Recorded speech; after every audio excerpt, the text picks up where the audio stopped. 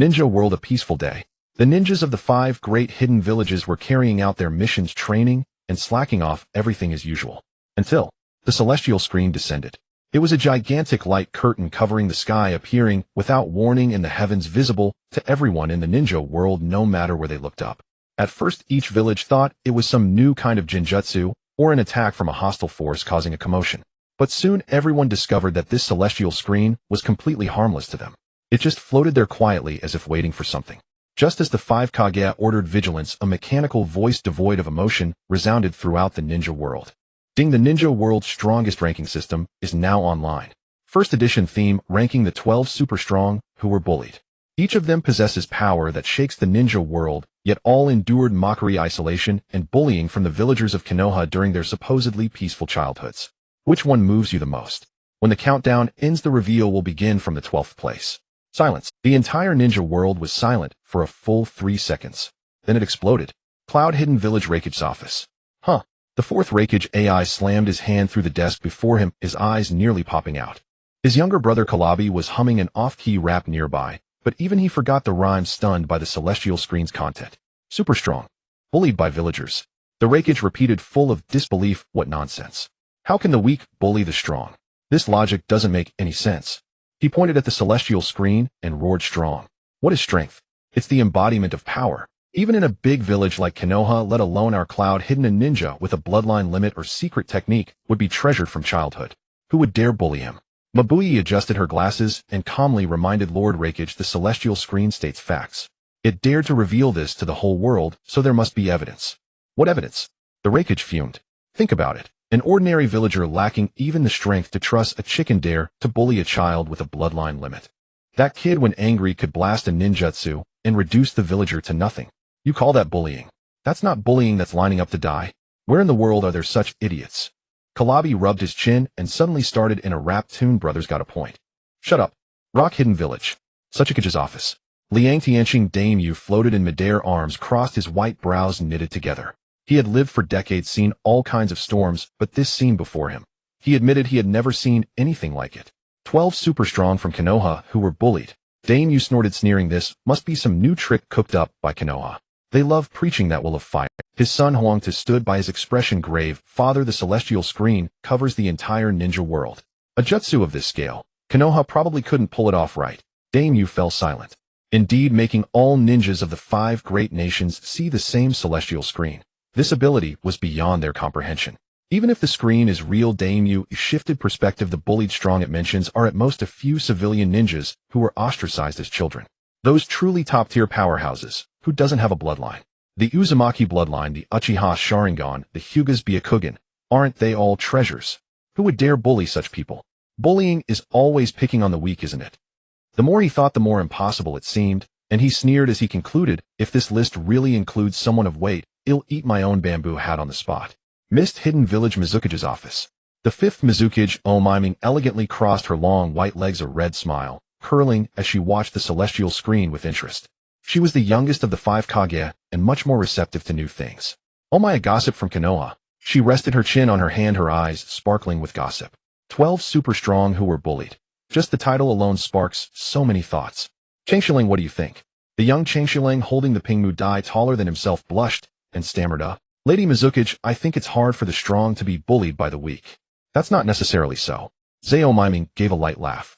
Mental bullying hurts more than fists. Cold stares, isolation, rumors. None of those require physical force. Besides, before a person grows up, even the best bloodline is just a child. A trace of emotion flashed in during the blood mist period in Mist Hidden bullying. How that was the mildest term. Their village's children had to kill each other to graduate. But Zao miming shifted tone, her smile turning mischievous. Even if there are, I bet there at most a few chin and love. If someone truly at the top of the ninja world was bullied as a child, then Konoha's management would be too incompetent. Sand Hidden Village Kazakage's office. Woluo did not speak. He just stood quietly by the window, looking up at the celestial screen, his jade green eyes devoid of any emotion. 12 super strong who were bullied. He thought. He remembered his own childhood. The taste of being feared, hated, and isolated by the whole village. He knew it better than anyone. Yekawan. The only one who had ever given him warmth, yet came to kill him in the end. Woluo lowered his eyelids slightly. If Konoha also had such people, what happened to them later? Konoha Village Hokage's office. The 5th Hokage gang's house expression at this moment was utterly spectacular. Jingyin stood beside her holding Tunton, watching helplessly as Gang's house face went from red to white to green to black, finally settling on an explosive deep blue. Who? Which bastard made this? Gang's ho slammed her fist on the desk, shattering it instantly. Bullying. The village has bullies. And bullied 12 super strong. This is slandering our village's reputation. The village has bullies. And bullied 12 super strong. This is slandering the reputation of all our villages. Jingyin cautiously spoke up. Lady Gonsho, the celestial screen, said it would start from the 12th place. Maybe we should watch first. Gangzo took a deep breath, suppressing her fury. Fine. They'll see what it can dig up. If it dares to slander Konoha, it'll climb that celestial screen and sit on whoever made it. Her gaze unconsciously swept across the window. On Konoha's streets, villagers were pointing at the celestial screen and talking animatedly. She wanted to see what waves this absurd list could stir. All across the ninja world, countless eyes were fixed on the celestial screen. 3, 2, 1. Countdown 0. Ranking start. Stop. A clear yet authoritative voice interrupted, cutting through the clamor and silencing the entire assembly. Hashirama Senju. The first Hokage's figure appeared atop the Hokage rock of Konoha, his face adorned with that trademark seemingly carefree and genial smile. He pressed his hands down, gently observing the newly formed Konoha village as disputes over bullying began to erupt, with some even drawing blades and seeking to kill each other. He quickly spoke to soothe them. Everyone calm down. There's no need to spoil our harmony over a ranking that hasn't even started yet. He turned his head to look beside him. Madara Uchiha stood 3 paces away, arms crossed, his long hair rustling loudly in the wind. That cold, proud face was etched with the word tedium. The villagers of our Konoha are all kind and good-hearted people. They would never bully the weak or oppress others. Hashirama cleared his throat. His voice, amplified by some secret with style jutsu, spread through every street and alley of Konoha, reaching every ear beneath that celestial canopy. He spoke with absolute certainty, his cheerful smile carrying an unwavering conviction. As his words faded, Tobarama Senju beside him spoke coldly. Big brother, you shouldn't be so absolute. His gaze swept over Madara Uchiha. Those crimson eyes held not a shred of elder brotherly warmth, only scrutiny and vigilance. The villagers of Konoha are of course kind. But if someone uses some genjutsu to secretly manipulate them into committing acts of bullying, then it is no longer the villagers' fault. He paused, his voice turning icy. After all, controlling a few ordinary villagers would be a trivial matter for certain naturally wicked clans, wouldn't it? Swish. Madara Uchiha whipped his head around violently. The tomo in his Sharingan spun wildly, his killing intent materializing, chilling the surrounding air by several degrees. Tobarama Senju, what did you say? You know very well what I said. Tobarama replied without flinching. Trembling with rage, Madara Uchiha used a body flicker technique to appear before Tobarama, grabbing him by the collar and lifting the second Hokage up like a chick. Nizen. Tobarama Senju's forehead veins bulged as he turned and roared at Hashirama. Are you just going to watch him manhandle me like this? Hey, no fighting. Hashirama Senju quickly stepped forward, grabbing Madara's wrist, his smile now laced with a placating tone. Madara, calm down. He's one of us. No need to argue. Perhaps there are hidden circumstances, right? He winked at Madara, lowering his voice. And think, what if it's some junior later on who wasn't properly educated, just a few bad apples? I know you, Madara. The kind-hearted you would never bully the good villagers, right? Madara Uchiha's movements. He released Tobarama's collar, snorted coldly, and resumed his arms crossed stance, his chin slightly raised. On that immensely Sundara face, the corner of his mouth involuntarily twitched upward, but he quickly forced it back down. Naturally, Madara Uchiha spoke coldly, his voice carrying an inherent arrogance. I have never deigned to bully the weak. He paused, glanced at the celestial canopy, and a flicker of disdain flashed in his eyes. Perhaps it's just your Konoha people engaging in petty squabbles. Tobarama Senju rubbed his neck, watching the two of them expressionlessly.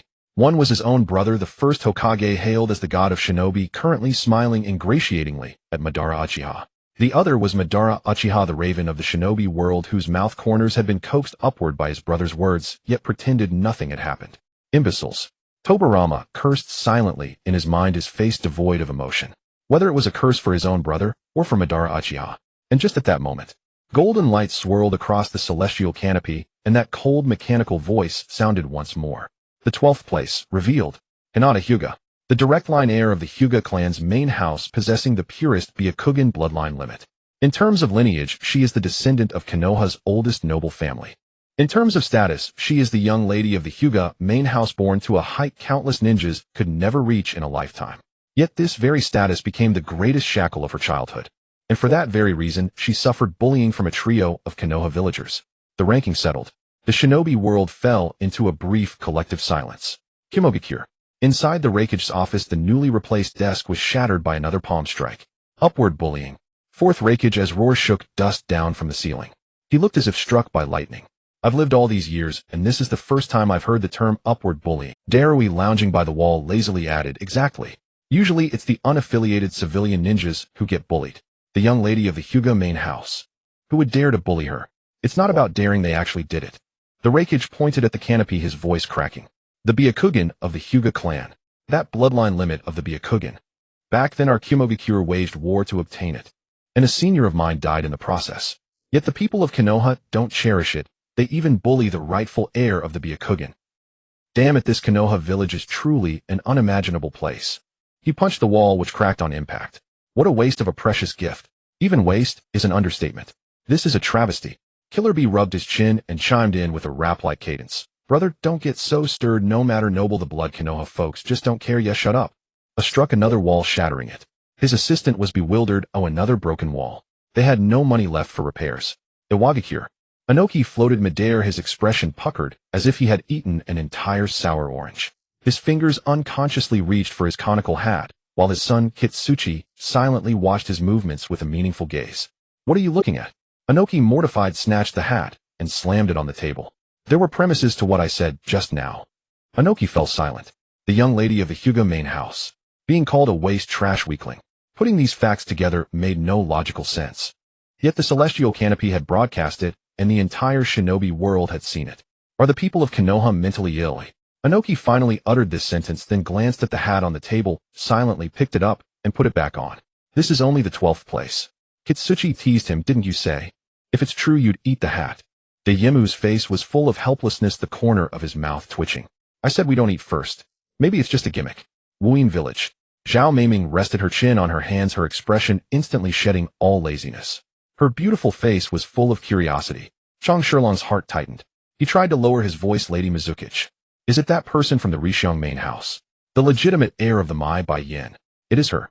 The legitimate daughter of a prestigious Mai family possessing the ninja world's top-tier bloodline limit, Bai Yin. She paused, her gaze sinking. A person like this can be listed on the Tiamis long-term bullying list. No images, no specifics. But she had already foreseen all the filth. Even an ordinary child being bullied is pitiable. An heir from a top-tier family who should have been surrounded by adoration being called out by Tianmu. It can only mean she has never had a good life from childhood to now. Chang Shirlong's Adam's apple bobbed. Zhao Meiming gave a cold laugh. No wonder Mai has so many rogue ninjas. Even a young lady like this can be bullied. Alas, Mui's culture is rotten to the core. We must never have such a thing. Chang Shirlang nodded silently. Shine Village. Wailoa stood by the window. His emerald eyes stared fixedly at that line of names on the Tianmu. Rishiong Chutian. Number 12, the bullied one. He didn't speak, his fingertips slightly curling. Both were outcasts of their villages. They were both people who had grown up being treated coldly, denied, and regarded as monsters. He understood too well what those 3 words, being bullied, meant. No need for images, no need for details, no need for those bloody past events. Being on this list meant her childhood was the same as his, a ruin. Mai is truly ridiculous. Wailoa spoke softly, his tone indifferent, yet carrying a piercing chill. On one hand, they flaunt the noble bloodline, on the other, they let their clansmen and villagers trample on the heir of that noble family. He fell silent himself after speaking. Shine Village was not much better.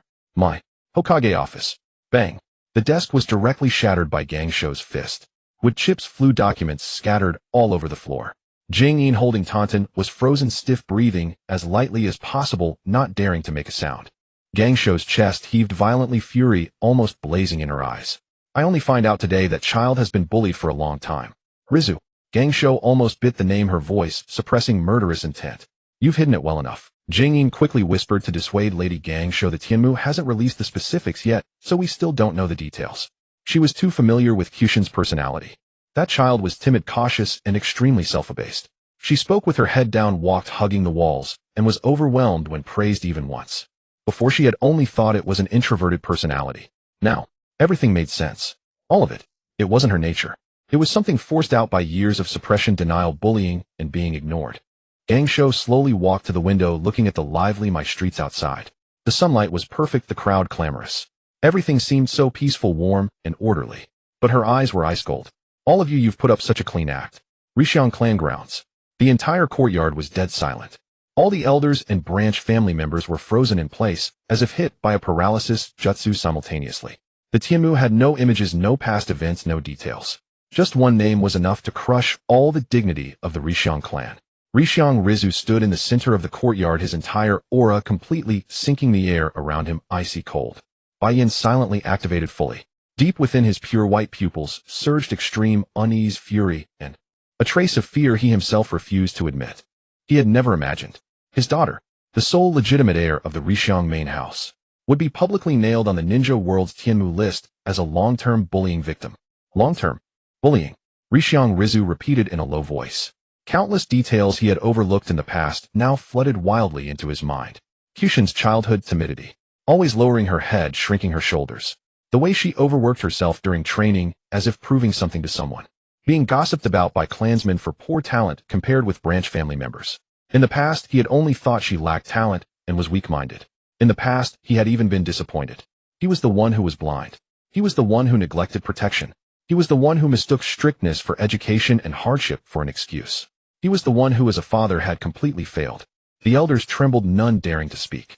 Some had sweat on their foreheads, some avoided eye contact, some quietly took. Rishiang Rizu slowly raised his eyes. His gaze swept across the entire hall, bone-chilling like a dull blade grinding slowly over every face. Before the Tianmu reveals the whole truth. His voice was low, but each word seemed driven into bones. I only ask one thing. Who did the bullying? The entire hall fell into dead silence. No one dared to answer. Even the wind dared not blow. Rishiang Rizu waited for 10 seconds, 20 seconds, 30 seconds. No one stepped forward. He closed his eyes, then slowly opened them. There was no longer any emotional fluctuation in his Baiyan. It was the calm of extreme fury. When the Tianmu reveals who it is, whether main family, branch family, clansmen, or villagers, no matter the reason, I will not forgive lightly.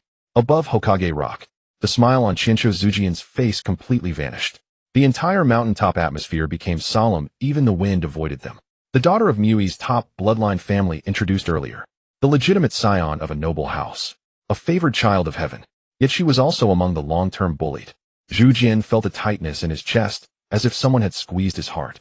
Unbearably uncomfortable.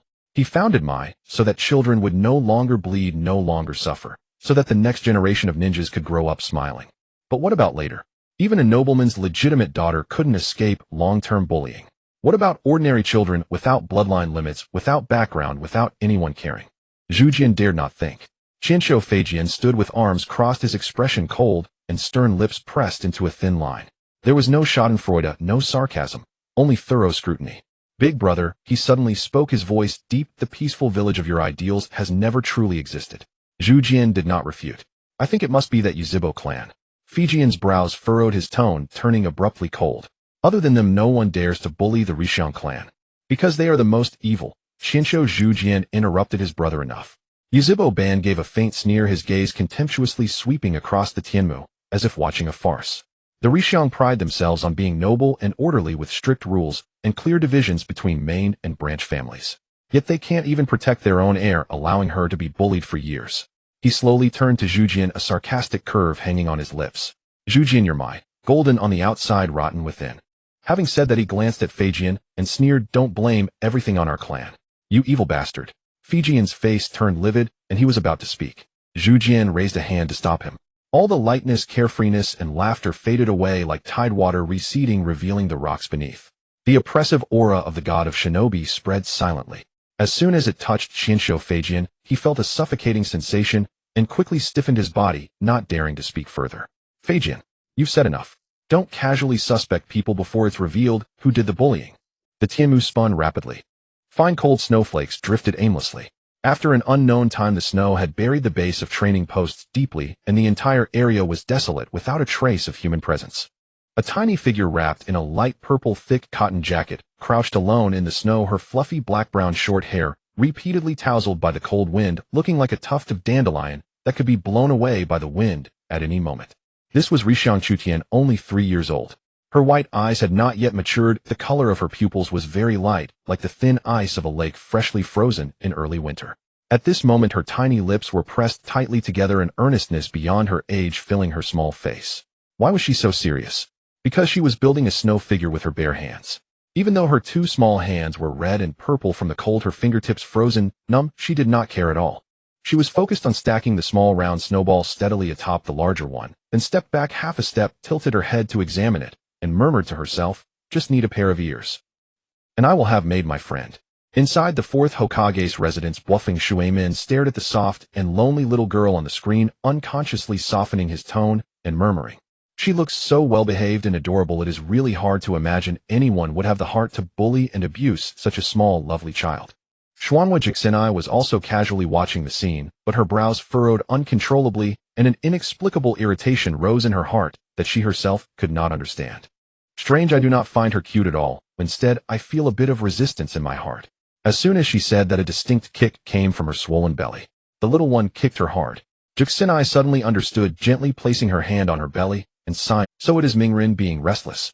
It must be the hormonal imbalance after pregnancy, though otherwise why would I have negative feelings toward a strange little girl for no reason?" Shuemin softly put his arm around his wife's shoulders, turned to the cooking counter, and said gently, "Then I will make you a nutritious warm soup to soothe your stomach. It will make you feel better." As he started preparing the ingredients, he occasionally glanced at the screen, his heart already shrouded in gloom, too afraid to face the upcoming events. The screen continued playing. The elders of the Rishian clan repeatedly warned all the children that Chutian was the heir of the main family, so they must keep their distance, and were strictly forbidden from approaching or offending her. As time passed, whenever the clan children saw Chutian approaching from afar, they would subconsciously scatter and dodge, as if an invisible barrier surrounded her. 3-year-old Chutian could not understand the identity and shackles that heir represented. She repeatedly gathered her courage to blend in with her peers, but all she ever got was a restrained and distant Miss Chutian, followed by the backs of people fleeing in haste. Those evasive eyes were mixed with fear, rejection, and even hostility. Too young to understand the complexities of human relationships, she clearly felt only one thing: no one wanted to play with her. During that long, lonely morning, only the small thing she built with her own hands could accompany her in the corner of the training ground. Before long, Kyushin's little snow bear was finally finished. Its round body was paired with upright leaf ears, 2 small black pebbles served as eyes swaying gently in the wind, as if blinking. This was not an ordinary snowman, it was the first and only friend she found for herself in the cold loneliness. Chutian looked at her creation, a faint smile of achievement finally spreading across her tense little face. She extended her cold index finger and gently touched the snow bear's soft belly. "I will leave it to you from now on." A cold wind swept through, carrying snow flurries, blowing the leaf ears askew. She quickly and carefully reached out to straighten them, her movements extremely gentle. At that moment, clear footsteps came from the entrance of the training ground. 3 figures of varying heights and builds stood silhouetted against the light, their outlines blurry as they gradually approached. It could be seen that they were 3 boys from ordinary village families. There was a considerable age gap. The youngest was about 5 or 6, while the leader was already 7 or 8. They wore everyday winter clothes, not ninja uniforms. Chutian, who had been silent and dejected, suddenly brightened. The long-term isolation in the main family and the oppression of having no playmates gave her an expectation, like a long drought meeting rain. The tight string in her heart suddenly loosened. She had been squatting here all morning, accompanied only by the silent little snow bear. At the sight of outsiders passing by, she immediately showed unconcealed joy. The 3 boys were casually strolling when their eyes locked onto the little girl in the corner. They exchanged glances and quickened their pace toward her. Chutian instinctively guessed that they were attracted by her cute little snow bear. This thought instantly warmed her cold heart like a crack in a long frozen lake letting in light.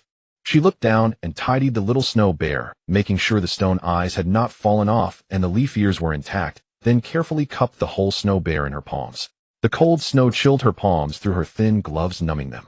Yet she still handled every movement gently, as if holding an immensely precious gift. Then she extended her arms and offered the little snow bear high up with immense hope. Her eyes were shining. She desperately wanted to make a friend. The leading boy looked down at the snow bear offered to him and smiled. Kyushin's heart leaped, her anticipation reaching its peak. The next second, the boy suddenly clenched his hand, his hard fingers digging viciously into the snow bear's soft body, causing the round snow mass to shatter on the spot. Then he casually tossed it upward. The shattered snow, withered leaves, and black pebbles all scattered into. Even the head that had just landed was directly stepped on and crushed into pieces by his raised foot. Chutian remained in the posture of extending her hands, frozen in place. Her mind went blank. She could not process what had just happened. Before she could recover from her shock, the boy who had destroyed the snow bear swung his arm back and delivered a loud, solid slap to 3-year-old Kyushin's tender cheek. In Kyushin's pained expression he cursed, "You white-eyed monster." Seeing this, Borin, who was watching on the hillside, suddenly erupted in fury. The renegade ninja Bo-rin grasped the sword hilt at his waist and drew it abruptly. Boom! A fierce sword light of extreme sharpness shot out with no extravagant movements, merely a pure horizontal slash to the utmost. 3 adjacent mountain peaks were swept by the sword light. First a straight crack appeared between the mountains. Then the entire mountain bodies slowly slid along that cut. A thunderous roar shook the heavens, and all 3 peaks were leveled in unison. The next second, Bo-rin's scarred eye shot open wide. The unique azure energy of the Jingyan surged out from his body like a tsunami, and an invisible force instantly enveloped the collapsing and rolling mountain debris. Huge boulders hung in the air for a moment, then were crushed as if by an invisible giant hand. They disintegrated from the edges, shattering into fist-sized stones, then into powder. Finally, even the powder was ground into nothingness, ashes drifting in the sky. "You actually hit my kind mother. You deserve to die." Bo-rin's voice squeezed out from between his teeth word by word, carrying an overwhelmingly suppressed killing intent. The knuckles of his hand gripping the sword hilt cracked as his veins bulged from the back of his hand all the way to his forearm. The energy of the Jingyan continued to leak out, and the surrounding air was twisted and distorted by that overwhelming pressure. The ground beneath his feet could not withstand this power, cracking into dense fissures radiating outward from him. He took a deep breath, his chest heaving violently several times before he barely suppressed the surging killing intent back into his throat. But his eyes still stared fixedly at the tiny figure kneeling in the snow in the sky screen, staring at those hands still frozen in midair. "When I return, if I ever meet you, I will kill you." He said this extremely softly, as if swearing to himself. Every word carried an undeniable weight. But Bo-rin's anger was not without reason. Chu Tian was the mother who stayed by his bedside all night, when he had a high fever, refusing to sleep even when her eyelids drooped with exhaustion. She was the mother who every time he got injured in training bandaged him with red-rimmed eyes, forcing a stern face to say, "Next time be careful," while her heart ached. She was the mother who never yelled at him, always calling him Bo-run in the gentlest tone. Except when in his heart his mother's position was heavier than anyone else's, so heavy that even the father hailed as a hero could not compare. But at this very moment, Chu Tian was just a 3-year-old lonely little girl, holding a small snow bear, wanting to make friends. And someone actually hit her mother right in front of her son. No one could tolerate that. No wonder Bo-rin was so furious. Whooshed! The space behind him was forcibly torn open by a power not of this world. 3 black cracks split open simultaneously, and 7 or 8 figures silently darted out from the cracks. The moment they landed, they surrounded Bo-rin in a semi-encirclement formation. The patterns on their bodies faintly glowed in the shadows, the mark of the Xia. Cao's pursuers had arrived. The leading figure had just steadied himself, his mouth opening to speak, but Bo-rin didn't even turn his head. The light of the Jingyan burst open. The head of the leading figure exploded like a crushed egg wrapped in ash. Before flesh and blood could splash, they were pounded into dust by that overwhelming force, vanishing into the headless corpse swayed twice and thudded to the ground. Bo-rin slowly turned around. The light of the Jingyan had not fully receded, casting his half-face in alternating brightness and shadow. He glanced down at the headless corpse, then lifted his eyes to scan the remaining pursuers, his tone so calm it sent chills down their spines.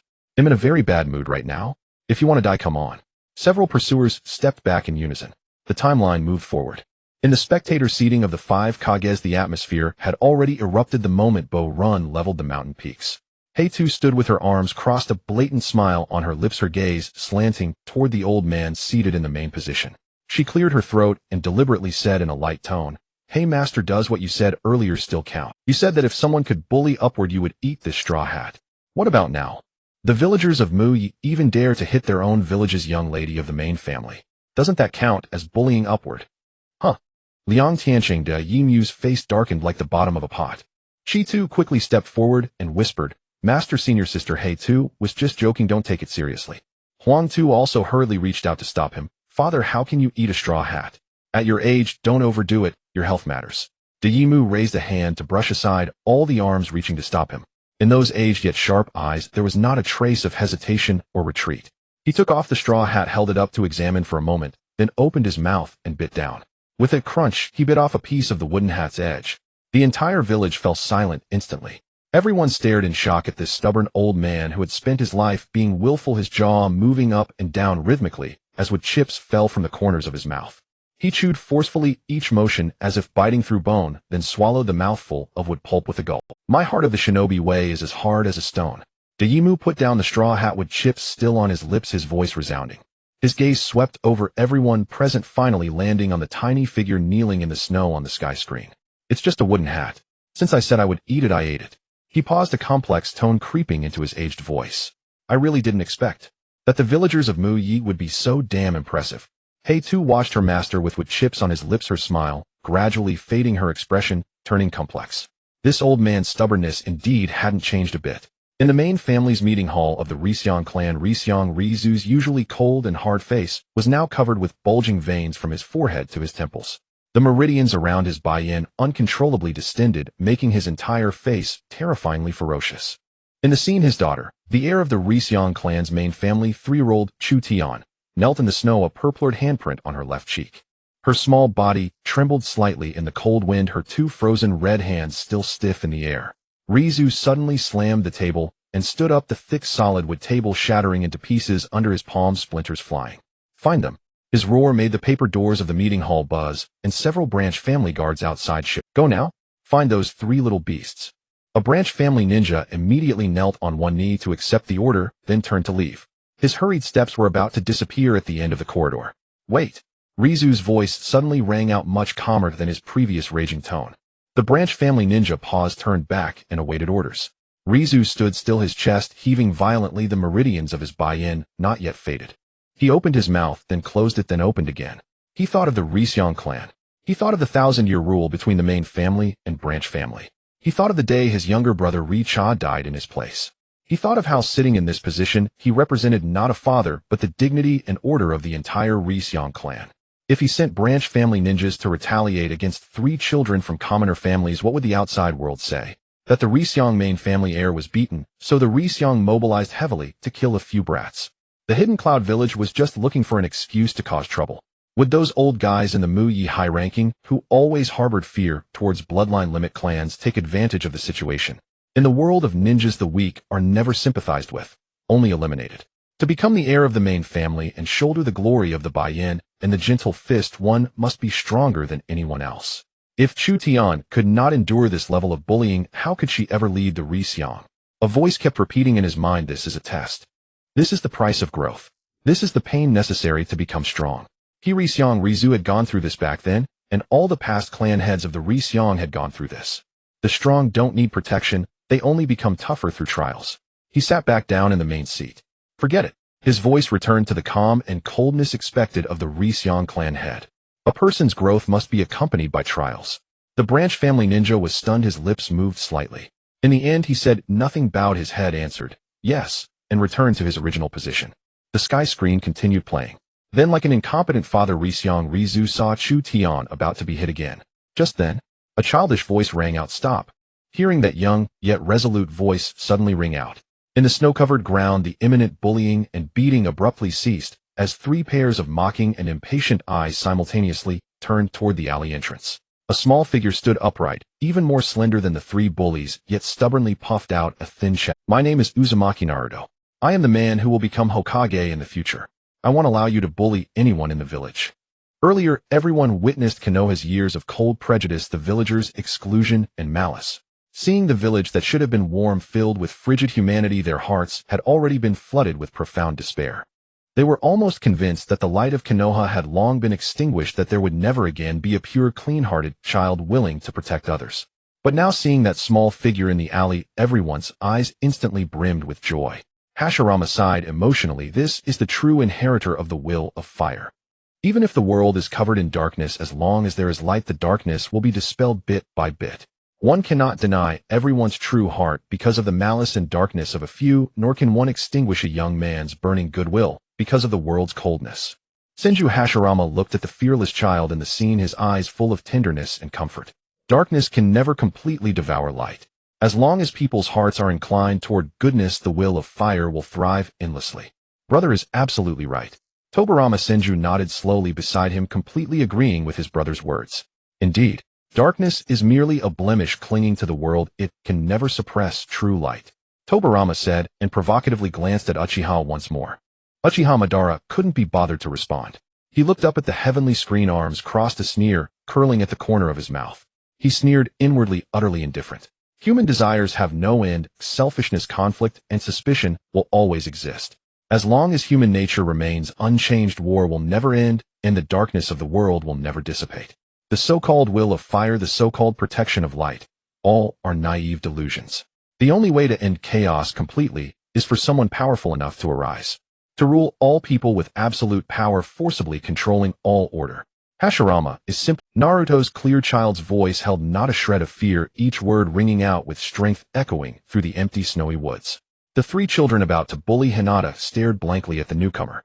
The little boy at the alley entrance was extremely adorable, with clear bright blue eyes that were clean and pure, and three shallow whisker-like marks on each cheek that were particularly striking. Around his neck was a brand new bright red scarf, making his little face look fair and tender. But he was only wearing a thin short-sleeved shirt and shorts looking out of place in the chilly wind. After a brief moment of shock, the three children exchanged glances and burst into unrestrained laughter. Are you some kind of brainless idiot? I'm dying of laughter. And with your weak, frail appearance, you want to become Hokage? This is the funniest joke I've ever heard. You overestimate yourself, brat. Look at your own weight, and you still want a medal. Harsh mockery continued, one after another, like tiny ice shards piercing the air. Facing the three's ridicule, little Naruto did not flinch at all. His blue eyes were wide open, his little face taut. Take this. Kushina Uzumaki, 6 months pregnant, saw this brave and fearless little figure. Her heart instantly swelled with ultimate pride, and she excitedly punched the air. Minato Namikaze beside her was startled, quickly reaching out to steady her waist, speaking with helplessness and concern. You're 6 months pregnant, don't make such big movements, you might hurt yourself. Kushina didn't care about her composure at all. Her eyes were dazzling bright, her mouth wide open in a grin, revealing neat teeth, her eyes full of undisguised joy and pride. I'm just too happy. Look at that little Naruto, round face, golden hair. He's clearly my child. He's exactly like me, with that heroic spirit in his bones. She smiled with curved eyes, her heart full of maternal pride. Watching her young son step forward and protect others on the heavenly screen, she felt immensely gratified. But as she laughed, Kushina's carefree smile suddenly froze on her face. Her gaze locked onto Naruto, and the smile rapidly faded. Snowflakes fell thickly from the sky. In the depth of winter, Konoha was already enveloped by bitter winds and white snow, the temperature bitingly cold. But little Naruto on the heavenly screen was only wearing a thin jacket. Inside was a thin short-sleeved shirt, and on his lower body, he was only wearing a pair of shorts. His slender icy calves were exposed, appearing pitifully fragile in the snowstorm. Kushina's heart instantly tightened, aching densely in her chest. She murmured to herself softly, right in the middle of winter with such heavy snow, why is he only wearing shorts? And just a short-sleeved shirt inside. How can he withstand the winter storm? He'll definitely catch a cold like this. Even though Kushina was always carefree, bold, and cheerful, the tenderness and pain of a mother were etched into her bones. Seeing Naruto's cheeks slightly reddened by the cold wind, seeing his thin and stubborn little body in the blizzard, even she slow as she was realized something was wrong. Kushina Uzumaki's heart felt like it was being pricked by fine needles, a dense pain. Her pupils slightly constricted, her tone filled with panic and unease. Why is this happening? Could it be we are not by his side?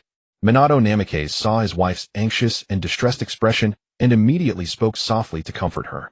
It must be because his personality is too stubborn, entirely inherited from your stubbornness. Children are all like that. The more someone pressures them to do something, the more rebellious they become, refusing to obey. We love him so much, we'd give everything to protect Konoha and protect him. How could we not be by his side? Hearing Minato's gentle reassurance, Kushina's tense emotions eased a bit. Her drooping lips slowly lifted again, forming a bright smile. Minato, you are smarter. I'm a bit foolish myself. Minato smiled at his wife, but deep within his clear golden eyes a shadow. The highly intelligent Minato thought of something, but wasn't sure. Having said take this, little Naruto quickly raised his chubby hand and skillfully formed the hand seal for Shadow Clone Jutsu, Shadow Clone Jutsu. Bang!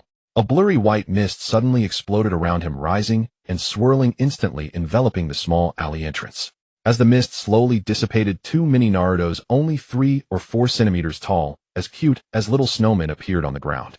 The small clones replicated the original's appearance, also wearing tiny red scarves puffing out round cheeks. Their blue eyes glared angrily at the 3 tall children in front, looking cute but fierce. The soft, cute voice of mini Naruto sounded, yet it was full of confidence. Bring it on.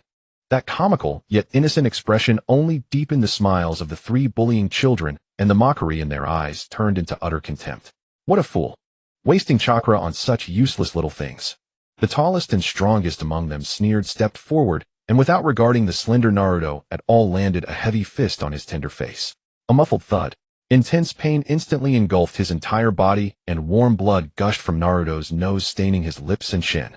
Naruto's tiny body could not withstand such force, and was thrown heavily to the ground. Before he could struggle to his feet, the other two children immediately surrounded him. Cold hard saws viciously stomped on his back and shoulders, and rough fists rained down on his thin spine. The searing pain from the blows accumulated, and the biting agony made Naruto tremble all over.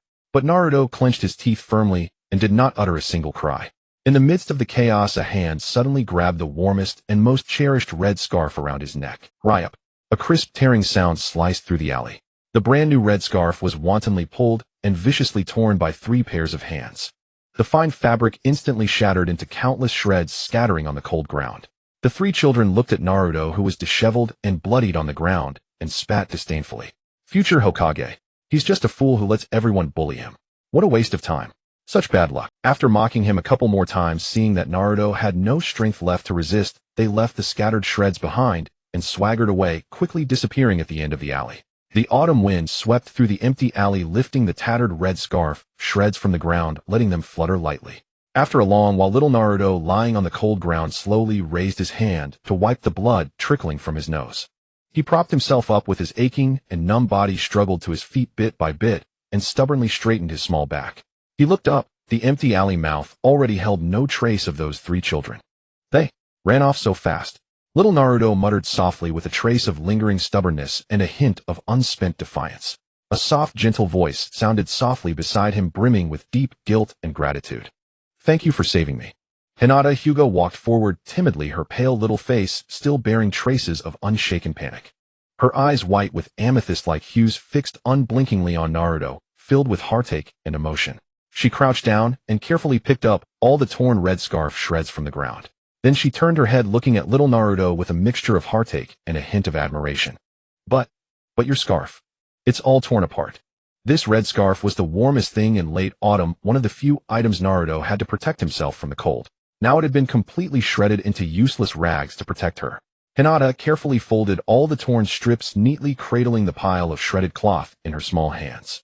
She gently offered it to Naruto, her eyes moist with apology and her voice choked with sobs.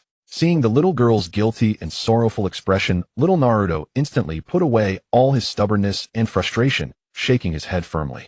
He forced a bright and healing smile onto his face, as if all his pain had already vanished. It's nothing, not a problem at all.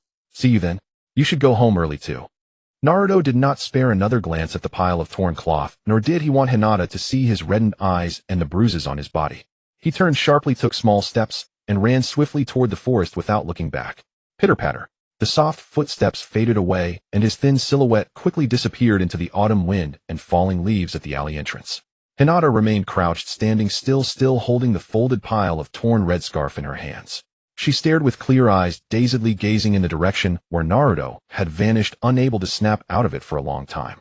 The cold wind gently brushed through her hair, whisking away all the fear in her heart.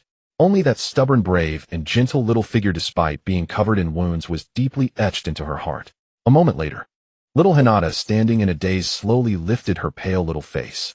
The corners of her pink lips quietly curled into a gentle, radiant, and star-filled smile of happiness. From that moment on, this boy named Naruto Uzumaki became the only light that broke into her gloomy light. The only light. Hinata Hyūga's father, Hiashi Hyūga. For some reason, he felt something missing in his heart. The eyes that once looked at little Naruto with gratitude now held an impulse to punch that kid. He didn't know why this was happening. Hiashi Hyūga couldn't help asking himself, why can't I help wanting to hit our little benefactor? Jiraiya leaned by the window of the hot spring and flipping through the latest draft of Make Out Paradise, his peripheral vision glancing at Naruto, who was fiddling with shuriken across from him. A little kid of 7 or 8, still with some baby fat on his face. Hey Naruto, Jiraiya suddenly spoke. Naruto's hand jerked, and the shuriken nearly stabbed his own finger. What a... Jiraiya closed the book, leaned closer to Naruto, and winked. Saving a beauty, fighting 3 alone, even your scarf got torn up while rescuing a little girl. Tisk learning these tricks at such a young age. What will you become in the future? That hat was just by chance. Naruto slammed the shuriken on the table. I can't just watch a girl being bullied. Yes, our little Naruto is the most righteous. Jiraiya chuckled, then shifted the topic. But speaking of which, I saw Hinata from a distance once. fair-skinned, soft-spoken, and she looks at you like you're a hero. Naruto fell silent, but his face quietly turned a little red. Jiraiya noticed and laughed even more. Oh, blushing. Who's blushing? Naruto jumped up, grabbed a kunai from the table, and dashed toward the door. I'm going to train. Wait. Jiraiya grabbed the back of his collar, lifted him back, and pressed him onto the tatami. What's the rush? I want to ask you something serious. Naruto struggled twice, but couldn't break free, glared at him. What? Jiraiya dropped his playful grin and looked at him seriously. What do you think of that little girl? What do you mean? Naruto was taken aback. I mean, Jiraiya counted on his fingers, personality, feelings. Naruto opened his mouth and suddenly in his mind flashed Hinata's pale little face and those amethyst-like eyes. He remembered the way she carefully picked up those torn cloth strips and her voice, eyes glistening, saying, "Your scarf is completely torn." She's a good person, Naruto muttered. Shy but very gentle. Jiraiya's eyes lit up. So compared to that pink-haired little girl, which one is better? Naruto hesitated. Sakura is good. She doesn't even look at you, Jiraiya bluntly pointed out. You'd have to be brainwashed to choose that one. I said, what do you know? Naruto got flustered, his face red as a boiled crab. That's unrequited love. Shut up. Jiraiya looked at the bristling kid and laughed, so hard his eyes narrowed into slits. He leaned back, lay on the tatami, crossed his legs, and said leisurely, Fine, I'll stop. But Naruto. He paused, his tone suddenly becoming profound. Since you're so knowledgeable about girls, let me test you. What do you think is the most important thing about a woman? Naruto froze, frowned, and thought for a long time. Personality. Wrong. Looks. Naruto scratched his head. Then what is it? Jiraiya turned over, lay on his side, looking at Naruto, and curled his lips into a lecherous and smug grin. It's figure. Naruto. Let me tell you. Jiraiya sat up with the expression of a seasoned veteran, lowering his voice. I've traveled far and wide over the years. How many women do you think I've seen? I can tell at a glance whether a little girl will have a good figure when she grows up. That's experience, that's wisdom. What nonsense are you talking about? Naruto's whole face scrunched up. Let me finish. Jiraiya waved his hand. That little girl from the Hyūga clan. I took a distant look at her bone structure and her stance. I'm telling you, her figure in the future will definitely be much better than that pink-haired one's. Much better, you understand. Naruto widened his eyes and stared at Jiraiya as if he were a monster. What's with that look? Jiraiya shrugged innocently. I'm kindly reminding you so you won't regret it later. 80-year-old Naruto sneered disdainfully, grabbed all the kunai and shuriken on the table, and dashed out of the room without looking back. Jiraiya watched the small blushing figure run away and shook his head with a smile. If you choose the wrong wife, you'll suffer later. In the bright and tidy classroom, sunlight streamed through the glass windows onto the desks. The children of Konoha's new generation looked up, gazing at the sky screen suspended in midair. Watching the childhood experiences of the 7th Hokage, various thoughts surged in everyone's hearts. Sarada Uchiha finished watching the image of little Naruto covered in injuries, yet still straightening his back, and her eyes were full of sincere admiration. Even when the 7th Hokage was ostracized and treated unkindly as a child, he always maintained the purest sense of justice, willing to step forward and protect the weak. Such a person deserves to sit in the position of Hokage and is worthy of being my idol. Sarada's face beamed with admiration. Not far away, the young Boruto, legs crossed, let out a snort upon hearing Sarada's words. Making it sound so grand. I've heard quite a few rumors. Some say my old man's position as the 7th Hokage was partly due to luck. I even think he bought his way into the Hokage seat. After speaking, he paused briefly, his gaze returning to young Hinata on the sky screen. But to be fair, this time he stepped up to protect my mom and took a beating. That deserves a thumbs up. At least he's not just a troublesome idiot dad all the time. The 4th Hokage's residence. Wow. Kushina Uzumaki exclaimed excitedly. I can't wait to live happily with my little grandson and granddaughter. Just thinking about that scene makes me happy and joyful. I just don't know if later I can get a peek at what they look like. I'm so impatient. Minato looked at his carefree and impatient wife, gently wrapped his arm around her shoulder, and softly rubbed the Naruto in her belly. It will happen, it certainly will. But I suppose it's understandable that you're a bit annoyed with her now. There's a saying that a mother-in-law often doesn't like her daughter-in-law at first sight. Kushina immediately retorted, if I don't. Such a good girl, I will spoil her to pieces. Just like how you spoil that precious disciple of yours, Obito. Haha, okay. Minato laughed heartily, and Kushina joined in, the whole room filled with warmth and happiness. In the hidden mist village, a cold, damp corridor shrouded in mist. Mangetsu, one of the 7 ninja swordsmen, lazily lifted his gaze to scan the sky, sneering, a genin. Forever a genin. During the war, such people were everywhere. Hundreds could fall on the battlefield in a second. Utterly insignificant. A strong one who was bullied. Which true powerhouse in the ninja world wasn't bullied as a child? He finished his tone dripping with contempt. A cold glint flickered in Mangetsu's eyes as he repeated the conditions from the sky with amusement. Cheerful, resilient, decent strength. Yet a lifelong genin. Ridiculous. If he truly had strength, how could he be stuck as a genin forever? Nearby, several passing mist ANBU immediately chimed in to flatter him, their arrogance blazing. Lord Mangetsu is absolutely right. A mere genin. I could take on 10 of them myself. You're too modest. For me, 20 would be no trouble. I could kick 10 to death with one blow. I could cut down 100 with a single slash. The boasts grew more exaggerated, and finally they all burst into raucous laughter. In the eyes of the 7 ninja swordsmen and the elite of the mist genin were no different from ants. The notion of a powerful lifelong genin was nothing but a colossal joke. Even the usually composed still young Kisame Hoshigaki couldn't help but smirk. If such a person existed in this world, I'd sooner believe someone could kick a few cage-level fighters to death with one foot. The mist chunin roared with laughter. That kind of powerhouse doesn't exist. How strong could they be? The 7 ninja swordsmen chimed in, indeed. Konoha, the Hokage's office. In the tranquil room, paper and pen lay still with only the light of the sky screen casting shadows on the window lattice. Tsunade, her legs casually propped on the desk, twirled a pen between her fingers, frowning slightly as she pondered the cryptic hints. Lifelong genin. Decent strength, resilient, and cheerful nature. The first image that flashed through her mind was Might Guy's passionate green figure, but she quickly shook her head. No guy became a jonin long ago. So who could it be? By the window, Jiraiya, with an unlit cigarette dangling from his lips, squinted at the sky screen and spoke lazily. From the description, it sounds just like that kid Naruto. Tsunade turned to him. Naruto. He hasn't officially been promoted to Chunin yet. His strength has long surpassed Kage level. He doesn't need that empty title. Jiraiya shrugged with a smile, then paused. But the sky screen said he remains a genin until death. Tsunade's eyes narrowed. Then that doesn't match. Jiraiya was stunned for a second, then burst into laughter. That brat's vitality is like a weed. He couldn't die even if he wanted to. How could he be genin until death? He looks like hell lived to 120. Tsunade put down the pen, leaned back, curiosity flickering in. You've got a point. Then who is this person this time? Jiraiya lit his cigarette, slowly exhaled a ring of smoke, and a hint of amusement flickered in his eyes. No idea but being singled out by the sky screen. He's definitely a formidable character. Konoha. Outskirts training ground. Sunlight bathed the empty field, a gentle breeze rustling the grass. A scene of tranquility. Naruto stood patiently teaching Konohamaru the Rasengan. In Konohamaru's bewildered gaze, he raised his right hand, which held a sphere. Then chakra gathered. With a splash, the water sphere burst. See? Just like that. With a splash. This crude, straightforward teaching left Konohamaru utterly dumbfounded. The young boy's pupils trembled, his mind blank, for a moment frozen in place. After several seconds, Konohamaru finally snapped out of it. He instinctively looked up at the sky screen's prompt, then turned to examine his big brother Naruto. Rubbing his chin, he pondered seriously for a long while before suddenly blurting out, Big brother Naruto. The more I look at the sky screen's hint, the more I think it's talking about you. Naruto raised an eyebrow. Huh. Me, yeah. Konohamaru nodded, looking as if he had solid reasoning, and began teasing earnestly. You're super cheerful, never knocked down no matter what, ridiculously resilient, and your strength is freakishly strong. It all fits. Then he couldn't help but mutter quietly. But the Chunin exam requires brains written tests and steady assessment. Given your exam IQ, I think you might just be stuck as a genin for life. The moment he finished, bam.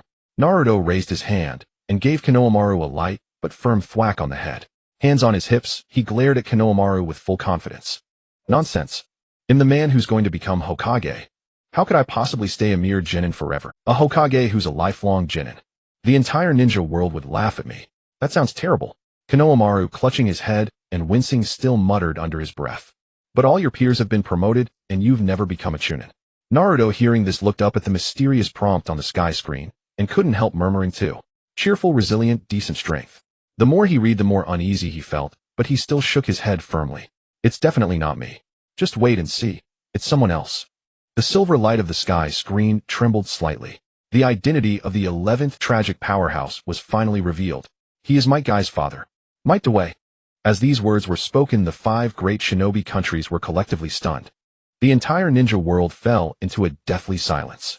On the sky screen, a yellowed, old photograph slowly materialized. The man in the photograph wore a crumpled green jumpsuit, his thick eyebrows bristling like 2 brushes, his hair a wild mess, and a grin revealing a row of fairly neat teeth. The problem was that the smile was too forceful, and coupled with his far from handsome face, it looked both comical and carried an indescribable hint of sleaziness. In the corridor of Mist Village, the laughter that had just erupted abruptly ceased, as if someone had strangled the sound. After a full 3 seconds, a Chunin finally swallowed hard and ventured, Is that it? One of the 7 ninja swordsmen, Shenba, nearly dropped his blade. He squinted, scrutinizing the photograph on the sky screen, his lips twitching. For once he couldn't immediately muster a taunt. Not out of respect, but because it was far too unexpected. His appearance was mediocre, even ugly. His demeanor was vulgar and rustic. That green jumpsuit seemed to embody the very definition of an aesthetic disaster. This man, the Mist Umbu beside Full Moon, was the first to burst out laughing. With a face like that, just surviving in the ninja world is a feat of courage, isn't it? To be honest, looking like that, I find it perfectly reasonable that he was bullied as a child. Don't say that, another Umbu chimed in hypocritically, then swiftly changed his tone. But if I had a classmate like that in elementary school, I might not be able to resist kicking him a couple of times. No, someone suddenly recalled slapping his thigh. The sky screen said he was a strong person who had been bullied. I believe he was bullied, but where is the strength? He looks like a joke.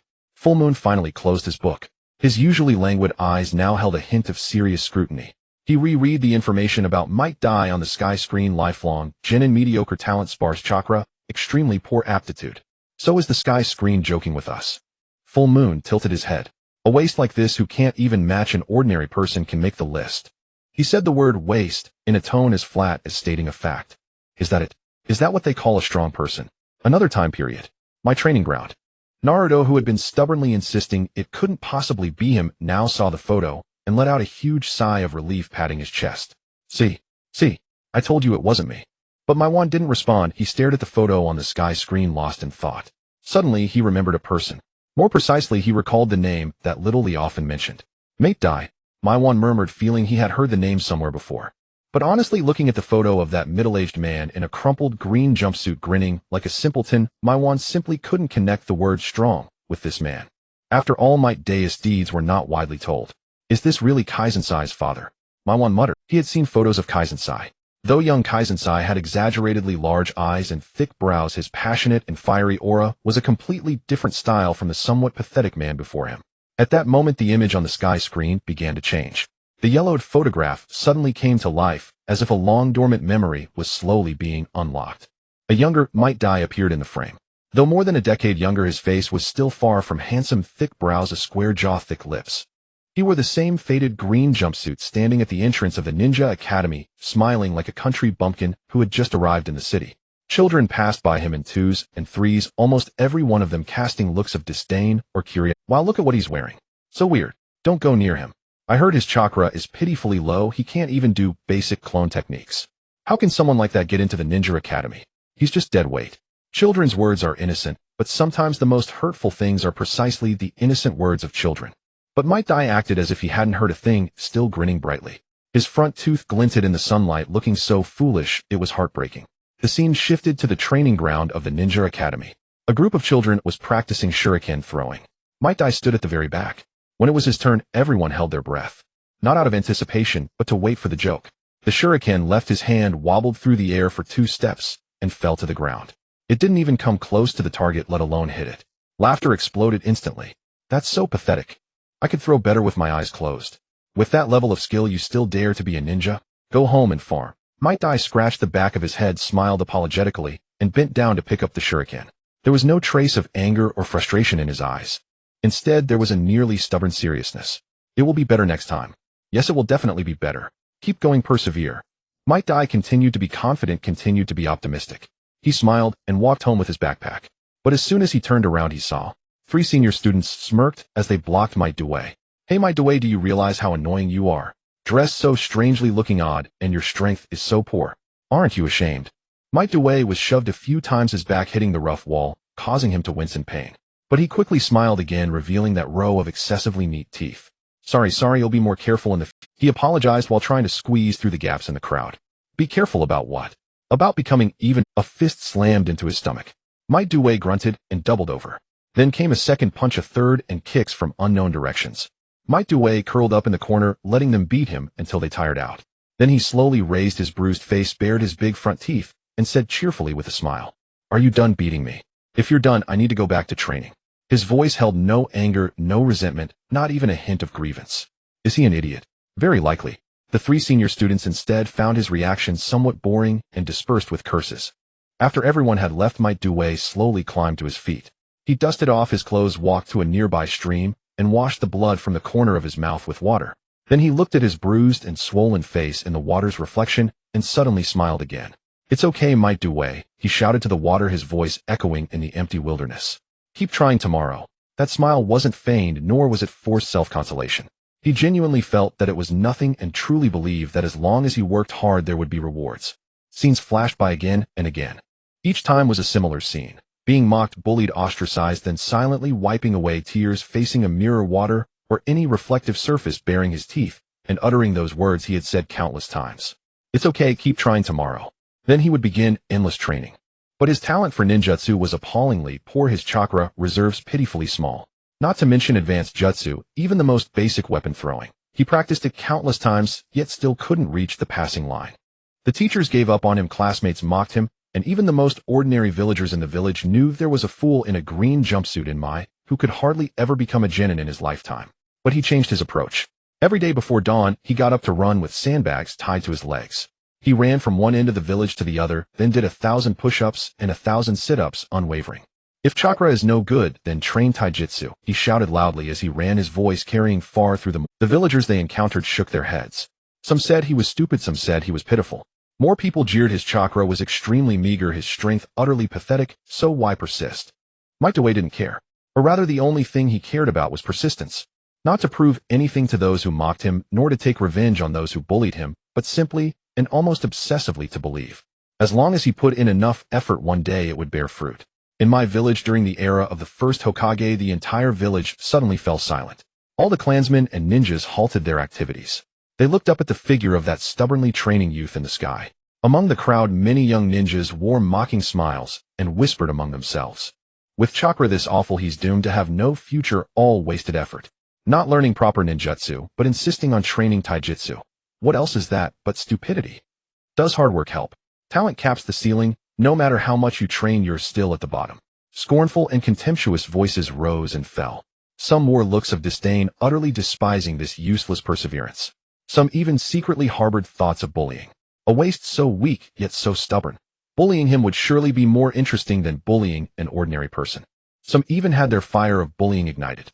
Standing on the mountain, Hashirama Senju watched the youth in the sky, confronting mediocrity alone, then glanced at the laughing crowd below. His broad brow furrowed tighter and tighter, his face full of confusion.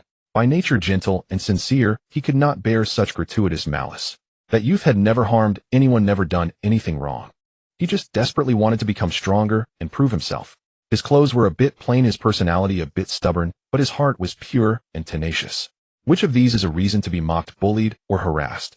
Hashirama felt stifled and muttered softly, "He's just living earnestly, trying to get stronger." Why are people so mean? Is bullying others really that enjoyable? Wouldn't it be better if there were more tolerance and kindness in this world, less bullying and prejudice? Full of emotion, he instinctively turned his head to look at his close friend who stood shoulder to shoulder beside him, Madara Uchiha. His eyes filled with sincere earnestness. "Madara, you understand me, right?" Madara Uchiha's gaze was cold, quietly watching the sky, his expression indifferent, showing no emotion. Neither scornful nor moved. After a long while he slowly spoke, "I do not bully the weak, nor do I mock pointless effort. Because they are beneath my notice, not worth my action. But that said, only strength deserves recognition." He looked into the distance, his tone resolute, each word clear and distinct. "Ninjutsu can move mountains and fill seas, summon wind and rain, overturn heaven and earth. Its power has no limit. Taijutsu is confined to the physical body. Human strength is ultimately limited. No matter how hard you train, it can hardly rival the divine might of ninjutsu. Flesh and blood, mortal-born, inherently constrained. Unless one can harness power beyond the physical body or discover some other special energy hidden within the human body. Otherwise, one can never break through that threshold." Tobarama Senju, who had been silent, glanced at his older brother, who was full of helplessness after hearing this, then looked at Madara and suddenly sank into thought while stroking his chin. Special energy. Does such an unknown thing truly exist in the human body? Practice is the sole criterion for testing truth. He decided to look into it later. Hiragakure Village. The encampment of the 7 ninja swordsmen. Damp cold mist enveloped the entire area. The 7 stood in a circle watching Might Due in the sky, training day after day. With chakra this inferior at best, he'll scrape by as a genin. Giving up early and being a comfortable failure. That would be smart. Hanabi, he crossed his arms, his tone dripping with contempt, his words growing harsher If even such an ant deserves respect, then our decades of bloody battles and arduous sword training would be a joke. The weak are born to be trampled by the strong. Why should I respect him? Could it be that by training that fleshly body he could kick me to death? Ha ha. The scene shifted again. A more heart-wrenching scene emerged. The graduation exam of the Ninja Academy. Might Dewey was already overage. This was his third time taking the graduation exam. If he still failed this time, he would lose the chance to become a ninja forever. In the exam hall, other students were concentrating on performing ninjutsu. Shuriken accurately hit the bullseye, and the clone technique produced perfect afterimages. When it was Might Dewey's turn, the chief examiner didn't even bother to look up at him. He had already written failed on the paper in advance. Clone technique, test. Might Dewey formed hand seals, chakra surged within him, and then a crooked semi-transparent clone that was barely recognizable as a human figure appeared beside him. It lasted less than 2 seconds before dissipating. Suppressed laughter echoed in the exam hall. This can be called clone technique. I was better than him at 3 years old. How does he have the face to take the exam for the third time? The chief examiner sighed, finally looked up at him. Might Dewey, you. Examiner, sir. Might Dewey suddenly interrupted the examiner loudly, his voice trembling with nervousness, but his eyes were exceptionally determined. Please give me one more chance. A taijutsu test. I can now do tens of thousands of push-ups. No, even 20,000. The examiner was stunned. Not because Might Dewey's request was excessive, but because he saw the fire in this young man's eyes. That kind of look he had never seen in many talented students. After a few seconds of silence, the examiner for some unknown reason nodded, as if guided by a ghost. That afternoon, in front of all the examiners and students, Might Dewey did 10,000 push-ups in one go. After finishing, he didn't stop. He started doing sit-ups. After 10,000 of those, he began squats. Like a tireless machine, he pushed every physical test to the extreme. Sweat pooled on the ground into a small puddle. His green jumpsuit, soaked through, clung to his body, outlining a figure that, though not strong, was definitely lean and wiry. When he finally stopped, he collapsed on the ground, panting heavily, but his face wore that trademark goofy grin, baring his teeth, smiling like a child who had finally gotten candy. Examiner, sir. The examiner said, still failed. In the world of ninjas, taijutsu really isn't important. The people around me reignited their bullying intent and began verbal abuse. Ha ha ha, this idiot. He really thinks taijutsu is useful. The power of taijutsu is too small, and he still trains. Better to give up early. After failing the exam repeatedly, even the ever-optimistic Might Dewey lowered his head in dejection. At that moment, the examiner suddenly spoke. Hey, Might Dewey. Might Dewey jerked his head up, staring directly at the examiner, a glimmer of hope bursting in his eyes. Present, he shouted loudly, his voice tinged with a hint of joy, believing that someone had finally recognized him. Get the hell out of here. You're so slow, wasting my time, you useless trash. The examiner's voice was utterly scornful, leaving Might Dewey stunned on the spot. He opened his mouth as if to say something, but his throat was so choked that he couldn't utter a single word. The next second, he abruptly turned around and fled as fast as he could. Tears burst forth almost simultaneously. He ran desperately, the sandbags slamming painfully against his legs, but he couldn't stop. He was afraid that if he did, his sobs would break free. This was the first time the optimistic Might Dewey had broken down. Seeing his collapse, the instructor's laughter grew even louder. Ha ha, bullying really feels good. The instructor's incomprehension added to the bullying, making Might Dewey feel increasingly miserable. This caused his cries to grow louder and his running to grow faster. Outside the heavenly screen, Konoha village. During the era of the second Hokage, the young Orochimaru, standing at the street corner, looked up at the boy running and crying wildly on the screen, his expression deeply complex. He sighed, his face bearing a maturity utterly disproportionate to his age. This Konoha. Is there no one normal left? Is there? As soon as his words fell, a foot came flying from the side, swift and fierce, slamming directly into his side. Young Orochimaru was sent flying, rolling several times on the ground before crashing heavily against the base of a wall. He lay on the ground, coughing several times, then propped himself up, with his aching body staggering to his feet. He raised his head to look at the one who had kicked him. A burly villager stood with his hands on his hips, roaring with laughter. He pointed at the screen, then at young Orochimaru. Ha ha ha, that examiner on the screen was right. Bullying really is fun. After laughing, he glanced at young Orochimaru's pale face and sneered, What are you looking at? You pale-faced bastard, as pale as someone dead for centuries, looking like a snake. Disgusting. Kicking you is letting you off easy. Orochimaru raised his hand to wipe the dust from the corner of his mouth, glancing at the villager with an expressionless face. That cold gaze made the villager inexplicably shudder and shrink his neck. But he didn't fight back. He simply turned and slowly walked into the dark alley beside him, his thin figure swallowed by the shadows. As he walked, he muttered under his breath, so softly it seemed he was talking to himself, Konoha, just be destroyed. Hurry up. Konoha, truly beyond saving. Deep in the alley the youth walked further and further away. Behind him was the villagers' smug laughter, ahead was a patch of gray dim darkness. He touched the spot where he had been kicked. Suddenly, he felt that the people in this village were even more tiresome than he had imagined. Each one was more uncouth than the last. The screen continued. Might Dewey didn't know how long he had been running until he tripped and fell headlong into a grassy ditch by the roadside.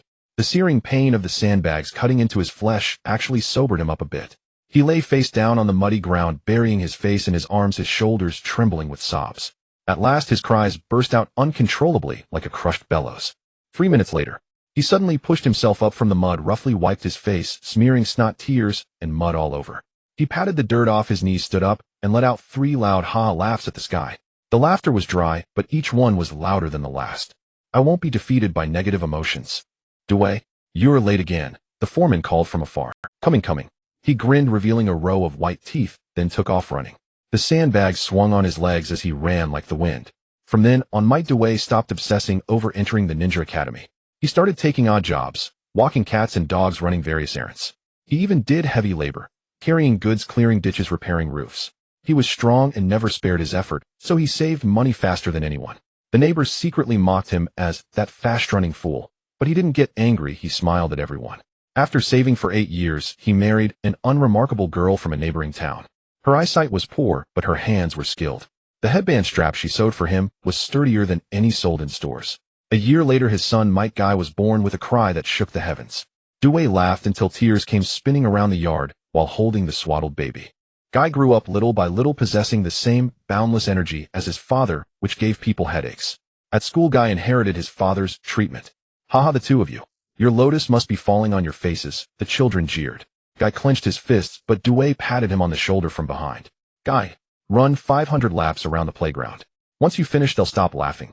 Guy was stunned for a moment, then indeed took off running. Dewey chased after him, and the dust kicked up by the father-son duo made the children cough violently. Days flowed by like a river. When Guy was 14, he finally became a chunin and left the village with his teammates for the first time on a crank mission. They were to escort a merchant across the border of the land of rivers. Dewey stood at the village gate to see him off, untying his old sandbags and fastening them to Guy's backpack strap. Dad, these are too old, Guy frowned. Haha, old things are the most durable. Dewey slapped him on the back, nearly sending Guy stumbling, almost causing him to fall flat on his face.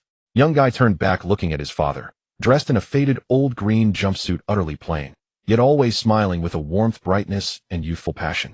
Guy grinned widely, his eyes full of admiration and confidence. The 3-man squad finished their preparations, spirited and eager, shouldered their packs, and stepped out of Konoha's gates. Young Guy walked with his chest out, eyes blazing, leading his 2 teammates as they rushed to the outer areas to carry out the mission. Along the way, they encountered several waves of wandering rogue ninjas from other clans. The enemies were weak and crude in technique. Guy acted decisively, overwhelming them with his sharp taijutsu, finishing them off with a few punches and kicks. The team proceeded smoothly, thinking it was just a routine field mission. But in the next second, boom. The first overwhelming pressure crashed down. The air instantly froze. A gale swept backward through the forest, leaves exploding and scattering everywhere. Then, the second, third, and fourth waves of terrifying aura descended one after another. Each surge was more ferocious than the last. The ground trembled slightly, and the entire forest fell into dead silence. In the blink of an eye, 7 tall figures clad in the dark attire of Kirigakure's umbu, holding peerless ninja swords, stood in the middle of the mountain path ahead of the trio. The 7 stood in the formation of the 7 stars, their killing intent overwhelming, their sword aura pressing down on the surroundings. Each one of them was a bona fide cage-level powerhouse. They were the infamous 7 ninja swordsmen of the mist. Guy and his 2 teammates' pupils instantly contracted, their blood nearly frozen in their veins. The extreme pressure was like an abyssal ocean pressing down on their bodies, stiffening their limbs, and making even breathing incredibly difficult. The 7 ninja swordsmen of the mist. One teammate's teeth chattered, his voice completely distorted, filled with utter despair. It's over. These 7 fierce deities before them were top-tier monsters who rampaged across battlefields, slaughtering countless jonin. With the strength of 3 ordinary Konoha genin and chunin, they couldn't even touch the hem of their garments. They didn't even have the right to flee. If their bodies dared to move even an inch, they would be shredded into pieces by the combined sword aura of the 7 in an instant. The shadow of death hung heavily over the 3. Among the 7, one held a large blade, his face full of mockery and cruelty, looking down upon the trembling Konoha brats with a sneering laugh. Didn't expect to run into 3 ants along the way. Well, I'm tired from all the killing. You 3 will do nicely for some practice and to get the blood flowing. I see killing intent locked onto the 3. The blade lifted slightly, and the murderous intent was already fully formed. In that moment of certain death, a beam of green light descended from the sky. Yun'in Village. In the Thunder Shadow Great Hall of Yun'in Village, lightning dances on the dome, and a suffocating oppressive force pervades the air, causing even the copper pillars within the hall to tremble faintly. In the prime of his life, the 4th generation of Thunder Shadow, AI crossed his arms, his fierce eyes locked onto the 7 figures arrayed in the shape of the Big Dipper in the sky. Despite the endless distance, he could still sense the overwhelming smell of blood approaching. It was the killing intent forged from the mountains of corpses and seas of blood. The 7 stood there like 7 unmatched swords drawn from their sheaths, sharp and piercing. The lightning chakra swirling around AI surged uncontrollably. It crackled with violent bursts. It was the battle intent deep within him, roaring a powerful one's instinctual desire towards another powerful foe. But he ultimately managed to suppress it.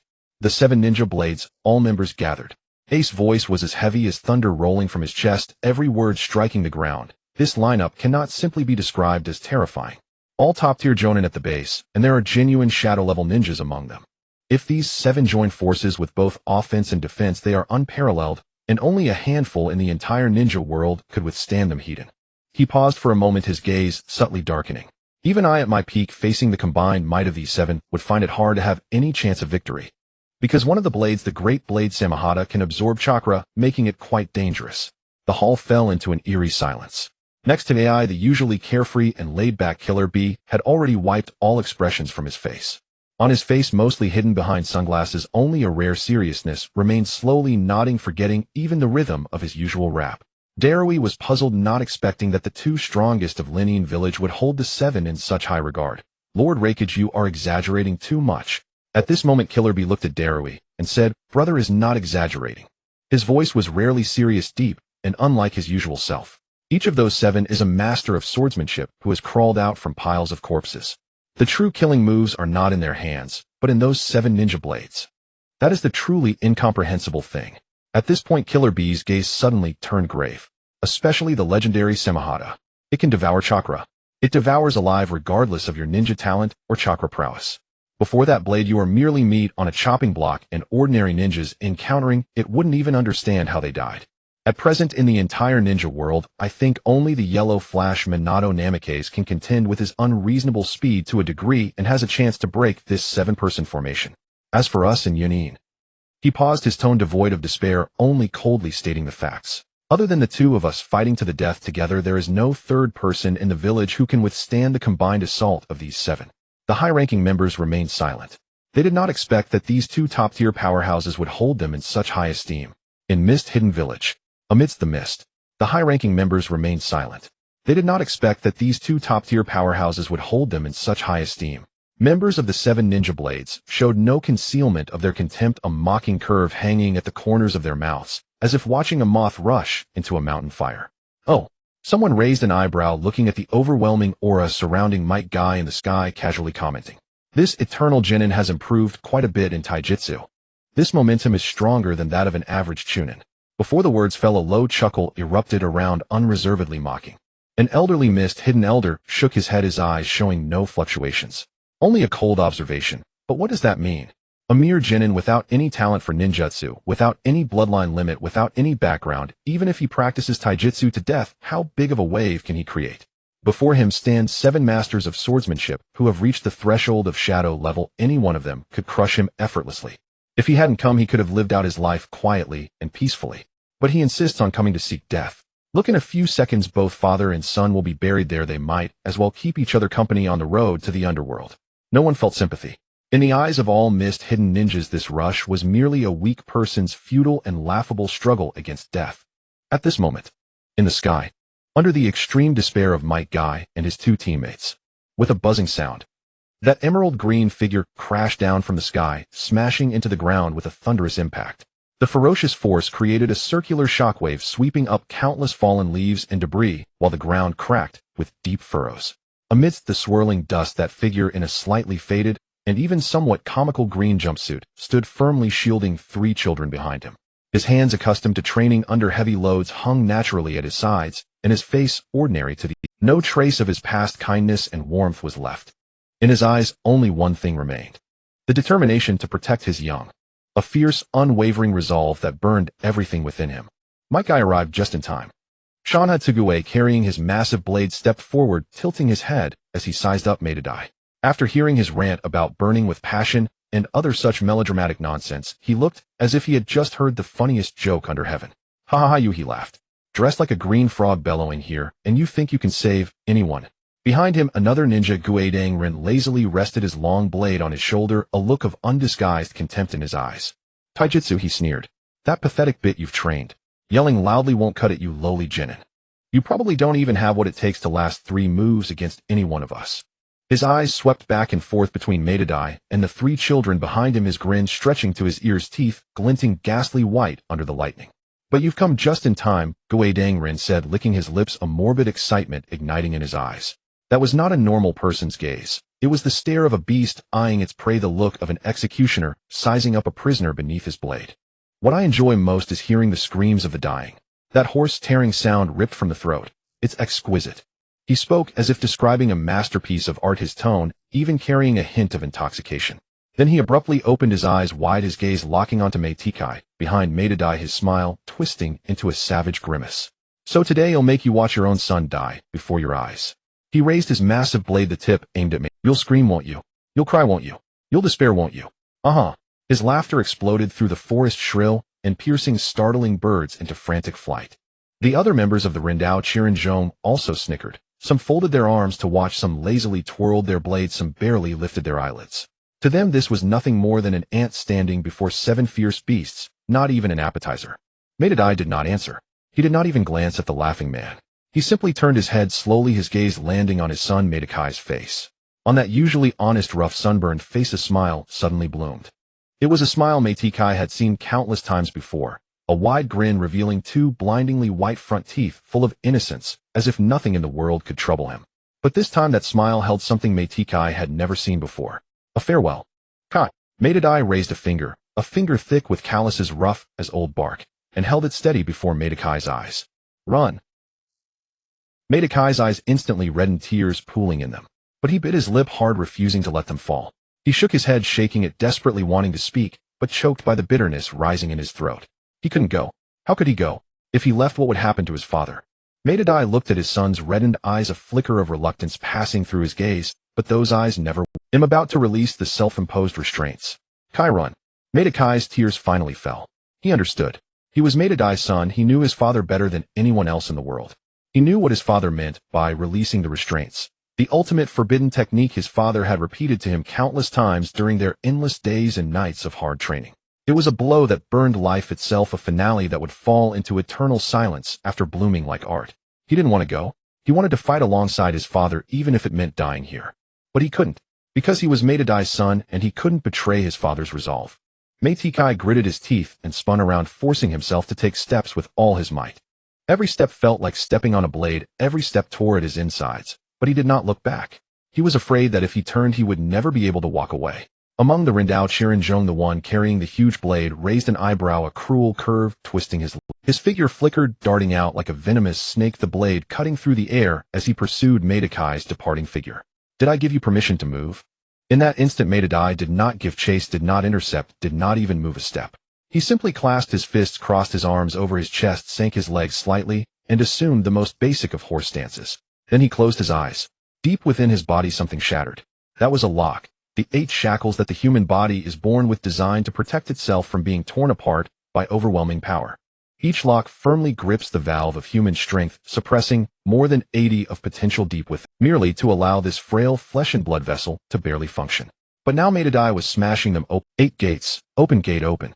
The first roar exploded, and his aura surged abruptly.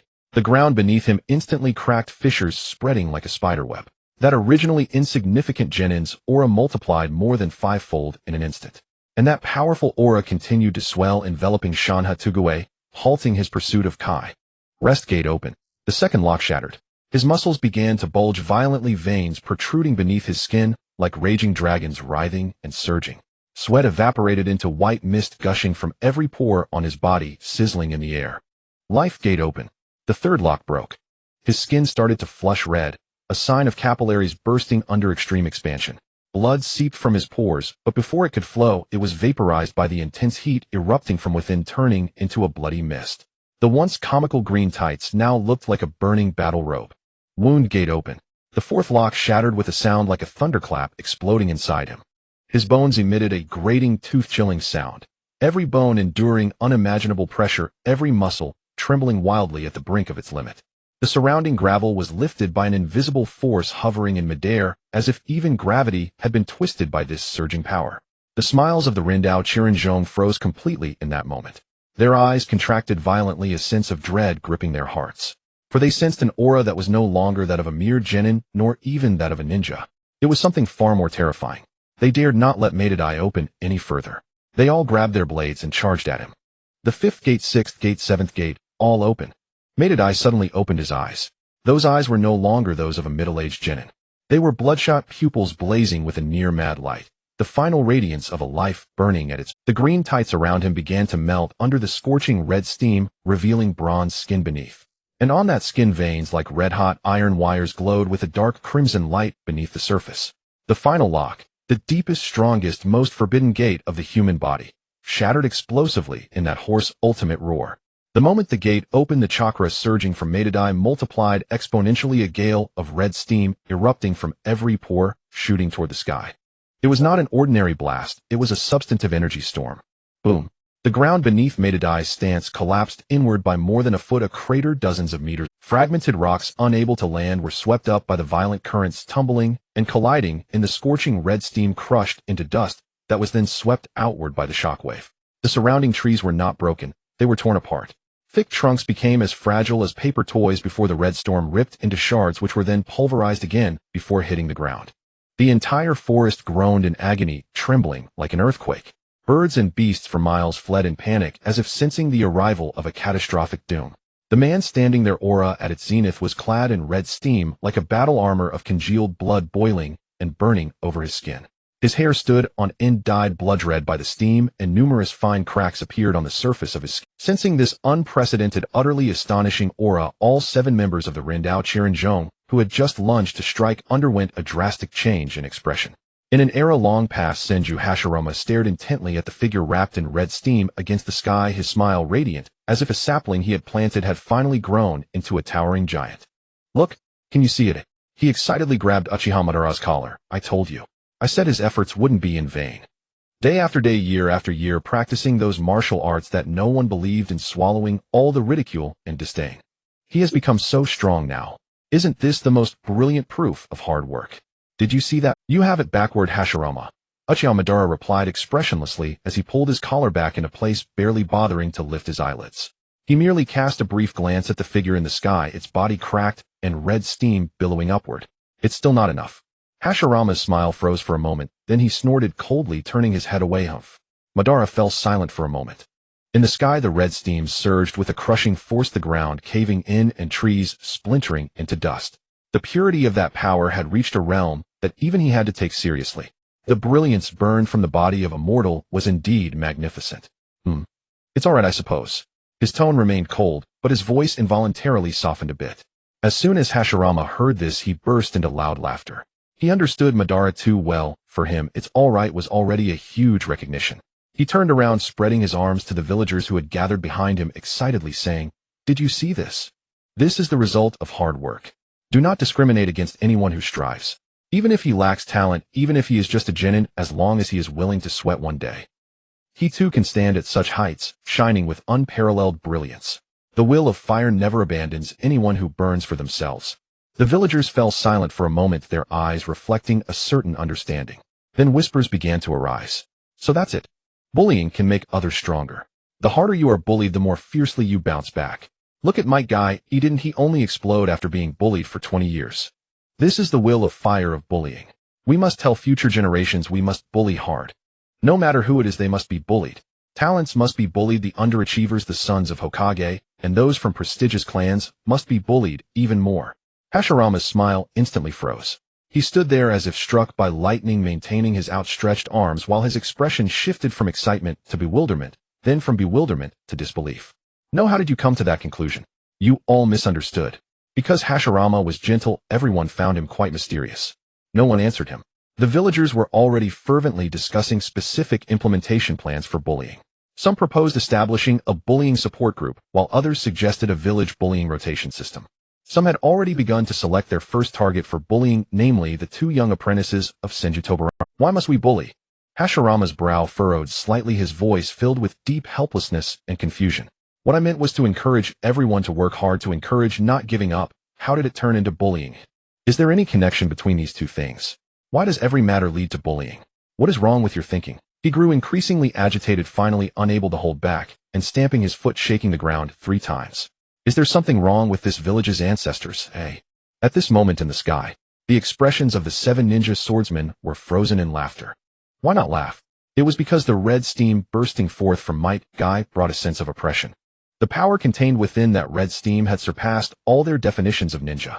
It was not ninjutsu, not genjutsu, not a bloodline limit, nor anything that could be encompassed by any known system of techniques.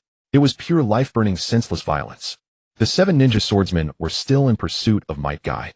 They had intended to turn and flee, but their bodies froze. It was not that they did not want to move, but that the surging aura felt like an invisible hand gripping their instinct. Their fighting instincts screamed in madness. Do not move, absolutely do not move. If you do, you will die. In mere moments, under extreme pressure, the 7th ninja swordsman instinctively made the same choice. As long as they could pass their teammates, they could survive.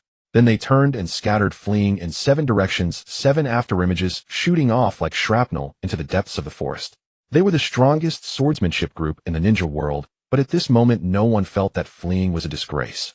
Because survival was a ninja's instinct, and that figure engulfed in red steam could no longer be considered a ninja. It was something far more terrifying. Just then the fully awakened Might Guy slowly raised his head. His face had already begun to disintegrate, with cracks in his skin spreading like a dried riverbed, dark red light seeping from every fissure, and veins beneath his skin visible like glowing iron wires. The green bodysuit had melted away significantly under the scorching of the red steam, revealing beneath it bronze skin covered in cracks. But his eyes were remarkably bright, shining like the last glow of the evening sun on the horizon. That was the final radiance of a man who had poured everything, life, flesh, blood, and soul, into the furnace. He grinned, revealing 2 slightly comical large front teeth, and then said, "Feel my hot blood." In the next moment, the red beast vanished. It was not a body flicker technique. It was not a space ninjutsu. There were no hand seals, no techniques, no traces of chakra flowing. It was purely speed. A speed that surpassed even light, an absolute domain that could not be captured by the naked eye or any means of perception. Where Might Guy had stood exploded after he vanished. A pit over 2 meters in diameter appeared out of nowhere, shattered stones shooting out like cannonballs, piercing tree trunks and smashing rock walls, creating a deafening sonic boom in the air. The 7 ninja swordsmen heard that tremendous sound. Some turned back in terror, while running, their pupils suddenly constricting to the size of pinpoints.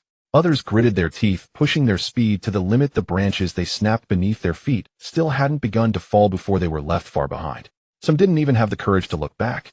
They only felt a scorching wave approaching them at an unbelievable speed. Everyone's instincts screamed in unison at that moment.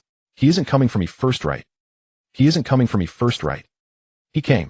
The user of the blunt knife, Dogu Tonkawai Aaron, is the slowest among the 7. His taijutsu favors power over speed, which caused him to lag behind in the initial scattering escape. He sprinted fiercely toward the dense forest to the north, the ground cracking inch by inch beneath his footfalls, each step leaving a small crater. Then he felt a burning sensation on the back of his neck. It was the approach of the red steam.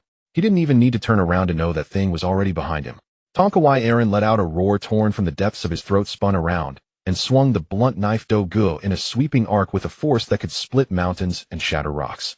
This was his all-out strike, so ferocious that even a tailed beast would have been staggered half a step. But his blade cut through empty air. It was not blocked, not dodged. His blade sliced through nothing. Might Guy was not behind him. Right in front of him. In Tonkawai Aaron's pupils reflected a figure wrapped in red steam. That was Might Guy, having circled to his front with incredible speed after he turned. When he swung his blade, he fully exposed his back. And Might Guy's speed was such that in the instant of the swing, he had already moved from behind to the front. Leaf whirlwind. Might Guy's body twisted into a perfect arc in midair, his right leg wrapped in a torrent of red steam, striking hard at Tonkawai Aaron's waist. The force of that kick was beyond words.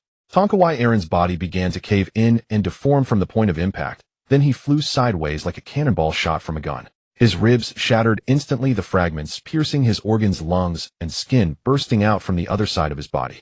He didn't even have time to scream, for his lungs had been shredded by his own ribs. His body crashed through 3 thick trees and came to a stop against a 4th. Rather, it was embedded into it. A man-shaped dent formed in the trunk, blood gushing from every crevice of the dent like a crushed blood pack. Rendao Chirinjong, 7 ninja swordsmen of the mist Tonkawai Aren, killed in one blow. Everyone outside the viewing screen was fired up. Uchiha Band trembled with excitement, stronger than I imagined. I really want to fight him once. This is the clash of true men. After saying that, he glanced at the other Uchiha clan members and found them all with their heads lowered. Don't you want to? They shook their heads. Our strength is not yet enough to stand shoulder to shoulder with the clan leader. If we reached your level, perhaps we would want to try. Uchiha Ban thought for a moment, then nodded. He was not an inflexible man, just a battle-crazed fanatic. Hearing that his clan members were so flexible in their thinking gave him a measure of joy, because the Uchiha clan was already sparse in numbers. He wanted to see the Uchiha grow and surpass the Chinsho clan in population. May the descendants multiply. The screen continues. The other 6 didn't even have time to glance at the dead, but they heard the dull thud of the impact. They heard the crash of trees breaking. They heard the sound of a comrade's final breath being crushed into nothingness by brute force. Then the second. The user of the long sword Fungjin, Li Xian Chuanwan, was the most perceptive among them. The moment Tonkawai Aren was killed, he keenly caught Might Day's change in position. That red steam was too conspicuous, like a burning meteor skimming low across the ground. He instantly changed his escape route, weaving wildly through the forest in a zigzag pattern. At the same time, he kept flicking the long sword Fungjin behind him, weaving a dense cutting net of fine steel wires between the trees. If Might Day ran into it, even brushing just one wire, that wire would slice through his flesh like cutting toast. Li Xian Chuanwan was confident in his traps. This was his signature killing technique, which had sliced countless powerful enemies into pieces when they unknowingly collided with his wire net. Then he felt a light touch on his back. Very light, like someone tapping his spine with a fingertip. Then he felt nothing at all. Might Day's attack was not a punch or a kick. He drove his fist straight through Li Xian Chuanwan's back and out through his chest. The red steam carried a spray of blood mist and bone fragments as it burst from Li Xian Chuanwan's chest. The still beating heart was blasted out of his chest cavity by the impact, arcing through the air before landing on the ground, still pulsing weakly. Li Xian Chuanwan looked down at the transparent hole in his chest, opened his mouth to say something, but only spat out a string of blood bubbles. Then his body went limp. Might Day was no longer there. He had vanished the moment he withdrew his arm. Only a collapsing deep crater and flying rubble remained. Rendao Chirinjong, Li Xian Chuanwan, another kill in one blow. The remaining 5 simultaneously felt something called despair spreading from the depths of their marrow. They were no strangers to life and death combat. Every one of them had crawled out of piles of corpses, surviving countless near-fatal battles. But this was the first time they faced a situation they simply could not handle. Could not catch up, could not dodge, The opponent's speed and power had surpassed their cognitive limits. Ninjutsu sword arts tactics. All jokes in the face of absolute speed and power. But no one dared to stop and think. To stop meant death. The user of the exploding blade, Feimal Wooly Shinba, clenched his teeth until they shattered. He was the most savage of the 7. He had always been the hunter, never the hunted. When had he ever fled like prey? Fear and rage clashed fiercely in his chest, and ultimately rage overpowered fear. He stopped running. Damn it, he stopped running. You pretentious bastard, come die with me. After shouting, let's die together, Wu Li Shunba spun around violently, raising the explosion blade Feimal high in his hand. The densely packed explosive tags on the blade's surface simultaneously ignited under the detonation of chakra, emitting a blinding light that forced one's eyes shut. This was a blade that itself was a bomb. Every swing would trigger a violent explosion, and those struck heated by it never survived with their bodies intact. He did not aim at Might Day, because he couldn't even see where his opponent was. So he viciously slammed the explosive blade into the ground beneath his feet. He intended to detonate the entire area, dragging everything within dozens of meters into the whirlwind of the explosion. Even if the blast couldn't kill that monster, it would disrupt his rhythm and buy the other comrades a chance to escape. The moment the explosive blade fell, the corners of Wu Li Shunba's mouth twisted into a mad curve. Then his wrist shattered. It wasn't shattered by the explosion. Before the blade even touched the ground, a hand grasped his wrist and gave it a gentle squeeze. His wrist bones crumbled into powder as if crushed by a hydraulic press, and the explosive blade slipped from his limp fingers. Before Wu Li Shunba could even scream, a fist had already imprinted itself onto his face. It was a textbook perfect uppercut. Horse stance, twist the waist, drop the shoulder punch. Every movement was as standard as an illustration from the Konoha Taijutsu manual. Yet this simple, unadorned uppercut wrapped in red steam produced an earth-shattering effect. Wu Lishun Ba's entire head was sent flying from his neck. The neck connecting head and body was instantly torn apart by the immense force, and the sound of bone cracking was as crisp as snapping a dry twig. The head tumbled a dozen times through the air, its expression frozen in the final madness before crashing heavily to the ground. His headless body still stood there, blood gushing from the severed neck like a fountain, appearing especially vivid under the red steam's glow. The 7 ninja swordsman Wu Lishun Ba, another instant kill. The remaining 4 had completely lost any will to resist. Shan He Tun Gui Gui Deng Rin Shizong, and the unknown user. Only one thought remained in their minds: run in 4 directions and save whoever can be saved. They employed every escape technique. They had body flicker substitution, smoke bomb, shadow clones. They unleashed all their life-saving measures in a desperate attempt to gain even a fraction of a second. They scattered the 4 of them, shooting off like 4 black lightning bolts in 4 completely different directions. Maite Deus' body vanished again. He transformed into a red streak, tracing an incredible broken line through the forest. Not a curve. A broken line like light reflecting between mirrors, turning in the air at angles that defied the laws of physics. The first turning point landed before the unknown user. The unknown user felt the breath of death rushing. He roared furiously, raising his giant blade horizontally in front of him. All the scales on the blade exploded open, releasing the absorbed chakra to form a blue chakra shield. Maite Deus' fist struck the shield. The shield shattered. Like glass hit by a hammer, it broke into pieces. The fist continued forward, smashing into the blade. That legendary sword, said to cut through anything, let out a mournful wail as countless fine cracks appeared on its surface, then snapped in two. The fist continued forward. It struck the unknown user's chest. His sternum collapsed entirely, and his heart was crushed into a pulp. His massive body was sent flying, tumbling a dozen times on the ground before slamming into a huge boulder and stopping. His eyes were wide, pupils already dilating, and dark red blood foam continuously flowed from his mouth. The 7 ninja swordsman unknown user, another instant kill. The red streak did not stop. At the exact moment he killed the unknown user, Maite Dai used the reaction force from that punch to perform an incredible midair change of direction. His body twisted in midair, red steam trailing a spiral wake behind him, and he pursued Gui Dengrin at an even greater speed than before. Gui Dengrin did not look back. He heard the great sound behind him, heard the short, muffled grunt of a dying man, heard the sound of something smashing into rock. His teeth chattered in terror. The Gui Deng clan was famed for the water transformation technique. Ordinary physical attacks posed no threat to him. But at this moment his instincts screamed, run, don't stop, no matter what, don't stop. That thing can kill you. The water transformation technique won't stop it. His instincts were right. When Maite Dai appeared above him, he tried to turn his body into water to dodge the attack. But before his chakra could circulate, Maite Dai's knee was already crashing down toward his crown. The force of that knee strike was like a mountain compressed into the size of a fist, and then dropped. Gui Dengrin instantly transformed into water. He reacted extremely quickly also, because Maite Dai's body was already reaching its limit. Water splashed everywhere. The 7 ninja swordsman Gui Dengrin severely wounded. Maite Dai's body swayed. But Gui Dengrin Shizong and Shan He Tun Gui had been terrified out of their wits. They fled while screaming in terror. At this time the cracks on Maite Dai's skin had spread to his shoulders and arms, and the red steam's color had become lighter than before, like a flame about to run out of fuel. The remaining 3 seized that fraction of a second successfully, creating distance and disappearing into the depths of the forest. Maite Dai did not pursue further. He stood still, red steam slowly swirling around him. His skin was completely cracked, and the red light emanating from the fissures grew dimmer, like embers about to burn out. His breathing was heavy like a broken bellows. Each breath brought a puff of hot blood mist from his throat. Maite Dai raised his hand and looked at his fist.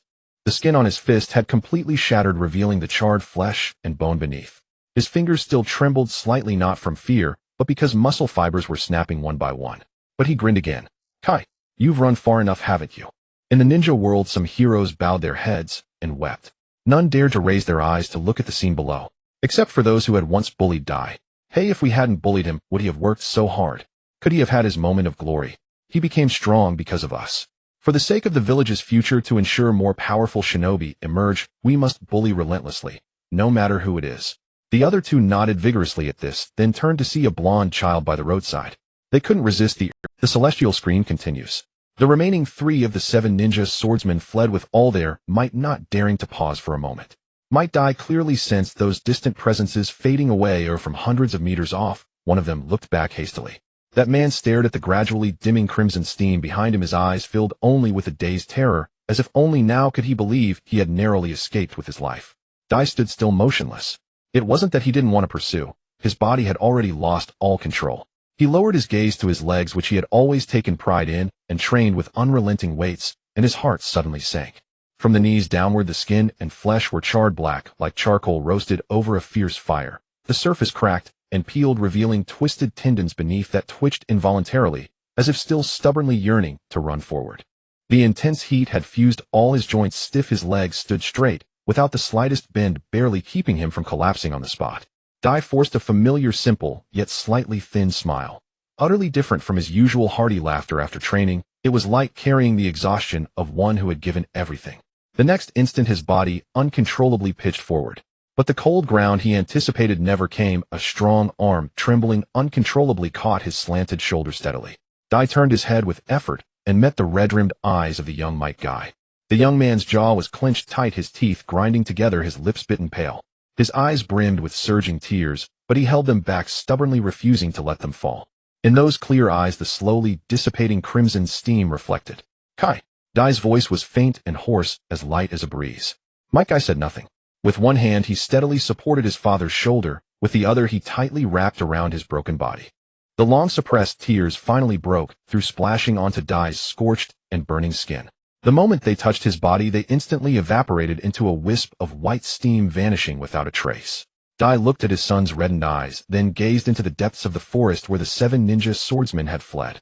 All around was dead silence. The explosive roar of the 8 gates had scared away every bird and beast, leaving only broken roots and charred tree trunks quietly emitting wisps of black smoke. They've all run far. Dai murmured, his strength fading, his voice growing softer. Guy's top back jerked violently. He bent down abruptly, pressing his forehead tightly against his father's cracked and broken shoulder. The rough, carbonized skin and flesh dug painfully into his forehead, but he felt nothing, only clinging to the body that still held a trace of warmth. There was no heart-wrenching cry, only the uncontrollable, violent trembling of his shoulders. He curled up entirely, as if holding tighter could keep the vanishing man before him from fading away. My guy, who was always passionate and smiling, had all his strength collapse in this moment. His heart and mind were filled only with boundless despair and anguish. Don't cry. Dai forced a painful smile, his voice so dry and hoarse it was barely audible, yet his tone remained gentle, just like the countless mornings he had encouraged his son in training. Your dad today fought off 4 with his life, forced 3 to flee. Worth it, not a loss at all. Hearing this, Guy trembled even more violently, burying his face in Dai's shoulder, his choked sobs muffled in his throat, afraid to let them out. Dai used the last trace of strength left in his body to lift his chin slightly and rest it gently on Guy's shoulder, his warm breath faintly brushing the boy's ear. He still had thousands of words to say, to tell his son the meaning of perseverance, to make him remember the legacy of youth and taijutsu. Remember, you must pass it on. The rest of the sentence was stuck in his throat, never to be uttered again. His head fell limply to one side, and those eyes that had always been filled with passion and tenderness slowly lost their light. The body in his arms suddenly lost all support, its weight pressing heavily onto Might Guy. In the silent forest, the suppressed and heart-wrenching cries of the young man finally erupted. Mixed with the crackling of burning branches, it echoed long in the empty wilderness. So long that the sky darkened. But the young man's father would never return. Konoha.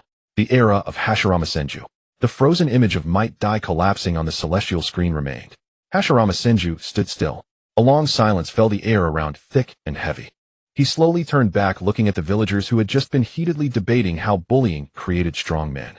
He took a deep breath, suppressing the sorrow in his heart. Then he spoke slowly. Now, does anyone still think this suffering is the merit of so-called bullying? The villagers exchanged glances, and no one answered, and many unconsciously stepped back. You only see his glorious moment of fighting to the death, but not the 20 years of daily weight-bearing training. You only see his feat of slaying powerful enemies, but not the years of mockery, exclusion, and scorn that weighed upon him. Hashirama's tone was steady, without his usual warmth and cheerfulness, carrying a coldness like a storm about to break. He didn't become strong because of bullying. His will was firm by itself. Everyone just deliberately turned a blind eye. His gaze swept over every evasive face. If anyone in the future twists the will of fire with bullying and imposes it on the younger generation. He paused, then raised his trademark, brilliant smile, calm as sunlight, yet the chill penetrated the entire gathering. Then I will let you experience what true bullying is. The temperature in the village plummeted, the wind stopped dead. Cold sweat broke out on everyone's backs. Watching this domineering Hashirama, Uchiha Madara slightly turned up the corner of his mouth and muttered to himself, audible only to himself, "That's more like it. That's the Hashirama worthy of being my only rival." Then the imposing Hashirama glanced lightly over the crowd. The villagers all lowered their heads, not daring to raise them or take a breath. But some rebellious villagers of Konoha thought to themselves, "You said bullying is wrong, but that doesn't mean we can't bully. Bullying feels so good, like taking something addictive. This thing is impossible to quit." But Hashirama didn't notice the shifts in their lowered expressions. The third Hokage era. Before Minato Namikaze succeeded as the fourth Hokage in the Uchiha clan compound. Uchiha Fugaku sat upright in the main seat, gazing at the celestial screen for a long time, his expression solemn. "In the past I only heard that this man injured 4 of the 7 ninja swordsmen in one battle, and I never took it seriously. To me the 7 were nothing more than chickens and dogs. Now I know I was arrogant in my youth. I underestimated them, and also belittled my die. Admiration and gravity were woven into every word. I originally considered Minato and White Fang as my only rivals in this generation. I never imagined that a taijutsu specialist opening only 7 gates could possess such earth-shattering explosive power. Even if I trained for years to reach his age, I might not be able to achieve the same level." Beside him, Uchiha Itachi remained calm, his eyes fixed on the screen for a moment. Then he spoke softly. "Father, this secret technique costs one's own life. If the opponent is good at stalling and wearing down, he would be very passive. Once the weakness is clear, a countermeasure can be found. When the enemy is about to open the 8th gate in desperation, one could use shadow clones to confuse their sight, retreat from a distance, or hide underground, or use Jinjutsu to restrain them. Under no circumstances should one engage Hiden." Uchiha Fugaku's eyes showed approval, and he couldn't suppress a smile as expected of the most outstanding genius of our Uchiha clan. "Just one look, and you see through the weakness. How is your mastery of the techniques I taught you daily?" Itachi lowered his head slightly. "Many techniques you haven't taught me, I have also figured out on my own." Fugaku laughed heartily, his laughter echoing through the hall, full of satisfaction with his eldest son. At only 8 years old, his mind was sharp, his strength far beyond Fugaku's own at that age. He bore a striking resemblance to the clan ancestor in combat prowess. The small Sasuke squeezed to the front, raising his little hand high, his eyes sparkling with eager anticipation. "Father, the technique you taught me. I'm almost able to use it." Fugaku's smile instantly faded. He waved his hand casually, his tone perfunctory and indifferent. "I see." In his heart, he compared Itachi had grasped the fireball technique on his own, without even needing a demonstration. The gap between the two was clear. Sasuke was a little dejected. But Fugaku just sighed inwardly. The second child looks cool and wise, but in truth his intelligence is pitifully low. Suddenly the celestial screen shifted again rapidly. Years passed swiftly. Pipa Shirzong, who had narrowly escaped death back then, had long since left Wuin village. Whenever he encountered pedestrians on the road, he would always step forward and ask whether they knew Meitodai. Whenever the other shook his head, indicating no knowledge, he would caution with a grave expression, "If in the future you encounter a green-clad taijutsu ninja, never engage them in battle." That crimson flame of the 8 gates fully opened, along with the terrifying power that nearly crushed the 7 swordsmen. Even after many years, it remained a lingering nightmare for him. The sky screen froze on the back of Pipa Shirzong, who was frantically warning passers-by. The viewing area of Wuin village instantly erupted in laughter. The second generation of the 7 ninja swordsmen leaned against the wall, disdain written all over their faces as they stared at the sky screen. Zaibuzan shook the long sword in his hand and let out a sneer, his tone dripping with contempt. After all, he was the wielder of a ninja blade. He lost that battle once. For all these years he's been terrified by a dead genin living in constant shadow. Truly laughable. His comrades echoed in agreement, waves of sarcasm spreading layer upon layer. It was but a single defeat. A true warrior would remember the shame and train relentlessly, not go around warning everyone to stay away like he does. He has shamed the 7 ninja swordsmen. If it were us, we would sharpen our swordsmanship day and night, seeking a chance to wash away the old disgrace. Just an unknown genin. Why cling to it for so many years? In the end, it's because he lacks true strength and has a weak heart. Boruto period. My ninja primary school classroom. At his desk, Boruto rested his chin on one hand, his eyes glued to the sky screen, where Meitodai was fighting fiercely, his face full of indignation as he muttered softly. A man this strong, yet he spent his whole life as a genin. What was the village thinking back then? Why wouldn't they give Meitodai a proper position? He turned to glance at Zuliangna, beside him, complaining about his own father with a tone of resentment. He looks 100 times stronger than my old man. My dad may seem all glorious on the surface, but he's weak in health, busy with paperwork all day. No sign of a true powerhouse. His Hokage position might have been obtained through others' support and tricks. He has no genuine strength at all. The words had barely fallen when Uchiha Ziliangna immediately furrowed her brows and retorted sharply, her eyes full of protectiveness. Don't you dare speak ill of Senior Mingren. He is my idol, the one I admire most. Boruto curled his lips in disdain and scoffed. TCH, no need to get so worked up. Ziliangna straightened her back, her gaze resolute, a steadfast determination hidden within her small frame. I am a woman determined to become Hokage. When I sit in that seat, my first decree will be to forbid anyone from casually slandering or mocking past Hokage and fallen heroes. People like Meitodai who give silently and defend the village with their lives deserve everyone's respect. I will never allow anyone to belittle them. Boruto twirled his pencil listlessly, looking indifferent, and mumbled, boring. Suddenly, the sky screen shifted again. The 10th victim of bullying was about to appear. This person had no strange eyes, no strange hobbies, nor was he a waste.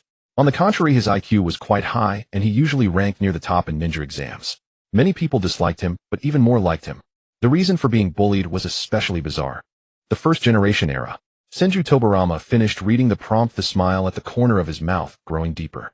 His gaze slowly swept across Uchiha Madara, who stood opposite with arms crossed.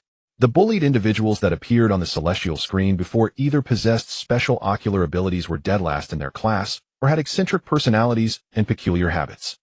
He paused slightly, a glint of shrewdness flashing in his eyes. But this 10th one is completely different. The prompt says very high IQ exam scores consistently at the top, and more people like him than dislike him. Tobarama tilted his head slightly, looking at Madara with a half smile. Madara, take a guess. Who is this person? At these words, Senju Hashirama was stunned on the spot. His expression changed instantly, and he looked at his brother with a hesitant, about to speak look. He knew Tobarama too well. Whenever he showed that expression, he was definitely preparing to target the Uchiha. Sure enough, Tobarama gave no one a chance to interrupt, and directly took the opportunity to say, in my opinion, the answer is obvious. It's one of your Uchiha people. His gaze swept across the faces of the younger generation of the Uchiha clan. I must say, the Uchiha clan really produces this type of person. Smart, handsome, extremely popular, but with an aloof and cold personality that makes them dislikable. Yet some ignorant girls only care about your clan's appearance, so more people like him. Tobarama's smile faded, his tone suddenly sharp. But I remember it very clearly. He stared straight at Uchiha Madara. Seeing that Madara was about to speak, he interrupted. Besides, don't say he doesn't have special eyes. Because your eyes can be hidden and transformed into normal eyes. And Madara, someone as controversial as you. Do you really deserve to have more people liking you than disliking you? The air in the entire venue instantly froze. Senju Hashirama was about to speak up to mediate, but was directly pressed down by a single look from Tobarama and dared not say another word. Uchiha Madara, on the other hand, did not even lift his eyelids throughout, completely treating Tobarama's words as noise. Only after Tobarama finished speaking did he slowly raise his eyes and coldly utter 2 words. Foolish. Madara's voice was low and icy, devoid of any emotion. You just said this person's exam scores were only at the top. In my Uchiha clan, throughout generations of taking examinations, there are only 2 results: first place or tied for first. Madara took half a step forward, his aura pressing down until the entire venue fell silent. The top rank you speak of could be 3rd, 5th, or 10th. But the Uchiha never settle for being behind others. He pointed to himself, then swept his gaze over the clansmen behind him. We only take first place, at most tied for first. So all those speculations of yours just now. A contemptuous curve lifted at the corner of Madara's lips. They were wrong from the very beginning. The entire observation arena was dead silent. No one dared to breathe. Senju Tobarama's brow furrowed slightly, but soon returned to calm. Senju Hashirama quickly stepped forward to smooth things over, laughing extremely awkwardly. Haha, Madara is right. Tobarama was just guessing casually, no other meaning. He frantically signaled Tobarama with his eyes. Tobarama snorted coldly, turned his head, and couldn't be bothered to acknowledge his brother, who was siding with others. The 4th generation era. Konoha was peaceful and harmonious right after Minato Namikaze's and Uzumaki Kushina's recent wedding. Kushina's belly was slightly swollen, she was newly pregnant, and her temperament was naturally sensitive and delicate. At that moment, staring at all the hints on the celestial screen, she couldn't help but become anxious and uneasy. Her brows and eyes were filled with worry. She murmured softly to herself, high IQ exam scores consistently at the top. The more Kushina thought, the more panicked she became. Subconsciously, she clenched her fists, her face full of trepidation. These conditions, the more I look at them, the more they seem like my future child. At the thought that her unborn child might be bullied in the future, Kushina's heart felt heavy, her brows tightly knitted together. It can't be. It can't be Naruto, can it? My child won't be bullied or harassed in the future, right?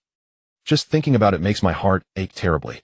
Seeing this, Minato Namikaze beside her immediately raised his hand gently and softly pressed it on her shoulder, smiling. Don't let your mind wander. How could such a thing happen? His gaze was gentle, filled with absolute confidence. As long as I'm here, no one dares to bully you, and no one dares to bully our child. We are still young, and the village is now stable and peaceful. Moreover, I have succeeded the position of Hokage. The identity of the Hokage's son is right there. Ordinary people simply wouldn't dare to provoke recklessly.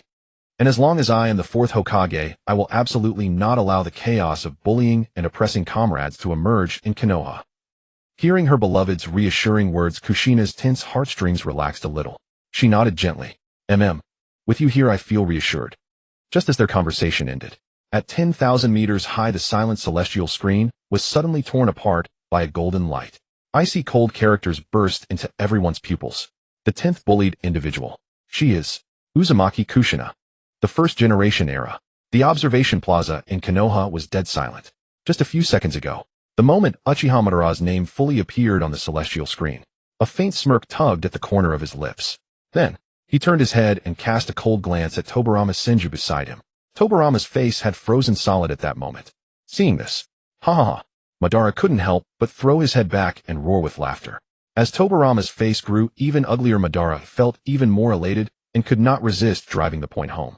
Tobirama, is this the man you spent half the day analyzing and insisted was from the Uchiha clan? Yet from start to finish he had nothing to do with the Uchiha. Tobirama, your deductions are as laughable as ever. Tobirama Senju listened to the mockery, grinding his teeth in fury, but there was nothing he could do. He raised his head to stare at the name on the celestial screen, his lips parting slightly. For a long while no sound escaped. That face, which had always been so calm, it bordered on cold, revealed shame for the first time. But beside him, Hashirama's son Just' expression was even more grim. He fell silent as though drenched by a bucket of ice water from the inside out, leaving only deep despondency and powerlessness in his eyes. Hashirama gazed blankly at the high celestial screen, his mind a whirlwind of emotions, his throat feeling as if something was lodged in it. The first two could just barely be explained. Their eyes really did look a bit different at night, and ordinary people might find them frightening. One had poor talent, and his taste in clothing was terrible too. Being bullied had a bit of reason behind it. But the Uzumaki clan, with their terrifying vitality, immense chakra, and top-tier talents, were a truly super powerful clan. And from the hints, Kushina herself was cheerful in personality and kind-hearted. Yet such a perfect, strong, and pure-hearted guardian of the village was still subjected to wanton ostracism and malicious bullying by the descendants of Konoha. Hashirama sighed deeply. Even someone from the Uzumaki clan dared to be bullied. He looked up at the sky, his eyes filled with helplessness and confusion. Are there no normal people left among our descendants in Konoha? Is there no one with a kind heart? Could it be that the village I founded has a flawed feng shui, or have the hearts of future generations completely rotted away? All the ninjas present remained silent, barely even breathing. No one dared to speak. Our village was supposed to be the most benevolent and upright of the 5 great nations. Why? Why has it come to this? Hashirama roared toward the heavens. The celestial screen still hung high, that name glowing quietly. No one could answer him. The 4th generation era. At that moment, Uzumaki Kushina, who had just been worrying about whether her child would be bullied, froze on the spot, her pupils contracting sharply, an expression of shock spreading across her face. How did it come to me? Then, the cheerful and outgoing Kushina tilted her head and thought, I don't think I've ever been bullied. It was just targeted, and then I fought back. Does that count as bullying? Oh, my foolish wife. Minato Namikaze sighed mournfully. Being sharp-witted, he had realized it in an instant the moment the name appeared. Kushina. She had good intelligence, exceptional learning ability, consistently ranked at the top in ninja exams. As a child, no strange ocular powers, no peculiar habits. She was strikingly beautiful with a sincere disposition, and countless people genuinely liked and admired her. Yet even so, a large number of people still openly ostracized, maliciously targeted, and secretly gossiped about her. She perfectly matched all conditions on the celestial screen. He also remembered Kushina's hardships back then, in the forest training ground, seeing his master's wife being bullied. Young Obito instantly turned reedy, clenched his fists, and raised his head to roar. Who is it? Who dares to bully such a wonderful master's wife? He was always quick to crack jokes, often bickering and trading barbs with Kushina, never conceding in words seemingly careless and dismissive. But only he himself knew that gentle Kushina never put on airs. She often thoughtfully brought hot meals to the younger generation, reminded them to train, warmly embraced everyone's small quirks, and was passionate and kind, never harsh to anyone. Such a gentle, pure person who sincerely cared for the juniors. How could she be maliciously ostracized and wantonly bullied? Even now the still warm-hearted and enthusiastic Obito trembled with rage just thinking about it. Even Kakashi's usually cold and indifferent eyes flickered faintly. He shed his usual aloof detachment, silently gazing at the name Uzumaki Kushina on the celestial screen, ripples stirring in his normally calm heart. Kakashi had always been taciturn and aloof, not adept at showing emotions and never involved in others' disputes or idle talk. But he remembered it clearly. Kushina was forever gentle and easygoing, extraordinarily patient with all the younger generation, treating others with sincerity. She was unbiased, one of the very few elders who genuinely cared for them and warmed everyone's hearts. He was silent for a long while before murmuring, "Good people shouldn't be treated like this." The celestial screen continued. A new scene slowly unfolded, revealing the bitter past of Kushina that no one knew. Uzumaki Kushina was born and raised in the land of whirlpools, never setting foot in Konoha. Until the flames of war spread across the chaotic era, the land of whirlpools was completely destroyed, her entire clan massacred. The loved ones, clansmen, and homeland she had shared day and night all turned to ashes overnight. Because the Uzumaki clan possessed naturally formidable vitality, immense chakra, and the top-tier sealing techniques unmatched in the ninja world, Kushina was selected by the Konoha higher-ups to be the new Nine-Tails Jinchuriki. She was forcibly taken alone from the ruined homeland and relocated to the unfamiliar Konoha. At that time, she was still young, having witnessed the fall of her country and the death of her clan, drifting alone in a foreign land, her heart already filled with unease, fear, and loneliness. Yet she never wallowed in self-pity, still holding on to hope for the future, striving to integrate into the new village and a new life. Right after entering the class, little Kushina stood under the gaze of all her classmates, her posture straight, her eyes bright. Facing the unfamiliar teacher and classmates, she introduced herself gracefully and openly. "My name is Uzumaki Kushina. My dream is to become the woman of the Hokage." During the turbulent era, Jiraiya was training young Naruto. On a dusty road outside the short street town, cicadas were chirping noisily. A grueling day of training had just ended. Little Naruto Uzumaki was tattered and torn, his face smeared with grime. He looked as if he had been dredged from a pool of acid and then left to dry halfway. Yet his eyes blazed with astonishing brightness, for the lecherous sage had promised to buy him the newly released cup noodles after the training. At the shop entrance, Naruto pulled out his green-toed wallet, unzipped it, and inside was stuffed chock full of the pocket money and mission rewards he had scrimped and saved over the years. He enough to buy several cartons. He shook it smugly. Jiraiya squinted, sidled over casually, and wrapped an arm around Naruto's shoulders, speaking with fatherly gravity, "Naruto, you're still young. Carrying so much money on you isn't safe. Here, let me keep it safe for you." Naruto recoiled warily. "No way. Last time you said you'd keep it, you spent it all on booze and women." Jiraiya remained unfazed. "That was a strategic investment. This time I'm really saving it for you." "No." Before he could finish, from the lofty skyscreen a young but firm voice pierced through the clouds and crashed down clearly. "My name is Kushina Uzumaki. My dream is to become the wife of the Hokage." Naruto's hand halfway and handing over the wallet clenched suddenly. He bristled like a startled cat, eyes wide. "What? Become the Hokage? That's what I'm going to be. Who is this person? She just showed up and wants to steal it from me." He gripped the toad wallet, shook his fist at the skyscreen, and shouted angrily, "Get down here. Come down and fight me. Let's see who's stronger." Jiraiya had been grinning just moments before. When the name Kushina Uzumaki echoed down from the skyscreen, his smile froze on his face. Those eyes, always leering and narrowed into slits, slowly widened. He gazed at the little red-haired girl on the skyscreen with bright eyes and open demeanor, introducing herself freely. The smile in his eyes faded bit by bit, replaced by something deep and profound. "Kushina." He murmured the name in his mind, his atoms apple bobbing slightly. That girl. When Minato brought her before him, she was still a long-haired, fiery-tempered, but soft-hearted little chili pepper. She was genuine to everyone. When bullied, she would fight back honorably, then laughingly bring rice balls to her opponent afterward. But it was this very girl who, without her knowledge, had been marked with such a purpose. The vessel of the Nine Tails. All alone. Brought from a fallen land to a strange village with no kin in sight. The Konoha higher-ups hadn't even offered her a proper welcome. They had only given her an icy identity, the Nine-Tails Jinchuriki. Jiraiya's fingers at his side tightened slightly. He remembered the red-haired woman who later always stood beside Minato, her smile radiant as fire. He remembered when she was pregnant, stroking her belly, her eyes filled with a tenderness that could melt a whole winter. He remembered her final moment, bracing herself against the Nine-Tails' claws. With her shattered body, she shielded the tiny golden wrinkled baby in her arms. That baby was now hopping and shouting at the sky, "Come down and fight me." "Idiot," Jiraiya muttered under his breath. Naruto was still fuming, completely unaware of the lecherous sage's unusual state. Jiraiya looked at him, then suddenly raised his hand. Bam! A merciless headbutt landed on Naruto's forehead. Ouch! Naruto crouched down, clutching his head on the verge of tears. Why did you hit me? Jiraiya withdrew his fist, glanced at him, and spoke with rare seriousness. Fight her. I guarantee she'll make you call her mom. Naruto exploded even more furiously. He sprang up, his face full of defiance, flames burning in his eyes. Humph. A warrior would rather die than be humiliated.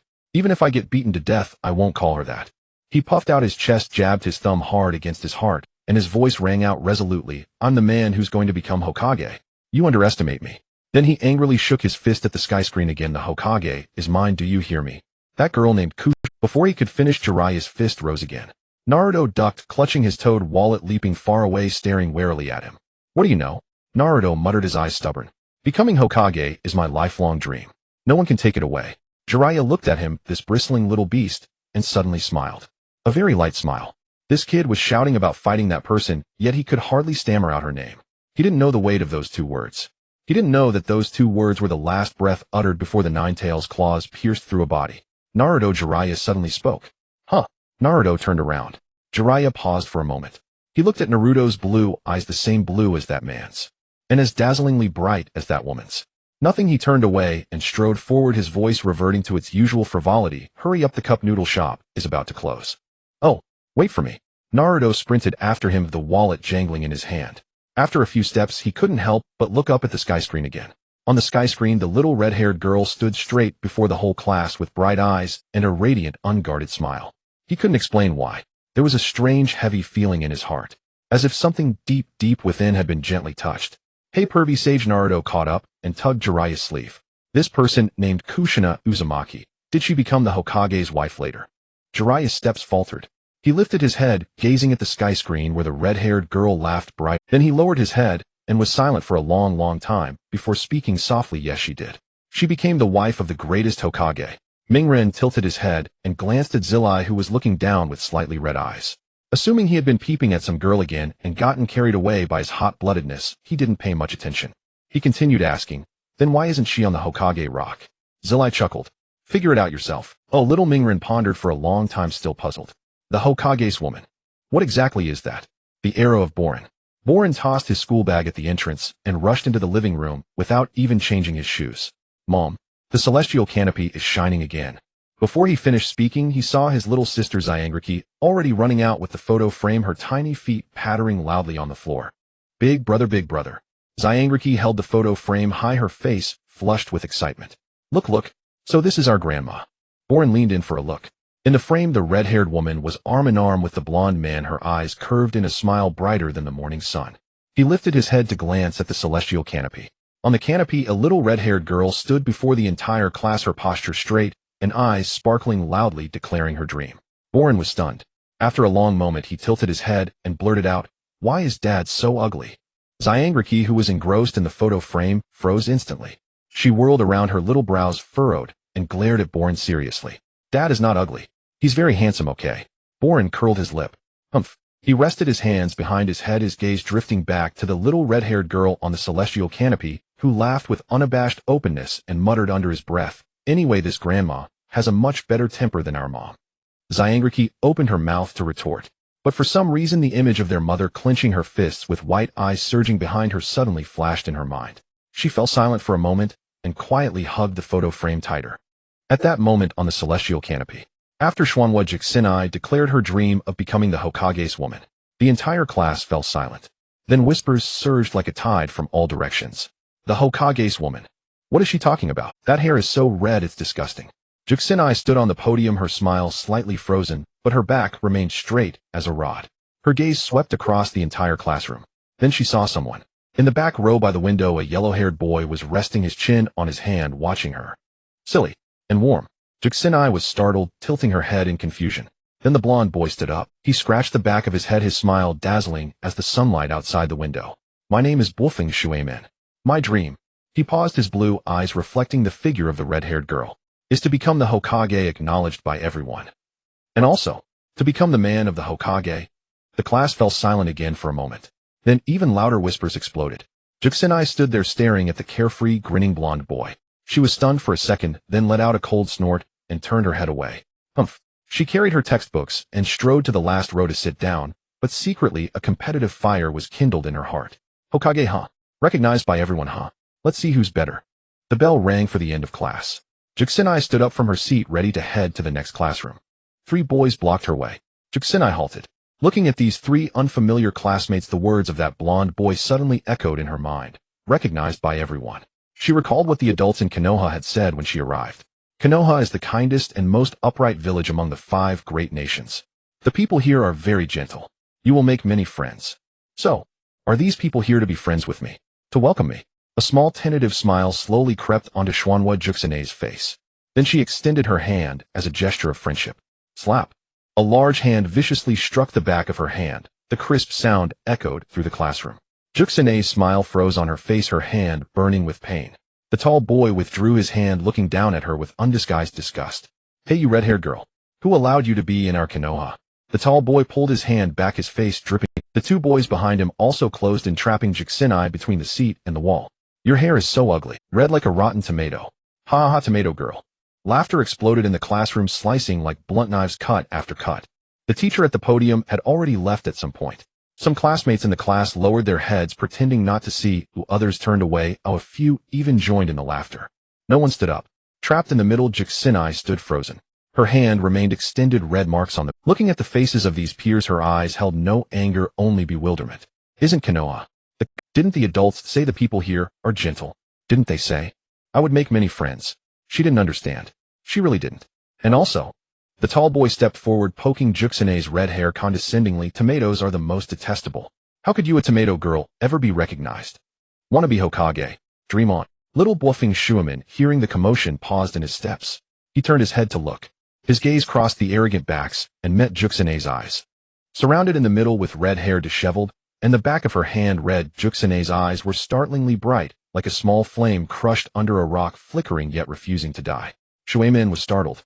Juxinai gave the blonde boy a cold snort. What are you looking at? The tall boy noticed her gaze and reached out to grab her red hair. With hair this red, it's about time the tomato got picked. He yanked hard, pulling her backward.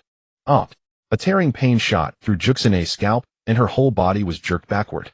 But in that very instant, her eyes squeezed shut from the pain, snapped open. Shuaman clearly saw the little red-haired girl's expression. It was no longer bewilderment, no longer grievance. It was fury. The blood of the Uzumaki clan was never docile. Juxinai reversed her grip and seized the wrist that had grabbed her hair. Her fingers tightened like a clamp. The tall boy's smile froze. He felt as if his wrist was clamped by a red-hot iron rod, bones grind. Before he could speak, his entire body was flung into the air. Bang! Juxinai, gripping his arm, spun him around in a full circle.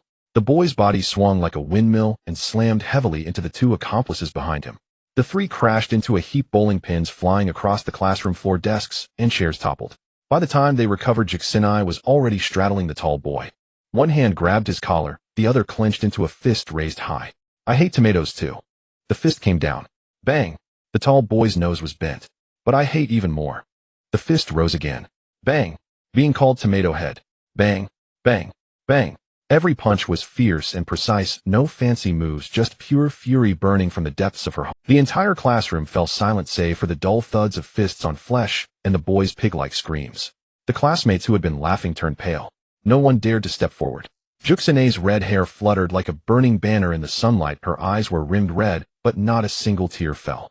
Clenching her teeth, she punched again and again, making the boy wail and cry, making everyone remember this red-haired girl from the Uzumaki clan was not to be trifled with.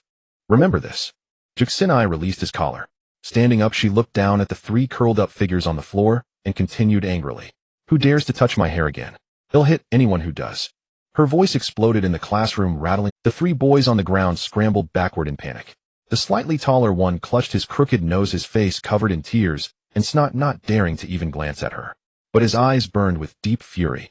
Kushina dusted off her hands, turned around, and strode out of the Hashirama Senju gazed delightedly at the red-haired figure striding out of class, a smile tugging at his lips. One should fight back fiercely against bullies. If you resist so fiercely, no one will bully you anymore. As he finished speaking, Madara Uchiha, leaning against an ancient pine, let out a soft scoff. I don't think so. One boy's eyes were full of resentment. The only way to truly stop being bullied is to kill that person. Hashirama's smile faded. He turned, and his usually gentle face rarely showed a hint of seriousness. Isn't that going too far? Not at all. Madara's reply came almost without a pause. If you don't pull out the roots, spring winds will bring them back. Do you think just because she beat them today they won't dare to come tomorrow? Madara sneered. They might call more people and use even meaner tricks. Blocking corridors today, throwing dirty water tomorrow, and hidden weapons the day after.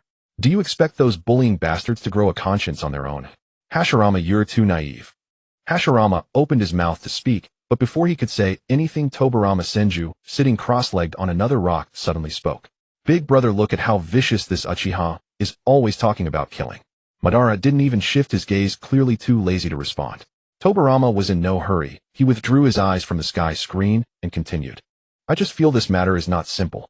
He paused, narrowing his eyes, so similar to Hashirama's, and fixed his gaze on Madara. The Uchiha's eyes can control people's minds. That's known throughout the ninja world. Who knows if those bullies were controlled by the Sharingan to deliberately provoke that little Uzumaki girl? Hashirama frowned. Tobirama, what are you saying? Big brother, let me analyze. Tobirama raised a hand to stop him speaking faster. What is the philosophy of our Konoha? It's uniting the clans, the will of fire, and valuing harmony. Our children in Konoha usually only offer warm help to classmates from other villages. How could they suddenly awaken a bully will and become bullies? This defies common sense. So the more I think about it. He turned to face Madara directly, his gaze sharp as a blade. These matters are inseparable from the Uchiha. For a moment silence fell on the cliff. The mountain wind howled, rustling the leaves. Then Madara laughed. Not a cold or sneering laugh, but one genuinely amused. He stood up from beneath the pine tree, stepping over rubble to stand before Tobirama. Both were of similar height, but their auras were completely opposite. One like the cold of a deep pool, the other like blazing fire about to erupt. Tobirama Senju. Madara's voice was soft. Are you done? Tobirama didn't step back. I'm done. Are you going to deny it? No. Madara shook his head, a meaningful curve at the corner of his mouth. I just find it amusing. You say the Uchiha's eyes can control hearts, so the bullying must be related to the Uchiha. He tilted his head, his crimson Sharingan locking directly onto Tobirama's gaze. Then let me ask you, your Senju clans with style can build houses. Does that mean all the shoddy construction in Konoha is related to the Senju? Tobirama's face darkened. Those are two different things. What's the difference? Madara's smile grew wider. Isn't it all using a clan's ability to speculate about their crimes? Enough. Hashirama let out a low shout, sidestepping to stand between them. He pressed one hand on Tobirama's shoulder and held the other in front of Madara's chest, his expression turning grim for the first time. Tobirama, don't speak recklessly without evidence. The Uchiha are one of the founding clans of Konoha, and Madara is my brother.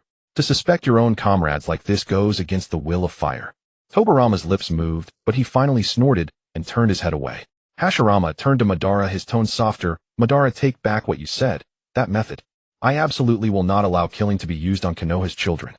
Madara gave him a glance. I won't take it, because I think I'm right. There are so many people with a bullying will, but not a single one is from my Uchiha clan. It proves we're more kind-hearted. Fine, don't take it back then. Hashirama then stroked his chin, pondering Madara's last two sentences. Tobirama wanted to speak, but Hashirama raised a hand to stop him. Boruto saw his grandmother's incredible strength and swung his fist excitedly, jumping up. So cool. Himawari was startled, nearly dropping the photo frame. Grandma was this tough when she was little. Boruto's eyes lit up, punching the air several times, one punch each. Bam, bam, bam. Those three got beaten like grandkids. He spun around excitedly, then suddenly stopped, as if remembering something. Wait. Boruto stroked his chin. Let me think. Why did no one ever bully me? He thought seriously for a long time. It seemed there really wasn't any. Not only that, his classmates were quite polite to him. That's weird. Boruto frowned. Logically, my dad is Hokage, my grandpa was Hokage. Our family is so prominent. Shouldn't someone have come to pick on me? The more he thought, the more it felt off. If someone had bullied me, I'd make them taste my iron fist. Boruto punched the air twice, then turned to Himawari. What about you? Did anyone bully you? Himawari hugged the photo frame and thought. I don't think so. She tilted her head, recalling seriously, everyone has been really nice to me. There was once a painting contest. Inogen lost, and was a bit unhappy. Oh, he just made a few sarcastic comments. Himawari imitated Inogen's tone. What the heck is this drawing? Just stuff like it's not as good as his. That's it. That doesn't count. Boruto waved a hand, then this bull-headed one looked up at the sky screen, glanced at Minato in the corner, and said in great disappointment, how can our grandfather be such a coward? Even if they weren't crushing on each other, yet she was still a girl, and a girl from another village. Not only did he not take care of her, he didn't even help when she was bullied. What a despicable, weak, cowardly grandfather. The celestial screen. The scene shifts. Uzumaki Kushina walks through a cherry blossom forest. Pale pink petals flutter down in profusion. She takes a deep breath, hoping to clear her mind with this view, leaving behind the unpleasantness with those brats earlier. Just then a figure approaches from the path ahead. It is the same brat who had bullied her earlier. Kushina stops, wondering if the kid has come to apologize. The corners of her mouth unconsciously lift slightly, just as she is about to speak. "You're the damned little girl who bullied my little brother." A taller figure strides out from behind the brat, a Konoha forehead protector tied around his head, arms crossed, looking down on her condescendingly. The brat hides behind him, half his face peeking out, his expression not apologetic at all, but smug. Kushina's smile freezes. She frowns, her tone still restrained. "They provoked me first. I don't care." The genin points to his forehead protector. "See this? Imaginin. Bullying my little brother comes with a price." As soon as the words leave his mouth, he charges directly at her. The battle erupts amid the flurry of cherry blossoms. The genin, after all, is a formally trained ninja, far surpassing those brats in taijutsu's speed and strength. Although Kushina grits her teeth and withstands a few blows, she is quickly felled by a sweeping light kick. With a thud, her back slams heavily onto the ground, sending a ring of pale pink petals flying. A foot immediately presses onto her back, pinning her firmly to the ground. The rough gravel scrapes her cheek, and then a hand grabs her flame-like hair, yanking it backward viciously. "Opt!" Kushina finally lets out a cry of pain, her scalp feeling as if it's being ripped off entirely, tears uncontrollably welling up in her eyes. What a pathetic sight. The genin looks down at her pained expression, his tone dripping with mockery, and instead tugs even harder, yanking again viciously. Kushina's body trembles from the pain of the scalp-pulling tears streaming down her cheeks, yet beneath the tears her eyes ignite with fire. "I hate this hair too," she forces out through clenched teeth, her voice trembling with pain, but each word more resolute than the last. "But this is the color of my hair." Before her words fade, she abruptly yanks her head forward. Rip! Dozens of red strands snap, left in the genin's hand. As he suddenly loses the resistance of his pull, he staggers backward and falls. Kushina leaps up from the ground. Without waiting for him to get up, she kicks him hard in the face, then straddles him, raises her fist, and pounds down blow after blow. Thud! Thud! Thud! The genin's little brother, pale with terror, turns and runs screaming over his shoulder. So scary. The tomato turned into a blazing red chili. Kushina, as if death, continues to rain down punches on the genin's face tirelessly. Punch after punch, until her arms are so sore she can barely lift them, until her knuckles are smeared with blood, his and her own. Only then does she rise, slowly gasping for breath. The cherry blossoms continue to fall, alighting on her unevenly cut hair and trembling shoulders. The genin, his face covered in blood, pushes himself half up from the ground, his eyes full of venom and resentment, screaming hoarsely, "You damned outsider. You will never become Hokage in this lifetime." Those words pierce like a blade into the deepest part of her heart. Kushina stands still, her red hair, disheveled, bruises and scrapes on her face, blood streaks on her arms. She says nothing, offers no rebuttal. She simply stands there quietly, like a flickering flame swaying in the wind, yet refusing to be extinguished. After a moment of silence, she wipes the blood from the corner of her mouth with the back of her hand, turns around, and walks out of the cherry blossom forest step by step. Behind her, the genin's curses grow more vicious. "Even an ugly woman like you could never become Hokage." Above her head, cherry blossoms fall silently, landing on the wronged and pained Uzumaki Kushina. Aren't all Konoha villagers kind? Why treat me like this? Early in the Fourth Great Ninja War, at a secluded training ground, Uzumaki Naruto had just achieved an incredible breakthrough. With the help of his mother Kushina's soul, he successfully suppressed the surging Nine-Tails chakra within him, using his own will for the first time. A golden light burned steadily around him, no longer raging outward like before. He had done it. "Did you see that, Mom? I succeeded. I finally controlled it." Naruto shouted excitedly into the air. Even though he knew his mother's chakra had dissipated, he couldn't help but share this joy. He clenched his fists, feeling the power inside that no longer resisted him, but merged with him, a wide grin spreading across his face. This time he was no longer a vessel led by the nose by the Nine-Tails. He was the true master of this power. Just as Naruto was immersed in this sense of achievement, the celestial screen lit up. He instinctively looked up. Then he froze. On the celestial screen was a cherry blossom forest. Pale pink petals fluttered down in abundance. A red-haired girl stood there, her hair pulled unevenly, bruises and scrapes on her face, blood streaks on her arms. A genin, his face drenched in blood, pushed himself half up from the ground, his eyes full of venom and resentment, screeching, "You damned outsider. You will never become Hokage in this lifetime." The red-haired girl said nothing, offered no rebuttal. She simply stood there quietly. Cherry blossoms fell on her trembling shoulders, on her disheveled red hair. After a moment of silence, she wiped the blood from the corner of her mouth with the back of her hand, turned and walked out of the cherry blossom forest step by step. Behind her, the genin's curses grew more vicious. Even an ugly woman like you could never become Hokage. Above her head, cherry blossoms fell silently, landing on her wronged and pained head. Her inner voice came through the celestial screen. Aren't all Konoha villagers kind? Why? Why treat me like this? The voice carried grievance, confusion, and all the weight a child should never have to bear. Naruto's pupils contracted sharply. That was Mom. Mom when she was young. In that instant, countless images flooded into his mind like a torrent. A swing. A lonely swing. He sat on it alone, watching from afar as other children laughed and played with their parents. He didn't understand why no one wanted to approach him when he had done nothing wrong. Get lost. You monster. Stay away from my child. Because of him, so many people in the village died. Those glances. Those whispers. Those conversations he could clearly hear, but pretended weren't about him. He walked alone on the street, gazes around him piercing like needles. He didn't understand what he had done wrong. He just wanted to be seen. Just wanted to be acknowledged. Just wanted someone to look him in the eye. He hated that feeling. Hated it so much he wanted to destroy everything. Hated it so much that a constant surge of anger churned inside him. So Mom was just like him. Mom had also been treated like a monster. Mom had been bullied too. You damned outsider. You will never become Hokage in this lifetime. Those words, like a blade, pierced simultaneously into Kushina's heart within the screen and into Naruto's heart outside it. The Nine-Tails chakra inside Naruto suddenly erupted. A golden light burst from his body, no longer a steady burn, but a violent outward expansion. The ground was torn up, rocks scattered, and the shockwave around him snapped nearby trees in half. His eyes flickered violently between blue and blood red, his pupils uncontrollably turning into slits. Why? Why did even Mom have to go through this? She did nothing wrong. Her hair was just a different color. She just wanted to live in peace. Red chakra began to seep out from the golden aura, searing and ominous. The Nine-Tails voice growled in his mind, as if encouraging, as if resonating. Yes, that's it. Rage, hate, hand it all over to me.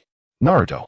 A hand slammed onto his shoulder. The force was so heavy it nearly pressed him to his knees, yet the hand was also steady as a mountain. Naruto whipped his head around and met a pair of sharp eyes. It was Killer Bee. He had rarely set aside his usual hip-hop demeanor. His expression was stern in a way that didn't suit him. His palm pressed firmly on Naruto's shoulder, chakra emanating from his palm colliding violently with Naruto's raging chakra, producing a piercing hum. Kid, calm down. Don't let anger consume you. Control it, or it will control you. Naruto, his mind was filled with the images on the celestial screen. Mom wiping the blood from her mouth, walking alone out of the cherry blossom forest. That silhouette was so small, so lonely, just like the memory of himself sitting alone on that swing. Who are they to do this? Naruto roared. She did nothing wrong. She just wanted to be acknowledged. Just wanted to be acknowledged. Naruto's eyes turned completely blood red. Vicious thoughts consumed his mind. At that moment, he even wanted to kill everyone in the world. Create a world without bullying. Killer Bee saw the blood-red eyes of Naruto and felt a jolt in his heart. This was bad. As the Jinchuriki of the Eight Tails, he knew all too well what that look meant. It was not anger, not hatred. It was the precursor to reason being completely consumed. Hey. Killer Bee broke out in a cold sweat on his forehead, his rap rhythm long gone. If this kid really falls to the dark side, he won't side with that Uchiha Madara, will he? Then that's the end of it. No, he absolutely could not let him fall. Naruto. Killer Bee pressed his hands firmly on Naruto's shoulders, channeling chakra into his palms to withstand the scorching power of the Nine-Tails, and continued, Kid, listen to me. Think about your old man. Naruto's body trembled. Minato Namikaze. The fourth Killer Bee seized the opportunity, words spilling out like a rapid-fire crossbow. Your old man sacrificed his life to protect the village back then, without a second thought. He sealed the Nine-Tails inside you, betting everything on you. He bet you would become a hero, not a monster consumed by hatred. Naruto's blood-red eyes flickered violently, his pupils struggling between blue and red. Seeing that it was working, Killer Bee intensified his effort. And your mother? She endured so much bullying back then, but what did she become? She became a mother who smiled as she faced death to protect her child. She wasn't consumed by hatred, so why should you be? You are their son. A man who is going to become Hokage. The dark red chakra stopped surging as if something had suppressed it. Naruto's breathing shifted from a low growl to heavy pants, the blood red fading from his eyes, revealing a hint of his own blue. The rampaging chakra was slowly receding. Killer Bee breathed a silent sigh of relief, thinking that his talk ninjutsu had worked this time. Then he instinctively looked up at the sky screen and muttered, I hope things keep getting better and nothing else happens. On the celestial screen, the genin, whose face was covered in blood after being beaten by Kushina, stumbled out of the cherry blossom forest. He ran out of the woods, gasped for breath, and suddenly stopped. He looked up and saw a figure standing on a large tree by the roadside. Golden hair, blue eyes. A handsome boy was quietly watching him. It was Minato Namikaze. Kushina Uzumaki froze for a moment, then a mix of anger and shame washed over her face. She shouted at the boy in the tree, "Are you here to laugh at me?" Minato jumped down from the tree and opened his mouth to explain no. But before he could say a word, her voice was filled with bitterness and resentment. "You saw everything from the beginning, didn't you? You just stood there and watched just like them. You think I deserve to be beaten by that red-haired monster?" "No, Minato stepped forward. Kushina Uzumaki wouldn't listen and turned to run. Minato stood still, his outstretched hand frozen in midair, his lips moving, but no words coming out. He just stared blankly at the receding figure. Time passed. One day, Kushina Uzumaki had just returned home when she sensed something was wrong the moment she stepped inside. The house was eerily silent, devoid of any human voice.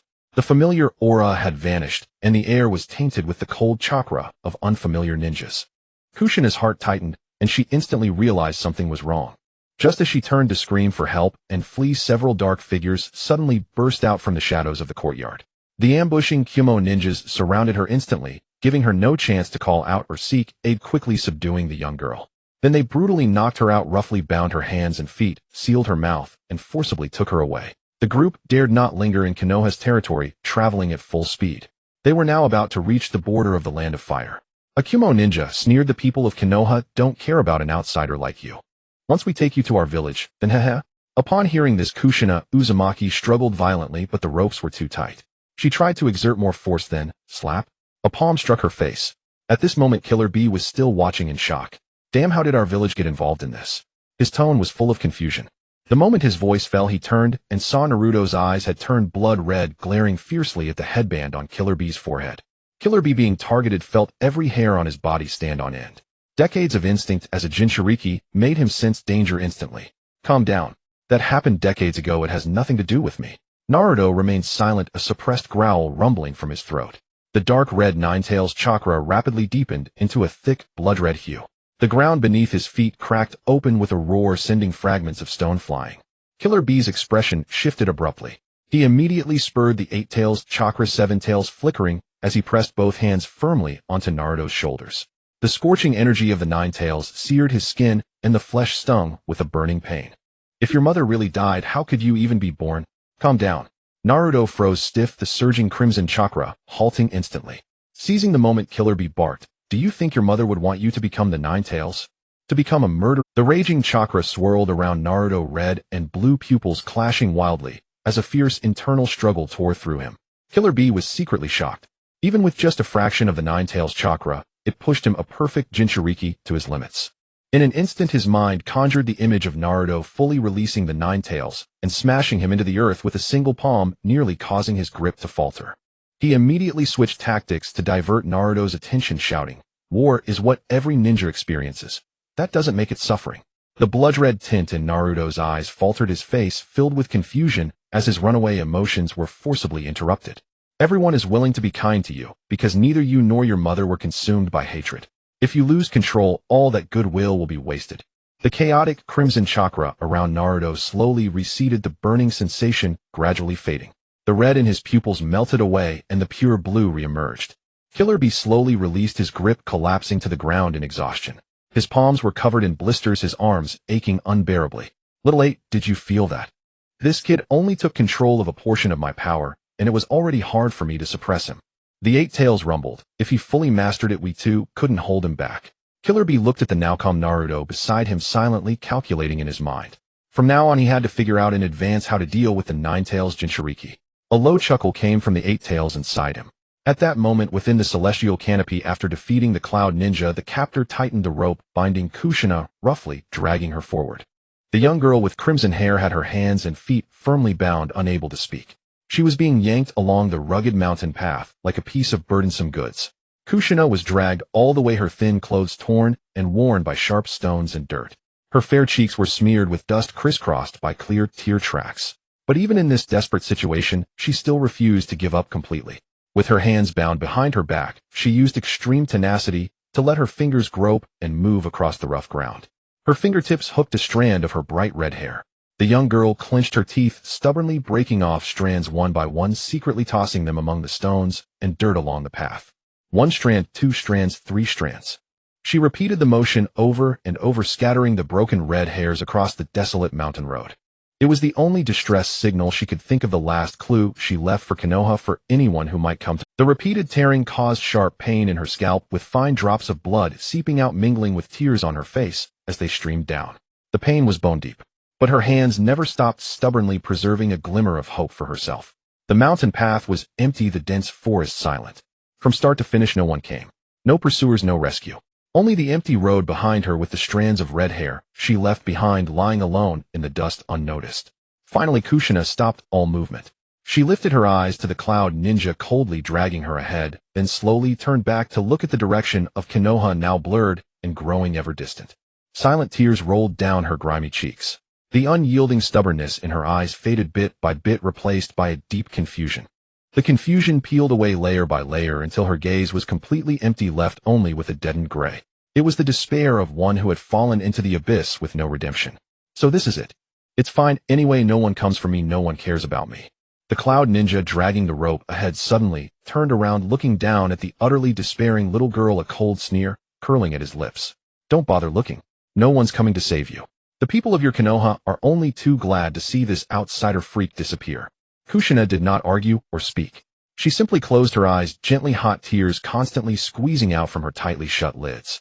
One by one they fell onto the cold, muddy ground beneath her feet, just when Kushina had completely lost hope as she stepped across the border. Suddenly, the force of the drag suddenly disappeared. The ropes slackened, and she lost control, tumbling forward. Her knees struck the gravel, and a dull pain caused her consciousness to momentarily return. Nai struggled to lift her head, looking blankly ahead. The Uni ninja had stopped. It was not a pause for rest, nor was it an opportunity to utter any mocking words. He remained frozen in place, as if something invisible had nailed his feet to the ground. After a moment, he suddenly released his grip on the rope, fingers clawing, darting into the ninja tool pouch with lightning speed. Too slow. Moonlight filtered through the gaps in the branches above, casting mottled silver patches on the desolate mountain path. Among those patches of light, one suddenly moved silently.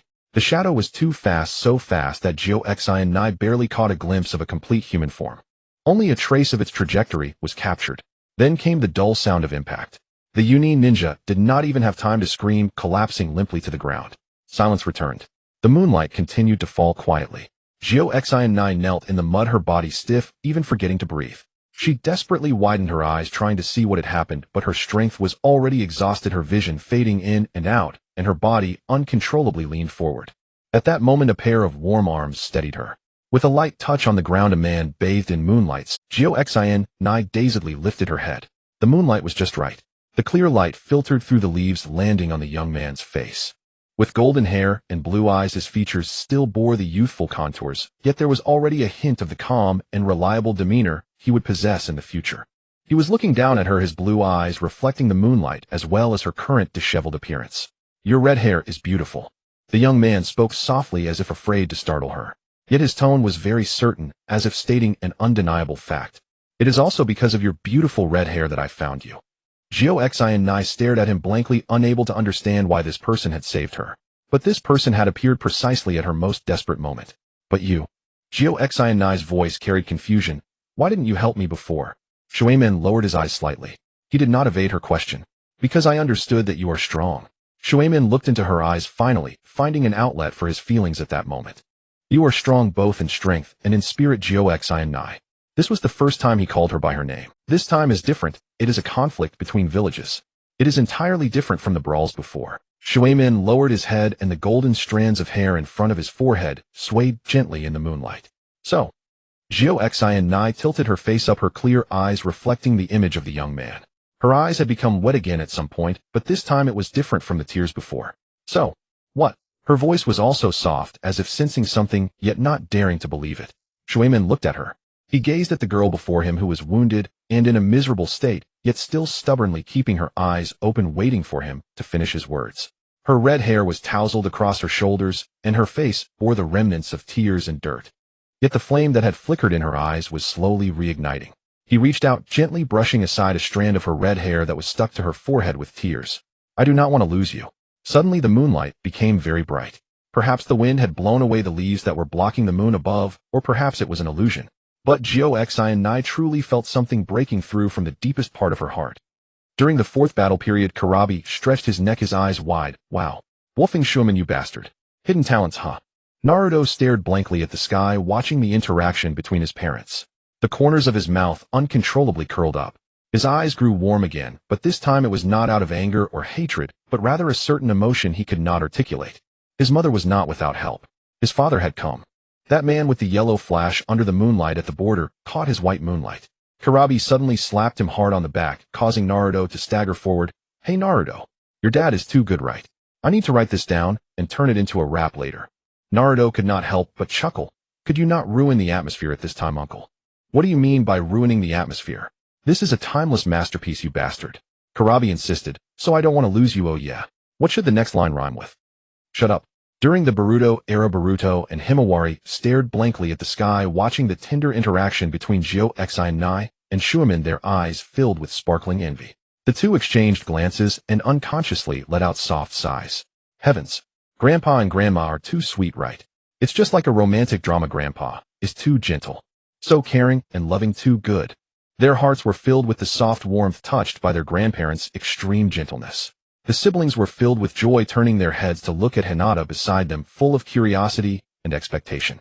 Boruto blinked and softly asked, Mom, was Dad like Grandpa when he was young, this gentle and considerate? Himawari eagerly nodded along, asking innocently, was he also good at taking care of people, good at flirting and sweet with Grandma? The siblings were filled with pure longing, their hearts filled with beautiful imaginations of their parents' sweet interactions. But upon hearing this, Hinata's tender smile suddenly stiffened. Your dad is just a big straight guy? He's not sweet at all, and doesn't know how to pamper people. Little Boruto and little Himawari felt a bit disappointed. Hinata would not blame Naruto because Shuimin had never taught his son these things. Suddenly Boruto had a flash of inspiration. So did Dad give you his first kiss? The living room fell silent for a moment. Hinata looked at Boruto and Himawari's sparkling eyes, and when she heard the words, did Dad give you his first kiss? A flicker of hesitation crossed her smile. She hesitated, just for a moment. Then she gently shook her head. No.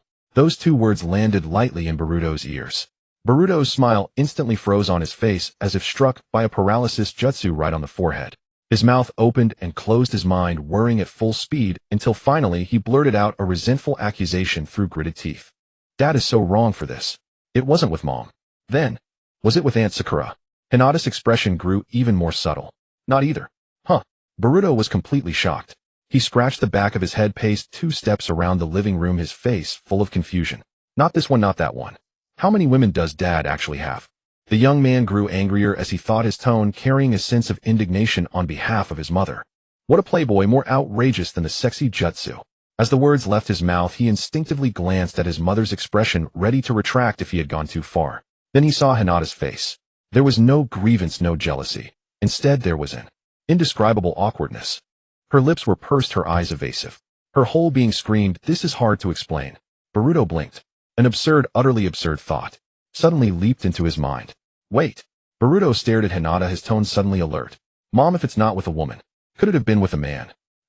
Hinata's expression cracked with a visible fissure. Boruto's mind also cracked. No, Mom, wait. What was that pause supposed to mean? What does that mean?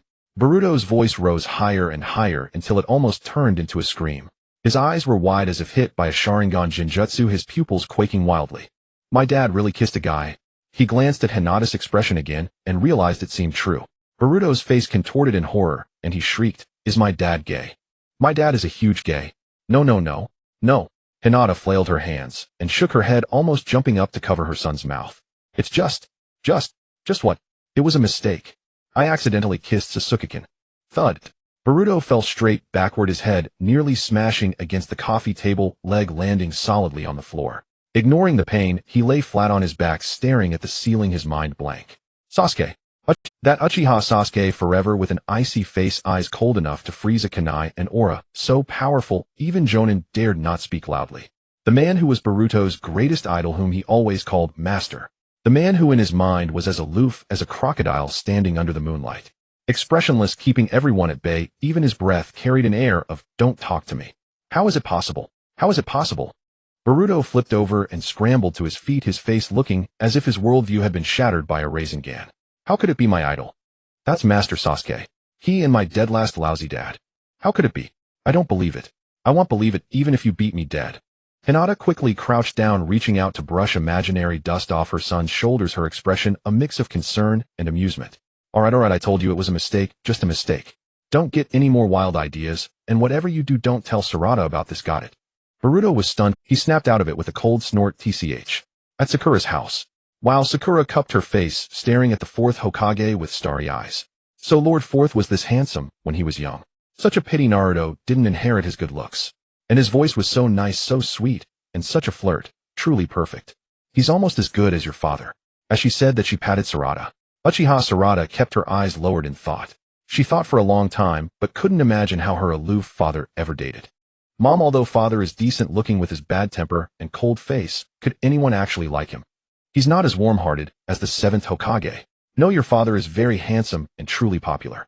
Mom, I just can't understand how such an aloof father could pursue women. How did he give you his first kiss? Sakura felt a bit embarrassed after all in front of her own child. So she changed the subject. When I was young, my temper and personality were so-so, but I was pretty. Many people liked me. Sarada, including father. Sarada, I always thought you two didn't seem real. So it's true I have another biological mother. Sakura, no, don't dwell on that first kiss thing. The love is real. Beep beep. Sarada felt the vibration of a communication device and pulled it out. After reading it, she felt dizzy as if struck, nearly collapsing to the ground. Sakura asked worriedly, what's wrong? What's wrong? My dad actually had an affair with the seventh Hokage? Sarada's voice was filled with disbelief, extreme shock, and something indescribable. What nonsense are you talking about? Boruto says they are huge gays and that they gave each other their first kiss. Sakura covered her head in anger. You youngsters are too poisoned by TV and the internet. What are you imagining? If they were really gay, could you and Boruto have been born? Sarada's mind went wild. No wonder dad is always away from home. No wonder the seventh Hokage is always busy to death. So they were avoiding their respective wives. Shut up. Stop thinking nonsense. It's all fake, just a misunderstanding. Seeing Sarada still unconvinced, Sakura angrily punched the table. With a loud crash, the table shattered into pieces. Sarada covered her head in fear. She thought, Mom is so angry. Did I hit the mark? Otherwise, why would Dad be so cold to Mom? And he's not home 366 days out of 365. Just as she was puzzled, the heavenly screen shifted. The ninth bullied person with an equally bizarre reason. Hint later, their strength is decent, ranking among the top in their grade in Konoha. In the early stage, their temper was average, a bit violent, with an extremely large number of people who hate them, but in other countries many people like them. The words in the sky gradually emerged like ink soaking into water, becoming clearer over time. During the era of the first Hokage, Senju Tobirama stared at the sky for a long while, his brow furrowed so tightly that it could crush a mosquito, then pointed unhesitatingly at Uchiha Madara, who was sitting in the corner with his eyes closed. This has to be you. Madara didn't even open his eyes, his voice cold like the wind blowing from the land of snow. Have you ever been blown up by a detonating tag? You're so violent, you must have countless people who dislike you. Tobirama disregarded his words. And you were bullied by us when you were a child. Isn't that a form of bullying? Madara slowly opened his eyes, his Sharingan hardly bothering to shift, staring at Tobirama like a dead fish. First of all, I have never been beaten by you at any point. Secondly, what I had with Hashirama is called a spar, not bullying. He paused, a highly sarcastic curve forming at the corners of his mouth. If we're talking about being bullied as a child, you might want to ask your brother. His mushroom haircut must have been laughed at in the clan. Hashirama, who had been smiling and watching the show, felt his smile freeze at these words and instinctively touched his own hair. Madara, we agreed not to mention this. Who agreed with you? Tobirama was stumped, his face alternating between green and white, and finally huffed coldly, turning his head away. At that moment, the sky changed again. The sky reveals the ninth-ranked bullying victim is Haruno Sakura. Due to her wide forehead, she was mocked and isolated by her peers, suffering long-term verbal bullying. During the first Hokage's era, Tobirama was silent for a moment, then suddenly spoke. What's wrong with having a wide forehead? His tone surprisingly carried a hint of genuine confusion. According to human skeletal structure, there is a positive correlation between forehead width and cranial volume. He maintained a serious expression as if conducting a tactical analysis. A broad forehead indicates greater brain capacity, which theoretically represents higher intellectual potential. This should be an advantageous trait on the battlefield or in exams. Why would it be mocked? Hashirama and Madara both turned to look at him. What kind of look is that? Tobirama felt uneasy under their gaze. It's nothing. Madara withdrew his gaze, his tone indifferent. Just thinking that you occasionally speak like a human. You, in Konoha village.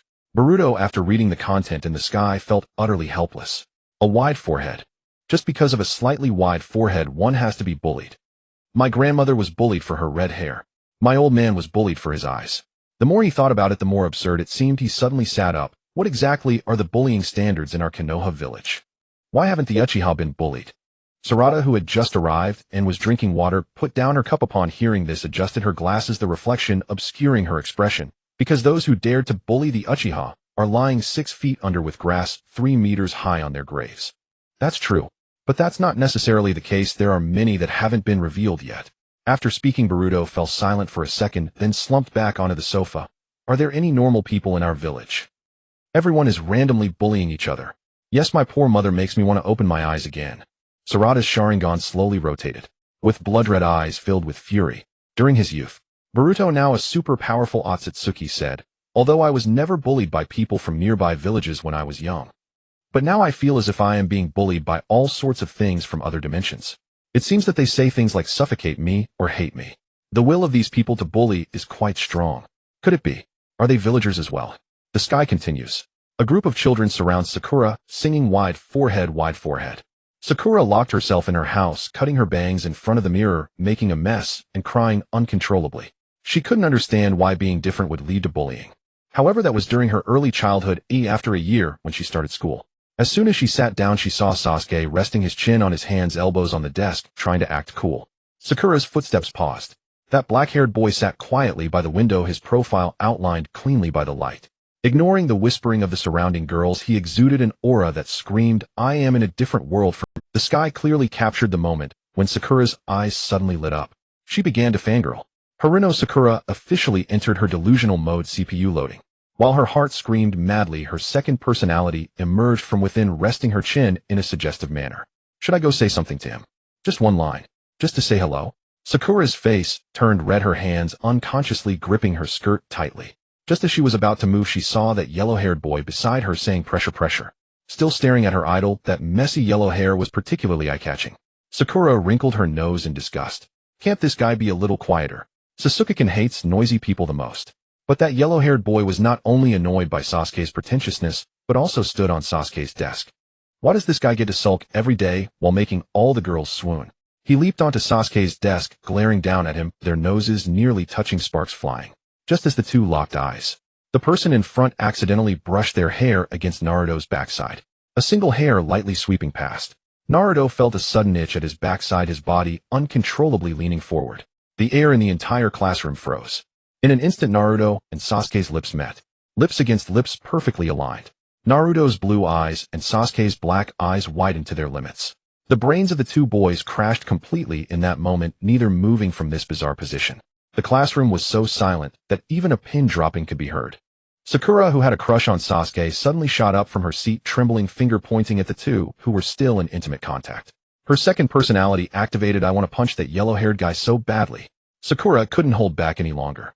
My idol's first kiss was actually stolen by that yellow-haired guy. The kiss between the two strongest figures in Konoha just now also made the entire ninja world unable to hold back. The first era. At the final valley, Tobirama Senju, after witnessing an Uchiha kissing a man, clutched his stomach, doubled over with laughter. He lay sprawled on a rock, tears flying from his eyes. Ha ha ha, Madara. Did you see that? Your Uchiha descendant, and a blonde-haired guy, ha. Madara Uchiha's face had darkened to an entirely new level. If before it was the gloom before a storm, now it was as if the entire final valley had crashed down upon him. That damned enemy killer. Hashirama. Ha ha ha, that blonde brat even widened his eyes just like you back then. Hashirama, how dare you? Madara's hand rested on his war fan. Hashirama's laughter abruptly ceased. He wisely stepped back 3 paces and raised both hands above his head in surrender. But the corners of his mouth still twitched wildly, clearly struggling to suppress his laughter. Madara, calm down, I just think. Think what? Hashirama paused for a second, then very seriously patted Madara's shoulder. Madara, if your Uchiha clan truly needs that blonde to continue the bloodline. Whirlpool plus Sharingan. That would be incredibly powerful. Madara turned and walked away. Where are you going? Back to Konoha. Madara's voice was laced with anger. At this moment, Tobirama stared thoughtfully at the image still playing on the sky screen. His eyes, so similar to Hashirama's, narrowed slightly. From a genetic standpoint, he suddenly spoke. The vitality of the Uzumaki clan is extremely strong. Hashirama and Madara both turned to look at him. If the Uchiha and the Uzumaki unite, theoretically the offspring would possess the Sharingan's ocular power, the Uzumaki's chakra reserves, and exceptional durability. The overall combat potential is incalculable. He paused. From the perspective of Konoha's combat reserve, this union is acceptable. The wind at the final valley howled past. Madara's expression could no longer be described as livid. He oscillated between destroying this world and annihilating Tobirama Senju first. Tobirama, Hashirama swallowed hard. You'd better stop talking. Tobirama, I'm just making an objective analysis. Hashirama, if you keep talking Madara will really make a move. But isn't Big Brother here? Tobirama. Hashirama Senju stomped the ground fiercely. Vast chakra burst outward, blowing Tobirama's hair, wildly forcing him back a step. Big Brother, don't recklessly release chakra like that. Early 4th generation. In the Uchiha compound, Fugaku Uchiha sat properly in the place of honor. The tea before him had gone cold half an hour ago. He hadn't moved at all. The sky screen continued playing. He watched his youngest son. That brat who always wore a sullen face ignored everyone and made the whole family both love and worry. Have his first kiss taken by a blonde-haired brat. And it was lip to lip. Fugaku Uchiha's teacup emitted a faint cracking sound in his hand. Makoto. His voice was terrifyingly calm. Makoto peeked out from the inner room, holding Sasuke's small clothes, apparently folding them. What's wrong? Who is that blonde-haired kid? Makoto glanced at the sky screen then again, and then very calmly said, Ah. Sasuke was kissed. I saw. It's a boy. I saw that too. A crack ran through Fugaku's teacup. I asked who that blonde-haired brat is. Makoto tilted her head, thought for a moment, and smiled gently. He looks like a child from the Uzumaki clan. When I was pregnant, I also met him, and we joked about arranging a childhood engagement. If it were a boy, they could be good friends. He's Kushina's son, that one called Naruto. He's quite lively. The last time I went to the market, I saw him playing alone on the swing. Uzumaki Naruto. That Ninetales. Fugaku. Mikoto's smile didn't change, but her voice suddenly carried a subtle edge. Children's matters. We adults shouldn't overthink them. Fugaku fell silent. At that moment, footsteps sounded in the corridor. Itachi slid open the door. At 8 years old, the boy already bore traces of the composed figure he would become. But his expression was somewhat peculiar. Father, you called for me. Itachi. Fugaku set down the teacup, fixing his eldest son with eyes that had witnessed the 3rd Great Ninja War. I'm a bit worried about your little brother's future. You worry unnecessarily. Their kiss was accidental. Someone bumped into Naruto earlier, and his hair brushed against the others. Itachi paused, choosing his words carefully. Certain parts, then inertia caused his body to lean forward. Fugaku looked at his eldest son. Itachi's expression was dead serious, even carrying a hint of academic discussion. Your analysis is very clear. It's the truth. Good. Fugaku nodded, picked up his tea, then noticed the cracked cup, and set it down. Even if this is an accident, what if that blonde brat sets his sights on your little brother? After all, Minato's flirting skills are high. I'm afraid he inherited them. Father. Itachi's tone turned slightly helpless. Sasuke likes girls, and girls like him very much. Look at those girls on the sky screen. He pointed at the sky screen. The picture switched to a full view of the classroom. A group of little girls were crowding around Sasuke's desk, their eyes sparkling as if looking at a rare treasure. Among them was a pink-haired girl.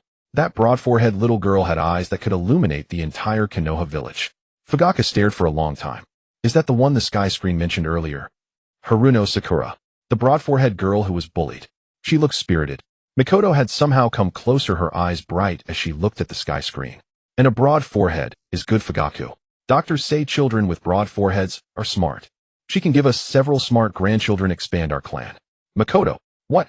Go fold the clothes. The clothes are already folded. Then go cook. Mikoto left with a smile, pausing at the door to toss out a very casual remark. I think that little blonde Uzumaki boy is quite cute, sitting alone on the swing, without crying or fussing. If Kushina were still here, they'd probably be childhood friends, and we wouldn't be so passive. Mikoto. I know. The door closed. Fugaku took a deep breath. He looked at Itachi as if seeking confirmation from his eldest son.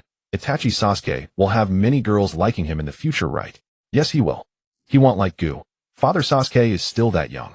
I'm asking you if he will or not. Itachi paused for a second. In that second, he thought of his little brother's stubborn temper, of Sasuke chasing after him, shouting, "Big brother!" Of that brat who couldn't even properly spit a fireball, yet stubbornly pestering him to practice. Then he thought of the blonde-haired boy on the sky screen. That Uzumaki Naruto he had seen a few times. Sitting alone on a swing. Eating ramen alone. Walking alone on the street. Father, Itachi spoke, his voice as calm as ever. Sasuke what? He paused. But if? No ifs. Fugaku stood up, his back like a mountain. Our Uchiha clan has you, as Sasuke has dozens of branch families. Procreation and inheritance must not have any more mishaps. After all, someone is always targeting us. Our clan members are already very few. Itachi lowered his head slightly. Yes. Father is right. There can't be any more mishaps. Fugaku nodded with satisfaction, walked out of the room, and accidentally kicked the threshold. He stumbled. the period when the Ōtsutsuki was formed.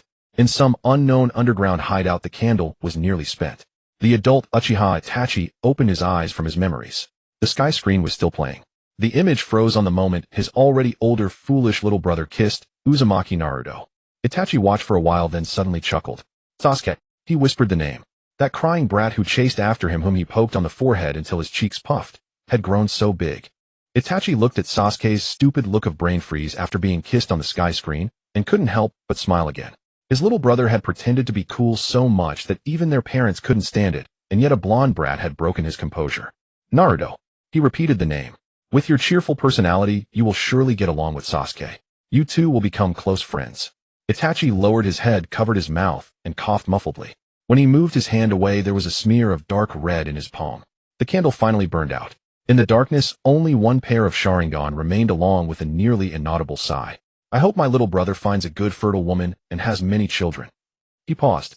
The continuation of the Uchiha clan can only rest on your shoulders now.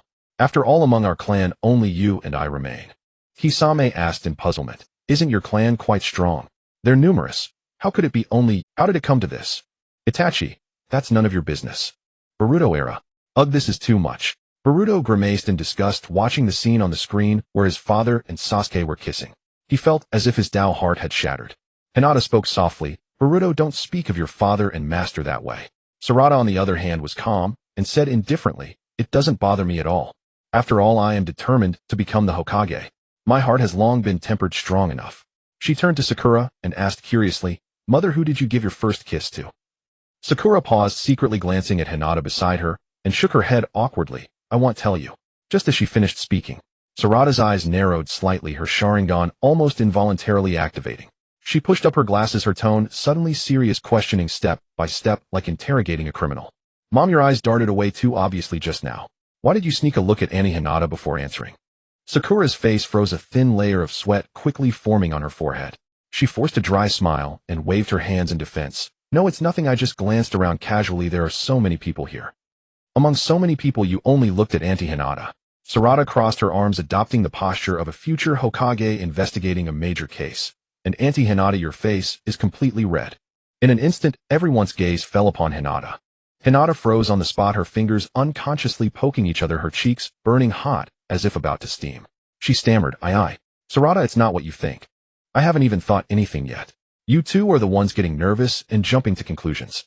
Sarada paused her action of pushing her glasses, the lenses reflecting cold light. Boruto, who had been retching, suddenly lifted his head and looked at his mother, whose face was flushed red. Then he looked at Sakura, sweating nervously. A premonition of doom shot from his feet to his head. He stretched out a trembling hand. Wait. You two. Don't tell me you've kissed too like my dad and Master Sasuke. Absolutely not. Sakura and Hinata denied in unison. Don't think nonsense. Afraid they would continue asking, Sakura immediately put on a stern face and urged, hurry up and eat. Sarada and Boruto, intimidated by her sudden scolding, dared not speak further, knowing well how terrifying Sakura's monstrous strength was. They quickly lowered their heads and obediently ate their rice. The screen continued. The little interlude just now was nothing more than a common breeze of youth. Before graduating from the Ninja Academy, Sakura finally gathered her courage and handed Sasuke the feelings she had hidden in her heart. And Sasuke only replied, Who are you? Those 4 light words were like a needle piercing all of little Sakura's courage. She rushed out of the classroom, crying, tears spilling along the way. But Sakura didn't know that behind her Naruto happened to witness this scene. Feeling that the girl was crying too sorrowfully, he wanted to go and comfort her, but his peripheral vision caught sight of Sakura madly pounding the tree trunk again and again, as if trying to drive all her emotions into the tree. So he did not disturb her. The Ninja Academy graduation came. Former classmates who once played and laughed together each stepped into a new phase. However, when the 12 rookies stood together, the gap gradually became apparent. Most others came from ninja clans with bloodlines, secret techniques, and family legacies, while Sakura was merely a girl from an ordinary family. In actual combat, she often felt powerless, she simply couldn't win. But when it came to exams, she transformed. Her pen scratching swiftly, answers flowing smoothly, scoring perfect marks every time, earning her the title of the academic champion. What delighted her even more was that she and he, Sasuke, were assigned to the same squad, Team 7. It was as if fate had finally favored her. But happiness wasn't that simple. She tried hard to get close to Sasuke, but still used the clumsy methods of She joked about Naruto's background, mocking his lack of upbringing. She thought this would make Sasuke notice her, but she didn't realize Such actions only made Sasuke dislike her more, and many others also grew to despise her. Sakura's first real growth came during a certain mission. They encountered a super expert named Zabuza. That man was suffocatingly strong, even Kakashi was trapped and unable to move. At the critical moment, it was Sasuke and Naruto who unleashed their hidden power, and the three of them joined forces to finally repel the powerful enemy. From that moment on, Sakura began to understand that the world of ninjas is not won by talk or exam papers. Time passed, and the Chunin exams arrived. The first event was a written test. The questions were extraordinarily tricky, riddled with traps, and the air itself felt tense. And Sasuke, who appeared smart, was actually of low intelligence. When faced with the exam sheet, he was like a lost child, unable to write a single word. Fourth Hokage era. Fugaku raised an eyebrow. My son looks so smart, and you say he has low intelligence. But then he thought, compared to Itachi, this kid does seem a bit slow. Boruto era. Boruto jumped up on the spot. Impossible. Absolutely impossible. My master is so strong and powerful, how could he be someone with low intelligence? It's just that he was slightly worse in the written test. Just a little bit. As for Naruto, the boy who shouted every day about becoming Hokage completely gave up, struggling with the academic questions, scratching his ears and cheeks, eyes vacant. Other candidates, some relied on sand eyes to peek, others used the Sharingan to copy, each showing their own tricks. Only Sakura, from the moment she picked up her pen, never stopped. Her pen tip glided smoothly across the exam paper, answers precise and composed, as if she had already devoured all those difficult problems. She was the first in the entire venue to finish. When she put down her pen, even the proctor gave her a second glance. At that moment, she was not the girl who lagged behind in combat. She was the academic champion of Team 7. Senju Tobarama, filled with admiration, said, I told you that a broad forehead signifies intelligence, didn't I? Such a person is not suited for brute force. They are more suitable to study ninjutsu with me. If their talent in physical techniques and ninjutsu is not high, they should just change their approach. Forcing oneself is truly a waste of your talent and intellect. In a dimly lit hideout, Orochimaru's pupils constricted. What? Orochimaru's voice trembled slightly. This inconspicuous little girl actually scored full marks on that set of problems. It's truly astonishing. He licked his lips, a glint of greed flashing in his eyes. What a pity she is not from the Uchiha clan. If she were, I would really want to take her for myself. With her intellect combined with my wisdom, we might create something even more marvelous. Perhaps we could even crack some more powerful forbidden scrolls or develop a true technique for immortality. The next day, the ninjutsu exam. After the battles, there would be a field trial. The Death Forest arrived as expected, rife with perilous enemies and lurking dangers. Sakura, facing real life and death combat for the first time, felt a deep sense of fear, her legs trembling uncontrollably, unable to do anything but retreat to the back.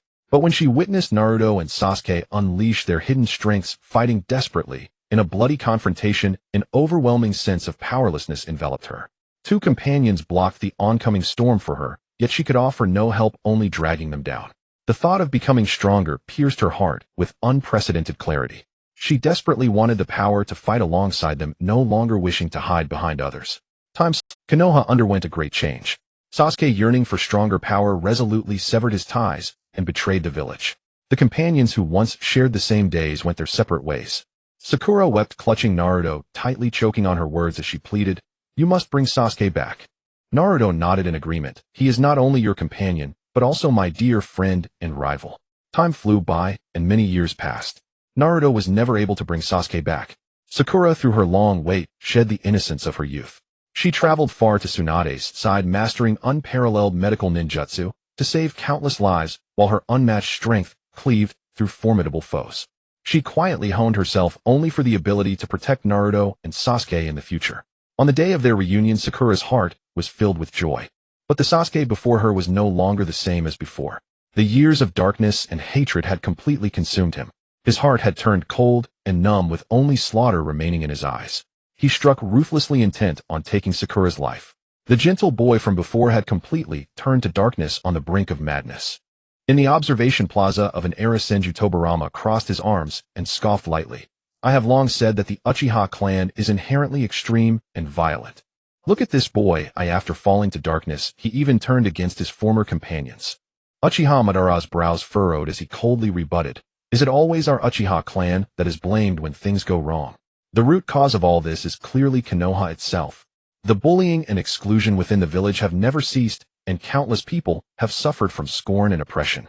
The rise of rogue ninjas was an inevitable result. Tobirama was too lazy to argue, coldly dismissing it with a tch. In the Boruto era, at Sakura's home, Boruto's eyes widened in disbelief. Master actually went through such a period. It's unimaginable. Sarada sighed softly, her eyes filled with pity. After experiencing so much and being pushed to the brink of collapse, it's understandable for her to go mad. But killing companions is wrong. And the one killed was still my mom. Mom never blamed Dad as she suffered so much. After getting married, she still worked alone to manage this family. Sakura heard her daughter's words, gently shook her head, and softly said, I'm not suffering. Having you makes me happy in everything I do. The shadows of the sky shifted once again, and words slowly emerged. The Fourth Shinobi War engulfed the entire ninja world, and Sakura underwent a complete transformation, inheriting the title of the legendary Three Ninjas, becoming one of the trio in the new era. Originating from an ordinary family with no bloodline enhancement or ancestral secret arts, reaching this point has been full of hardships and difficulties. At this time, Sakura's progress and strength also brought her a newfound confidence, even to the point of overconfidence. She thought she had finally caught up with Naruto and Sasuke, her two companions with extraordinary gifts, and was capable of standing alongside them. Yet the gap in strength remained ever present, and she was still far from them. But after going through many twists and turns, she ultimately realized the ultimate wish she had harbored since her youth: to accompany Sasuke and become his wife. First generation era. Uchiha Madara gazed at the final scene, remaining silent for a long time. Only when the light and shadow faded did he speak aloud. Do you see? Even when pushed to the brink and steeped in darkness, the true nature of our Uchiha will always find its way back to the righteous path. Just as I did back then. This is the best proof. What is etched into our clan's bloodline has always been pride and pure goodness. We do not bully the weak with strength, nor gather to ostracize others. By nature we command respect. He paused, his gaze falling again toward where the sky projection had vanished, a hint of undisguised pride curling at the corner of his mouth. And also, that broad-foreheaded girl. Her intellect is indeed top-notch. Merged with the gifted bloodline of our Uchiha, the offspring they produce will undoubtedly possess immeasurable talent. Beside him, Senju Tobirama cast a cold, sidelong glance upon hearing this. Humph.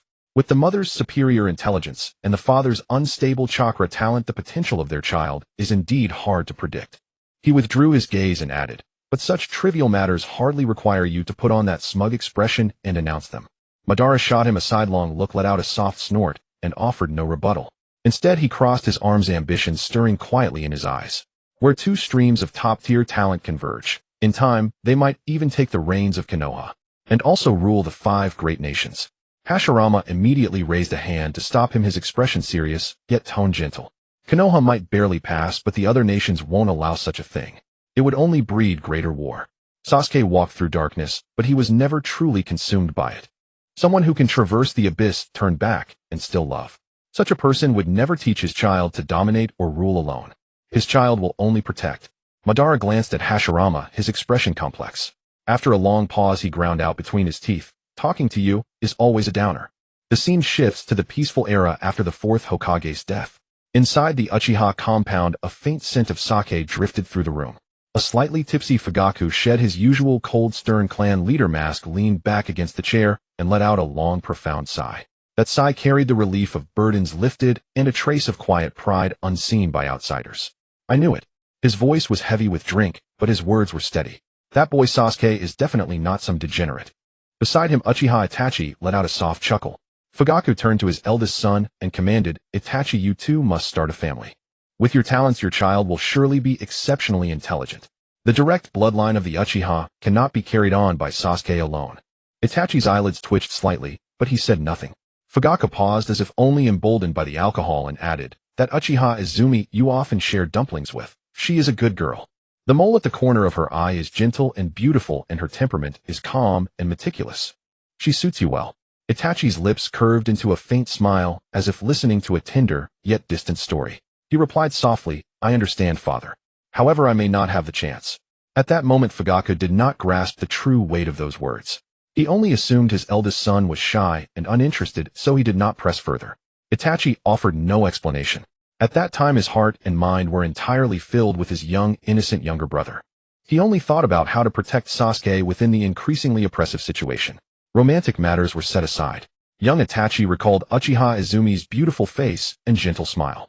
He silently encouraged himself, there should be a chance later. But the Itachi of his rebellious years. Now the wandering Uchiha Itachi stood alone in the wilderness, staring up at the scene on the celestial screen where Sasuke had settled into a stable family. His heart, perpetually strung tight like a bowstring, finally relaxed a little in this moment. Itachi said excitedly, "How wonderful. Sasuke, you have finally found a peaceful home." Moonlight fell on Itachi's lean face, and the perennial coldness at the corners of his eyes and brows melted slightly. A faint light flickered in his eyes as he murmured, as if speaking to someone far away or to himself. "The Uchiha clan now has only Sasuke's line left. I only wish him to cherish those by his side and continue the family's bloodline. Enlarge the clan, and then live that kind of stable life, not in the shadows. Live that ordinary life I exhausted my mind and flesh, yet never touched." The night wind rustled the trees, lifting Itachi's faded coat. The moonlight shone quietly, illuminating a man who pushed everyone toward the light while dwelling forever in the darkness. The celestial scene continues to unfold. The picture eventually lands back on Konoha. People see that the once impulsive girl has shed her youth and become a pivotal figure in the village. After this, Sakura continues to refine her training. Whether the precision of her medical ninjutsu or the overwhelming power of the 100 seal technique, both have reached perfection, and she has advanced Konoha's medical development. She is recognized as the foremost medical kunoichi of the younger generation among the 5 great villages. The girl who once had to look up to her seniors now holds a position of great influence. She becomes the 3rd strongest among the rookie 12, and fully inherits the legacy of the 5th Hokage Tsunade. Hashirama of the 1st generation era sees that the 5th Hokage is Tsunade. Shocked, Hashirama Senju's gaze originally rested upon the younger generation growing up within the village, a hint of gratification and emotion lingering in his eyes, a faint smile even curling at his lips, a smile that seemed to say these youngsters are truly formidable. Then on the screen appeared Tsunade, followed by the words 5th Hokage. Hashirama's smile froze on his expression underwent an extremely rare seismic shift, from gratification to bewilderment to a full-blown pupil earthquake, all within 3 seconds. "Huh." A voice utterly unbecoming of the 1st Hokage escaped his lips, distorted and strange. "Tsunade." Hashirama shot to his feet abruptly. He raised a trembling hand, pointing at the sky screen, then turned to his brother Tobirama beside him. "Am I seeing things? Tell me I'm seeing things." "Tobirama, is that Tsunade? Our little Tsunade?" Tobirama's face remained expressionless as he stared at the screen, but the corner of his mouth twitched almost imperceptibly. "Brother, calm down. Calm down." Hashirama didn't even give him a chance to finish. He clutched his head with both hands, plunging into a colossal collapse of cognition. 5th Hokage. The 5th Hokage is Tsunade. He took a deep breath, his expression suddenly turning grave. Turning around, he slapped both hands firmly on Madara Uchiha's shoulders. "Madara." Madara raised an eyebrow. "The position of Hokage should indeed be passed to you. I hereby officially transfer the title to you. You become the 2nd Hokage." "Brother." Tobirama yanked him back, veins bulging on his forehead. "This is too absurd. Passing the title is no joke. And if you insist on passing it, why skip me and hand it directly to Madara? I'm your brother. If anyone should inherit it, it should be me. Besides, our little granddaughter is so lovely and lively. What's wrong with her being Hokage? She inherited all my gambling addiction, and she never wins." Hashirama said with heartfelt anguish. "I was already unlucky, but she's even worse. At least I occasionally win around. She can't even win back a single copper coin. With that kind of gambling luck as Hokage, Konoha might as well bet away even the stray dogs at the village gate." He turned back to Tobirama, his face serious. "All right, I won't pass it to Madara. He'll pass it to both of you, and you can together." "No dual leadership will inevitably lead to disputes," Tobirama replied impassively. "You might as well hand it directly to my disciple."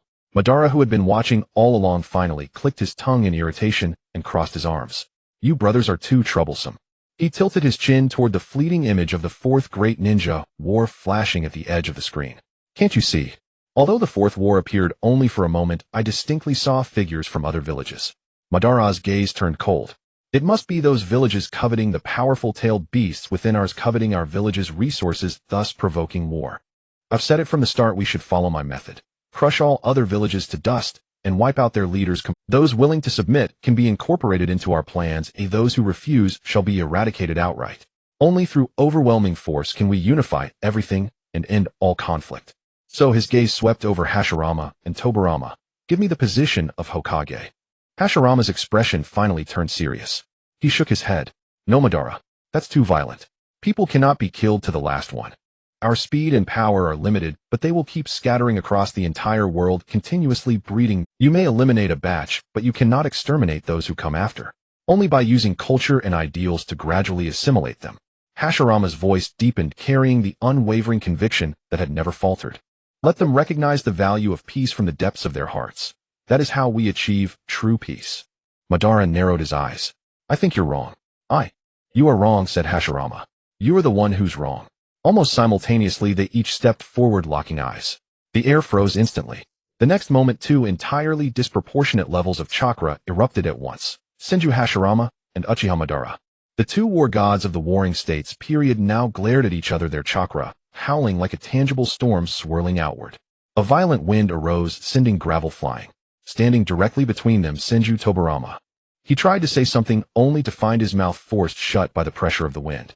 The chakra storm intensified. Tobarama's white hair whipped wildly backward, his robes flapping fiercely, making him look like a scarecrow at the edge of a typhoon's eye. His complexion turned from livid to pitch black. You too. Gritting his teeth, Tobarama struggled to form a hand seal. Enough already. The prelude to the flying thunder god slash was set. But the overwhelming chakra blast hitting his face sobered him up. If I actually charge, and I might get killed by the shockwaves of their fight. Forget it. Better stay far away. The era of the fourth Hokage. Fugaku gazed at the suddenly appearing group photo on the sky screen, growing more satisfied with it by the second. Unable to resist, he took another gulp of sake, then set down the cup with a dull thud. Oh, my future daughter-in-law is truly outstanding. Mikoto also chimed in with a smile. Yes, and she's very beautiful. She'll surely bear handsome grandsons or granddaughters. Ha ha ha.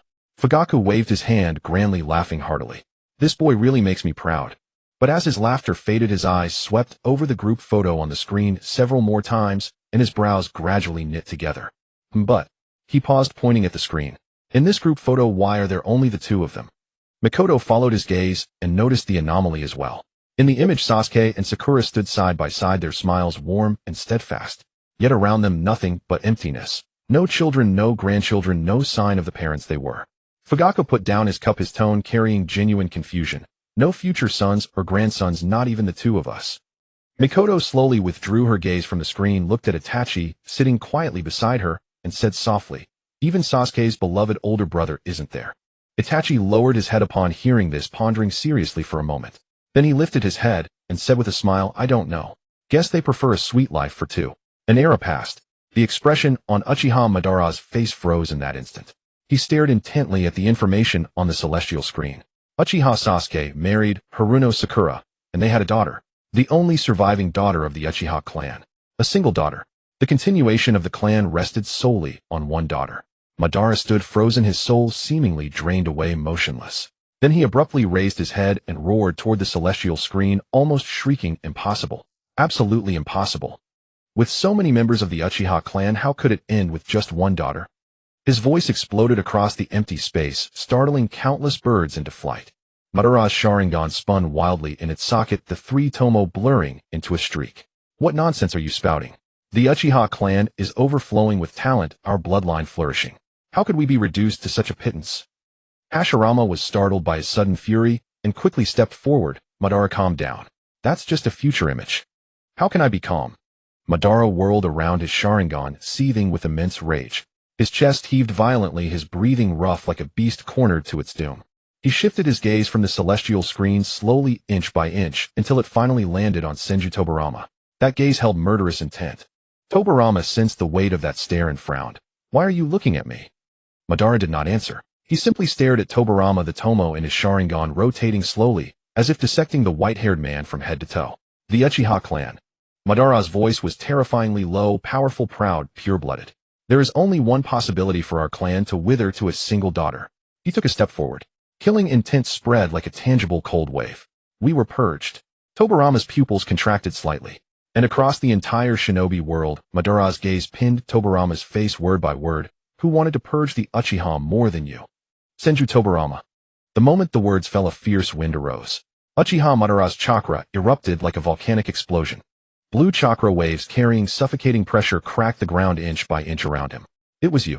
Madara's voice no longer held the slightest doubt. You must have done it. Madara's long hair whipped wildly, his once proud and cold face now covered in murderous intent. Senju Tobarama, you calamity who destroyed my clan. Today right here I will annihilate you first. Tobarama stood motionless, unyielding even an inch before that killing intent. but his white hair blew backward in the chakra storm, though his voice was exceptionally calm. First, I do harbor caution toward the Uchiha clan, and I do believe the awakening mechanism of the Sharingan has hidden dangers that require regulation. But my focus is on the system, not on lives. I do not kill your clansmen without reason. I am not warlike, nor am I cold-blooded. Madara's Sharingan narrowed slightly, the killing intent undiminished. Second, when I become the village head, every member of the Uchiha clan will be my villagers. His tone was flat, but carried weight. I, Senju Tobirama, will never harm my own people. That is my principle and my bottom line. I only target when necessary. Madara's lips twisted into a cold sneer. Liar. Do you think I believe your lies? Senju Tobirama, in your bones you fear the Uchiha. You wish we would vanish from this world. Now you tell me you wouldn't harm your own people. Ridiculous. Madara's chakra surged again. A blue Susanoo rose abruptly, lifting its foot to stomp Tobirama. A strike meant to kill. Suddenly, a figure cut in. Senju Hashirama stood between Madara and Tobirama, arms spread, using his own body to block Madara's advance. His face bore no trace of jest or anger, only a deep, unshakable solemnity. Madara. Hashirama's voice was not loud, but it overpowered the roar of the chakra storm. I believe my brother. Madara's movement came to a halt. Hashirama met Madara's furious Sharingan gaze and said word by word, Tobirama said it wasn't him, so it wasn't him. I trust him. Hashirama. Madara's voice carried suppressed rage. On what grounds do you vouch for him? On the grounds that I am his elder brother. Hashirama's tone left no room for hesitation. On the grounds that I know him. He paused, took a deep breath, and continued. If he truly did such a thing, you may do with him as you please. Tobirama's pupils contracted sharply. Brother. Hashirama did not look back, his eyes were locked on Madara. But until then. Madara. Hashirama's voice deepened. Trust me this once, just as you did by the river back then. Trust me once. The air seemed to solidify. The complete Susanoo stopped just before stomping down. Madara stared at Hashirama, the direct gazing Mangekyo Sharingan in his eyes slowly ceasing to spin. Hashirama's gaze did not waver. It was as candid as his usual demeanor. Clumsy, stubborn, yet impossible to question. The silence stretched as if an eternity had passed. Madara lowered his eyelids, and the complete Susanoo gradually dissipated. Fine. His voice was hoarse and low. Hashirama, I will trust you this once. The chakra storm subsided completely, and the surrounding air finally began to flow again. Tobirama secretly breathed a sigh of relief, only then realizing his back was soaked with cold sweat. Madara turned around his back to the Hashirama brothers. But if I ever uncover the truth and find this has any connection to Senju Tobirama. He tilted his head, and a cold gleam flashed from his crimson Sharingan through the shadow of his hair. Then do as you please will not be enough to settle it. Hashirama grinned a sincere yet goofy smile. Don't worry, it won't happen. Tobirama glanced emotionlessly at the back of his elder brother's head and barely suppressed the urge to hit him with a flying thunder god slash. Brother, could you at least consult me before vouching for me? Thanks a lot. And it seems your whole family includes me. Tobirama's mood worsened. Another point in time. Within the Uchiha clan settlement. Crack. A precious porcelain bottle slipped from Uchiha Fugaki's hand, fell to the ground, and shattered into countless pieces. Fine sake spilled everywhere, its fragrance filling the air, but no one cared. Fugaka stood frozen, his fingers trembling as he pointed at the celestial screen. His lips quivered for a long time before forcing out a sentence. A single daughter. His voice shot up, nearly cracking. A single daughter. Uchiha Sasuke married Haruno Sakura and had a daughter, and she is the only surviving daughter of the Uchiha. Mikoto was startled by his reaction and quickly rose. Fugaka, calm down. How can I be calm? Fugaki's hands trembled, his eyes nearly splitting. There are so many Uchiha clansmen. The main family alone has over 100 people plus branches and offshoots. The entire clan, at least 1,000. How could there be only a single daughter? How could there be only a single daughter? Is the Uchiha clan going extinct? His voice echoed in the room, carrying a panic bordering on loss of control. Did everyone die later? Once that thought surfaced, it coiled around his heart like a venomous snake. Fugaka shook his head violently as if convincing himself, impossible, absolutely impossible. Even war could not achieve this. The strength of our Uchiha clan is evident, who elites abound. Even war could not annihilate us. His gaze sharpened, the unique confidence and pride of the Uchiha clan head. And I know best the power of my Mangekyo. No one could slaughter my clansmen. Absolutely impossible. He paused, his voice lowering. Even if the fourth Hokage were resurrected, it would be impossible. Besides, Minato Namikaze is not that kind of person. He would never do such a thing. Fugaki's brow furrowed tighter, his fingers unconsciously clenching into fists. Unless we willingly let ourselves be killed. He stopped mid-sentence, finding the thought absurd, and shook his head violently. But how could that be? How could the Uchiha willingly die? It makes no sense at all. The room fell into a stifling silence. Mikoto watched her husband with concern, parting her lips, as if to say something, but she didn't know how to comfort him. The information on the celestial screen was too shocking. Even she who was always composed felt a tangled mess in her heart. At that moment, a calm voice sounded. Indeed. You sat on the tatami with his legs together, his posture upright and obedient. He withdrew his gaze from the celestial canopy, looked at his father, and nodded earnestly. Indeed, it doesn't make sense. Fuyu looked at his eldest son as if finding someone to discuss with. You also think it's impossible, right? You nodded again, his expression serious and firm. Father is right. The Ujibwa clan is so powerful with a clan leader like father who possesses the Mangekyo Sharingan. No enemy could possibly annihilate our clan. But the celestial canopy clearly shows only Zhuju left along with his wife and daughter. It's really strange. Fuyu frowned in contemplation, indeed too strange. Instantly, deep confusion permeated the entire Ujibwa clan. During Yu's rogue ninja period, when the celestial canopy lit up, Yu was leaning against a dead tree outside the Shao organization's hideout, coughing up blood. The scene depicted a place he had never seen before, like Muyi many years later. A cute little girl with black hair was smiling at the camera. She was holding a stick of three-colored dango, saying something. Then she burst into laughter, almost dropping the dango.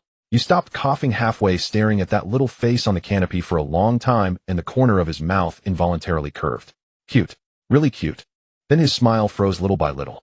Ujibwa's Wolyangna. The name flashing on the canopy confirmed to him that this was his future niece. The bloodline of the Ujibwa clan meant that one day she would need to awaken her eyes. He knew the conditions for the Mangekyo too well. The death of a loved one, the most extreme emotional impact. A possibility suddenly unfolded uncontrollably in Ujibwa Yu's mind. Zhuju lying in a pool of blood, or Ing. And that little girl with black hair kneeling beside him, tears of blood streaming from her eyes. How sad she must be. This thought pierced through his chest like an ice pick. Yu wiped the bloodstains from the corner of his mouth, and was silent for a long time. He was in poor health, and didn't have long to live. He knew this better than anyone. Since death was inevitable, could his body still be of use after death? He thought of De Shiwan's impure world reincarnation. A plan slowly took shape in his mind. Leave one eye after death, and preserve it well. When his niece needed to awaken her eyes, have Zhuju use impure world reincarnation to bring him back. Establish a bond with the little girl, and then die again in front of her. After all, he was already dead. She would awaken her eyes in shock and impact, then swap in that Mangekyo that was prepared long ago. No need for her parents to die, no need to bear hatred. She only needed to watch the execution of a stranger she never knew existed. The pain would last only a moment, but the power would last a lifetime. Yu leaned back against the dead tree and began to calculate every step of this plan seriously. How to obtain the scroll for impure world reincarnation, to whom to entrust the eye preservation, how to keep it from Zhuju. If that kid knew, he would never be able to do it. He needed to find someone else. The scene on the canopy continued. Little Zhuliang now ran out of the frame, chasing a black cat. Her laughter was clear as wind chimes. Yu glanced at it again, then pulled his hood low and turned to walk into the ring. At least he could die twice, he thought. Once for Zhuju. Once for Zhuju's child. One person's life awakening two pairs of eyes. Quite a bargain. Elsewhere, crying Xian with Xiang Lin was watching her idol marry another. The man she loved and hated in the canopy was holding the hand of a little girl with black hair. Her heart felt like it was pierced and twisted by a kunai. She almost burst into sobs. But the next second her eyes widened as she stared at the child's face. Round glasses, a stubborn mouth, and those two bangs on her forehead.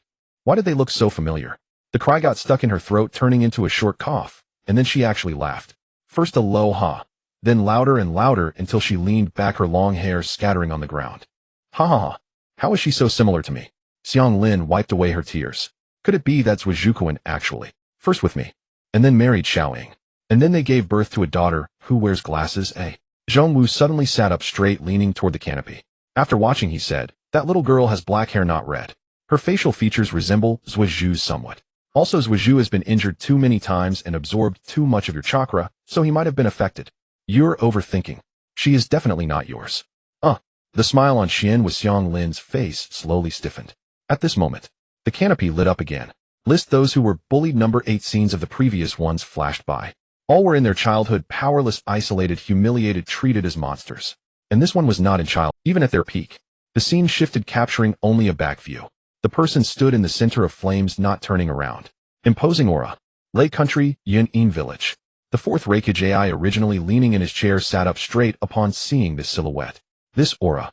It's not ordinary. Muyi.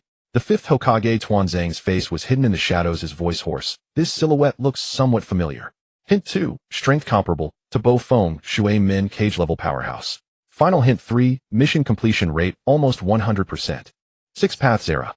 Daetong Yui watched the succession of bullying incidents in my village revealed on the celestial screen. This time, even such an outstanding person could only shake his head, helplessly unable to resist voicing his complaint. I really don't understand, he said. In the later generations of my village, is there nothing else to do besides bullying every single day? Don't they have any entertainment? Is bullying their only form of entertainment? He turned to look at his second son Axioluo, who simply smiled and shook his head. Now I understand. These people deliberately target the strong for bullying. They bully upwards without fear of backlash or being crushed. This persistence actually earns a bit of my recognition. 6 Paths was stunned by this response. He couldn't believe what he had just heard. Bullying others was now worthy of recognition. The celestial screen slowly turned. That figure standing in the midst of blazing flames with an imposing presence, yet a blurred and upright silhouette, finally became clear. Then it slowly turned around. The 8th one, the peak powerhouse, deeply betrayed and maliciously bullied by my village. Chimushomao. A gentle, steady, handsome, middle-aged ninja face appeared before everyone. He wore the uniform of a jonin, his posture upright, his aura calm and profound. Though standing in the midst of ruins engulfed in flames, his eyes remained clear and gentle, without a trace of malice. The father of Chimu Kakashi, a veteran top-tier cage-level powerhouse in the ninja world.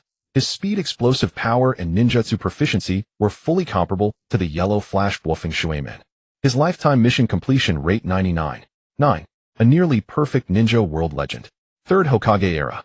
Now still alive, and in his prime, Chimu Shomao pointed at his own face in bewilderment, saying incredulously, I am the one being bullied.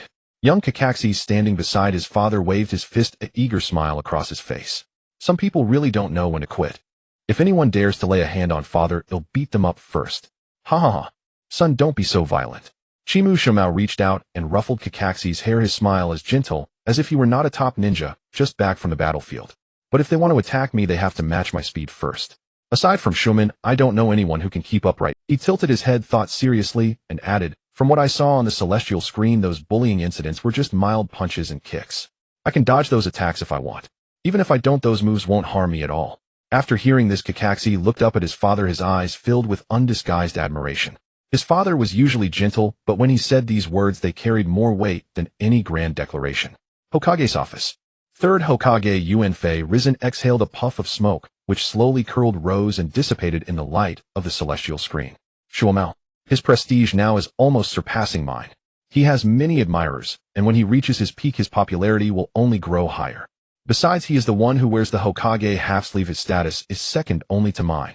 He paused, tapped his pipe lightly on the corner of the table, shaking off a bit of ash. It's very possible that the next Hokage will be him. Thinking this, he smiled, not paying much attention to the content scrolling on the celestial screen. The adult world has its own rules. Conflicts and frictions are naturally resolved by adults themselves.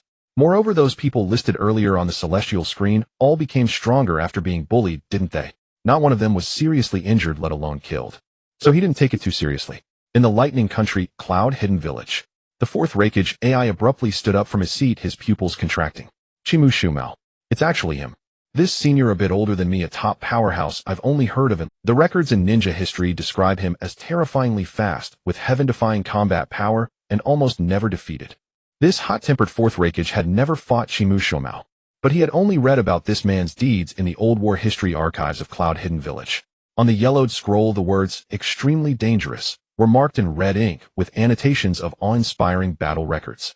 He had single-handedly repelled an elite ninja squad of the previous generation from Cloud Hidden Village, his speed so fast that even the lightning released chakra mode could hardly catch him. Comparable to Shuemen, comparable to the Flying Thunder God technique. His sword skills were unmatched. Such a name revered as a legend by a generation. Such a peak powerhouse whom he had never met, yet knew deeply of his terror. A man comparable to the legendary child of prophecy Bluffing Shuemen. And in his prime, could he also be bullied by people from my village? People from my village are too something. The 4th Raikage was utterly shocked. After a long while he came to his senses and murmured, is there something wrong with the water in my village? Does drinking it make people lose their manners? The sky continues to loom overhead. Kishimoto Sakomo is completely different from all the childhood ninjas who experienced dark days and were bullied. His childhood was the rarest in Konoha, enveloped entirely in goodwill and expectation. From a young age his hair was naturally silver white, unlike the common black hair. However, the villagers of Konoha never found it strange, only feeling that he was handsome and unique. All because he was exceptionally gifted. From the moment he entered the ninja school learning to form seals in an instant and release jutsu in a heartbeat, everyone understood. This child was born to be a ninja. The children of Konoha around 5 or 6 years old were at the age of playfulness and mischief.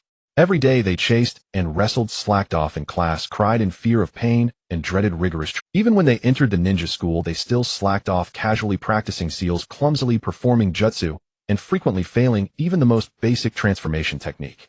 Only Kishimoto Tsukumo was different. As a natural genius, while others played, he practiced his seals. While others slacked off, he trained in martial arts. While others feared hardship, he trained from dawn until deep into the night, drenched in sweat, yet never stopping. At the age of 7, while everyone else had yet to step into the ninja school, Tsukumo had already mastered the complete set of basic jutsu, wielding a short blade with precision and steadiness, his gaze calm and composed like that of an adult. At 8, while all the students were still memorizing theoretical knowledge under their instructors, Tsukumo could independently deconstruct advanced jutsu structures and even make adjustments to the jutsu's release speed. The most terrifying gap was fully revealed at the age of 9. For normal students at the ninja school, combat was strictly prohibited before graduation. At 12, as was leaving the village without permission and contact with enemies. Yet at 9, Kishimoto Tsukumo's strength had already surpassed all restrictions. His speed was so fast that even lower-ranking ninjas could barely track him with their eyes, and his swordsmanship was clean and decisive with no flaws in both offense and defense. During the village's first minor border disturbance, foreign bandits infiltrated to plunder. With all the middle-ranking ninjas unable to rush to aid the village, in its desperation made an exception and allowed the ungraduated Tsukumo to participate in the battle. That battle completely rewrote the history of Konoha's geniuses. A 9-year-old child alone in the forest. No panic, no stage fright, no mistakes. Utilizing the terrain's swift positioning and precise strikes, he cleanly eliminated all intruders. No injuries, no enemies escaped, and a perfect conclusion. From that day on, Konoha completely lifted its restrictions on him. While others were still in the classroom memorizing textbooks, Tsukumo had already stepped out of the village time and again entering the real and brutal battlefield of the ninja. At 9, yet to graduate, he undertook D and C rank high-risk escort and extermination missions against mountain beasts, rogue ninjas, and marauding bandits. While his peers could barely hold shuriken, he had already witnessed bloodshed, seen corpses, and experienced the separation of life and death. At 10, all the students were anxious and stressed over their final assessments, frequently failing. Tsukumo's accomplishments piled up, officially promoting him to a lower ninja despite his age. He was the youngest lower ninja in Konoha's history to be promoted before graduation. At 11, while other newly enrolled children were still practicing basic seals, Tsukumo had already led a team to independently complete a B rank border defense mission. At the youngest age, commanding a group of adult ninjas who were 10 to 20 years older than himself. In combat, he was calm, commanding, and decisive, with all the adult team members yielding to him. In the same year, he was promoted to a middle ninja. At 13, it was the most absurd and shocking year in the entire ninja world. This year, a large number of children officially graduated from the ninja school. They were naive, inexperienced, and timid, putting on their ninja attire for the first time and receiving their forehead protectors. Nervous, expectant, fearful, even the simplest outdoor survival tasks were filled with stumbles. Yet it was also this year. 13-year-old Kishimoto Tsukumo was officially promoted to elite jonin. This was an elite jonin at 13 years old. In all the years since Konoha's establishment, he was one of a kind, unprecedented. Seeing such an outstanding junior, Senju Hashirama was completely stunned. Gripping his own hair, tightly scratching it furiously. He simply could not comprehend. Why would such excellence face bullying? This simply defies logic. Kishimoto Tsukumo is so talented, so strong. With his overwhelming talent, he overshadowed the entire village from a young age, achieving godlike status, early garnering admiration and respect from many, and executing tasks with such perfection. Everyone supported him, revered him, and relied on him to protect the village. How could such a person how could the village target him? Hashirama scratched his head, his hair in disarray, his face filled with confusion. I truly cannot understand. It just makes no sense.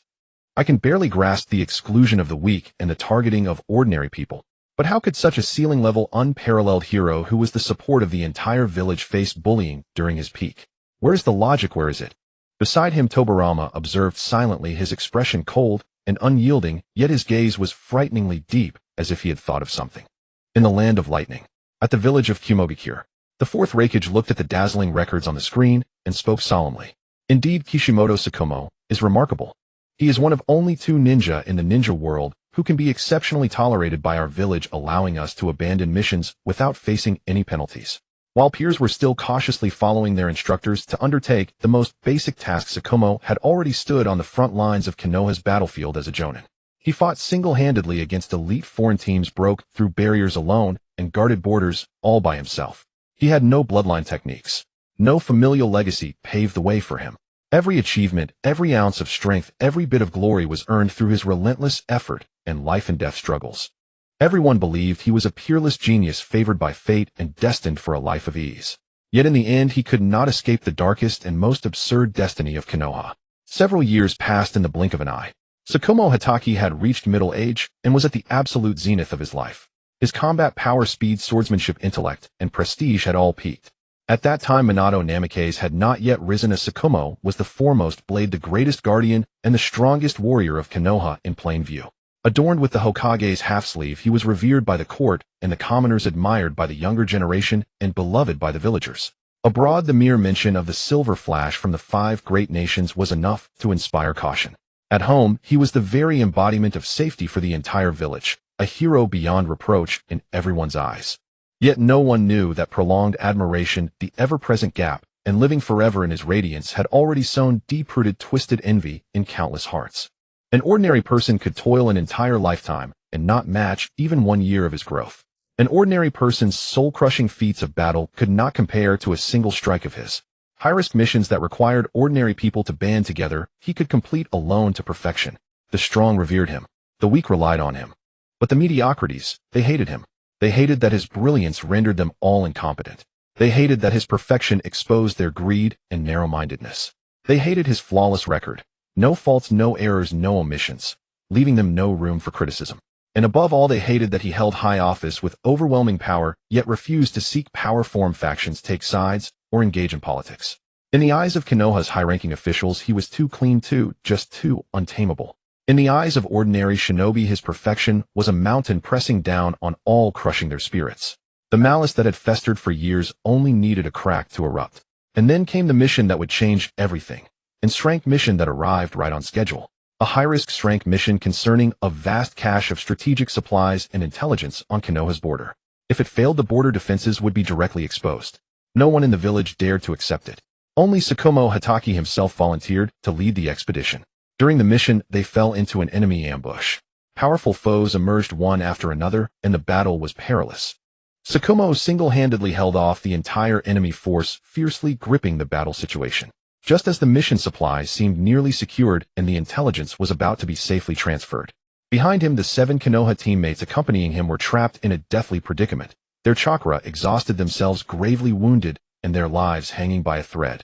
On one side lay the village's mission, its honor, its border security. On the other lay the lives of his comrades who had fought and bled beside him for years. By any pragmatic standard, everyone would abandon their comrades to preserve the mission. This was the iron law of the shinobi world, the village's rule, the optimal solution tacitly accepted by all high-ranking officials. But Tsukumo Hatake had never been a cold tool. All his life, he protected the village not for the sake of frigid achievements and regulations. It was for living people, comrades, every single vibrant life in Konoha. At the pinnacle of his power, he resolutely turned around.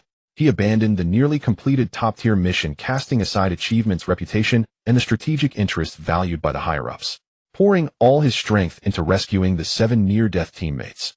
All teammates survived. No one died. But the strength mission had utterly failed. Seeing this, Hashirama Senju's eyes lit up, his face brimming with excitement. Couldn't help but exclaim loudly, "Good. Perfect. This child is the true inheritor of the will of fire." What is a village? A village is never supplies, never information, never cold achievements from missions. A village is people. It is living comrades. It is family willing to stand shoulder to shoulder in life and death. Tsukumo made the right choice. Putting people first, protecting comrades. That was the original aspiration when I founded Konoha. Hashirama grew more passionate as he spoke, his eyes full of admiration and satisfaction. In an era where everyone accepted the iron law of mission above human life, only Tsukumo Hatake held fast to his purest conviction.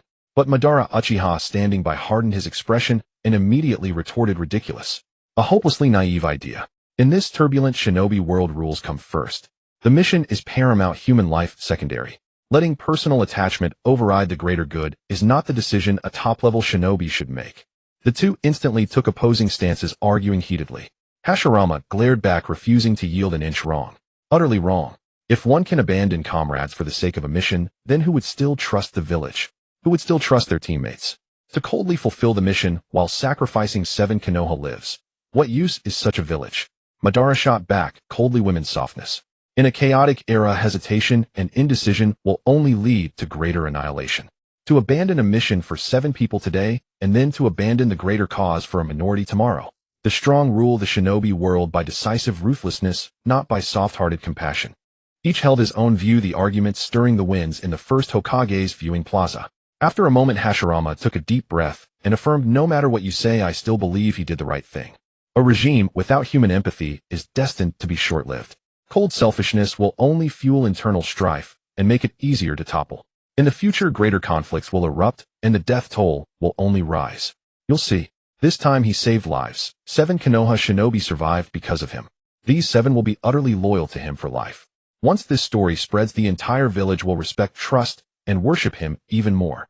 Everyone will know that following Tsukumo Hatake means never being abandoned. His reputation, authority, and place in people's hearts will only climb higher. Madara paused for a few seconds, his stern expression softening slightly. He finally nodded faintly. "I admit that point. But the people of Konoha in the future may not think the same way." When Shimu Shomao withdrew with his 7 men, his mind was not entangled with much thought. There was only one thought. Is this mission worth 7 lives? The intelligence point had already been compromised. The land of Earth had set up a 3-layered encirclement. Continuing further would be suicide. Intelligence lost could be regained, and the border defenses could be supplemented by other means. But these 7 men behind him had followed him for years. Each had a family, people waiting for their return. Losing them meant losing them forever. Besides, who was he? The White Fang of Konoha. At his peak, he could single-handedly crush dozens of elite jonin, but what did failing a mission matter? Give him 3 days to rest and recuperate. He would infiltrate alone and retrieve something more complete than the original plan. In all of Konoha, strictly speaking, fewer than 3 people possessed such confidence. So he turned around. The moment the White Fang's short blade left its sheath, the blade light directly tore open the thickest side of the encirclement. The enemy's ninjutsu hand signs were severed before completion. The fuses of explosive tags were sliced into midair. He bore the greatest firepower alone, shielding the 7 blood-soaked teammates behind him. They fought their way out from the heart of the land of Earth. For a day and a night, by the time they set foot on the border of the land of fire, all 7 were alive. Shimu Shomao handed the 7 over to the medical unit, changed into a clean uniform. He walked alone toward the Hokage building. The era of Kagaya's descent. Villagers looked up at the building and exclaimed, "This building is so big." Suddenly, with a bang, a woman fell from the sky. The woman's robe was so wide it resembled no country's attire. Her long silver hair reached her ankles. The first to see Kagaya was the villager who had just spoken. The host slipped from the villager's hand and hit his foot without him feeling pain. "What is that thing?" Someone stepped. "A person. Looks like a person." Kagaya stood on the ridge, not moving. She looked at the land before her. Farmhouses, cooking smoke. Children ran barefoot in the distance. A momentary daze flickered in her eyes. People's first reaction to the unfamiliar is never curiosity, but rejection. Especially when the thing appears harmless, malice grows like weeds. "Hey, look at her eyes." A man shouldering a hoe nudged his companion, lowering his voice with a sneer. "Same as that woman from the beginning of the celestial screen. Ugly as hell. Weird hair too, all white like old bark." Someone joined in, voices growing louder. "What's she wearing? Robe dragging on the ground, dirty, or what?" A teenage boy squeezed through the crowd, eager. "Makes me want to kick her twice. Now your will of domination isn't strong enough. Watch me. I'll shoot an arrow at her foot and see if she screams." The boy with the bow drew his string as he spoke. The taut sound made the nearby crowd stir with excitement. No one stopped him. Instead, some stepped aside to give him room for the shot. The arrow tip aimed at Kagaya's small foot. Just then, the man who had started the jeering suddenly reached out and pressed down the boy's bow arm. His gaze lingered on Kagaya's face for a moment. "Wait." The man stroked his chin, grinning. "Haha, this woman. If you look closely, she's actually pretty." The 6 Paths era. In the village of the ninja sect, 2 boys and a dog ran along the ridges. The older one was called Yinshuayuo, the younger one Aksumo. The dog was an ordinary little Shiba. The 3 of them ran joyfully. By the field sat some resting villagers. One looked up and frowned. Those 2 with the dog again, always running and laughing, so annoying. And they laughed so happily, irritating just to look at. Someone picked his teeth with a straw stalk, squinting. "I really want to slap them twice." An older one nearby quickly stopped him. "Forget it, Yinshuayuo is fierce. You want to try, eh? He can dislocate your arm. Aksumo is easygoing, so maybe steady yourself first." Hit his little brother first. Steady. I just can't stand the way they are. The toothpicking man spat out the straw, his voice sullen. Why do they get to be so happy? No one answered him. Because no one could answer. Yinshualuo suddenly stopped looking back this way. His eyes were bright. Too bright for a child's, carrying an innate sharpness. The villagers immediately averted their gazes, pretending to talk about the weather. Yinshualuo said nothing, turned back, and caught up with Aksumo and the dog. Their laughter rang out again, louder than before, as if on purpose. The villagers fell silent for a moment, then someone snorted, "Forget it, let's go." On the celestial screen. At this moment, Shuamao arrived at the Hokage's office. He pushed open the door. Inside were 4 people. Yuanfei Risen sat behind the desk. The white smoke from his pipe drifted upward, half covering his face. Beside him, Tuanzang's eyes were fierce. On the other side, Zhuanshu Xiaochun and Shuahoman Yinfen had faces cold enough to freeze frost. Shuamao knelt on one knee, his back straight, voice calm. "Third Hokage, the rank mission was not completed." He waited for the third Hokage to question him. He had a belly full of battlefield details to share, confidence that the old Hokage would understand his judgment. The Hokage was a veteran. He knew what actual circumstances meant. But Tuanzang did not give the third Hokage a chance to speak. "You gambled 2,000 men for the sake of 7. Shuamao raised his head, his tone unhurried. "Lord Tuanzang, the intelligence point was exposed. Continuing would only result." "You gambled 2,000 men for the sake of 7. Shuamao raised his head, his tone unhurried. "Lord Tuanzang, the intelligence point was exposed. Continuing would only result in a meaningless total wipeout. Give me 3 days to rest. I can infiltrate alone and retrieve intelligence more complete than the original plan. 7 lives for 3 days, Konoha can afford it." Tuanzang's mouth twitched. The eye not covered by bandages was full of mockery. "You still want to go? A failed mission is a failure. There is no do-ver. Abandoning the mission on your own violates the shinobi code. Today you abandon the mission for your comrades. Tomorrow other jonin will follow suit. The day after, chunin will hesitate during missions. Konoha's military command system will collapse completely, starting with your blade." Shuamao was silent for a few seconds, then turned to look at the third Hokage. Behind the smoke, Yuanfei Risen's face was unclear. There was something in those eyes, but Shuamao could not read it. The old Hokage just sat there without uttering a word in his defense, nor following Tuanzang's words to add more pressure. He simply remained silent. After a long time, the third Hokage exhaled a puff of smoke and said, "Shuamao, you may go back for now. No investigation, no inquiry, no punishment. That was the greatest protection." The first Hokage era. The entire open ground of the first Hokage's Konoha was silent, and everyone raised their heads to gaze at the high-hanging celestial screen. Watching the scene of Chimu Shuamao protecting his comrades wholeheartedly, yet being relentlessly attacked and suppressed word by Tuanzang. Qinsho Zhujian watched with utter displeasure. He immediately shouted angrily, "This should clearly be commended. Chimu Shuamao is the true inheritor of the will of fire. Where has everyone's will of fire gone?" The cold-blooded and ruthless appearance of Tuanzang pressing step by step in the celestial screen thoroughly infuriated Zhujian. Why treat him unjustly? How excessive is that, Tuanzang? Full of twisted reasoning, suppressing meritorious officials. I really want to slap him to death. Utterly outrageous. What nonsense he speaks. Blazing with anger, Zhujian's gaze suddenly pressed down, glaring fiercely at the young Tuanzang, still standing at the back of the crowd in reality. That gaze with the weight of a mountain. The young Tuanzang instantly froze, his scalp tingling, completely stunned. He screamed inside, "What the heck? What's it got to do with me? I'm just a tiny kid now, haven't even played the marble game, not even grown my hair properly. I haven't done anything wrong. Why does the Hokage want to smash me for no reason? How does this inexplicably involve me?" Grievance, resentment, and jealousy instantly filled his small heart. And why? Why is it that monkey Yuanfei gets to sit firmly on the Hokage seat? Clearly, I am more hardworking, more outstanding, more steady. I should have been the Hokage. Locked by the terrifying glare of the first Hokage, the young Tuanzang dared not say a word. He could only keep his head low, pretending to be obedient.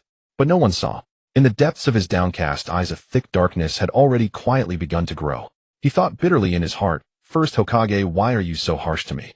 Blaming me without knowing right from wrong. Isn't this also bullying?" At this moment, Shuamao rose within the celestial screen, bowed to the third Hokage, and turned to walk out. Pushing open the door of the Hokage building, the outside sunlight made him squint. Then he saw the crowd. At some unknown time, a throng of people had gathered on the street, shinobi and civilians alike, with women and the elderly standing at the periphery. A few children, just released from the ninja academy, squeezed to the front. As he emerged, all eyes turned toward him, a gaze he found unfamiliar. It was not the former adoration and enthusiasm for Lord White Fong, but something else. Disappointment, disgust, as if looking at someone who had erred and refused to repent. A man in coarse cloth rushed before him, his chest heaving violently, spittle spraying across his face. White, my son is stationed at the border of the Earth country. You abandoned the mission. If the enemy attacks and he gets harmed, how will you compensate? Shomao looked at the man who seemed to have forgotten that he himself had once saved his son. Without a word, he turned away from the man and continued walking. A first rotten tomato struck his right shoulder, exploding into red juice that splattered onto his neck. Then an egg, rotten, its origin unknown, hit his back, sticky yolk oozing down his uniform. People by the roadside threw rotten vegetable leaves and spat at him. What kind of white fang of Konoha is this? A waste who can't even complete a mission. A shinobi's duty is first and foremost the mission. But him, he lets emotions rule. He has disgraced Konoha entirely. From the crowd, a timid young woman's voice emerged. But he is so strong, capable of killing dozens of elite jonin single-handedly. He has accomplished many missions and protected us countless times. We are just ordinary people. What right do we have to verbally bully him? Aren't you afraid that his wrath? For a second, silence fell. Then a middle-aged man spoke up, his voice steady and sounding very reasonable. What's wrong with being ordinary? Just because he is a strong one, does that mean we cannot correct his mistakes? Precisely because he is strong, he must adhere to rules even more and set an example for young shinobi. We pointed out, that is supervision, not bullying. Even if we die, we will bully upward. No, supervise upward.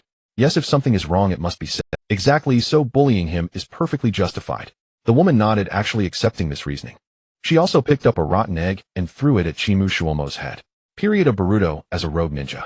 On an open field, 3 flamboyant youths stood shoulder to shoulder. One short, one fat, one tall.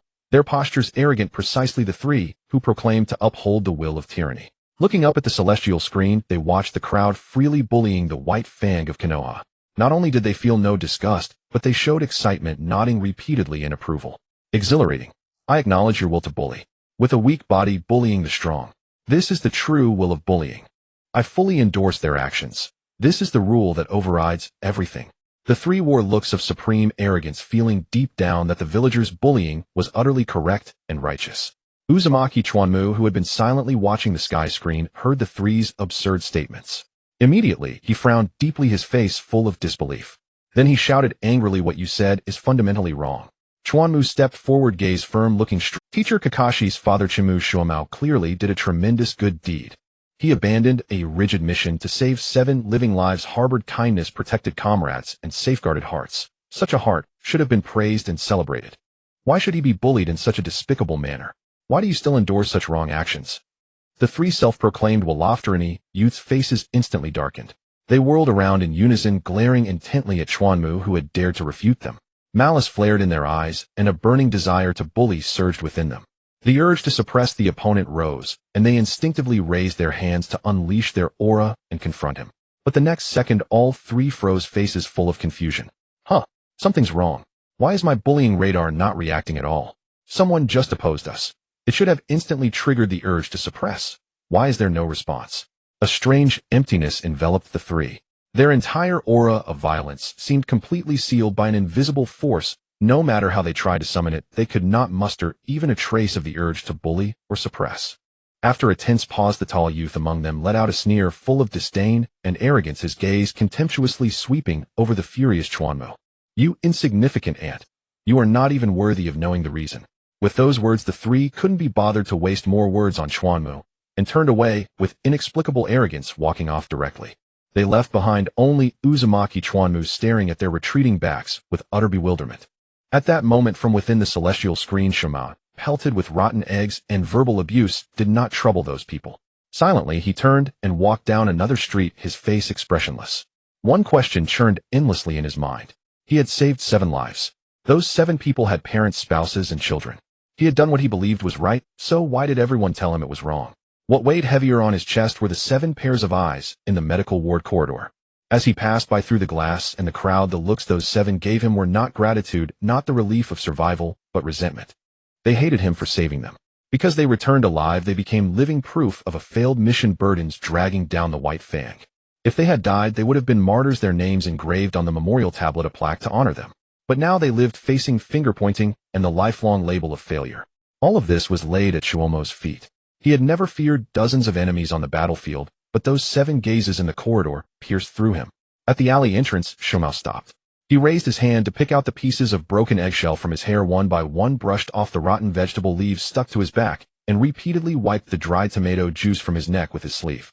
He looked down at himself, confirming there was nothing too conspicuous left dirty, then took a breath and pushed open the courtyard gate. Kakashi was kneeling on the porch polishing a kunai. The 5-year-old child heard the door, looked up, and his silver-gray eyes lit up in an instant. The brightness made one's heart tighten. He dropped the kunai and ran toward him, then abruptly stopped halfway. Perhaps remembering that a ninja should be composed, he forcibly straightened his small body and looked up at him. Shomao crouched down, reached out to ruffle his son's messy silver hair, and forced a curve onto his lips. Were you good today? Yes, Kakashi nodded vigorously. Basic kunai throwing I practiced 300 times. Practicing that much your hand will ache tomorrow. No, I'm a ninja. Kakashi tilted his head, his gaze falling on a dark stain on Shomao's shoulder that hadn't been fully cleaned. He extended a small finger and pointed, Father, it's dirty here. Shomao said I brushed against something on the way. Kakashi blinked and asked no further. A 5-year-old had already learned not to pry into things an adult didn't want to discuss. He just gazed at his father for a long time, then said softly, Father, are you very tired today? Shomao didn't answer. He took his hand off Kakashi's head and gently pressed his son's shoulder. Help Daddy, pour a glass of water, okay? Kakashi turned and ran into the house. Shomao stayed crouched, watching that small, straight figure disappear around the corner of the corridor. The forced smile on his face faded bit by bit. He unstrapped the white fang short sword and leaned it against the pillar. He walked to the water tank, scooped a ladle of cold water, and slowly washed away the remaining dirt on his face, neck, and arms. Then he stepped inside. Kakashi was already waiting there with the cup, holding it steadily in both small hands without spilling a drop. Shomao took the cup, drank it sip by sip, then crouched down to level with his son. Kakashi, Daddy is a bit tired and wants to rest alone for a while. You practice with your kunai outside first, okay? Kakashi looked into his eyes for a long time, then nodded firmly. He turned and went out. Shomao watched little Kakashi's back. After a long while he stood up, turned, walked into his bedroom, and slid the door shut from inside. The room was dim. The shadow of the old camphor tree outside fell on the tatami through the paper window, swaying with the wind. He sat down in the center of the room. The sounds from outside returned. The dull thud of a rotten tomato hitting his shoulder, the stench of rotten eggs. The cold voice of Danzo saying, a waste who can't even complete a mission. And the 7 pairs of hateful eyes in the medical ward corridor. A fire raged in his heart. He wanted to roar, to demand answers, to draw the short sword. Not to hurt anyone, but to make these people shut up for just a second. But he couldn't. The villagers who threw things at him, the passers-by who pointed fingers. These were the people he had protected with his life for half a lifetime. He couldn't vent his anger on them, couldn't even bear to speak harshly. Gentleness like this was a hindrance on the battlefield and a burden in the village. Too heavy. He couldn't carry it anymore. He slowly drew the short sword from its sheath and laid it across his knees. The blade was cold as ice, reflecting his face. A thin, pallid face. He lifted the blade, pressing the edge against his neck. The chill seeped from his skin into his bones. The final image frozen in his mind was the pair of sparkling silver-gray eyes on the porch, and the soft, tender voice, Father, are you very tired? Yes, I'm very tired. Shomao closed his eyes. The blade swept across. His body fell onto the wooden floor with a dull thud. Blood gushed from the side of his neck, slowly spreading along the patterns of the tatami like a silent red flower. His eyes remained open, staring at the shards of light leaking through the gaps in the paper window. Those lights dimmed little by little in his pupils like a lamp no one added oil to, slowly burning out. Suddenly footsteps sounded outside the door. Thump, thump, thump. Urgent and light. Father, I did 300 more times, 600 in total. Come out and see me. The clean wooden floor reflected the impatient small silhouette standing on tiptoes. Father. The sweet coppery scent of blood seeped from under the door crack across the threshold and touched the shoes of little Kakashi outside. Little Kakashi stopped moving. Then came the frantic pounding on the door. Father. Then a crash. The door shattered. Little Kakashi saw Shomao, surrounded by blood. His eyes shrank, then filled with disbelief. Finally, he collapsed to his knees helpless and began to sob. The light curtain hanging high above the sky was eerily silent. There was not a single sound. Only the blood that filled the entire room in the frame and the restrained, heart-wrenching sobbing of the small boy as he collapsed to his knees pounded against the hearts of every Konoha clan member like a blunt weapon. In the first-generation era, Shinsho Zhujian stood frozen at the window of the Hokage office, his entire being turned into a stone statue. His eyes, once always brimming with gentleness and passion, now held only a hollow bewilderment.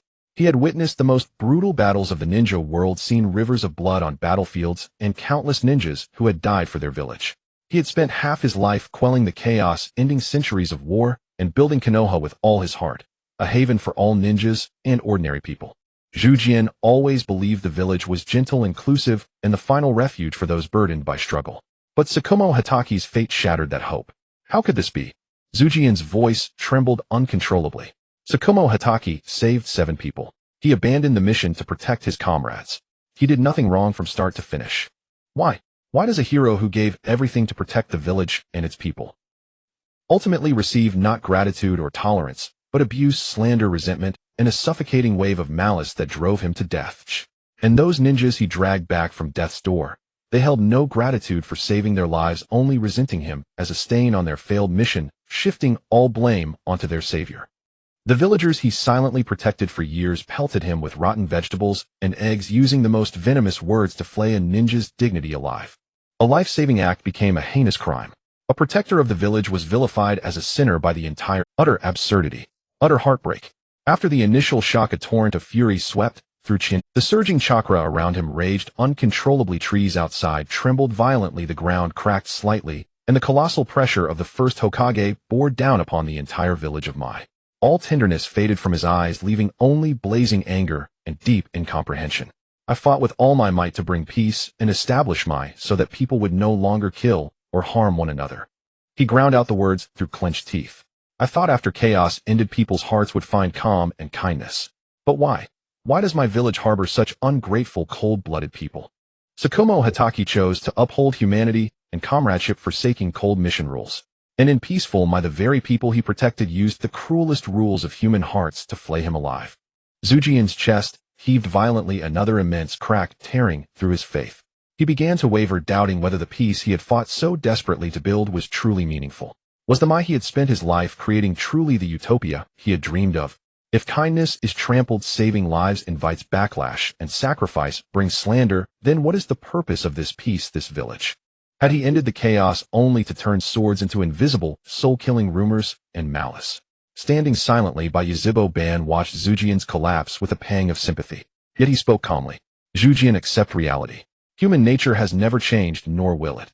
The weak always love to gang up on the kind, trampling heroes and slandering good deeds to highlight their own mediocrity and correctness, to mask their cowardice and incompetence.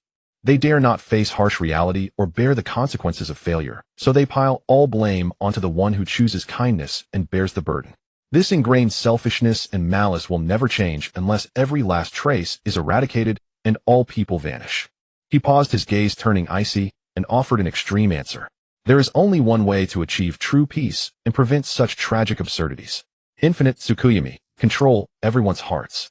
Forcibly reshape their nature, steer them toward goodness, erase all selfishness, cruelty, darkness, and malice. This will make all people in the world logical and kind. Those words pierced through the crumbling faith of Chinsho Zhujian. At this moment, having witnessed the tragedy of Baya White Fong and a hero's heartbreaking suicide, his convictions were riddled with holes. He began to agree with Ban's extreme idea. Perhaps letting human nature run wild truly breeds only endless malice and harm. Perhaps only forcible restraint can eliminate the ugliest of human hearts. Just as Zhujian's resolve wavered, and he was on the verge of fully embracing Ban's philosophy, a calm, steady, and logical voice suddenly rang out. Big brother Ban, you are too extreme. Feijian fixed his gaze on the sky screen, his tone firm. We cannot deny all human hearts because of a few malicious people, nor can we abandon all order and principles because of one tragedy. Human nature holds evil as well as good. There are petty individuals in this world, but also those who repay kindness and uphold justice. We see darkness, but we must not ignore the light entirely. He turned to the wavering Zhujian. Using an illusion to forcibly control hearts may seem to eliminate malice, but it actually distorts everyone's true nature. Forced kindness is not a turn toward good, it only creates puppets without self-thought or soul. That is not peace but imprisonment, a cage, total numbness. It is not the world we want. Then Feijian shifted his argument to the core, the most rational route. The reason for Tsukumo Hataki's tragedy is not that human nature is irredeemable, but that the rules are not strict enough and the punishments are too lenient. In times of chaos, the strong punish evil with force. In times of peace, we must restrain hearts with law. The acts of bullying, slandering heroes, spreading rumors, harming innocents, and driving people to death should be classified as grave crimes. When malice is not punished and evil deeds cost nothing, they escalate. The more restless hearts become, and the fuzzier the line between good and evil. The root cause is that penalties for wrongdoers are too few and too light. His eyes were resolute, his words carried weight. We don't need to control hearts. Only establish strict laws to clarify good and evil, reward and punish. Anyone who insults heroes, bullies others, or spreads slander against the innocent should be severely punished with extreme measures for the worst. When malice carries a heavy price and evil deeds dare not arise so freely, such tragedies will naturally diminish. Hearing his brother's words, Zhujian felt his brother also made sense. At this moment, he was like a weathercock leaning toward whoever spoke last. Two extreme philosophies clashed fiercely. Ban's extreme pessimism: human nature is inherently evil. Only total control can eliminate calamities forever. Fijian's extreme rationality: good and evil coexist. Only law can balance and protect the light. Chinsho Zhujian stood rooted, his mind in turmoil. He looked at Bai Yas' gruesome death on the sky screen and the devastated Kakashi, weighing the two divergent paths over and over in his heart. Should he agree with Ban, use absolute power to control hearts and eliminate all malice? Or should he believe in Fijian, use strict laws to curb evil and protect the remaining good in the world? Suddenly, the image on the sky screen shifted. The 7th place on the most bullied ranking appears. Hence, since his birth he had been plagued by misfortune and never received even a fraction of fate's gentleness. Since childhood, he was isolated, feared, and ostracized by the whole village, living in endless cold stares, fear, and malice. Immersed in extreme loneliness and hostility for years, his spirit was constantly tense, never experiencing a moment of true peace. He also developed deep-rooted severe insomnia, year after year, sleepless nights. Countless dark hours he could only lie awake, enduring the entire silence, exhausted in body and mind, on the verge of collapse. Long-term mental oppression and the erosion of malice thoroughly shattered his composure and self-control. He could neither manage his emotions nor suppress the violent surges within his heart. When bullied, he would completely lose control, unconsciously unleashing a berserk power that would kill people. The entire ninja world shuddered at those words. Kimogakure village. The third Raikage rubbed his throbbing temples in bewilderment, initially thinking the text on the celestial screen had blurred his vision. But he looked again and again, repeatedly confirming. That blood-red line, will lose control, will go berserk and kill. The words were crystal clear, not a single falsehood. His dark face instantly turned ashen, the lightning release crackling around him, causing the entire office building to tremble slightly. These bullies are truly outrageous. Simply beyond ridiculous. The third Raikage grew angrier as he thought, his voice exploding as his roar shook the clouds beyond the window into turbulence. Kids scuffling and peers ostracizing, that's called childish ignorance. White Fang being slandered by villagers out of jealousy, that's called the ugliness of the human heart. But this one is completely different. The celestial screen states it clearly: this person's spirit is shattered, self-control is gone. Provoke, and he snaps; attack, and he kills. He was absolutely furious at these people's brainless actions, cursing loudly. When normal people see such a being that could go mad and massacre at any moment, who wouldn't keep far away, stay clear of it? Keep away, don't provoke, don't touch. These are the most basic survival instincts. But these people, knowing they would die, knowing the other party would slaughter, yet they still go up day after day, year after year, to bully. This isn't malice. This isn't evil. This is pure idiocy, pure itchy hands, pure rushing to reincarnation and seeking death. If this were my Kimogakure, who would dare to provoke such a time bomb? I'd be the first to strike down those suicidal fools. I suppose only a rotten place like Konoha or Suna could raise such a bunch of reckless freaks. Sunagakure village. The third Kazekage stood silently atop the lofty Kazekage tower, the swirling yellow sands brushing past him, yet they could not dispel the biting sarcasm and chill in his eyes. He had traversed the shinobi world for many years, witnessed countless conflicts and evil thoughts, yet he had never seen such an absurdly foolish village. What kind of land and water could nurture a group of madmen who, knowing they will die, still actively commit evil, clearly aware that the other party will kill if they lose control, yet still bully with reckless abandon? Absurd and laughable to the extreme. Now I finally understand completely why Konoha has always been a breeding ground for rogue ninjas, endlessly creating disasters for the entire shinobi world. Such maliciousness without limits, bullying without regard for good or evil. Gentle people are driven mad, loyal people are driven to despair, top-tier experts are forced to defect. Anyone would refuse to stay in such a village willingly. Thinking of Konoha's self-destructive foundations and continuous decline, the third Kazekage curled his lips into a gloating sneer without a shred of pity in his heart. The more fools there are in Konoha, the more rotten the village's hearts become, the more talents are lost, and the weaker the nation grows. The more they decline, the safer the other ninja villages become. Such idiots courting death, the more the better. As he spoke, a question mark appeared over the third Kazakage. But those people who love to bully others, what goes through their minds? How can they bully anyone? Could it be that their hands itch if they don't bully someone for a day? Shippuden, the period after the Chunin exams. On the streets of Konoha, the crowd watching the celestial screen was bustling and noisy. Naruto Uzumaki stared at the towering celestial screen with wide blue eyes, his face full of confusion and his mind racing. He turned over and over in his mind, guessing the identity of the seventh person on the list, full of bewilderment and curiosity. Listening to the terrifying description on the celestial screen, chronically isolated and bullied by the entire village, severe insomnia, spirit on the verge of collapse, and will lose control and kill when humiliated. Naruto scratched the back of his head, furrowed his brow, and blurted out randomly, "Wait, could it be Sasuke? That guy is a rogue ninja. Maybe he lost control due to bullying and left." The words just fell, and Sakura Haruno beside him instantly furrowed her brows. She immediately turned to glare at Naruto and said, "Naruto, don't talk nonsense about Sasuke." She looked at the simple-minded Naruto with disapproval, sighing in exasperation and annoyance. Sasuke is not the kind of person who would lose control and kill indiscriminately. No matter what he experienced before, he would never become like that. Besides, he became a rogue ninja to pursue greater power, didn't he? Oh, Naruto nodded helplessly. All across the shinobi world, everyone held their breath, their gazes locked onto the celestial screen. They all eagerly awaited the final revealed name. At this moment, the celestial screen's font suddenly enlarged, clearly showing everyone. He is one of the young prince of Konoha's friends. And in that person's heart, that young prince is his best friend bar none. He is none other than Gaara of Sunagate. Inside the Suna Tower, the third Kazakage, who had been sneering and gloating moments ago, froze entirely, the sarcasm on his face instantly stiffening. He blurted out in shock, "No, how did it turn to our village?" In that era, Hashirama Senju had been utterly crushed by the tragedy of the White Fang. In the darkness of the Leaf's heart, his faith shattered into oppressive silence. The moment the celestial scroll revealed that the victim was Gaara of the Sand, he exhaled a massive sigh. The gloom vanished instantly, his eyes lit up, and he even lightly clapped his hands, visibly overjoyed. "Excellent. Finally, it's not our Leaf."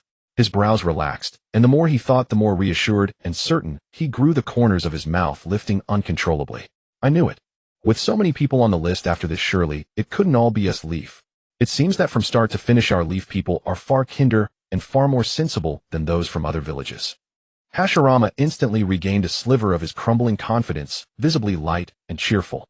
Beside him, Uchiha Madara cast a cold, sidelong glance at his foolish, fleeting joy, finding it utterly laughable, and sneered in contempt. "Hashirama, you're rejoicing too soon. The three bullies from the Leaf exposed earlier by the scroll were vile in nature and narrow-minded. Do you truly believe that's all? The darkness, malice, and bullying hidden in the Leaf will only be greater, never less." Madara's words instantly extinguished most of Hashirama's delight. The smile on Hashirama's face gradually faded, replaced by a resurgence of sorrow, pain, and helplessness. Beside him, Tobirama Senju immediately stepped forward, firmly steadying his elder brother's emotions, then turned his head coldly to confront Madara. "Brother, don't listen to him. The Uchiha clan is inherently paranoid and evil-natured. He merely wants to mock and deny our ideals. It's utterly despicable." Tobirama's eyes darkened as he asserted with certainty, "I dare say that the subsequent list will most likely be filled with scandals of the Uchiha clan bullying others." Uchiha Madara frowned instantly at these words, retorting coldly, "Tobirama, stop your malicious slander here. My Uchiha clan is the purest and kindest clan in the ninja world. From ancient times to the present, it has always been outsiders who fear us, ostracize us, and bully us. When has it ever been our turn to actively oppress the weak?" "Humph." Tobirama scoffed with utter disdain, refusing to believe a word. Only a fool would buy the Uchiha's lies. The two clashed like sparks against tinder, their fury instantly reaching its peak, chakra emanating around them in a silent confrontation, on the verge of quarreling or even exchanging blows. "Enough." Hashirama Senju immediately stretched out his arm to forcibly separate them, exasperated and weary as he halted the impending outburst. In the early days of the fourth Kazakage's reign, the Kazakage's office was shrouded in dead silence. Raza, who had recently assumed the position, stared blankly at the glaring name on the celestial scroll, Sunagekyu's Gaara. His face stiffened, his expression profoundly complex, his heart a turmoil of mixed emotions. Not long ago, he had lost the third Kazakage and his beloved wife.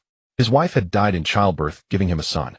He named the child Gaara, loving only himself, But now the scroll laid it out bloodily before him. This newborn infant, still swaddled, had been plagued by misfortune, isolated by the entire village, feared by all, and bullied day and night from the moment of birth. Newly born, he would be maliciously targeted by the whole village day after day, year after year. Raza's throat tightened, his voice hoarse and filled with disbelief. My wife just passed away. I just named you Gaara. My child.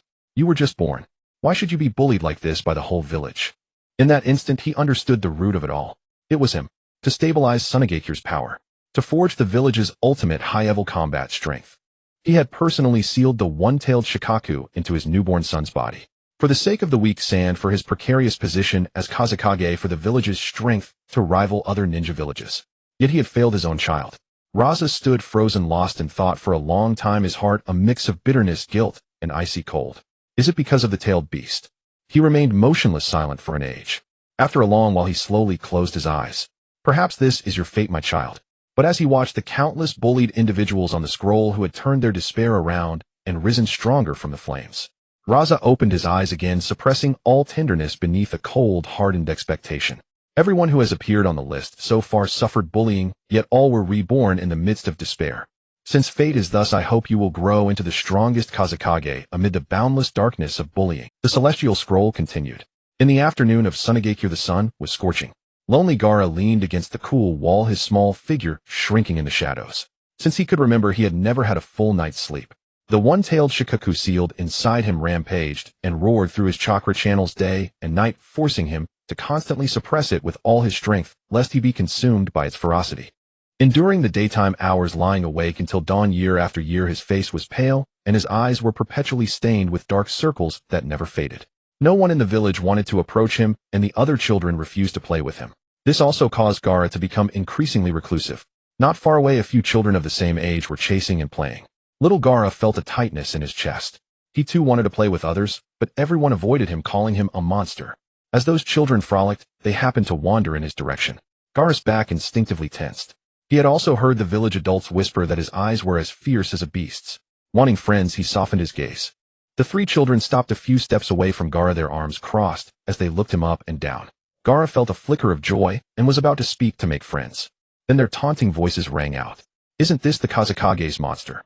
My dad says he never sleeps, wandering the village in the dead of night. Creepy as hell. Among them a timid one said, stay away. I heard that once he goes berserk, he kills people indiscriminately. Last time a ninja provoked him, and he tore him in half with his sand. The discrimination hammered down on him. Gaara's lashes trembled. He lowered his eyes to the grains of sand by his feet. He knew he was different, and he knew everyone was afraid of him. He didn't want to cause trouble, and he was even more afraid of losing control and hurting someone. Gaara remained silent, quietly turned around, and intended to walk away into another alley. But as he retreated, the group only grew bolder, shouting behind him. Hey, why are you leaving? Can't take a few. What a turtled coward, can't even talk. How can you call yourself a ninja? One of the younger ones felt a bit uneasy, tugging at the leader's sleeve. Let's stop. The adults say we mustn't provoke him. If he really goes berserk, well, all die. The leader shook off his hand, strode 2 big steps forward, and sneered arrogantly. So what if he goes berserk? So what if he kills? Just because of that, should we stop bullying him? In the era of the 6 paths, sage a young Yu sat cross-legged atop an ancient mountain peak, gazing upward at the strange luminous screen that stretched across the heavens. Just because someone can kill, does that mean we shouldn't bully them? When the children from the Cheyenne village shouted this in arrogance, the young Yu could no longer contain himself. He rose to his feet, his face a mask of utter disbelief. What exactly do these later generations mean with such words? Knowing that the other party is capable of killing and could go berserk, yet they still insist on bullying them. Do they truly hold their own lives so cheap? Yu raised a hand to rub his temple, feeling a dull ache throbbing in his skull. He had witnessed beasts fighting over territory and shinobi clashing for gain. Such behavior, deliberately approaching a clearly dangerous person just to provoke them, utterly exceeded his comprehension. They could have coexisted peacefully. They could have each gone their own way. That child did nothing wrong. He merely wanted someone to play with him. As he spoke, the young 6-path sage Yu had a sudden epiphany. Or is it that bullying truly feels so exhilarating it becomes addictive? Perhaps I should find someone to try it out. Just then a rustling sound emerged from the dense forest behind him, followed by heavy footsteps. 1-2 drawing nearer. Yu snapped to alertness and whirled around. A giant toad slowly ambled out from among the trees. The patterns on its back resembled ancient tree rings, and its bulging eyes carried a hint of mirth. Yu tilted his head, perplexed. A toad, eh? What, you want to see if bullying feels good? Don't tell me you're about to use it on me all of a sudden. The toad opened its mouth. A toad that can actually speak. He nearly leaped into the air, the composure he had cultivated over years of training shattered in an instant. He had encountered countless summoned beasts, but never one that spoke human language so naturally and with a tone laden with such ancient weariness. The enormous toad halted a few paces in front of him and squatted down on its stout hind legs. After a long stunned silence, he managed to suppress his astonishment and ventured a question. You? What exactly are you? The great toad blinked slowly, then extended its broad webbed paw and patted its own belly. No need to worry about that. Not only do I speak, but I can also use a mortal technique. He was truly dumbfounded this time. He hurried forward, circled the toad twice, and examined it from all angles, growing more fascinated by the moment. He suddenly slapped the great toad across the face, making it stagger. You actually want to bully me? He was at a loss for words. He opened his mouth, but found nothing to say. The mountain wind swept between them, stirring Yu's long white hair. He fell silent for a long while, then finally spoke in a low voice. It seems bullying someone does feel a little satisfying after all. Could this be the baseness of human nature? He began to ponder how to rid oneself of such baseness. An era of introspection. The heavenly screen continued its broadcast. The atmosphere among the people of the Mai village had shifted from the initial oppression to a chaotic argument. Meanwhile, Shinsho Feijian narrowed his eyes, fixing a sharp gaze on the screen, and suddenly spoke. Brother, look at the other villages. The bullying in the Shine village is far worse than what has been exposed in our Mai. Those 3 children are so unbridled in their bullying of the son of a hero, the son of a Kaguya. It's worse than in our village. Though we do have a few rotten eggs in the village, at least we don't bully the children of, but other villages have this problem too. What is this show? Feijian turned to look at Zhujian, his eyes burning with intensity. It shows that this is not a problem unique to the Mai village, but a common issue among all humans. No matter the village, no matter the era, whenever people gather, there will be strength and weakness, good and evil. Zhujian's brows twitched as he sat up straight and listened intently to his brother's words. Since we know this is human nature, we shouldn't expect people's hearts to change for the better on their own. Brother, you always think of moving everyone with love and understanding, but look. Feijian pointed at the children on the screen, who were yelling with increasing fervor. They know full well that Ai Luo is dangerous, yet they still go up to bully him. What does this prove? It proves that simple goodwill and persuasion simply doesn't work on certain people. He paused and his voice grew heavy. This proves that the law has loopholes. Since there are loopholes, we must fill. Feijian spoke each word with force. I propose that from today onward, any verified act of bullying, regardless of origin or age. He made a decisive gesture. The bullies thing. We cut it off. Zhujian was first taken aback, then his eyes slowly began to shine. He pondered his brother's words earnestly, and the more he thought, the more sense they made. The confidence that had been shattered by Ban moments ago began to piece itself back together. He clapped his hands vigorously and said with extreme excitement, that makes sense. Under severe punishment, they will never dare commit such acts again. Feijian turned to look at Ban, his face carrying a hint of triumphant pride. Do you hear that, Ban? Your method is not the only one that works. Deterrence through law, suppression through punishment. This is the fundamental solution. Ban had been standing with his arms crossed, watching the 2 brothers' brilliant insights with a cold eye.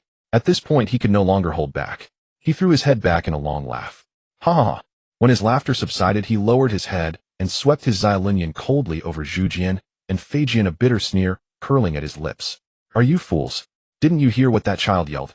He mimicked the leading child's voice from the screen lower. So what if he can kill? Does that mean we should stop bullying him? Ban spread his hands, his expression screaming. They've said it plainly, even knowing that the target can kill and might go berserk, they still bully him. What law you make can be harsher than immediate deaths? They're not even afraid of death, so why would they fear having some part of them cut off? He gave a cold snort, his gaze lingering on Feijian's face for a moment. And you, Feijian, you've abandoned even basic logic because of your prejudice. To refute my idea, you come up with such self-deceiving nonsense. How laughable. At these words, Zhujian's newly kindled confidence began to waver again. He furrowed his brow and muttered, but what he says also makes sense. He looked up somewhat lost at Feijian. Feijian, I said it's not the death penalty. It's cutting off that part. Because that is crueler than death. Without that part, they will also be bullied by others. Once they feel what it's like, they will either repent or be unable to bear it and die. It's far better than simple killing, simple death. Crueler than death. So it must be enough to deter. Ban was momentarily speechless. He opened his mouth to retort, but found himself at a loss for words. He looked at Zhujian's simpleton expression of I finally thought of a good plan. Then at Feijian's aloof face that seemed to say look how smart I am. In the end, he could only shake his head slowly and let out a derisive chuckle. Suit yourselves. But in the end, he raised a finger toward the screen. You'll find that the evil in people's hearts can never be cut clean with a single slash.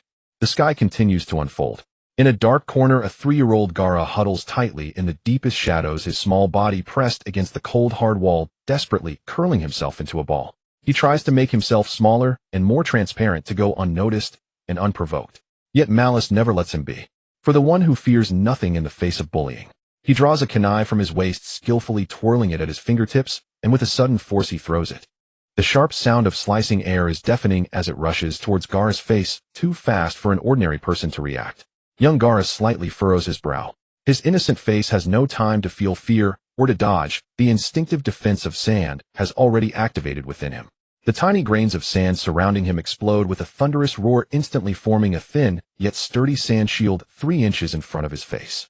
The metallic clang of the kunai striking the sand is fierce, embedding itself firmly within, unmoving. The 3 boys freeze in their tracks. In just a second, after a brief moment of astonishment, the lead boy, instead of being afraid, crosses his arms and looks down at the huddled Gaara with undisguised disdain and malice in his eyes. Oh, so this is the power of that beast, he mocks. The sand protects itself automatically, how convenient. But speaking of which, with such strength, how come you couldn't even protect your own mother?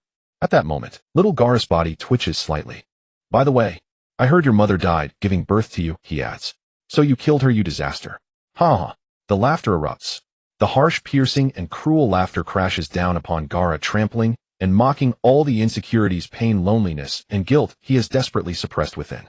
Young Gaara's body trembles. It is not fear. It is endurance. He has been enduring. Enduring isolation, enduring exclusion, enduring insults, and enduring repeated bullying. He has repressed his murderous intent countless times, repeatedly telling himself not to harm others, not to become the monster everyone fears, and trying to hold on to that faintest glimmer of kindness deep within. He wants to be accepted, not to be hated, to have friends. But why? Why do they so recklessly mock the most painful part of my heart? With eyes now blood-red from fury, young Gaara suddenly looks up fiercely at that despicable bully. Oh, you dare to glare at me? The lead boy strides up to Gaara, bends down, and sneers at the barely contained anger in his eyes. Then he turns to his 2 companions and arrogantly declares, "Come on, brothers, let's teach this monster of the Kazekage how to be a person." As he finishes speaking, all 3 feet lift simultaneously, filled with brute force, mockery, and pure malice, delivering vicious kicks to the defenseless frail boy's face. In the moment before their toes land on Gaara, the gentle protective yellow sand surrounding him suddenly changes dramatically. In an instant, all the grains of sand harden and sharpen. Countless razor-sharp sand spikes erupt explosively.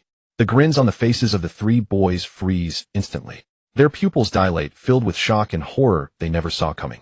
They cannot comprehend what is happening. They only see the yellow sand around the boy transform into a storm of lethal blades. In the next second, the densely packed sharp sand spikes pierce through without warning. Poochie, poochie, poochie. 3 sounds of flesh tearing erupt simultaneously. The sharp sand spikes viciously penetrate their feet, calves, and knees. Flesh splits open in an instant, blood splattering wildly. Excruciating pain surges through the 3 bodies stiffen abruptly, convulsing violently, their throats releasing suppressed cries of agony, their faces twisting in pain and turning pale. The arrogance and tyranny of just a moment ago shatter into extreme terror and despair. But the assault of the sand spikes shows no signs of stopping. A second wave of sand blades erupts violently, relentlessly piercing, slicing, and shredding flesh. The sound of bones cracking rings sharply. The entire ordeal lasts less than 2.5 seconds. The slaughter is over. The 3 bodies crash heavily onto the yellow sand.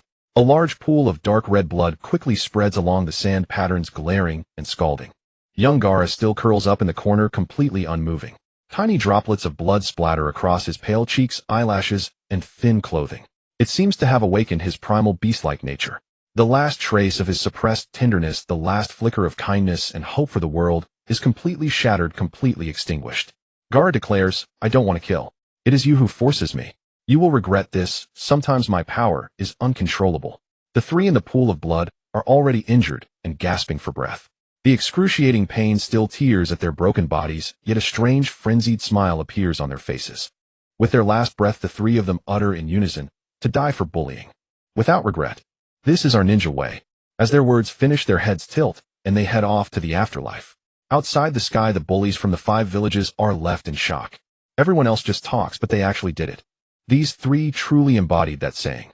If one is afraid of death and does not bully others, what difference is there from true death?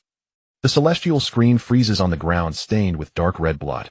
The 3-year-old Gaara for the first time unleashed all restraints and silenced all bullying through slaughter. At the moment blood splashed on his face, that tender, round, and adorable little face bore a fierce expression for the first time. Little Gaara had fully understood the rules of this village. Gentleness could not earn kindness, only slaughter could halt evil. But when the village heard he had killed someone, the malice surged even more fiercely. Those who cursed him, those who mocked him, and even those who attacked him grew more numerous. As it happened repeatedly, the last shred of softness in little Gaara's heart completely rotted away. Forbearance was nullified, kindness reset to 0. From this moment on in Gaara's world, there was no room for tolerance. If someone passed by and cast him a glance filled with contempt, disdain, or scrutiny, kill. If someone casually cursed him as a monster or a scourge behind his back, kill. If someone picked up stones or kunai intending to throw at him or teach him a lesson, kill. Even if someone simply disliked him, wore a hostile expression, and passed by with ill intent, still kill. No more warnings, no more restraint, no more softness. As long as there was a hint of malice, the yellow sand would rise instantly and erase them. His heart grew harder day by day, his nature turning utterly cold, savage, and mad. More and more people died under his sand blades. Children, servants, ordinary ninja, countless numbers. The entire village feared him, yet they could not stem the endless malice nor stop the relentless stream of those who came seeking death. Slaughter became his instinct, indifference became his nature. This was the only way to survive, forced upon him by everyone. The first Hokage era. Hashirama Senju, watching the unprincipled vicious cycle in the celestial screen, was utterly bewildered. Are they insane? What exactly are these people after? A single glance, a single insult leads to death, yet they keep provoking despite knowing they'll die. What is wrong with the brains of these later ninja? What exactly are these people after? A single glance, a single insult leads to death, yet they keep provoking despite knowing they'll die. What is wrong with the brains of these later ninja? They're even more stupid than the village idiots. Madara Uchiha laughed. A bunch of ants seeking their own doom, repeatedly provoking a fully corrupted monster, utterly foolish, deserving of death. But the more such idiots die, the better. The celestial screen slowly shifted, time surging. Gaara, covered in blood, living in endless darkness and slaughter, finally awaited the beam of light that would redeem him. That beam of light broke through the haze of many years, soothed the violence deep in his bones, and unlocked his heart frozen for years. He finally shed the murderous aura, gained dreams, obsessions, and everything he wanted to protect. The once feared monster underwent a phoenix-like transformation, shouldering the responsibility of Sunagakure, steadily ascending to the position of Kazekage, protecting the peace of his land. But fate was most ruthless. The beam of light that redeemed him had long belonged to another. He protected the entire village, won all recognition for his entire life. Only left alone. In Sunagakure, the fourth Kazekage, Raza watched with a stifled heart, angry yet powerless. Watching his son being driven by the village's malice into a mad, bloodthirsty god, covered in bloodshed, loneliness etched into his bones, and finally struggling to become Kazekage and protect the village, yet remaining alone and unsupported for life. And ultimately leaving no descendants. He could barely hold it together watching the earlier parts, but after seeing it all he broke down and growled. A perfectly good child driven to become a killer. Fine, he became a killer. After all, those people deserve to die. But why does he have to be alone for life? If that light of yours likes someone else, just find another one. I'm just fed up. Why are the later generations so willing to stay single and not have children? It's infuriating. The ninja next to him quickly consoled. Lord Kazekage, the later Kazekage, doesn't want to date, then let it be. If the line ends, it ends. Isn't it fine as long as he's happy? Raza heard this. He wanted to kill someone right then. At this moment, the celestial screen suddenly switched, a new chapter began, and the sixth special existence appeared. Different from all the victims who were bullied and forced to retaliate. This one person overturned all understanding, not relying on counterattack for self-preservation, but bullying the entire village and overwhelming the entire ninja world by his own strength. Reactions of shock from all sides. Konoha. Kakashi suddenly froze. A surge of empathy welled up in his heart. He had lived his whole life amid rumor, and bullying his father was driven to death by the village's public opinion. Half his life was depressed and solitary. It was the appearance of Guy that pulled him out of darkness. Gazing at the celestial screen subtitles, his eyes were filled with profound shock. There is actually such an extraordinary person in the world. Unafraid of the tongues of thousands, unafraid of global criticism, reversely crushing all malice. This state of mind is too powerful. Elsewhere, Konoha, the Hokage's office. The third Hokage, pipe in mouth, was smiling warmly at the young Naruto before him. The blond, blue-eyed boy wore an orange tracksuit with dried tear streaks on his face. He had been brought in for scolding because of his prank. Now he puffed his cheeks looking defiant. Naruto, the third Hokage, blew a smoke ring. You've been graffiti on the Hokage faces again. Before he could finish, the door slammed open with a bang. Third Hokage Grandpa, I've come to challenge you. Konoha burst and his little fist raised high as snot bubble on his nose. I will defeat you.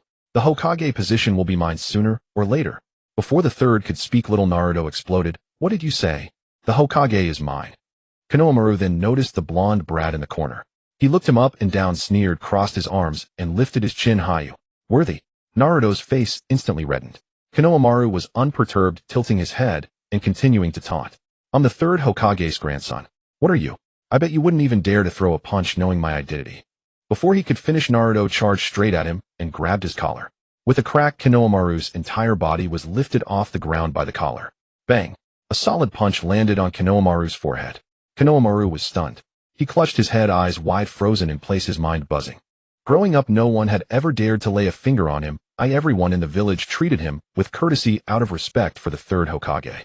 This blonde brat in front of him, dressed shabbily and looking like a dead last, had actually struck him. Konohamaru stared blankly at Naruto's face, twisted with rage. Suddenly a thought crossed his mind. Could this be the bullying mentioned on the celestial screen? Then another thought uncontrollably surfaced. But this is my first time being bullied. Oh, why do I feel kind of excited? Why is that? Kimogakure. The Raikage instantly sat up straight, full of admiration. What a firm ninja way. If it were me surrounded by everyone's mockery and malice, I couldn't remain indifferent. This person is far beyond ordinary. Killer Bee stroked his chin, his eyes full of interest, and laughed out loud. So cool. So unique. I really want to meet this extraordinary person. This legendary experience can be turned into the most explosive new rap. The heavenly screen continues, revealing the sixth victim of bullying Killer Bee, the eight-tails Jinchuriki. The scene shifts to a dark-skinned man wearing sunglasses and carrying 7 swords on his back appearing in the frame. He stands atop the highest cliff of Hidden Cloud Village, hands on his hips, holding a microphone and laughing heartily, as if singing something. The era of the Sage of Six Paths. The Sage of Six Paths gazed at the scene in the heavenly screen, his brow slightly furrowed. This Killer Bee. He doesn't seem as gloomy as the other Jinchuriki.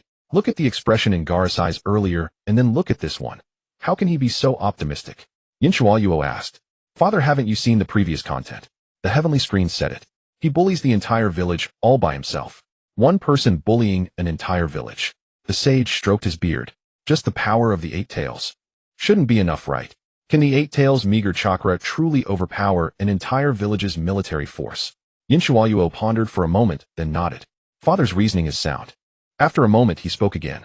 However, is it possible that his personal strength is so overwhelming that he single-handedly intimidates the entire village? The Sage of Six Paths suddenly understood. So that's it. That does make some sense. Cloud Hidden Village. The Lightning Shadow's office. The fourth Lightning Shadow and Killer Bee saw the content revealed by the heavenly screen, both startled. What? Killer Bee shot up. This isn't right, not right at all. Why is it me on the list? Even if it's me on the list, it shouldn't be for that reason. Saying I bully the entire... When did I ever bully the villagers? The Lightning Shadow frowned. Yeah, my brother has never been that kind of person. He turned to Killer Bee, his gaze full of sympathy. Besides, brother, you're so cheerful and optimistic. You've never even crushed an ant since childhood. How could you possibly bully others? Killer Bee shook his head, a rare hint of grievance in his voice. Big brother, you know me. It's always been me who gets bullied.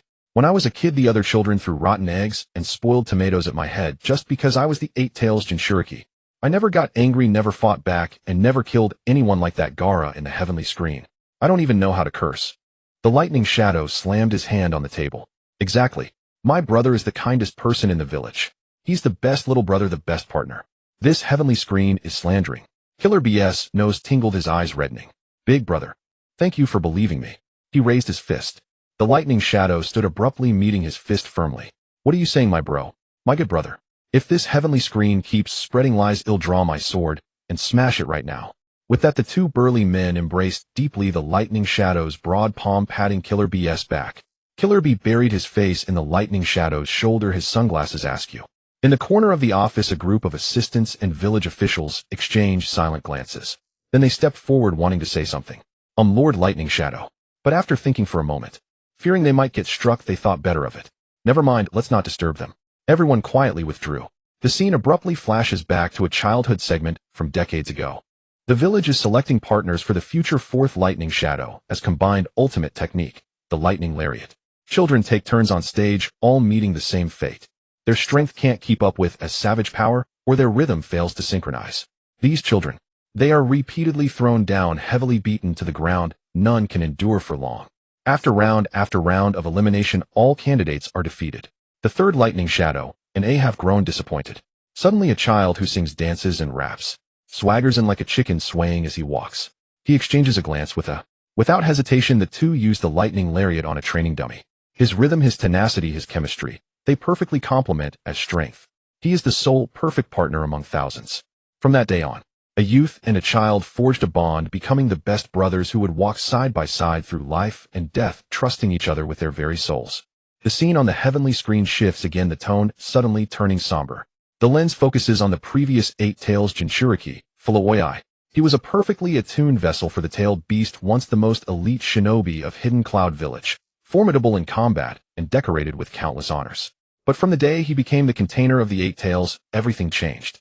The once close family, the teammates who fought at his side, the familiar villagers, the way they looked at him gradually soured. Awe turned into alienation, closeness into wariness, and warmth into deliberate avoidance. No one dared approach him, no one dared open their heart to him, no one was willing to walk beside him. Invisible isolation and rejection entangled him day after day. Through the long years, Fuluoyai slowly grew withdrawn and silent. Festivity had nothing to do with him, a warmth was a world apart. In the vast village, he lived like an outsider. His heart became emptier by the day, numbed and oppressed, until he completely lost the meaning of living and a sense of belonging. He even thought about dying. In the gray scene, a vibrant streak of color suddenly bursts in. That was the young killer bee training every day side by side with A. Loud and boisterous, passionate and straightforward, always brimming with energy, always fervent and pure. Their bond of fighting back-to-back, mutual trust and unwavering commitment deeply imprinted itself in Fuluoyai's eyes. This unique blaze of passion and connection slightly mended his perennial depression, stirring a faint glimmer in his deadened heart. But that warmth could never dispel the loneliness and gloom he had accumulated over the years. Soon news from the village sent his emotions into turmoil. The village selected Killer Bee as the next Eight Tails Jinchuriki to take his place. Fuluoyai's heart ached with a bittersweet sorrow filled with reluctance and pity. He knew all too well the fate of a Jinchuriki. He knew the isolation, suspicion, and exclusion that came with that identity. He knew the agony of being bound by a tailed beast for life and feared by the world. He looked at the lively, pure-hearted young Killer Bee, who was exactly like the younger version of himself. From the depths of his heart, he did not want this sunny child to fall into the same dark existence he had endured. Thus relatives and friends drifted away, the village's gaze became terrifying, and he grew reclusive and depressed. He could only stare at the sun each day, pondering life and death. Time never shows mercy. The third great ninja war erupted without warning, flames of battle sweeping across the land. Dressed in armor, Fuluoyai rushed to the battlefield, shedding blood in vicious combat. On the war-torn battlefield, he caught sight many times of the rapidly growing young Killer Bee. The boy's eyes held light, his heart pure tenacity. With unwavering determination, he trained fiercely and grew stronger. This pure obsession and courage made Fuluoyai fully acknowledge his successor. He had hoped that after the war he would properly train Killer Bee, slowly guide and protect him, helping him avoid the pitfalls and suffering he had endured. But fate had other plans. A carefully orchestrated conspiracy descended unnoticed, and Fuluoyai was caught off guard by the enemy's schemes. In the chaos of battle, the seal loosened, and the Eight Tails tailed beast went berserk. The rampaging tailed beast ravaged the battlefield. Several elite jonin of Hidden Cloud fell on the spot, and countless shinobi suffered heavy casualties. Turbulent times are merciless, destiny is inescapable. After the upheaval subsided, to stabilize the tailed beast and protect the village, the young Killer Bee was forced to inherit this heavy fate. The power of the Eight Tails was finally sealed completely into Killer Bee's body. From that moment on, the tragic life of the Eight Tails began. In an era long past, Uchiha Madara squinted, his crimson Sharingan fixated on the dark-skinned, sunglasses-wearing Killer Bee dancing in the sky. He furrowed his brow and asked in confusion, "Why is it the tragic life of the Eight Tails? Why not call it the tragic life of that guy named Killer Bee? Your choice of words is imprecise." Senju Tobarama snickered at the remark before turning to glare at Madara. Because he is a Jinchuriki in the hearts of people, he is no different from the Eight Tails. You fool, you don't understand this. Madara's pupils suddenly constricted. The air grew tense. He slowly turned his head, his gaze as cold as steel. "What did you say?" Tobarama wore a provocative smile, even stepping forward half a pace. "I said, you are a fool. If you can't even grasp the logic of the Sky's arrangement, what else can you do in your life besides being reckless and fighting?" Madara fell silent. He raised his fist, directly aiming for Tobirama's head. Tobirama was already prepared, his body shifting. The Flying Thunder God technique was activated in an instant, leaving only an afterimage in its place. He appeared on a rock, 3 zhang away, laughing as he patted his robe. "Can't hit me, Uchiha Madara. Your punch is slower than my grandmother's walking stick." Madara, furiously smiling, clasped his hands together, chakra soaring into the sky. Fire-style great fire destruction. Flames engulfed the area, sweeping the entire mountain cliff like a tsunami. The scorching waves turned the rocks red, and the grass and trees instantly turned to ash. Yet the flames remained ferocious, charging towards Tobirama with relentless force. Tobirama's expression tightened, his hands quickly forming seals. Water-style water dragon bullet technique. A massive water dragon surged from the ground, roaring towards the sea of fire. As water clashed with fire, billowing white steam exploded, obscuring half the sky. Ultimately, the water dragon could not withstand Madara's great fire destruction. The flames continued their relentless assault towards Tobirama's position. Tobirama's pupils contracted, and the Flying Thunder God activated again. He flashed out from the white mist, landing on a distant tree branch, just about to breathe a sigh of relief. A loud crash echoed overhead. He quickly looked up. Madara was already standing directly above him in midair, his skeletal blue Susanoo materializing, a glowing sword forming in his hand. "You run pretty fast." Madara showed no expression as the giant sword of Susanoo came crashing down. Tobirama activated the Flying Thunder God to dodge once again, but the aftermath of this strike was too overwhelming. The sword aura tore through the ground, the explosive shockwave hitting Tobirama's back like an invisible wall. He was sent flying, tumbling 3 zhang on the ground, shattering 4 rocks, and finally crashing into a broken wall. Cough. Tobirama spat out a mouthful of blood, his back burning with pain. Yet Madara did not relent, raising the giant sword of Susanoo for a second strike, aimed directly at the seated Tobirama. The glowing sword, imbued with a thunderous might, descended for the second time. Tobirama's face turned pale, and instinctively he shouted towards the distance, "Big brother, save me." At that critical moment, a wooden vine shot up from the ground, wrapping around Madara's Susanoo. Senju Hashirama's towering figure stood in front of Tobirama, forming hand seals. A giant wooden tree rose from the earth, holding Madara's sword in midair. Madara Hashirama's voice was calm and resolute. "He has already paid the price for his words. He'll let it go." The sword hung in midair, Madara's gaze flickering. After a moment of silence, he snorted coldly. Susanoo slowly dissipated, the glowing sword retracting, the overwhelming pressure fading like a receding tide. Hashirama sighed in relief and turned to look at his younger brother. Tobirama had blood at the corner of his mouth, sitting on the ground, clutching his chest, his expression grim. Hashirama sighed, crouching down to pat Tobirama's shoulder. "Tobirama, if you can't defeat him, don't keep provoking him. When have you ever seen me provoke him and come out on top?" Tobirama clenched his fists, wiping the blood from the corner of his mouth, casting a glare at Madara, his jaw clenched tightly. "Why? Why can't I defeat him? Why must I be so easily defeated?" Tobirama leaned against the broken wall, watching Madara leave leisurely. He began to deeply reflect. He lacked powerful destructive ninjutsu, and couldn't summon anything strong. Unlike his older brother, that's why he couldn't defeat him. Tobirama closed his eyes, replaying the earlier scenes in his mind. The flames of great fire destruction, the giant sword of Susanoo, and himself being blasted away with such disgrace.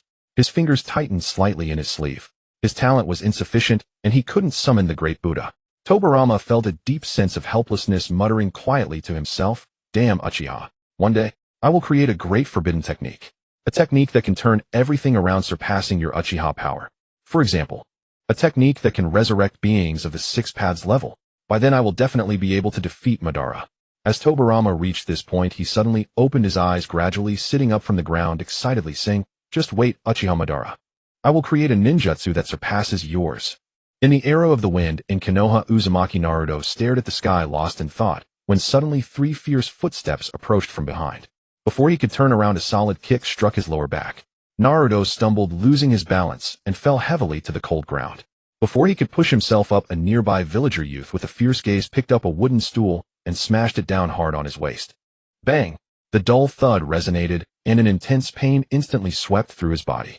Naruto's face instantly turned pale as he clutched his waist, curling up in pain, unable to help, but let out a piercing wail, his whole body trembling slightly. He gritted his teeth, suppressing the moisture gathering in his eyes, and with great difficulty turned his head. His clear blue eyes were filled with suppressed fury, glaring fiercely at the 3 attackers. The youth, annoyed by Naruto's glare, immediately shouted, "You dare glare at me?" As the words fell, he stepped forward, raising his hand and slapping Naruto's face, the crisp sound of slaps ringing out twice. The fiery pain instantly spread across his cheek. Naruto's head was turned sideways from the slap, a red imprint appearing on his face. Yet the assailant was not satisfied and kicked him hard on the leg twice more, each strike heavy and ruthless. Looking at Naruto's pitiful state on the ground, unable to fight back, the three bullies showed expressions of unrestrained joy, sneering, "Bullying is indeed enjoyable, it's unbearable if a day goes by without it. After beating someone it feels like the whole person is refreshed." Ahaha. The trio of bullies in Konoha, after their laughter, turned and left cheerfully. The empty ground was left with only Naruto lying on the ground, his waist aching from where the stool had struck and the burning sensation on his cheek lingered. After a while he finally managed to push himself up from the ground, struggling to get to his feet. Naruto, already accustomed to being bullied, rubbed his sore lower back. He slowly raised his gaze to the sky, his face filled with deep contemplation. "I have already seen Gar's tragic fate as the Jinchuriki of the tailed beast. The sky says the tragic fate of the eight tails has begun." Naruto tilted his head, blinking, his still watery blue eyes filled with confusion. Could it be that he is just like me? When I try to buy something, no one wants to sell it to me, and when I touch something, others disdainfully smash it. He scratched his head and took another look at the dark-skinned uncle with sunglasses in the sky. "But I just feel like this person's vibe has nothing to do with tragedy." The heavenly screen continues. As Killer Bee stepped out of the sealing chamber, the door closed heavily behind him with a dull thud. He wiped the sweat from his forehead, took a deep breath, and began to rap. "Yo, the sky clears, sunshine shines, and ready new self-align. With the eight tails in hand, I rule this land. Yunyons tomorrow, I'll make it grand." He shuffled forward, gesturing with his left hand and tracing arcs in the air with his right. His sunglasses caught the light from the corridor, making him look somewhat convincing. But not a single person standing in the hallway was smiling. The MBU operatives leaned against the walls, arms crossed, staring at him with unfeeling eyes. The elders who had presided over the sealing ceremony remained motionless, exchanging glances laden with a silence too heavy for words.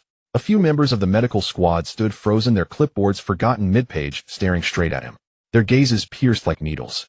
Killer Bee rapped on, his voice faltering for a moment before sliding back into the beat. He kept walking, his pace unbroken, a grin stretched across his face, revealing a row of white teeth. "Thanks for seeing me off, folks. I'm off to be a hero." Splat.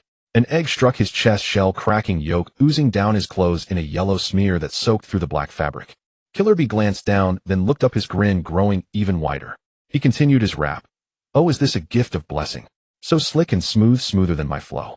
He kept walking, his pace quickening. Behind him in the corridor, someone muttered something. He didn't hear it, and he didn't. As he emerged from the ceiling tower, sunlight rushed at him, making him squint. The village streets looked the same, shops open, people moving, everything just like yesterday. But nothing was the same. He walked on. A woman carrying a child saw him and immediately ducked into a... The old man selling rice balls dragged his cart indoors, the wooden door slamming shut. A few kids his age were playing marbles by the roadside. As Killer Bee passed, they all looked up in unison, and one of them picked up a pebble and threw it at him. The stone hit his knee. It didn't hurt much. "Hey, that's a good shot. Have you been practicing? Want to come to my concert? They'll teach you how to find the rhythm." The kids scattered, vanishing in an instant. Killer Bee stood alone in the middle of the empty street, a grin still on his face. But even he wasn't sure how much of it was real anymore. He reached down, brushed the dust off his knee, and kept walking. The market was at the eastern end of the village. He wanted to buy some groceries. When he had gone home yesterday, the stove was bare and the fridge was empty. He walked up to a vegetable stall where a middle-aged woman was arranging radishes. She froze when she saw him, then lowered her head and went on with her work as if he didn't exist. "Auntie," Killer Bee said, pulling money from his pocket. "A bunch of green onions, 2 tomatoes, and..." "No." She didn't even look up. "I see you've got plenty." "Sold out." Killer Bee stared at the overflowing baskets of greens and radishes, opened his mouth, then closed it again. He bent down, placed the coins on the edge of the stall, and reached for a cabbage. The moment his fingertips touched the leaf, the woman slapped his hand, sharp and loud. It didn't hurt much, but it made a loud noise. "I said no," she said, looking up with undisguised contempt. "Can't you just go away?" Killer Bee pulled his hand back. The back of it was red. He stepped back and gave the woman a bow. "Thank you for the reminder, Auntie. Drop by my show sometime. Free VIP seat." "Not coming." The woman turned away and shifted the cabbages further inward, as if isolating something filthy. Killer Bee stood there for 3 seconds. Then he turned and walked deeper into the market. The fishmonger, the moment he saw him, carried his fish basin inside. The tofu vendor lowered her curtain. The butcher packed all his meat into the freezer and disappeared. Killer Bee walked and rapped as he went. "Hello everyone, I'm Killer Bee. The weather's beautiful today. Anyone want to hear a line or two?" No one answered. The noise of the market receded like a tide as he approached, only to rise again once he went from stall to stall, asking each vendor, inviting each one. "Uncle, want to come?" I wrote a new piece. It's fire. No. Sister, it's really short. Just 3 minutes. Stay away. Old man, you look like someone who knows music. Go away, go away. The 8th. The 15th. The 23rd. Killer Bee counted each rejection in his mind. Eventually, he lost track. All he remembered was that everyone's eyes looked the same. That looked disdain, disgust tinged with a little fear and a lot of impatience. As if he were a nuisance that had wandered onto the street and needed to disappear as quickly as possible. The sun climbed higher. He stood on the steps at the market entrance, still clutching the few coins in his hand. Behind his sunglasses, his eyes blinked several times. Then he took a deep breath. Looks like everyone's busy today. He'll come another time. He shouted at the top of his lungs, then turned and strode away. His steps were long, his back straight, his head high, still humming an off-key rap. But when he reached the corner where no one could see him, his pace slowed. He hung his head, stared at his shoe tips, and walked step by step toward home. He pushed open the door. The house was as cold and empty as it had been that morning. He placed the money on the table, sat down on the edge of the bed, and took off his sunglasses. At that time, Killer Bee was only 12, still a child.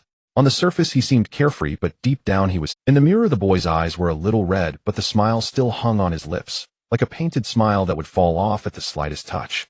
He sat at the desk, spread out paper, and picked up a pen. Rejected again today. It's okay. He'll write a better one. The pen tip touched the paper, making a soft scratching sound. Outside, the sky was a deep blue, the sun was bright, and the village echoed with lively voices and the warmth of cooking fires. But none of those sounds came from him. Killer Bee let out a deep sigh. See, Jinchuriki are always despised. Tailed beasts are always despised. But, 8 tails, I don't despise you. Even if everyone else despises you, I will treat you as a friend. The celestial screen clearly displayed the scenes of the young Chi-La by being mercilessly bullied. Standing atop the mountain peak, Zhu Jian silently stared at the glaring sight. Heaving a sigh, what a good child.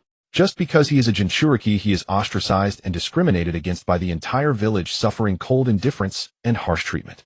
This child has never resented the 8 tails within him. Instead, he wholeheartedly wishes to treat the tailed beast as a cherished friend. Such a nature is far too kind and pure. But it is precisely this pure kindness that causes him to suffer so much grievance and live in such torment. The Yuzhibo band beside him let out a sneer. Kindness. That is nothing but weakness. Those who deliberately bully and humiliate the weak, throwing things at him, insulting him publicly, deserve to be directly killed. Such scum who even a child can arbitrarily oppress and trample underfoot are not worthy of being called human. They are no different from livestock. Zhu Jian stiffened, turning to look at him in shock, his expression disapproving. Ban, you are too extreme, utterly devoid of humanity, treating human life like grass. Ban raised his eyes, his dark pupils heavily meeting Zhu Jian's angry gaze, expressionless. What humanity does someone who can even bully a child have? Immediately ending their lives without any torture is already the greatest mercy to them. Zhu Jian opened his mouth, wanting to argue, but his mind kept replaying the image of little Chi-La Bai from the celestial screen. Pitiful, helpless, silently enduring. All words of rebuttal instantly stuck in his throat, completely choked. He turned again, gazing at the 12-year-old boy in the celestial screen. A small figure clearly full of grievances, yet forcing a smile in front of the mirror to heal himself. A long silence enveloped them. After a long while, Zhu Jian muttered gloomily, Seems it does make a little sense. Ban cast him a sidelong glance, his tone tinged with sarcasm. It seems you're not completely stupid after all. Zhu Jian snorted in displeasure and simply shut his mouth, no longer arguing. In Yunin village, the third Raikage watched young Chi-La by walking through the empty market, gathering courage to approach again and again. Yet he was repeatedly coldly rejected and ostracized by everyone, suffering all the world's cold disdain. After a moment, he slowly spoke. Having been ostracized since childhood, having tasted the world's warmth and cold, yet still maintaining a sunlit, cheerful, and pure nature. It seems my judgment back then was indeed not wrong. Beside him, the still young Fu Luo, he heard this and gently turned his head, his gaze firmly locked on the thin, small figure in the celestial screen. He had already inherited the 8 tails for many years by then, having personally endured countless days and nights of alienation and isolation. He knew this feeling all too well. Walking among the crowd, people's subconscious retreat, the undisguised fear and rejection in their eyes. The loneliness and coldness of being alone and alienated from the entire world. This torment. Even as an adult, he found it hard to fully bear, and every time he thought of it, his heart was full of bitterness. Fu Luoyi's voice was very low with undisguised empathy and bitterness. That child is so much younger than me. I am already an adult, mature-minded, and enduring these criticisms and isolations is already tormenting. He is just a mere child. On the surface, he always wears a carefree smile, pretending not to care, but the pain and grievance buried in his heart must be 100 times deeper than mine. Yet he doesn't resent the tailed beast, unlike me, who complains about heaven and earth, and also the tailed beast. His words fell. He looked down and said with deep regret, "Such a kind child, really. Breaks my heart." In Muyi village, Xiang Rikue stared blankly at the celestial screen, seeing her eyes already red. Choking, she said, "Even the 8 tails Jinchuriki is treated with such malice and ostracized by the entire village." Then when Dad was the 9 tails Jinchuriki back, then the criticism and targeting he endured must have been 10 million times more terrible, right? Behind her, Ming Ren heard all of his daughter's words, and his heart suddenly warmed, as if all the past grievances were soothed by this thoughtfulness. He raised his hand to gently stroke Xiang Rikue's soft hair, about to comfort her. But beside him, Bo Ren had already spoken first. "Didn't Dad say? Dad was super popular when he was little. He was a peerless genius, like Masters Wuzhu, ranked first in every exam, and many girls in the village admired and liked him. With such an awesome and popular dad, the villagers must have all protected him. How could anyone dare to bully him?" Xiang Rikue heard this, and the tears swirling in her eyes instantly receded. She suddenly looked up, her sparkling eyes directly meeting Ming Ren's. "Dad, is it true?" Ming Ren's hand rubbing his daughter's hair suddenly froze in midair. Seeing the pure, worshipful, and trusting look in his daughter's eyes, he couldn't bear to shatter the child's illusion. He could only steel himself and gently nod in tacit acquiescence. "Dad is the best after all." Xiang Rikue instantly broke into a bright smile, sweetly throwing herself into Ming Ren's arms and hugging him tightly, her little face full of complete adoration and dependence. Beside them, Bo Ren was still enthusiastically going on, unaware of his father's stiff expression. And if Dad had really been bullied as a kid, the celestial screen would have shown it long ago. He clicked his tongue twice with a hint of curious amusement. "If it really gets shown, I could see Dad's embarrassing childhood moments." The gentle smile on Ming Ren's face instantly completely froze, his smile stiff. "Ungrateful son." He cursed inwardly through gritted teeth. The boast had already been made, there was no room for backing out. He looked down and once again met Xiang Rikue's shining, worshipful eyes. He could only swallow all the bitterness and helplessness back into his heart, forcing an extremely unnatural and slightly stiff smile. At this moment his heart was extremely anxious, silently praying madly to the invisible celestial screen. "Please don't let me be shown. Please don't expose my childhood." Inside, Chi La, by the 8 tails, originally resting with eyes closed, suddenly opened its eyes upon hearing his words. "No matter who abandons you, I will never abandon you," and slowly spoke. "Is it possible? Everyone is disgusted by you, not by me." Chi La, however, smiled gently and said calmly, "See, you've been discriminated against for so long that even your mind has problems. I know being disliked feels bad, but don't be sad. I'm here with you." The 8 tails was stunned and was about to retort, but Chi La had already spoken first. "Don't feel bad. Let me sing you a rap to drive away the grievances in your heart." The 8 tails immediately panicked. "No, no, no. They really are disgusted by you, and also I am disgusted by you too." Hanabi raised an eyebrow, then said with unwavering certainty, "Liar. The villagers clearly adore me. I've seen it with my own eyes. I've long noticed it in their eyes. It's because of you that they dare not approach their idol openly, and that they disdain their idol." The colossal 8 tails stiffened, slightly exasperated yet amused. "No, you've got it all wrong. They despise you, not me." Hanabi remained unconvinced, muttering to himself that the 8 tails was surely spiraling into a mental dead end. "But my heart is pure and kind. What if this tailed beast develops psychological issues, eh?" With that thought, Hanabi immediately softened his stance, and under the 8 tails' bewildered gaze he conceded with feigned patience, all right, whatever you say." No sooner had the words left his mouth than Hanabi's eyes suddenly sparkled, his interest piqued. He clapped his hands and announced with gusto, "Enough of this. Now let my exclusive rap melodies heal your twisted little soul." The 8 tails panicked, frantically waving its massive tentacles. "No, no, no. Don't you dare sing. I admit I'm wrong. You're right, everyone does despise me. It's my bad attitude, my mental issue. Just please don't open your mouth." Yet this plea only strengthened Hanabi's resolve. His gaze turned earnest and fervent, his emotions swelling, and he declared with vigor, "Since your heart truly is troubled, then I must sing even more. Let my voice smooth away all your worries."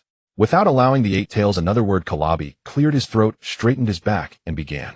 His body swayed gently to the beat in his mind, his fingers tapping invisible drums in the air, a sudden light flaring in his eyes as he launched into an impromptu rap. "Fears be gone, sorrows fade, no need to guess a tailed beast charade. My song unfolds with tenderness, all the gloom ill replace. No more dismay, no more doubt, surge with my rhythm, shout it out. Healing beats for you, they stray in a second, soothe your heart's malady." His tone was forceful, yet the endings twisted into a strangely catchy lilt, his rapping imbued with an innate confidence, and as he repeated the chorus, he grew more immersed. Hanabi swayed his head, waving his hands like a conductor. Yet for the Eight Tails this was no healing. It was the piercing manic melody bore into its ears like a drill, crackling along its nerves and searing it. The Eight Tails' massive head recoiled, its enormous eyes wide, pupils trembling violently, its face a portrait of utter despair. It clamped its front claws over its head, while the remaining Eight Tails lost all control, thrashing wildly. Boom, boom, boom. At last the Eight Tails, in unbearable agony, let out a blood-curdling howl. Stop! Stop right now! It is indeed because of me that the villagers have distanced themselves and hate you. Hanabi fell silent, nodded, and said, It's fine, I won't hate you. He'll sing for you every day from now on. The Eight Tails, in the era of the first Hokage Chinsho Zhujian, saw their warm interaction and was moved nearly to tears. Look at this child, Hanabi. His heart is even kinder than I said. It's the Eight Tails' fault that the villagers shun him and treat him coldly. He bears no resentment whatsoever. Instead, he wants to sing every day to soothe the tailed beast. Look at the Eight Tails. It's so moved it's frozen in place. This is undoubtedly the most cheerful, gentlest, purest-hearted child under heaven. Yuzhibo-ban turned his head and said coldly, You think the Eight Tails froze from joy? From where I stand, it's clear it has realized it will be tortured by that singing every day from now on. It's frozen in despair and heartbreak. Zhujian immediately whipped around to rebut, his expression serious as he steadfastly defended Hanabi's singing. It's clearly moved. Hanabi sings so wonderfully and healingly. You just don't have an ear for art, Ban. You haven't an ounce of artistic sense. Ban gazed at his friend's earnest demeanor, sighed helplessly, and habitually indulged him. All right, you're right. I just don't appreciate it. Having said that, he scratched his head in puzzlement, glanced around, and furrowed his brows slightly. Strange, why hasn't Feijian chimed in? Normally as soon as I speak he bristles like a cat, and can't wait to argue or even fight me. Why is he so quiet today? Zhujian hurriedly turned his head to scan the surroundings, his eyes swept across the area, but he couldn't spot Chinsho Feijian anywhere. He immediately extended his senses, chakra spreading rapidly. The next second astonishment flashed across his face. Feijian isn't here. He seems to be fiddling with something in the distance. And he's actually laughing. Ban was taken aback, then twitched his mouth and spoke in a low, eerie tone. Find your brother a girlfriend before it's too late. Zhujian slapped his thigh, suddenly enlightened, and nodded vigorously. You've got a point. Feijian isn't young anymore. There isn't even a close woman by his side. But no big deal, he's still young and energetic. The Chinsho clan absolutely won't die out. The moment the words left his mouth, the air grew faintly heavy. Yuzhibo-ban's gaze turned icy, and he stared fixedly at Zhujian, his tone dripping with menace. Are you hinting that I have no descendants, and that my clan's lineage has been wiped out? Zhujian's eyes dilated in panic. He waved his hands frantically and stammered, No, absolutely not. I swear I didn't mean that. Ban let out a cold sneer. It better be the case. Given how outlandish you and your brother are, I doubt the Chinsho clan will survive much longer either. Zhujian pouted. In the celestial projection, sunlight bathed the village of cloud. The open-hearted Hanabi cleared his mind and went out for a stroll as usual. As he passed by, the villagers averted their eyes, their gazes strange. After whispering among themselves, they deliberately avoided him. Hanabi took in all their peculiar expressions. He paused in the middle of the street, and for the first time doubt crept into his heart. Could it be that it really isn't the Eight Tails' fault?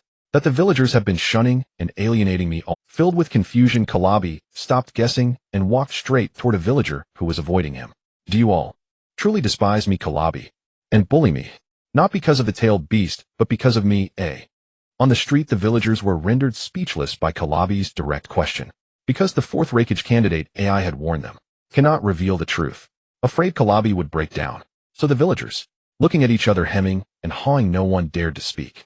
Some cast furtive glances, sneaking peeks elsewhere, terrified to meet Hanabi's pure gaze. Just as someone steeled themselves to confess the truth and shatter Hanabi's long-standing self-deception. A heavy, steady footstep came from behind the crowd. Young A, the fourth Raikage candidate, strode through the crowd, his rough voice cutting through the tense standoff. Hanabi, there's an urgent mission with your elder brother. Hanabi's chaotic doubts instantly vanished, the haze in his eyes cleared, and he straightened his back, responding readily. Yes, sir, big brother. He followed his pace without hesitation, and the two brothers walked side by side away from the street, gradually disappearing into the distance. Only when their figures had completely vanished around the corner did the tense villagers collectively exhale in relief, gathering together to whisper their sentiments. My God, so the Eight Tails has been sealed inside him all along. How pitiful the Eight Tails is. Trapped inside a Jinchuriki day after day, constantly enduring his demonic rap, anyone would crack. Sigh, poor Eight Tails. Good thing we didn't say it outright. If we told him his singing is awful, and that's why we bullied him, He might stubbornly insist on giving us an impromptu performance right there. That would be a disaster. In the first generation era, Hashirama Senju stared at the villagers' conversation on the celestial screen, frozen in place, his mind struggling to process. The earlier excitement over Kalabi's kindness and gentleness vanished, replaced by sheer bewilderment. So, the villagers alienated and kept their distance from Kalabi, not because of the eight-tailed beast sealed inside him, but because they couldn't stand his singing. Madara Uchiha beside him raised an eyebrow, slightly a hint of smugness in his eyes. See, Hashirama, I told you so. I said the eight tails looked desperate because it was driven to despair by his rap, but you insisted it was moved. Hashirama scratched the back of his head in frustration, looking at the pure-hearted Kalabi on the screen with deep regret, sighing repeatedly. But this kid is so gentle and understanding, so warm to others. His rap doesn't strike me as unbearable. These villagers are far too harsh, deliberately alienating and subtly bullying him just because he loves to sing and has a unique voice. That's truly despicable. Madara walked slowly to Hashirama's side, his crimson Sharingan rotating faintly as he spoke indifferently. This is human nature, narrow-minded and selfish. They only accept what pleases them, though anything slightly off triggers rejection and disgust. Hashirama, why not join me in reshaping and ruling this world to eradicate such twisted hearts once and for all? Hashirama shook his head lightly, his gaze resolute, utterly rejecting Madara's proposal. Ruling through force cannot change hearts. Oppression only breeds more resentment. We should seek gentler methods, gradually guiding and educating people to embrace each other's differences. Madara looked at his stubborn yet kind friend and sighed a long, helpless sigh. He did not argue further. Instead, he turned his head silently to look back at the celestial screen. During the Fourth Shinobi World War era, Kalabi sat cross-legged beside the enormous body of the Eight Tails. He stared intently at the villagers' whispers replaying on the screen, completely stunned, his face etched with disbelief. He slapped his thigh abruptly, full of incredulity. What the hell? The root of my bullying is my rap. Impossible. Absolutely impossible. My voice is sweet and perfect, my rhythm flows like water. How could it be bad? It's definitely not because of me. It must be because of the tailed beast. The villagers were afraid that if they said it was too bad, the tailed beast would rampage and hurt them. That's the real truth. Kalabi shook his head desperately. He wouldn't believe it. Sigh. The eight tails drooped weakly, its massive head sagging as it muttered with helpless mockery. Stop blindly overestimating your singing skills. Only you think you're great. Kalabi immediately straightened his back, retorting with pride and unshakable confidence. I am the #1 rap master of Cloud Village. During the Third Shinobi World War, after my battle with the yellow flash bow Feng Shuimin, my rap fame spread across all of Cloud. Every time I hold a rap performance, the seats are packed, countless villagers are swept up in my rhythm, weeping and burning with passion. With so many fans, how could I be despised and shunned by everyone just because of my singing? These villagers on the screen must be lying. It's all fake. The Eight Tails responded with a dry retort. Those who came to your concerts were mostly forced to attend on missions, and many covered their ears to endure it. Nobody had the guts to tell you straight to your face. Also, before you started rapping, Cloud Village didn't have microphones or concert venues. Kalabi was instantly speechless, frozen on the spot, unable to think of a rebuttal. He opened his mouth, closed it, repeated a few times, and finally squeezed out, then. My improvised lyrics. The Eight Tails rolled its massive eyes. Octopus sausages sizzling on the grill. You call that taste? Kalabi covered his face. After a long moment, a muffled mutter leaked through his fingers. So the bullying wasn't because of the tailed beast. It was because of me. The Eight Tails' tone suddenly softened, lowering its voice. It's not too late to know now. But speaking of which, your brother the Raikage has always genuinely protected you. Kalabi slowly lowered his hands, his eyes reigniting with light, a faint smile curling at the corners of his mouth. Big brother. He never complained about me being noisy. So, will you still sing in the future? Kalabi stood up, brushed the dust off his pants, took a deep breath, and answered with full energy, sing. Of course he'll sing. But from now on only for Big Brother and those willing to listen. And you Nyogawe. The Eight Tails snorted, but its tail couldn't help wagging slightly. Then, he'll reluctantly stay as your audience. Kalabi grinned, snapped his fingers twice, and lowered his voice. Thanks, partner. This line doesn't rhyme. The Eight Tails. The scene slowly shifted away from the awkward atmosphere of Union Street. A streak of celestial light suddenly dimmed, and a line of golden characters gradually emerged in the center of the screen. The fifth person to be bullied was revealed. Below the subtitles, a low and soothing narration began to play, accompanied by a distant chime. He possessed exceptional talent, a sharp mind, and always looked far ahead with a strong overall perspective. He was extraordinarily popular with the opposite sex, gentle in nature, and always courteous and considerate to others. Moreover, he was sincere and kind-hearted.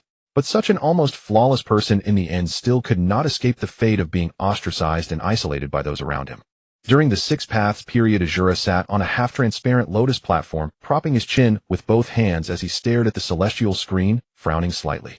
High talent, sharp mind, thoughtful of the big picture, popular with women, and a gentle temper. Could a place like Konoha really produce such a person? He counted on his fingers the fragments he had seen. I've watched so many replays. The people in Konoha are either weighed down by hidden thoughts or speak of great justice while actually being cold. And quite a few lead cliques to bully others. It doesn't seem like an environment that could nurture a decent gentleman. Indra cast a sidelong glance at his younger brother. Every place has good and bad people. Kindness or wickedness has no inevitable connection to the village. Azura turned his head and blinked. Brother, why are you defending Konoha today? Indra gave a light snort. I'm only speaking the truth. You, on the other hand, are labeling an entire village based on just a few images. That is far too rash. Azura stuck out his tongue, not daring to argue further, and turned his gaze back to the celestial screen, muttering, but I still think it's hard for a truly pure and kind person to emerge from a place like that. During the first generation period, the celestial narration continued scrolling. Shinsho Feijian stood alone under the corridor, narrowing his eyes slightly, repeating the description word by word in his mind. Exceptional talent, sharp intellect, farsighted, popular with women, gentle temperament, and easy to get along with. A slow smile spread across his lips. These traits, he should definitely be one of our Shinsho clan. As the words fell, Yuzhibo Ban's cold laugh drifted from behind. Heh, just now, when Zhu Jian was lamenting for that rapping kid you hid away. Now that you hear all praising words, you come forward to claim them. Ban walked slowly to the front, his crimson eyes filled with undisguised sarcasm. Rush forward when there's an advantage, retreat immediately when trouble arises. The Shinsho family style is indeed exactly as rumored. Fijian's face darkened instantly. He turned to face Ban and said coldly, I am merely making an objective judgment. The Shinsho clan has guarded the foundation of Konoha for generations. Most of the clan are open-minded and gentle-natured. This description fits our clan perfectly. He swept his gaze over Ban, hostility plainly written on his face. As for your evil Yuzhibo clan, you are stubbornly gloomy by nature, revolving around hatred, trapped all your lives by power and obsession. Not a shred of gentle and kind can be found. Ban's Sharingan spun rapidly beneath his eyes, his chakra, surging oppressive aura spreading instantly. Say that again. Say it 10 times, and it will still be the same. Feijian did not retreat and inched his fingers, quietly forming a seal. I Shinsho Feijian act openly and honorably, not like some people who hide in the shadows and judge others with narrow minds. Zhujian, caught between them, was at a loss. He quickly raised his hand to mediate. Feijian, Ban, stop for now.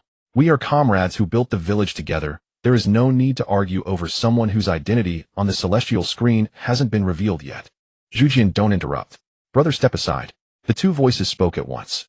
Zhujian, stuck in the middle, awkwardly took a few steps back and scratched the back of his head helplessly. Ban stepped forward, the overwhelming pressure making the surrounding air stiff. Do you really think that just because you've developed some forbidden techniques, you have the right to spout nonsense in front of me? Feijian stood his ground, a faint blue water light shimmering at his fingertips, fine sharp water blades condensing in the air. Whether my techniques are the fruit of my research, you are welcome to try. Even if my strength is inferior to yours, it's more than enough to deal with the Yuzhibo. Arrogant and conceited. Ban sneered, even if you research 100 more forbidden techniques, in my eyes they are nothing but amateur tricks unworthy of the stage. Trivial things, don't embarrass yourself. You. Enough. Zhujian finally lost his temper, spreading his arms wide. Wood-release chakra exploded outward and a thick green wooden wall forcefully separated the two. He rarely put on a stern face and said gravely, the celestial screen is still playing. Whatever personal grievances you have, argue after watching the footage. Ban flicked his sleeve impatiently, turned and moved aside. Feijian also withdrew his technique, tilting his head away.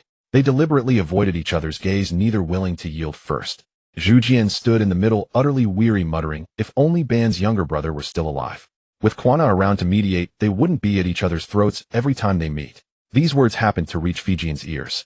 A bold idea suddenly sprang into his mind, a glint of interest in his eyes. What if I try the forbidden technique on Quanah's remains? Once Ban sees his brother return to the world, let's see if he can still be as arrogant and domineering as now. Perhaps upon seeing his kin again, he wouldn't even have the heart to confront me. The celestial screen slowly turned, and under the curious gaze of everyone, it gradually revealed the answer. The fifth person to be bullied, none other than Yuzhibo. As the serene, delicate face appeared, Shinsho Feijian immediately laughed scornfully, saying with extreme sarcasm, Hey Yuzhibo, brat being ostracized. Serves him right. The Yuzhibo bloodline is inherently sinister. Yuzhibo Ban glanced sideways just now upon hearing that string of outstanding traits. You insisted they belonged to your Chincho clan. Now that it's revealed to be Yuzhibo, you switch faces faster than turning a page. Feijian remained expressionless, saying coldly, "It's because the hearts of these Yuzhibo are twisted and naturally repulsive. Anyone would distance and bully them."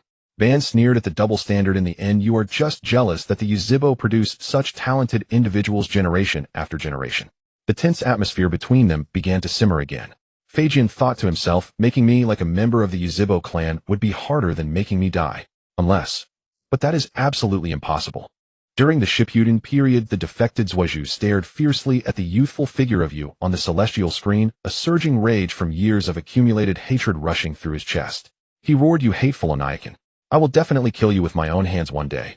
Back then you slaughtered the entire clan, killed all my loved ones, and left me to live in endless pain. Why? Why? Why did you leave only me?" Zhuozhu roared to the heavens, "Why did you leave only me alone?" The celestial screen freezes on that gentle yet adorable face of young Itachi. Immediately light and shadow shift. Three children of similar age squat by the wall, craning their necks to watch Uchiha Itachi's retreating figure. They whisper to each other, "Is that the eldest young master of the Uchiha clan? I heard his talent is terrifyingly high. Even the teacher praises him as far superior to us. TCH, what's so great about a genius? Isn't he still playing alone?" The tallest child's eyes twinkled, and he lowered his voice. "How about we go make friends with him?" The other two exchanged glances, their eyes flickering as if wanting to speak, but holding back. At this moment, the celestial screen's narration sounded with a hint of mockery. "Please choose one of the following 3 ways to establish friendship with Uchiha Itachi. Option 1, walk over, openly pat him on the shoulder, and say, 'Hello, I want to be friends with you.'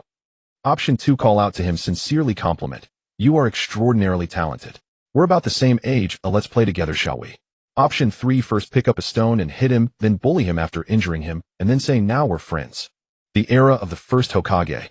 Young Sarutobi Hiruzen listened to the options and immediately patted his chest with certainty. "Definitely choose 1. Walk over frankly and greet him. It's the most sincere and easiest way to make him lower his guard." Beside him, Yuditane Koharu nodded in agreement. Hiruzen is right. Making friends shouldn't involve Mitokado Hamura adjusted his non-existent glasses and mused. "Choosing 2 is still decent. At least you compliment the person first and your attitude is humble enough." But young Danzo snorted coldly, crossed his arms, and squinted at the 3. "What do you know? The celestial screen just said he is the 5th one to be bullied, which means the normal way simply won't work." He raised his chin, his face wearing an arrogance of having seen through everything. "In my judgment, they must have chosen option 3. Bully first, then show goodwill. Beat them down first, then win their hearts. This fits the survival logic of us bullies." Tobirama listened to the insights of his juniors and disciples, his gaze falling on young Danzo, and rarely showed a hint of approval. "Danzo speaks well." Danzo received the teacher's approval, his heart bursting with joy, but his face forced calmness. Only the corners of his mouth couldn't help curling up. He secretly glanced at young Hiruzen, thinking over and over. "See, the teacher acknowledges me. With that Gudetwushu's demeanor of yours, how will you become the Hokage in the future? But from now on I have to perform well, surpass Hiruzen, and become the Hokage in the future." Tobirama looked up again towards the celestial screen and muttered, "What's there to be friends with this Uchiha Itachi? A wicked little Uchiha brat. The greater the talent, the more I despise it." At this moment, the celestial screen continues to advance. The 3 children exchanged brief glances, and as Danzo had predicted, they bent down to pick up gravel from the ground and hurled it fiercely at the solitary figure on the riverbank. The stones rained down like hailstones, accompanied by the gleeful screams unique to children's pranks hurtling toward Uchiha Itachi. However, Itachi casually picked up a small pebble from his side with his right hand, turned and threw it. The pebble traced a bizarre arc, precisely hitting the first incoming stone and deflecting it. Immediately, with remaining force, it ricocheted and struck the second, third. A series of crisp ding-ding sounds followed, and all the flying stones were intercepted one after another by the same pebble. Finally, the small pebble made a sharp turn and whizzed past the 3 children's scalps. The 3 kids stood frozen, still holding their throwing poses, their mouths wide enough to fit an entire egg. Uchiha Itachi merely turned his face slightly, his dark eyes calm and undisturbed, as if looking at 3 noisy sparrows. Without saying a word, he stood up, patted the grass clippings off his clothes, turned, and walked away along the riverbank. Dusk deepened. Uchiha Fugaku found his son practicing the fireball technique alone by the river. He crouched down and demonstrated the hand seals with serious earnestness. Itachi watched carefully. The key to the fireball technique is the condensation and release of chakra, like this.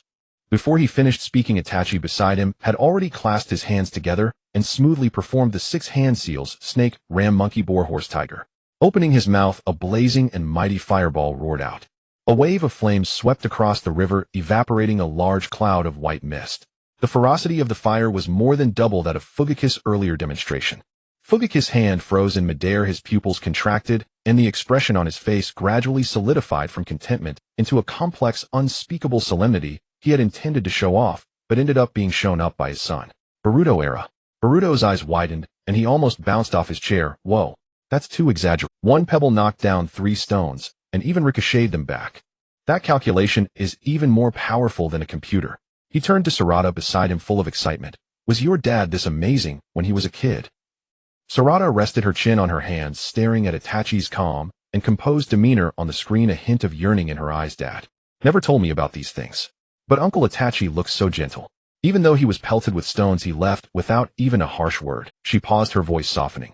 If he were still alive, he must be a very caring elder.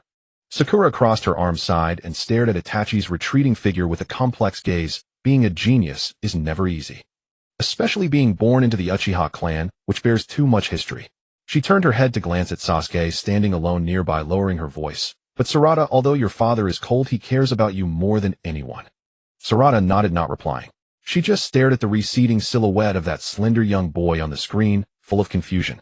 But how did uncle and grandfather and grandmother and other relatives all die? Dad never talked about it. Watching the fleeting images on the screen, it felt like our clan had so many people. How did they all disappear? Sarada was full of doubt, thinking for a long time, but couldn't figure it out. The scene continues. A few days later, Uchiha Itachi enters the academy. He completed all courses at a record-breaking speed and graduated early. Then the screen shows Itachi in uniform, wearing a forehead protector. He walks through the crowd with a calm expression, surrounded by hushed whispers and envious glances. Shizui's figure appears on the screen.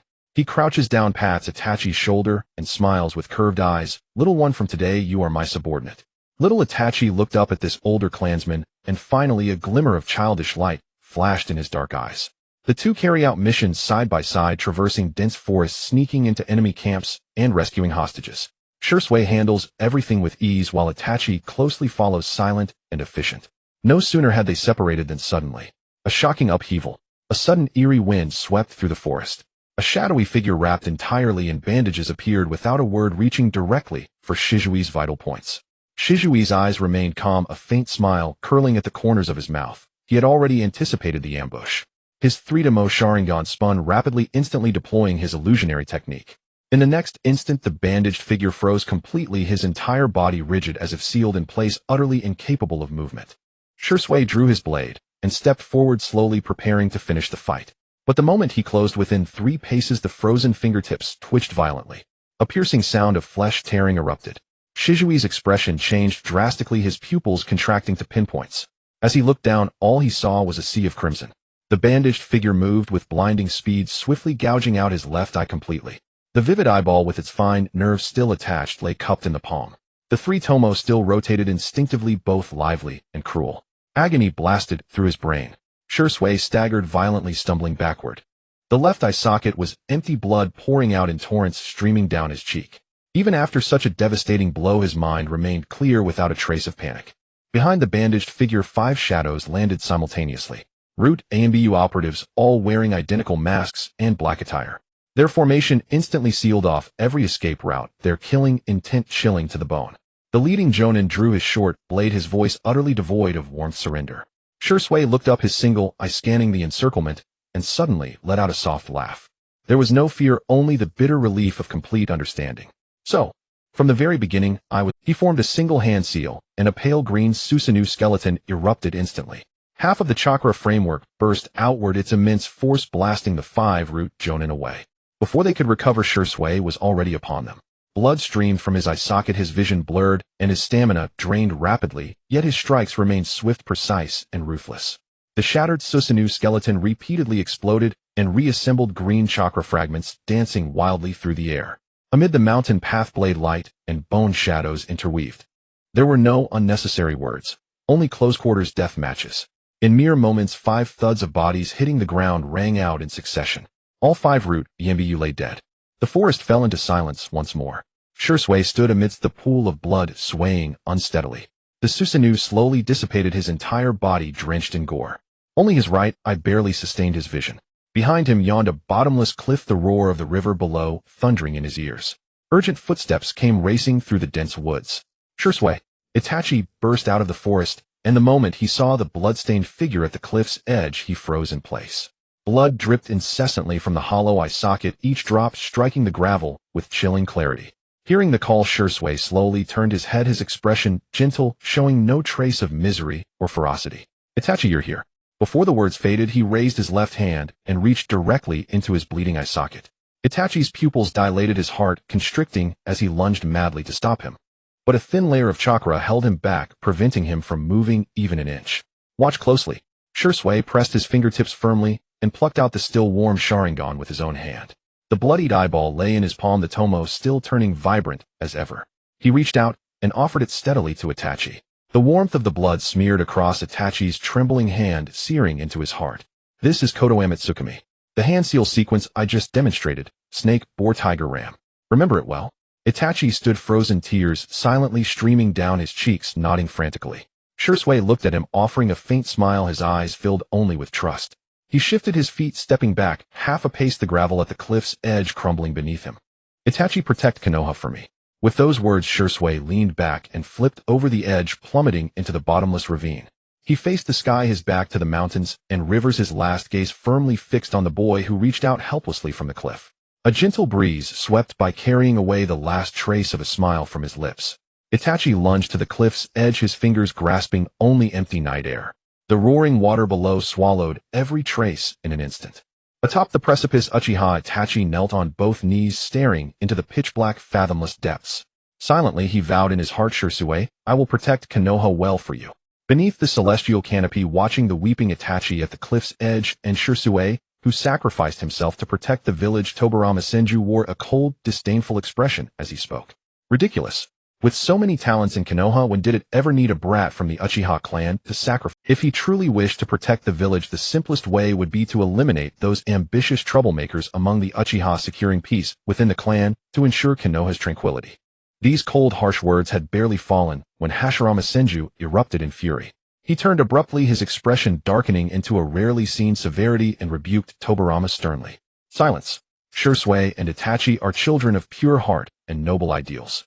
How dare you utter such despicable words? Protection is never proven through slaughtering one's own kin or brother against brother. They cherished Konoha with sincere hearts and silently dedicated themselves to the village. They have already done more than enough. And you still demand more, forcing Uchiha children to kill each other. You are utterly unreasonable. Hashirama was genuinely enraged, his immense chakra stirring restlessly. Tobirama, who had never seen his brother upbraid him so fiercely over outsiders, immediately retracted all his sharpness. He lowered his eyes, pressed his lips tightly together, and bowed his head in silence, daring not utter a word of rebuttal. In his heart, he knew that Hashirama's fury was real and undeniable. At the time of Shursui, who had not yet fallen and had witnessed his own future on the celestial screen, felt his mind profoundly shaken, his emotions tangled and complex.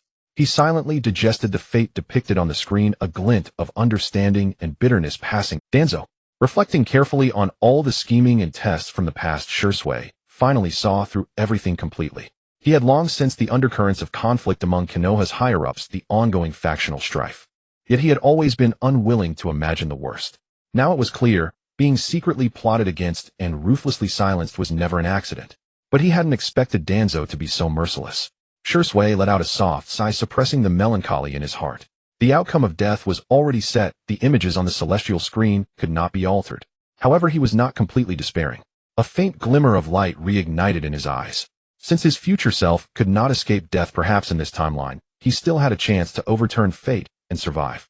Moreover, on the celestial screen at the moment of his death, he had entrusted his most precious legacy and final wishes to Itachi, to protect Konoha and safeguard the village. This was the obsession of his entire life and the last hope he left for his successor. Gazing at the image of the heartbroken teenager on the screen, Shursui murmured softly to himself. I have already entrusted my goals to you, Itachi. I am just curious, bearing my will in my eyes, what path will you choose in the future? How will you protect this Konoha that we both cherished most? The BGM of Heavenly Dragon suddenly turned mournful, yet tinged with a hint of intensity. The night of Konoha was deep and somber with all lights extinguished. Only the Uchiha clan's compound remained brightly lit through the night, yet it only accentuated the deathly stillness and oppressive gloom of the entire area, as if a storm was brewing. Within the assembly hall, every clan member was gathered, their faces cold and grim eyes, filled with an unquenchable fury. Before the tables, and at their sides, countless kunai lay silently, their cold metallic gleam flickering in the dancing lamplight, reflecting on the defiant, handsome, and unwilling faces. Only 3 days had passed since the Ninetales. That night, the terrifying scene of the Ninetales rampaging across the sky, destroying houses and burning the city, slaughtering villagers, was still etched in every Konoha resident's heart. Blazing flames, shattered walls, wailing cries everywhere. The fourth Hokage Bofeng Shumin sacrificed himself to protect the village, sealing the Ninetales with his life, barely saving Konoha's foundation. After this battle, the village was severely weakened. The Six Paths period. Six Paths wondered, little Ninetales can still kill people. Is it slander? Because of the Ninetales incident, all the high-ranking officials of Konoha, without exception, fixed their gaze on the Uchiha clan. Only the Sharingan in the world could control the Ninetales. This baseless conclusion became the heaviest shackle weighing on the Uchiha clan. On the night the news reached the clan compound, the clan leader Yuzhibo Hyūga held his teacup, his hand trembling for a full half a moment. The tea in the cup rippled in layers like the Uchiha's precarious fate, every sway dragging the entire clan deeper into the abyss. Now seated in the main seat, Hyūga was motionless. In his ears, the low growls and accusations of the clan members, no longer suppressed, rang out, every word fervent and full of indignation. Why are we deprived of our mission rights? All patrols on the village outskirts have been replaced by the Hyūga clan. We have been completely sidelined. The 3 missions I submitted last month have all been rejected by the Hokage's office. Many clan households are already living beyond their means. Clan leader, are we supposed to swallow our pride and let them oppress and bully us? The accusations rose and fell, filling the hall, their fury nearly lifting the roof. Hyūga slowly raised his eyes. His 3-tomo Sharingan turned silently, his gaze sweeping over the agitated clan members. He knew the Uchiha too well. This clan was inherently kind at heart, but also possessed a fiery defiance. Everyone quiet. Hyūga said, his voice not loud, but carrying the authority of the clan leader, instantly suppressing the clamor. The Hokage's office sent a confidential letter today. The higher-ups have officially ordered the Uchiha clan to relocate immediately to the southwest border of the village, drastically reducing the clan's territory and cutting mission quotas by 70%. He raised his hand and laid the thin letter flat on the table. A single piece of paper. Light and weightless, yet it suffocated the entire hall into a dead silence. On what grounds? A young jonin suddenly slammed the table and stood up, his eyes bloodshot, burning with rage. Konoha was founded by our ancestor Madara and Senju Hashime. The Uchiha have bled and fought to protect the village for generations. And now we are being herded like livestock to a corner of the village to be ostracized and oppressed. This is unfair. The hall erupted again, anger fully unleashed. Since the village has no room for us, let's rebel. We have been law-abiding, yet we are constantly suspected, oppressed, stripped of our livelihood. Why should we cling to Konoha? The Sharingan is our greatest strength. We hold power. Why should we endure humiliation? Clan leader, give the order. Surging cries laced with resolute bitterness echoed wildly in the hall. Hyūga closed his eyes tightly, his chest heaving violently, his heart pounding like a drum. The unfulfilled will of his ancestor Madara, his father's dying entreaties, and the accumulated grievances of the entire clan surged in his mind. Finally, he turned his head to look at his eldest son. Countless other clan members also looked at him with hope, the most powerful and greatest genius of the younger generation. Feeling those burning eyes, Yuzhibo slowly lowered his head. He had remained silent from beginning to end. When the entire clan looked puzzled, Hyūga spoke. Tomorrow night under the full moon, I will give you all a satisfactory answer. Hearing their clan leader's assurance, everyone nodded, and then turned to leave. Just as he was about to leave, wait, Hyūga called out, stopping him alone. The father and son walked side by side along the riverside path at the edge of the clan compound. The night breeze was cool, tousling their hair wildly. He stood by the riverbank, his back to his father, his thin back straight, as a bowstring taut, as if on the verge of snapping. The night dew was heavy, soaking the hems of their clothes. After a long while, the youth's dry, weary voice sounded in the night. Father, you want me to act to restrain and control the higher-ups. You are still so sharp and perceptive. You guessed it before I even spoke. Hyūga gazed at his son's lonely silhouette. The authority of commanding the entire clan had faded, leaving only complexity and helplessness in his eyes. You are the only Uchiha who can move between the clan and the higher-ups. The third Hokage trusts you, and the clan members respect you. If anyone in the world can stabilize this chaos with the Mangekyo Sharingan, you can only stabilize one person, not the whole situation. Father, a single illusion can only imprison one high-ranking official. Even if you imprison the Hokage, the Umbu are everywhere. Once the traces are exposed, the Uchiha's crime of rebellion will be fully confirmed. At that point, we would be unable to defend ourselves, and the entire clan would be doomed beyond redemption. Moreover, the head of the Umbu does not obey the third Hokage either. Fuyu's lips parted slightly, but he had no words to refute, only a heavy silence. I won't do it, you said as he slowly turned around. The cold moonlight fell on his young, yet world-weary features, revealing how lonely he truly was. You want me to use illusions to bind the higher-ups and manipulate people's hearts. How is that different from Tuanzang forcing me to use my eyes to bind you and control the clan? Those words pierced straight through the deepest helplessness in Fuyu's heart. He stood frozen, long lost for words. You lowered his eyelids, concealing all the turmoil in his eyes. Give me some time. I will find a truly perfect solution. Without waiting for his father's response, he turned and walked slowly along the riverbank. The Boruto period. Sarada was full of question marks. What exactly was the perfect solution that uncle spoke of? Father, do you know? At these words, even Sasuke, ordinarily cold and aloof, couldn't help the corner of his mouth twitching. Yet he still refrained from speaking. He simply turned away, refusing to look at Sarada any longer. The next day, in the ANBU's secret chamber, the thick iron door groaned open under Itachi's push, releasing a wave of damp, decayed air that had accumulated over years. The dim lantern light flickered, casting eerie shadows. In the corner of the chamber, a figure entirely wrapped in bandages leaned silently against the wall. The only exposed part, a single gray-white eye, fixed on the newcomer with bone-chilling coldness. Uchiha Itachi. Itachi stood motionless, neither bowing nor evading, his expression placid and unruffled. Have you considered the task I entrusted you with? I will not use Jinjutsu on my father or my clan, Itachi replied firmly, without a hint of hesitation. The bandaged man let out a low, sneering laugh, dripping with utmost contempt and indifference. Oh, then what do you plan to do? Convince this clan blinded by hatred? Or crawl to the Hokage's office begging the higher-ups for missions and a way out? Itachi remained silent. His silence weighed heavier than any excuse. The bandaged man slowly rose, stepped closer, and finally leaned in before Itachi, his lone eye gleaming with icy light. I know exactly what you're scheming. You intend to use your Mangekyo to control a core elder, buying the Uchiha a chance to breathe. Itachi's eyelashes trembled slightly, a faint flicker in his eyes. Do you think it's possible? The bandaged man sneered, lowering his voice to a chilling whisper. The Konoha higher-ups are seasoned in scheming and meticulous in thought. You can control one, but not all. The other elders will sense the anomaly instantly, and the entire ANBU will mobilize. By then, the Uchiha's alleged rebellion and manipulation of the leadership will be an indisputable crime. A punitive order will be issued, and the entire clan, men, women, children, young and old, will be slaughtered without exception. He raised his bandaged fingertip and tapped lightly on Itachi's chest. Kodo Ōtsutsuki is indeed heaven-defying, but it can only be used once, cool down of decades. So tell me, dare you gamble? Dare you bet that controlling a single person can erase all suspicion and quell the entire clan's turmoil? Itachi's pupils abruptly constricted. The last shred of hope in his heart shattered completely. Do you think this is merely an internal conflict of Konoha? The bandaged man's tone grew even colder and crueler. Once the Uchiha rise and civil war erupts, the 4 great hidden villages will be watching eagerly.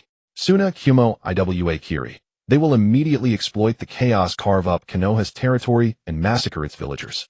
What you call preserving the Uchiha will ultimately doom the entire Konoha. The air in the chamber froze completely, suffocating in its oppression. Itachi's body stiffened slightly, his fingertips trembling violently within his sleeves. His 3-demo Sharingan surfaced uncontrollably, only to be forcibly suppressed again. After a long pause, his Adam's apple bobbed as he spoke, his voice hoarse and quivering. Then what outcome do you want? The bandaged man was silent for 5 breaths, then slowly spoke, his tone flat and devoid of emotion, as if pronouncing a final verdict. Kill your entire clan. Itachi's eyes shot open, a storm of shock surging within them.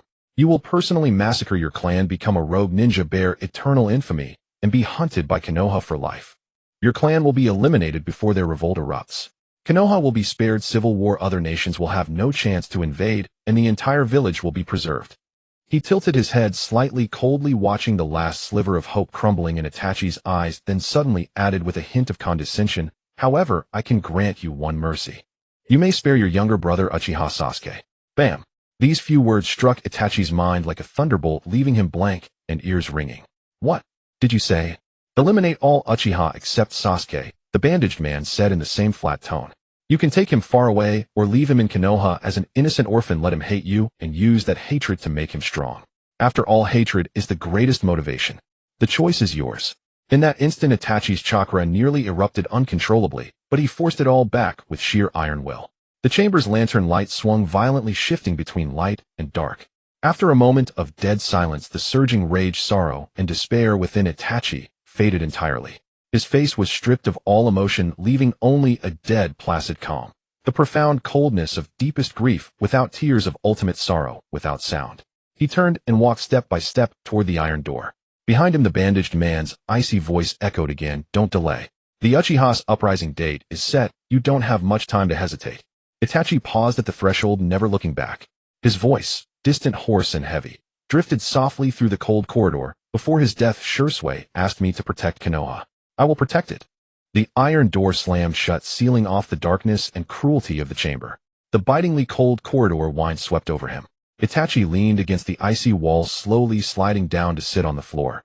He buried his face in his hands, his thin shoulders trembling violently in silence.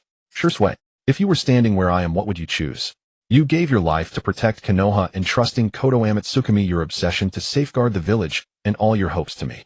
When the only price to protect Konoha is wiping out my own clan with my own hands, how should I decide?" After a long time, he wiped the trace of blood from the corner of his eye, slowly pushed himself up against the wall. Figures hurried past the end of the corridor, casting curious glances before quickly moving on.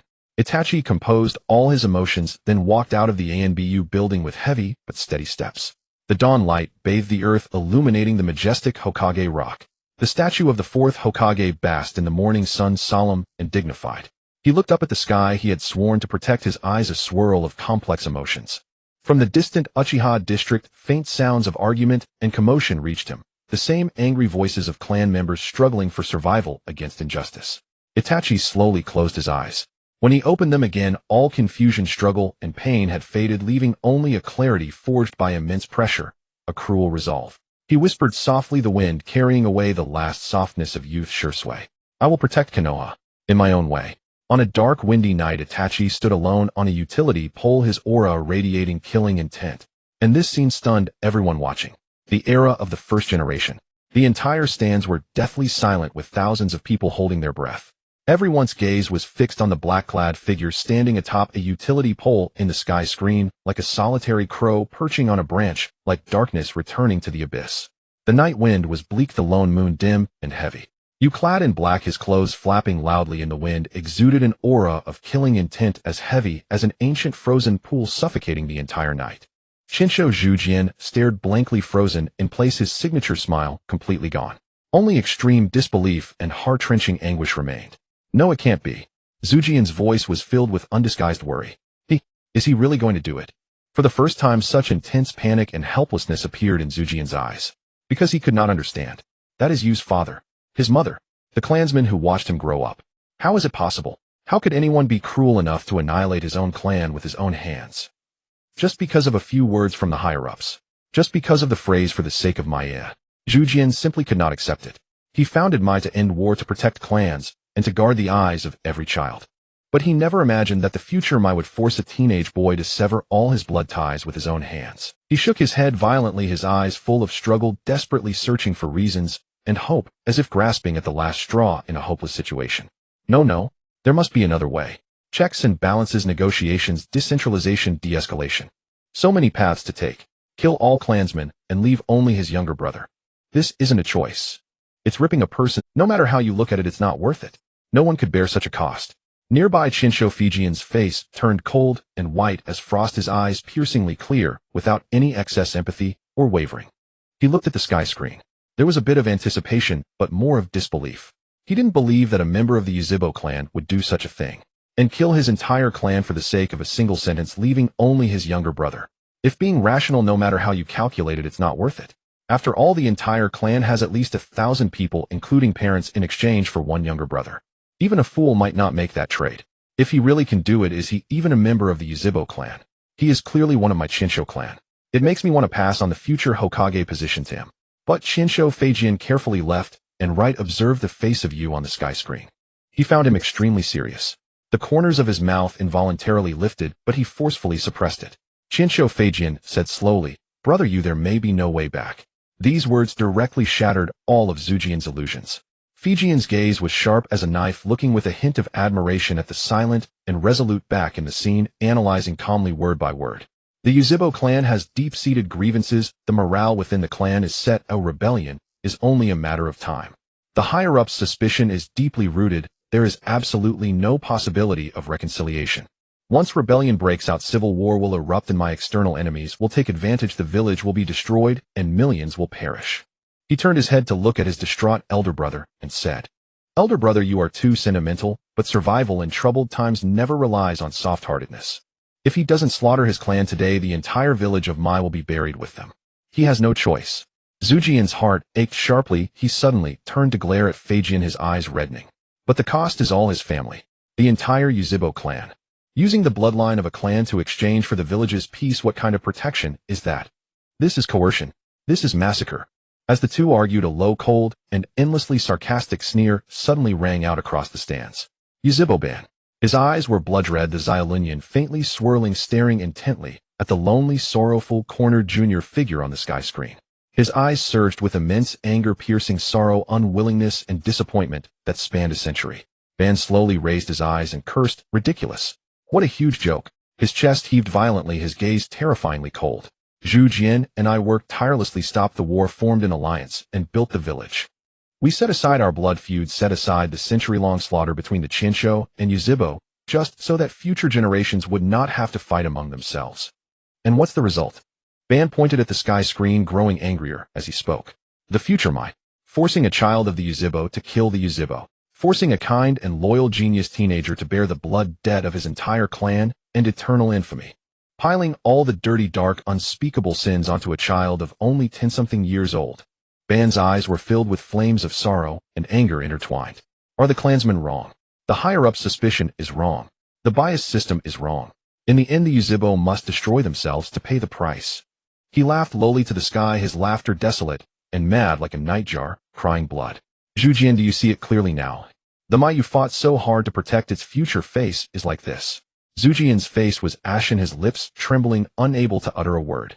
He looked at you, solitary and cloaked in killing intent, and his heart felt as if it had been pierced and twisted. So the peace he had spent his life to achieve was in the future, so filthy and so cruel. If this is true, then it would have been better not to exist in the first place. At this moment, Zhujian turned to look at the Yūzibo clansmen below. He found that their eyes were all filled with anger, as if they would break away from Mai in the next second. But they still couldn't believe that one of their own clan members would kill them for a few words. They were still betting on such a possibility. The era of Boruto. Compared to the suffocating grief and conflict of the ancient time, the atmosphere of the new era was so relaxed that it seemed out of place. Boruto scratched his head, looking confusedly at the screen where he was surrounded by black crows, his face full of puzzlement. No way. I really don't understand Senior Yu's outfit. Late at night, black clothes, crows circling, standing on a utility pole to look cool. Is he a ninja or an internet celebrity cosplaying as a crow? He doesn't even wear the proper umbu uniform, he has to make it so gloomy. Zuliangna frowned and explained seriously, Boruto, this isn't a fashion statement. Crows are Uncle's reconnaissance ninjutsu, and also the medium for his illusion technique. Boruto still looked unconvinced. Come on, even if it's a medium, he doesn't need to be all black and create such a full atmosphere, right? Pure cosplay of a crow's spirit. Nearby, Zhuju stood still. From start to finish, he did not utter. He stared intently at the sky screen. At the elder brother who was about to bear all the darkness and slaughter his entire clan alone. He wanted to see how his brother could be heartless enough to kill his own people. Also, Boruto and his daughter were truly born in a peaceful era, thinking it's a game. Now they still have smiles on their faces. They really haven't seen cruel scenes and blood. However, being born in a peaceful era is truly fortunate. Suddenly, Yu, standing atop the utility pole, abruptly opened his closed eyes. Within the canopy of the sky, Uchiha Itachi, perched atop a utility pole, suddenly opened his closed eyes. His scarlet Three-Demo Sharingan spun with a roar.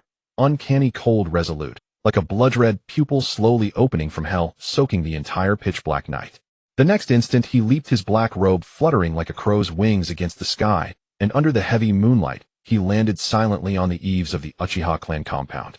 He looked down upon his homeland. In the deep night, only a few lights flickered in the Uchiha compound. Most houses lay in silence, and the clansmen were mostly lost in dreams.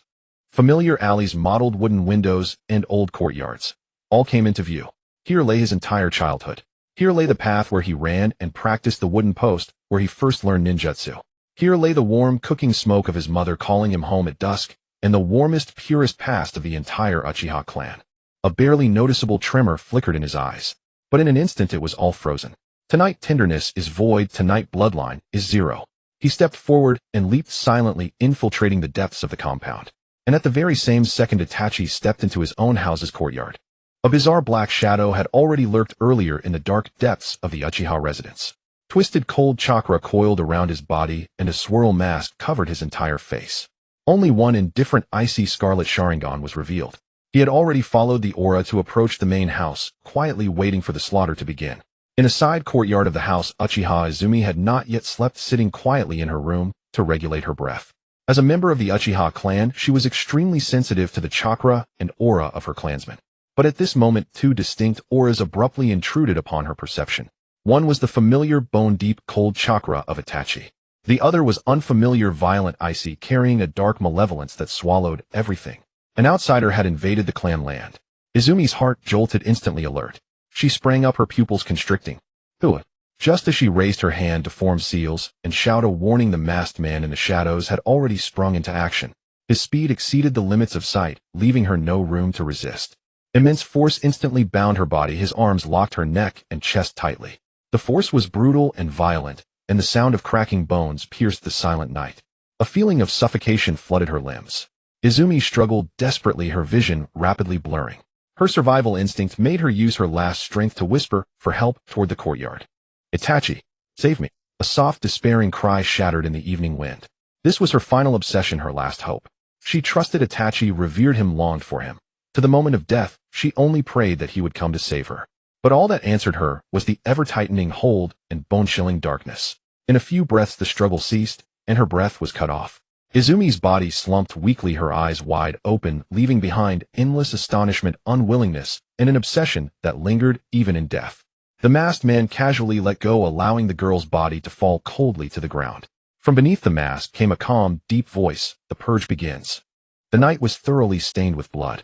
Meanwhile, in the main hall of the Uchiha residence, Itachi stepped into the courtyard, his steps light and silent. But just as he crossed the threshold, Uchiha Fugaku, sitting upright inside, instantly sensed his eldest son's chakra, and his eyes flickered. No need to probe, no need to be on guard. He had long anticipated this day. The lanterns in the main hall flickered, now bright, now dim.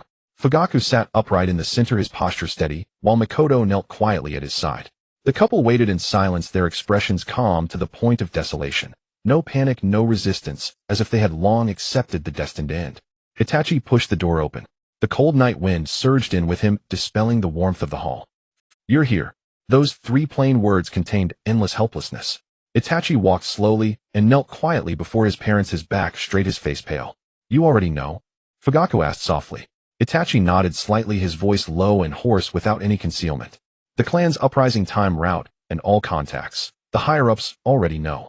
One sentence sealed the evidence of the Uchiha rebellion and sealed the fate of the entire clan's annihilation.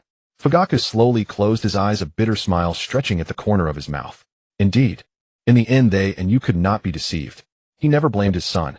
He knew that this child from beginning to end had been bearing alone the irreconcilable death trap between the village and the clan. Beside him, Mikoto raised her eyes to look at her eldest son. Her gentle eyes held no fear, no resentment, only a heartache and reluctance that were about to overflow. She asked softly, voicing the last concern then. What about Sasuke? The hall's candlelight swayed light and dark interwoven. Half of Itachi's face was shrouded in shadow, the other half lit by the fire, his scarlet Sharingan piercing and chilling. He was silent for a long time, long enough to crush all the softness and innocence of a youth. Finally he spoke, word by word, each word heavy as a stone. I will take good care of him. His voice was very light, but it made the heaviest and cruelest promise of his life. Pledged on the lives of the entire clan, locked by eternal infamy, sworn by the loneliness of his remaining years. Fugaku and Mikoto exchanged glances. A myriad of emotions surged in their eyes. Reluctance, grief, guilt, resignation, tenderness. At last all turned into a silent sigh. Fugaku slowly nodded, his expression calm. Go ahead. With that he closed his eyes and sat upright, his posture as straight as a pine, quietly awaiting the end. Mikoto gently lowered her head, a tender faint smile curling at the corners of her lips. The same gentle smile of a mother embracing everything that Itachi had known since childhood. Itachi's right hand slowly gripped the short blade at his waist. He drew it. The cold light flashed like autumn water breaking through the air, dazzling and blinding, cutting through the dim candlelight of the hall. At this moment his hand no longer belonged to himself. Not to family, not to the clan, not to the past. It belonged only to Konoha, only to this fate that no one could resolve. The blade fell, clean, resolute, without a tremor. Warm, thick blood of kin burst forth. It splattered on Itachi's pale, cold cheek. The hot blood dripped down his jaw, hitting the ground, spreading into pools of dark, desperate blood blossoms. The room fell into dead silence. The bodies of his parents slowly slumped, their posture serene. They died quickly, without pain. The entire world, all the strong, the weak, and even the ordinary people incapable of ninjutsu, was shaken.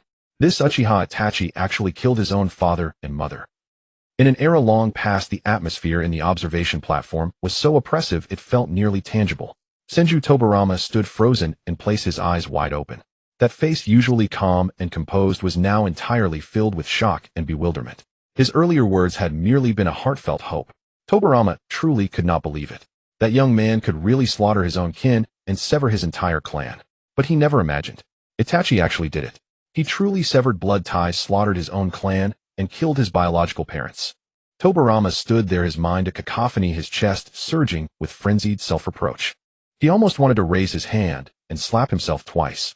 How could he have ever doubted that young man in the past? He had even harbored hidden hostility and once looked down upon and ridiculed this child. How laughable. How foolish. This was not a deranged Uchiha. This was clearly a genius rarely seen in the ninja world for 1,000 years. A person willing to bear the weight of eternal infamy, trading his own descent into hell for the peace of the world. Tobirama felt an unprecedented recognition and respect surge from within. It was even mixed with utmost appreciation. This was truly a prodigy that the Senju clan could only dream of. He was the most precious treasure of the ninja world, worth protecting at all costs. He stared intently at Itachi in the sky, a hint of admiration rising in his eyes. This was the first time Tobirama had such feelings for a member of the Uchiha clan. Meanwhile, on the other side, Uchiha Madara's state had completely collapsed. Boom. A terrifying chakra storm suddenly erupted from within him. Dark clouds swirled around him, and the terrifying pressure cracked the ancient observation platform beneath. His eyes were blood red, as if dripping with blood, and his single Sharingan spun wildly. Intense emotions and rage nearly forced Madara's eye to evolve from the Sharingan into the Rinnegan. Madara's chest heaved violently as he roared, foolish, utterly stupid and wretched. For the sake of that illusory piece of Konoha. Out of selfishness. To personally annihilate the entire Uchiha clan. To personally slay his own parents. You are the sinner among sinners. Foolish beyond measure. Hopeless beyond redemption. As the clan leader, Madara trembled with anger, 100 times more furious than when he witnessed Izuna's death. In Madara's view, with the Mangekyo Sharingan in hand, with top-tier ocular techniques at his disposal, he should have been able to control the authority against the Uchiha. The angrier he became, the more he thought, if only you had half a brain. After controlling the authority, directly summoned that authority to hold a meeting with the Uchiha. Then unite with the clan to surround and kill him. The clan could have been preserved. Konoha would not be shaken. Internal strife would not erupt. External enemies would have no chance. You and Fugaku both wielding the Mangekyo. 2 Mangekyo ruling the ninja world. Sweeping away the 5 great hidden villages. Unifying the world. At that time, the Uchiha would reign over the world. Prosperity for all time. But you chose the most foolish, most stupid, most pathetic, most cowardly path. Madara roared and bellowed, gritting his teeth as a tide of murderous intent surged in his gaze. After his anger, hatred, and curses, the extreme fury suddenly fell, transforming into a chilling intent to kill. He slowly narrowed his blood-red eyes, rapidly recalling the clan lineage in his mind. Uchiha Fugaku. Which branch of the clan was he from? How could such a weak, foolish, and self-destructive descendant emerge from the clan? Madara's eyes were filled with a chilling, murderous intent. This bloodline cannot be kept. Today I will directly sever all roots of this lineage. I will never allow such a coward, such a foolish wretch to stain my Uchiha bloodline. Senju Tobirama's pupils suddenly constricted. He understood Madara too well. If Madara said it, he would absolutely carry it out. If he truly traced the lineage and severed the bloodline, this Senju would be completely obliterated. Tobirama was about to step forward to stop him. A warm hand gently pressed on his shoulder. Tobirama turned sharply. Senju Hashirama, who was usually open-minded and cheerful, now had bloodshot eyes, tears streaming down his face. The god of shinobi trembled, his complexion pale as paper, his lips quivering uncontrollably. He gazed at the blood-soaked clan land in the sky, looking at the boy who bore all the darkness alone, despondently speaking. I never expected. I truly did not expect. The Konoha I devoted my life to pouring out my blood and tears to end the chaos and establish would actually evolve into this. Forcing the boy to slaughter his kin, forcing the entire clan to perish, forcing relatives to turn against each other. That was a great clan that laid the foundation for Konoha and contributed to it. He clutched his heart in so much pain, he could hardly breathe, each word dripping with sorrow. Does such a village really still have the need to exist? Is it really worth the countless sacrifices, the countless bloodshed, the countless lives lost to protect it? At this moment, the god of creation for the ninja world for the first time experienced a complete collapse of his lifelong faith. In the era of Boruto, the air of the new age was utterly silent. All the laughter, ease, and casualness had vanished. Sarada stood dazed in place, her body cold and her mind blank. Throughout her life, she had heard her father Sasuke speak. Her uncle Uchiha Itachi was gentle, kind, protective of his younger brother, and possessed great righteousness. He was the best brother in the world, the gentlest person. But everything presented in the sky shattered all her cognition and worldview. Sarada trembled all over, her eyes red, her face filled with confusion and collapse. Gentle, kind. How could a gentle person personally slay their own parents? How could a kind person unite with outsiders to massacre the entire clan? The uncle before her was not a saint at all. He was a devil who would stop at nothing, cold-blooded and decisive in killing. She clenched her fists tightly, countless questions surged wildly within her, and she could not comprehend it at all. Sarada's innocent worldview was completely shattered. What? She murmured, her voice filled with tears, full of perplexity. There was no need for war. Clearly they could have left Konoha far behind. Clearly they could have split off and lived in peace. Clearly if others hated them, they could just leave. Why did they have to choose the path of slaughtering their clan? Sasuke stood quietly in the wind, remaining silent. He gazed at the blood-stained, lonely figure in the sky, his eyes churning with an indescribable, incomprehensible mix of deep sorrow, pain, guilt, and love. No one knew the storm of emotions surging within Itachi at this moment. No one knew. All the hatred, all the obsession, all the pain in this life originated from this night. The sky was drenched in blood. The young man carried the burden of sin. One person bore the scorn of millennia and still faced misunderstanding. You knelt on the ground. That single slash seemed clean and decisive, but only he knew that his entire being. Outsiders thought him cold-blooded, resolute, willing to sacrifice his family for the village. But only he knew he had been barely holding on the entire time. He was going insane, unable to endure any longer, relying solely on the last shred of sanity to force himself not to break. His hands trembled violently. The mental barrier he had maintained for so long had completely collapsed. The years of parental love, the warmth of home, all the beautiful memories from childhood. In that instant the blade fell, everything vanished. Crimson bloody tears streamed down uncontrollably, mingling with the blood of his parents on his face, sticky and warm. He could no longer tell whether it was his family's blood or his own heartbroken tears. He bit his lip hard, not daring to make a sound. He could not cry, could not break down. If he weakened for even a second, his parents would have died in vain, his clan would have died in vain, and all of tonight's sacrifices would be wasted. All the pain, guilt, and devastation. He had to swallow them alone, bearing the entire burden of sin. The night grew deeper. He moved through the clan compound like a shadow, silently reaping lives. You walked on streets soaked with blood, traversing every alley he had known since childhood. His face was utterly expressionless, frighteningly cold. But his mind was flooded with memories. The elders who gave him snacks, the seniors who guided his training, the children who used to call him Brother Yu. All were familiar faces, all family.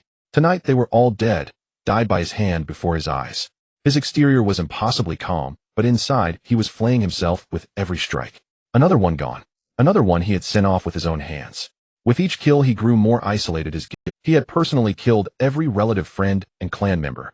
He had destroyed his own home, his everything, all to safeguard the peace of my all, to ensure his younger brother's Waju could live well. As dawn approached, everything finally ended. The entire Yuzhibo clan compound was silent like a vast graveyard. Corpses and blood covered the ground. The once most lively clan had vanished overnight. In the center of the square, only Yu remained. Drenched in blood, his face a mix of blood streaks and dried tear tracks, battered and alone. The blade in his hand kept dripping blood, drip drip, piercingly loud in the dead silence of the night. The wind carried the thick, heavy scent of blood. He stood amid the scattered bones. There was nothing left. Only a stain of infamy that could never be washed away and a debt of sin that could never be repaid. Just then rapid small footsteps came from the street corner. It was Waju. Unable to sleep late at night, the child had eagerly run out to find his brother, knowing nothing, his heart full of reliance. But the moment he turned the corner, he froze completely. His eyes were filled with blood, and all around lay the still bodies of his clansmen. The most glaring sight was his parents lying on the ground. Zuozu's mind went blank. He was utterly stunned. Slowly he raised his head to look at the figure in the middle of the square. Drenched in blood, face pale as a ghost, eyes terrifyingly red. That face belonged to his closest, most admired elder brother. In an instant, all of Zuozu's trust, affection, and reliance shattered into nothing. In his eyes, the person before him was not his brother at all. He was a demon who had slaughtered his entire family. Overwhelming terror instantly crushed the child. Zuozu broke down on the spot. The next second, he turned and ran, crying and shouting, "Don't kill me. Brother, don't kill me. I don't want to die." The small figure ran, frantically wailing uncontrollably. The Six Paths era. In the Pure Land space where the Sage of Six Paths resided, Daetong Yui stared at the terrified young child on the screen and let out a soft sigh. For any young child witnessing such a tragedy and fleeing in fear is only human. Children's hearts are fragile. Fear and flight are the most normal reactions. The First Generation era. Uchiha Ban stared at the screen, where Zuozu's face covered in tears, and Snot was only fleeing and frowned slightly. This child's features bear some resemblance to Chuan Nai when he was young, but his character is far, far inferior. My younger brother Chuan Nai at this age already galloped across battlefields facing corpses and blood without flinching. How could he ever cry and blubber like this? A true Yuzhibo clan member would only calmly retreat, endure, and train, then personally slay the enemy when strong enough rather than be dominated by fear. Ban was utterly disappointed in Zuozu. The Shippuden era. My training ground. The 12 young ninjas of my all looked up at the screen floating in the air. On the screen, the small Zuozu, crying and running his voice hoarse, kept shouting, "Don't kill me." The air was silent for about 3 seconds. Then Dingxi let out a spraying potato chip crumbs half a meter. I actually sympathized with this tragic scene, but this scene made me. Ha ha ha. Dingxi clutched his stomach. Is this really Zuozu? This is the cool and aloof Zuozu. Huh. You crouched on the ground, holding Chuan, laughing and pounding the ground. I can't take it, I can't, tears are coming out. Look at how his legs are churning. He even lost one shoe. Zuozu, whose face is usually cold enough to freeze people, actually cried like this. Xiaoying covered her face with both hands, her ears turning red. Zuazukin, as a child, really was adorable. Although it's a tragic thing. But it's just too cute. Luan leaned against a tree trunk, unable to suppress a smile, staring at the tiny crying figure on the screen, and spoke slowly. Tisk, if the current Zuozu saw this, he'd probably strike the screen on the spot. As soon as he said that, a low, gritting growl came from beside him. I've already seen it. And have you people laughed enough? The laughter of those several young ninjas instantly got stuck in their throats. Everyone turned their heads in unison. Under the big tree beside the training ground, Yuzhibo Zuozu had arrived at some unknown time and had been standing there for how long no one knew. His arms crossed, leaning against the trunk. His usually impassive face was now alternating between pale and red. Zuozu. Mingren was the first to jump up, saying, although the running was funny, it's wrong to mock someone who lost his family. Zuozu's fist clenched with a crack, and he angrily said, that was not me. That was Yuzhibo Yu's Jinjutsu. That crying scene was definitely an illusion created by his Xylunion. How could I cry? It was just my eyes watering a bit. Rogue Ninja era attire, hollowed out version, the most imposing young Sasuke. Uchiha Sasuke stared fixedly at the suspended sky, gazing at the corpses of his clan scattered across the ground and his parents lying in pools of blood. He watched his younger self collapsing in tears, fleeing in utter disgrace. Overwhelming hatred instantly shattered every shred of reason. His chakra surged wildly, his three-tomo Sharingan spinning fiercely in a blood-red glare, leaving only piercing, killing intent and malice in his eyes. Neeson, back then you were too soft-hearted to kill me. This is absolutely the most regrettable decision of your entire life. His chest heaved violently, his tone laced with extreme hatred and arrogance. Now I have awakened the three-tomo Sharingan. I am no longer the cowardly child you scared into tears, the weakling you could manipulate. I will kill you with my own hands. Sasuke could no longer contain his impulse for revenge. His figure instantly burst forward, charging straight at Uchiha Itachi, who sat on the throne opposite. The group of white Zetsu lurking in the shadows were utterly dumbfounded, frozen in place. No one expected that, watching a sky memory. This kid didn't even prepare, he just went mad and started the fight. The next second, Sasuke used the body flicker technique to launch a surprise attack, unleashing a flurry of sharp shuriken and swift taijutsu. Itachi was caught off guard, his shoulder struck, hard blood instantly soaking through his black clothes. One hit landed. Sasuke quickly retreated half a step, watching Itachi stagger back wounded, then suddenly threw his head back and burst into arrogant, insane laughter. Ha ha ha, I really am the strongest. Uchiha Itachi, you're too weak, I can wound you with a single. Taking your life is as easy as reaching into my pocket.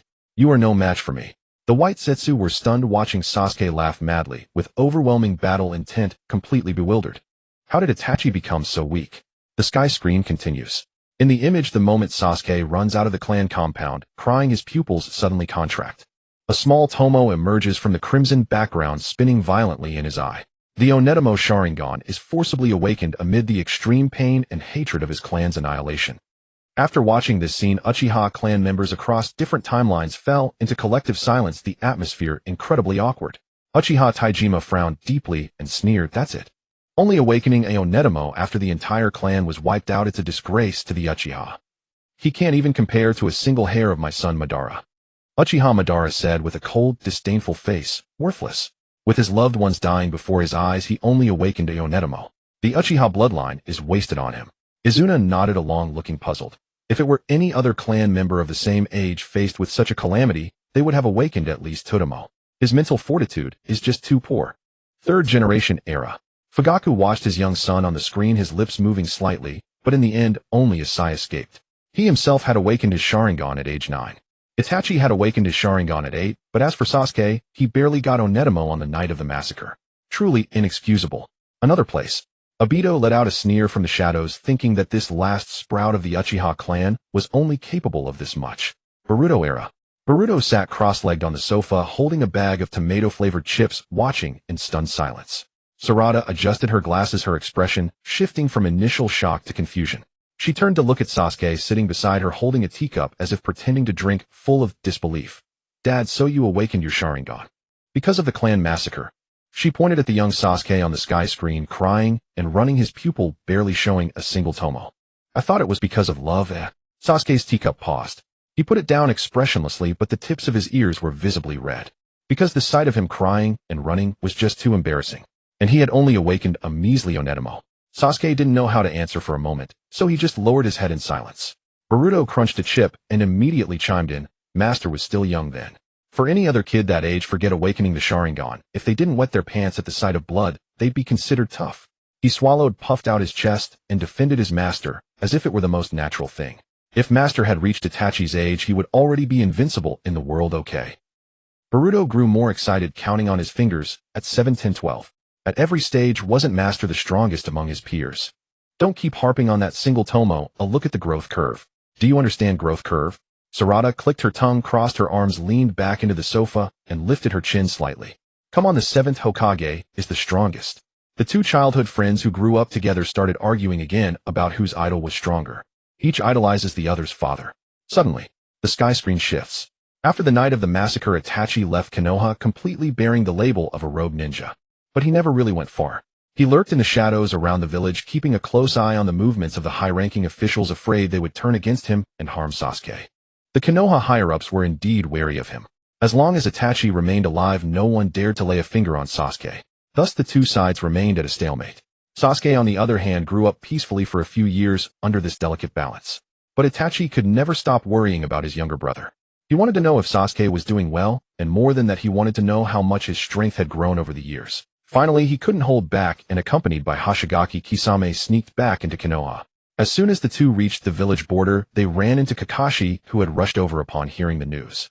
Kakashi of the Sharingan was on high alert, raising his hand to form hand seals. But before he could finish his movements, Itachi merely glanced at him. The Tsukuyami Jinjutsu instantly invaded his nerves. Kakashi's body stiffened, his pupils contracted, and without lasting a single move, he collapsed to the ground. Guy, who had just arrived, changed expression and immediately opened the first few gates of the 8 gates, charging at Itachi. They exchanged only a few moves. Itachi had no intention to fight. He feigned an attack and retreated, heading straight for Sasuke's residence. Sasuke was posing in the entrance corridor when he heard a sound and whirled around. When he saw the familiar black-clad figure at the courtyard gate, all the blood in his body rushed to his head. The enemy he dreamed of day and night was right before his eyes. Over the years, he had trained desperately, finally learning the Chidori, and believed his strength was now leagues beyond what it once was. He thought he could crush his brother. His heart was full of the dream of easy revenge. Young Sasuke stared at Itachi, hatred practically spilling from his eyes. Chidori. A thunderous light exploded in his palm, the sizzling sound of electricity crackling loudly. His Onetamo Sharingan spun rapidly in his eye socket. He gritted his teeth and roared out word by word. Uchiha Itachi, I will kill you. Die. Before the words had even faded, he pushed off with all his might, the crackling lightning in his hand, charging madly straight at Itachi. The wind howled, and the thunder roared. Sasuke charged forward at full speed, his palm enveloped in explosive lightning, ruthlessly striking toward Itachi's chest. In his eyes, this strike was destined to succeed. This strike was enough to settle years of blood feud. Facing the ultimate technique of young Sasuke, who was giving his all, Uchiha Itachi stood still, his figure completely unmoving. He merely raised one hand. A casual slap, light and airy, precisely struck at the center of the ray. The piercing sound of electricity was abruptly cut off. The once overwhelming Chidori lightning, which had roared continuously, was instantly dissipated. Like fireworks that burst and extinguished in an instant, not even the slightest residual wave was left. Sasuke's pupils constricted sharply, his brain going blank. The strongest ninjutsu he was proud of was casually extinguished by his own brother with a mere slap. Before he could react, a cold and slender hand suddenly clutched his neck. The grip was decisive, ruthless, and impossible to escape. Sasuke was hoisted up, his feet off the ground, forcefully pressed against the wall of the corridor. The sensation of suffocation instantly filled his limbs, and Sasuke struggled wildly, disbelief filling his eyes. He couldn't believe that his ultimate move was so easily countered.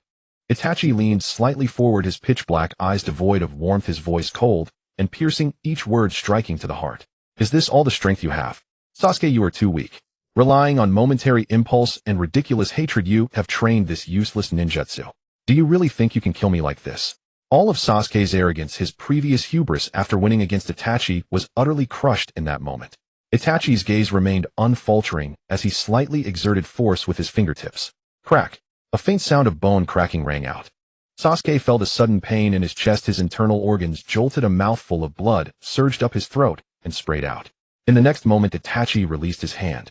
Injured Sasuke fell heavily to the cold ground, his whole body racked with pain, his meridians damaged, the lightning completely dissipated, unable to even stand up. He lay on the ground, trembling all over, his eyes filled with overwhelming anger, humiliation, and unwillingness.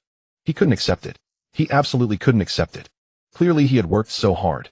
Clearly he had awakened the Sharingan and learned Chidori. Why was he still so weak in front of Itachi? Itachi quietly looked down at his fallen brother, showing no pity, only a cold admonition. "Your current weakness stems from your shallowness. Remember this humiliation, remember this hatred. Only hatred can push you to find true strength." With that, Itachi turned and vanished into the shadows of the corridor, leaving only a heavily injured and broken Sasuke alone in place. From that day on, Sasuke completely recognized his own weakness. He was unwilling to live forever in Itachi's shadow, unwilling to be crushed and toyed with. To become stronger, to seek revenge, to personally slay Uchiha Itachi. He began to frantically crave power, abandoning Konoha, abandoning ties, abandoning all tenderness. Step by step, he walked toward darkness, toward obsession, toward a path that no one could understand. Defecting from Konoha, becoming a rogue ninja. Roaming, fighting, and diligently training year-round, day and night, without rest. And behind all this, no one knew. Uchiha Itachi had never truly left. He hid in the shadows, unnoticed, silently watching and observing his brother's growth for years. Watching him obsessively train, watching him fight bloodily, watching him slowly break free from weakness. Day after day, year after year. Finally, the scene shifted, time fast-forwarding. The once weak boy with only one Tomo, who was easily defeated, had completely transformed. With 3 Tomo Sharingan fully awakened, filled with a fierce aura, his power surged, and his sharp. When Sasuke truly possessed the strength to confront him, that moment arrived. The final moment, the ultimate battle, officially commenced. In this battle, Itachi from start to finish held back, not exerting his full strength, but using all his techniques to push Sasuke further while being merciful during. He deliberately showed weakness, intentionally revealing flaws, gradually allowing his brother's revenge. In the end, under Sasuke's sharp blade, he fell with a smile. White Zetsu poked half of his head out from the ground, his white form glimmering strangely under the moonlight. He stared at the scene of Itachi falling with a smile on the screen above, stunned for quite a while. So that's how it is. White Zetsu's voice carried a sense of sudden realization. No wonder when Itachi faced Sasuke back, then his hand seals were 9 times slower than in his peak. I thought Itachi's body could no longer hold up, but it turns out he was holding back. Everyone instantly reined in their thoughts, their gazes converging on the high-hanging heavens. No one knew which child of misfortune fate would reveal this time. Hint a sunny and cheerful disposition, warm and pure to others, seemingly carefree, yet deep within lies a constant solitude and unspeakable sorrow. Era of the 6 Paths. Azura stared at the annotation, a brow arched slightly. He instinctively turned his head to look at Daitang Yui beside him. His tone carried a hint of probing and speculation. Dad, this personality. Could it be you in your youth? Lu Dao Xianren Yui paused at the words, then gently shook his head. It shouldn't be me. When I was young though I harbored good intentions, I never experienced bullying. Fourth Hokage, Juxinai and bluffing Shuemin stood side by side on the street looking up at the annotation on the heavens there. Juxinai clasped her hands to her chest, unable to suppress a whisper of sunny, yet lonely personality. It couldn't be our Yetobebern Mingren, could it? Her words had barely faded. Bluffing Shuemin gently raised his hand and patted the back of hers in reassurance, his eyes brimming with absolute confidence and tenderness. Don't worry, it won't be Mingren. In the current shinobi world, no one can defeat me, let alone harm my family. My flying thunder god technique is unmatched in speed. If anyone dares to bully Mingren, I'll sense it the moment it happens. I'll arrive instantly, and I'll do everything in my power to protect our child. Hearing her husband's firm and gentle promise, Juxinai's anxious heart finally settled. She nodded heavily, her eyes brimming with gratitude and peace. With Bluffing Shuemin by her side, she never feared that her child would suffer the slightest grievance. As everyone speculated, the heavens captions suddenly burst forth golden light, flooding the entire sky, and the clear writing unveiled the answer. The fourth-ranked victim of childhood bullying. The fourth Hokage's son, the child of prophecy, Xuanwen Mingren. Boom. The entire fourth Hokage era fell into instant stillness. The letters lingered on the heavens, golden and blazing, as if forcing the truth into everyone's eyes. Wolfeng Shuemin stood rooted as though all strength had been drained from him. He opened his mouth, but no sound came out. Earlier the heavens had shown a scene. Mingren had stepped forward to protect a bullied child.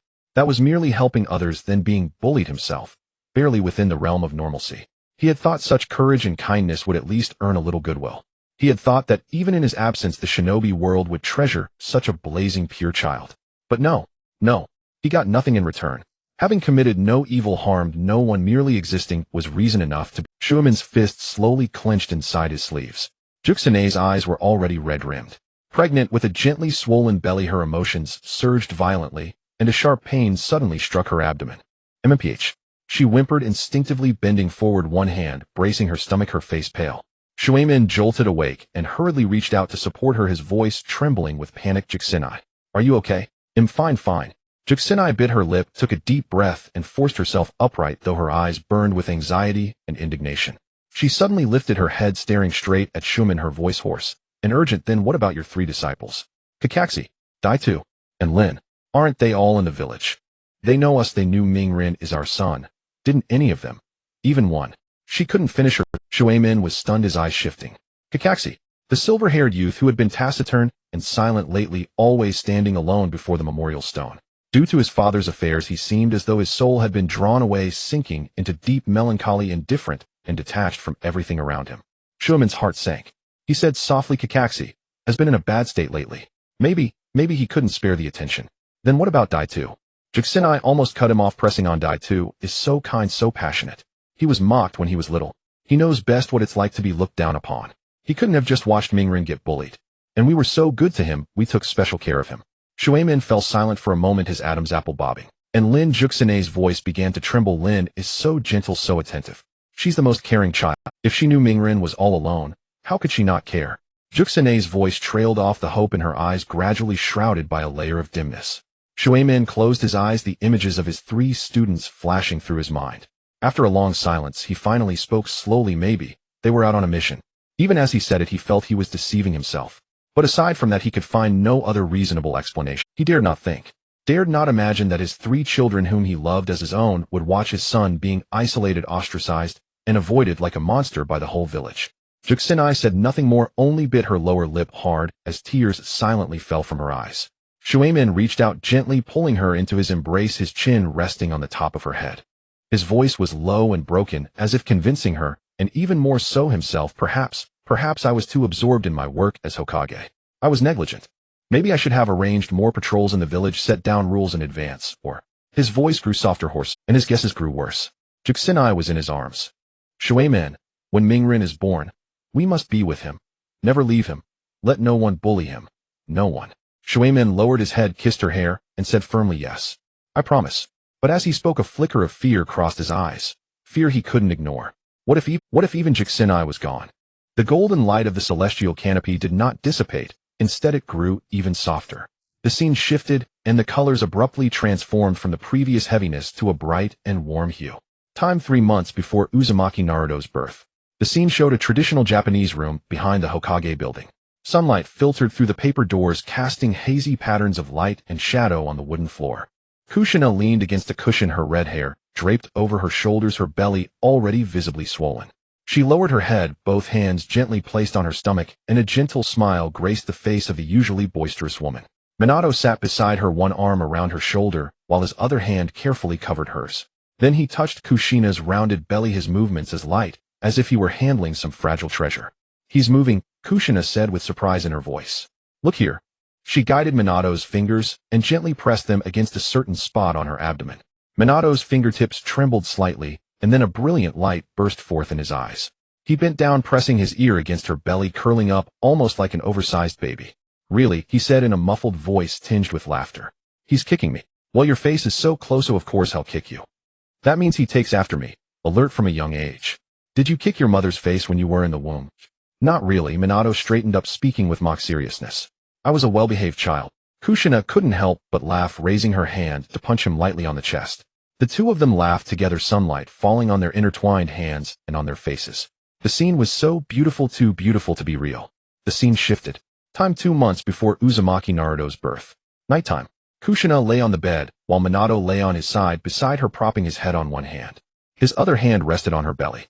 "Minato, moi, who do you think he will look like?" "Like me," Minato said confidently. Blonde hair, blue eyes, a bright smile. "That'll make it easier for him to find a girlfriend later." "Can you think about something serious?"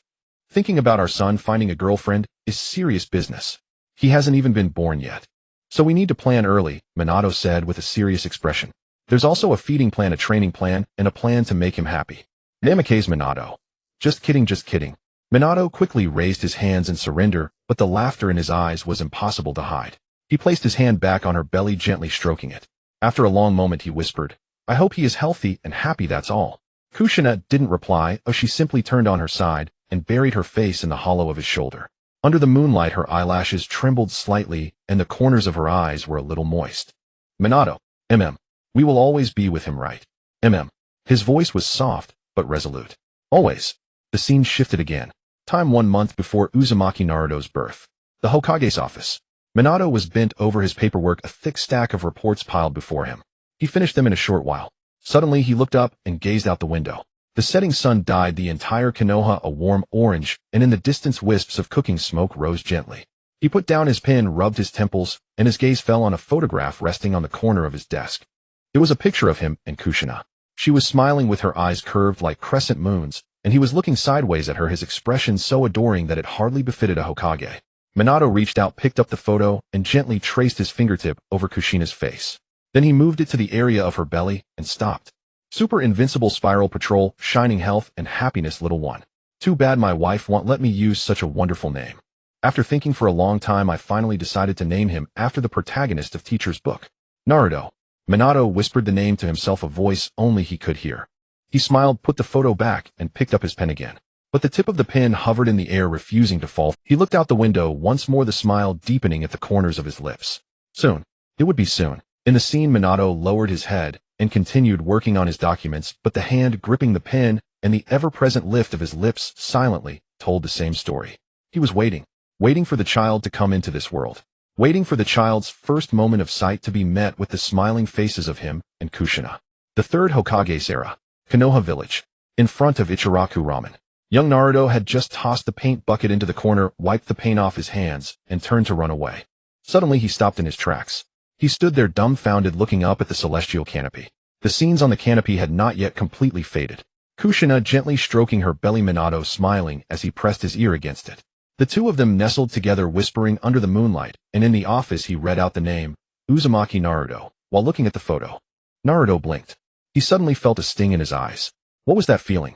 He couldn't quite describe it. All he knew was that since he was a child, the looks the villagers gave him were cold, evasive, and full of loathing. He had read many things in those gazes: monster, fox, demon, omen of misfortune, disaster. But he had never once read expectation in those eyes. Yet those two people on the canopy, they were expecting him. They touched her belly so carefully. They said, "I hope he is healthy, that's all," in such a gentle voice, and they still smiled when they said his name while looking at the photo. They weren't expecting a child of prophecy. They were just expecting a child. Their child. Naruto raised his hand and rubbed his eyes hard. The palm of his hand smeared paint across his face, leaving it streaked. Naruto sniffled, forcing back the surge of warmth in his throat. He grinned up at the celestial canopy. A big, brilliant grin revealing two little canine teeth, his eyes crinkling into crescent moons. So someone did love me, he said in a voice meant only for himself. Naruto didn't cry. He wouldn't cry. He turned around and sprinted toward home, the paint can rolling away with a clatter behind him. He ran so fast that the wind puffed out his scarf. He laughed as he ran, a laugh that echoed down the entire street. But if anyone had been able to see Naruto's eyes at that moment, they would have noticed. Behind those crescent moon blue eyes, there was actually a thin layer of glistening moisture. He was just running back to that empty home where no one waited for him. But today he ran faster than ever before. Because today he knew. There were once two people who loved him very, very much. When they touched him when he was in the belly, their hands were warm. When they said his name, their voices were happy. When they waited for him to come into this world, the smiles on their faces were real. That was enough. Naruto dashed into his house, slammed the door shut, and slid down to sit on the floor with his back against the door. He buried his face in his knees, and his shoulders began to shake. Still, he didn't sob out loud. He just sat there for a very, very long time until the golden light on the canopy had completely faded and the sunset outside had sunk away. When he finally lifted his head, his face was once again adorned with that trademark sunbright grin. He stood up, brushed the dust off his pants, and shouted to the empty room, "I'm home." No one answered him. But he answered himself, "Welcome back." And then he really laughed, laughing out loud. Not because his parents were great heroes or a Hokage, but because someone truly loved him. Naruto repeated again, "So someone really did love me." The celestial screen shifted once more, fixing the time on the night of Uzumaki Naruto's birth. To avoid the fatal risk of the seal loosening during the Jinchuriki's delivery, the third Hokage, Sarutobi Hiruzen, specially constructed a temporary delivery room in a remote mountain cave on the outskirts of Konoha. Outside the entire cave, dozens of layers of sensory barriers and defensive barriers were superimposed, with over 100 elite Umbu ninjas standing guard in rotating shifts around the clock, making it nearly impossible for even a single bird to approach within miles. This matter was classified as the highest level of confidentiality by Konoha. Apart from Namake's Minato, Uzumaki, Kushina, and the key medical squad members responsible for the delivery, as well as a few top officials like Sarutobi Hiruzen, no ordinary person in the village knew the existence. Everyone understood that the process of a Jinchuriki giving birth was the weakest point of the tailed beast's seal. Once the location was leaked, assassins from enemy villages would launch a desperate assault without hesitation. If that happened, not only would Kushina's life be in danger, but the entire Konoha would be completely destroyed by the Nine Tails. Inside the cave, dim oil lamps flickered, illuminating Kushina's pale face. The red-haired kunoichi, usually fiery-tempered and merciless in battle, was now drenched in sweat, her stray bangs plastered to her skin, her hands gripping the wooden armrest beside the bed with all her might. Oh! Waves of excruciating pain surged through her, and her suppressed cries echoed repeatedly in the sealed room.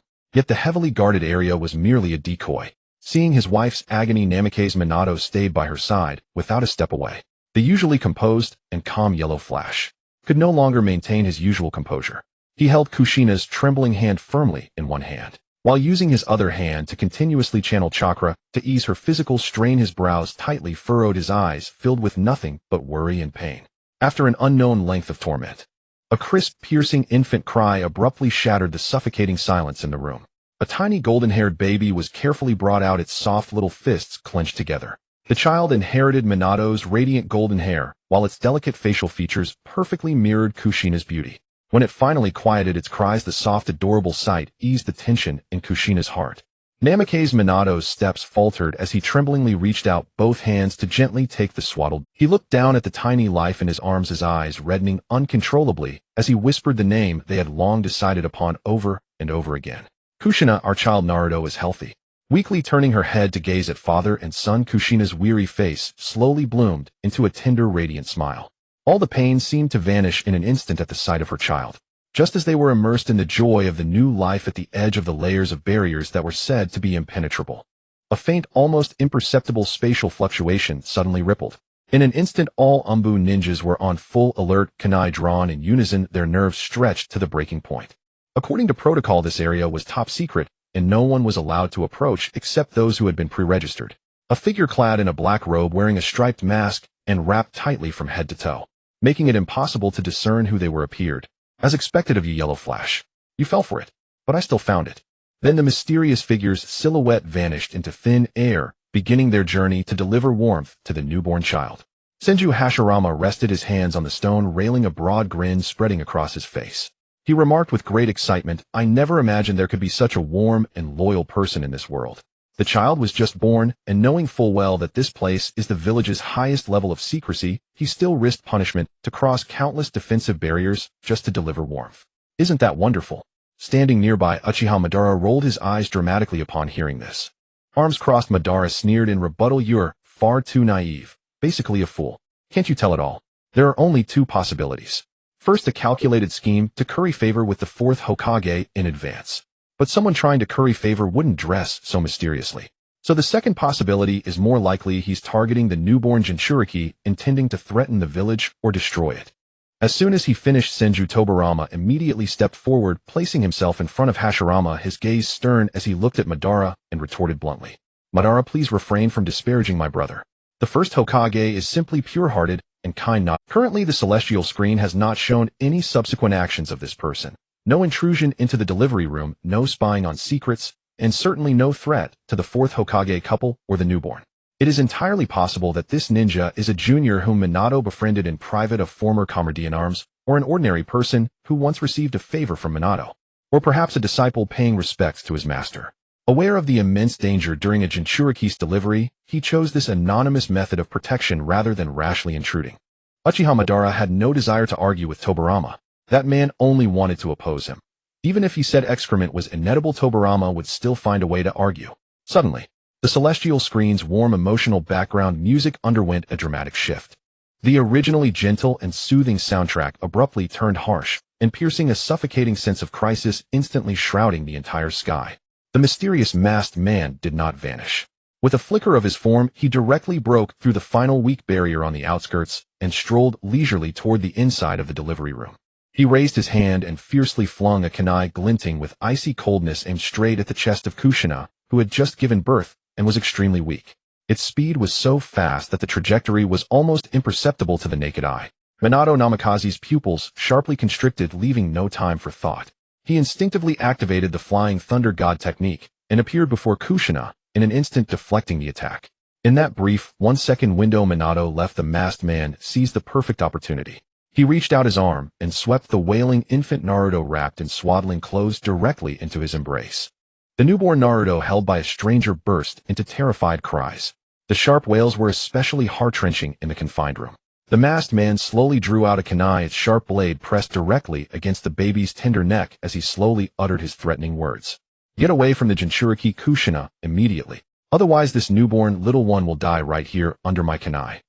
Minato Namikaze's entire body was tense, trying his best to appease the enemy before him. "Wait, calm down. We can negotiate any conditions, but don't hurt the child." The masked man let out a cold sneer, having no intention to negotiate. With a single hand, he violently flung the swaddled little Naruto high into the air. Then with a light tap of his toe on the ground, his figure soared into the air. With kunai in hand, he stabbed straight at the falling infant, clearly intent on killing Naruto on the spot. With a soft whoosh and a flash of golden lightning, the Flying Thunder God mark instantly activated. Minato Namikaze appeared in midair in a blink, securely shielding the crying Naruto in his arms, barely dodging the fatal strike. However, the mysterious masked man showed no hint of disappointment at his miss. Instead, a mocking curve appeared on his lips. The faint sound of explosive tags burning was particularly clear in the quiet cave. Minato's heart jolted and cold sweat instantly broke out on his back. The opponent, during the earlier snatch of the baby, had silently attached several explosive tags to the outside of Naruto's swaddling cloth. Kushina weakly propped herself up, her face pale, as she screamed, "Minato, throw away the swaddling clothes." At the critical moment, Minato Namikaze decisively hurled the outer layer of the swaddling cloth away. Boom! A violent explosion erupted, causing the thick mountain cave to collapse in a large area. Rubble and dust flew everywhere. Minato, holding the unharmed Naruto in his arms, used the force of the explosion to instantly rush out of the damaged room and land steadily in the forest outside. He looked down at the still sobbing child in his arms, his brows tightly furrowed. In just over 10 seconds of confrontation, he instantly pieced together the opponent's entire scheme. All his actions just now were a diversion. Attacking Naruto was just a feint. The goal was to pin him down and take the chance to capture Kushina, who was weak and whose seal was unstable. Once the Jinchuriki was taken away, the nine-tail sealed within her would fall under the opponent's control, and the entire Konoha would face utter destruction. In an instant, Minato Namikaze had guessed all of the masked man's sinister intentions, and a cold, killing intent flickered in his eyes. The first Hokage era. Hashirama's Sunjust previously amiable smile instantly froze on his face, and he was completely stunned. After a few seconds, he couldn't help but curse. Good heavens. So the warmth delivery mentioned by the celestial screen is just sticking explosive tags on a baby. Is there anything more outrageous in this world? This is utterly preposterous. Hashirama, who had just insisted that the person was kind-hearted, slammed his hand hard on the stone railing before him. With a crash, the stone railing shattered. But even that couldn't suppress Hashirama's anger. Standing beside him, Uchiha Madara's lips curled into a knowing sneer. His earlier suspicions were all confirmed, and his gaze at Tobirama was filled with blatant mockery. The third Hokage's youth era. The disciples around him saw such a good teacher being targeted, and his good wife being targeted as well. They were all furious. The most hot-blooded young Uchiha Obito, enraged, punched a tree and cursed loudly. This bastard takes advantage of the time when his mentor's wife is weakest during childbirth. Coming to attack at this time. This is simply bestial. Rin's eyes filled with tears. Yes, it makes my heart ache. Master and mistress are so pitiful, and our future little junior is also so pitiful. Seeing Rin like this, Obito felt even more pained. When I find out who it is, even if it costs me my life, I'll kill him first. The third Hokage's old age era. All over the village, the villagers who had once bullied Naruto were now gathered in front of the curtain watching. Seeing the masked man scoop up the swaddled little Naruto, they did not become tense. Instead, they all relaxed, and even began to jeer quietly. Hey, this so-called mysterious warmth giver is pretty convincing, huh? Sure, before the explosive tags blow up, it sure is warm. Just perfect to warm up the little Naruto, who has been fussy since birth. Yeah, this guy is pretty nice. He held the newborn right away. And he didn't rush to attack. Among bullies, he can be considered gentle. These words drifted into the ears of nearby ninjas, every word like a needle piercing their hearts. They clenched their fists in fury. Even a helpless infant, he could bring himself to do this. The masked man's cruelty had long surpassed all reason. And these villagers actually thought he hadn't gone far enough. The village, when had it become like this? The will of fire they spoke of, had it turned into the will of domination? At this moment, the young Naruto, huddled alone in his small rented room, stared intently at the perilous scene on the celestial screen. A cold layer of understanding settled deeper in his heart. So from the moment of his birth, such immense malice had been fixed on him from the shadows. He gritted his teeth and cursed in a low voice. How despicable. He used Dad's love for Mom to steal me away, then used Dad's love for me to lure Mom away. This guy is too wicked. The Boruto era. Boruto recalled the sharp words he had said to his father and the contemptuous looks he had given him. And then he looked at himself. Since childhood, he had never lacked food or clothing. His father had been gentle and patient with him, giving him a complete family and a proud identity. But his father himself at such a young age had to face assassination. His grandmother was in grave danger, and his own life hung by a thread. In comparison, his and his sister's life was like living in a honeypot. The more Boruto thought, the more pained he became, as if something was blocking his chest. He lowered his head and said in a hoarse voice, I am such a jerk, big brother. You should be kinder to Dad from now on. His sister Himawari, already in tears, softly urged him. Boruto gently patted her head, was silent for a moment, then whispered, I'll try. The heavenly screen continues. The masked man in black had no intention of stopping. Taking advantage of Minato Namikaze's absence to deal with the aftermath of the explosion, he swiftly rushed to the weakened and exhausted Kushina. Several pitch-black chakra chains shot up from the ground, tightly binding Kushina's limbs and pinning her to the broken rocky surface. Kushina, utterly drained and already extremely weak from childbirth, still demanded sharply, what exactly are you trying to do? The masked man's voice seeped through the mask. Extract the 9 tails from your body, then control the beast, and raise the entire hidden leaf. He instantly activated his Sharingan, and its unique Jinjutsu power, like invisible chains, enveloped Kushina's sealing barrier. The Uzumaki clan's barrier cracked layer by layer under the corrosion of the dojutsu, and the raging aura of the 9 tails inside Kushina began to leak out. In excruciating agony, the immense body of the 9 tails was forcibly ripped from Kushina. The moment it landed, it lost all reason under the control of the Sharingan. Elsewhere, Minato Namikaze confirmed that the explosion of the swaddle hadn't harmed Naruto. He quickly placed the newborn in an absolutely safe hidden location. The next second, he flashed back with the Flying Thunder God technique. The 9 tails, having just broken free, was consumed by rage and fully controlled by the Jinjutsu. It raised its giant claw. It slammed down fiercely toward Kushina, who lay weak on the ground, determined to finish off the Jinchuriki. With a flash of golden light, Minato caught Kushina in his arms. In an instant, he moved out of the 9 tails' attack range. He stared coldly at the masked man, his killing intent palpable. After placing his wife in a temporary safe spot, Minato opened his Hokage cloak and draped it solemnly over his shoulders.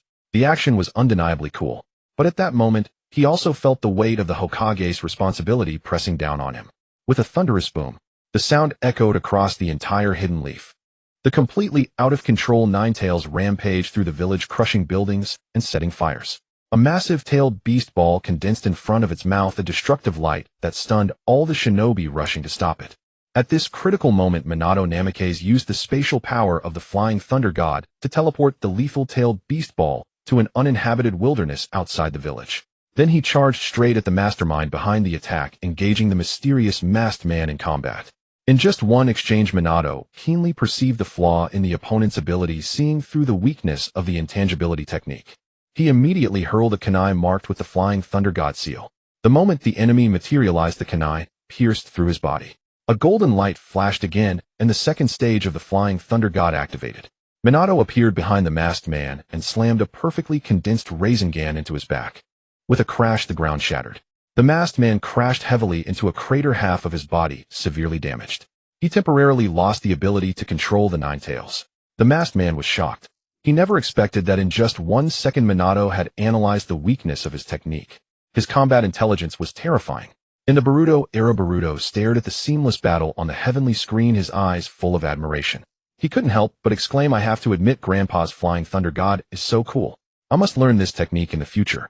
But the Ninetales looks so vicious, destroying the village like that. That's truly despicable. When I grow up, I want to give it a good smack." Himawari, sitting nearby, still had traces of tears in her eyes. She gently shook her head and said, "Brother, the Ninetales isn't inherently cruel. It was forced under control by that man's dojutsu. It is an innocent victim too. And even if you grow up, your strength might not be enough to defeat the Ninetales.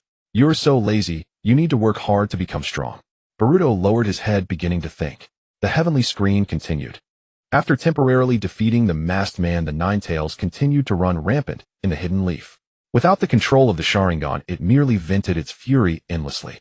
To protect the tens of thousands of villagers in the village, Minato Namikaze made the most tragic decision.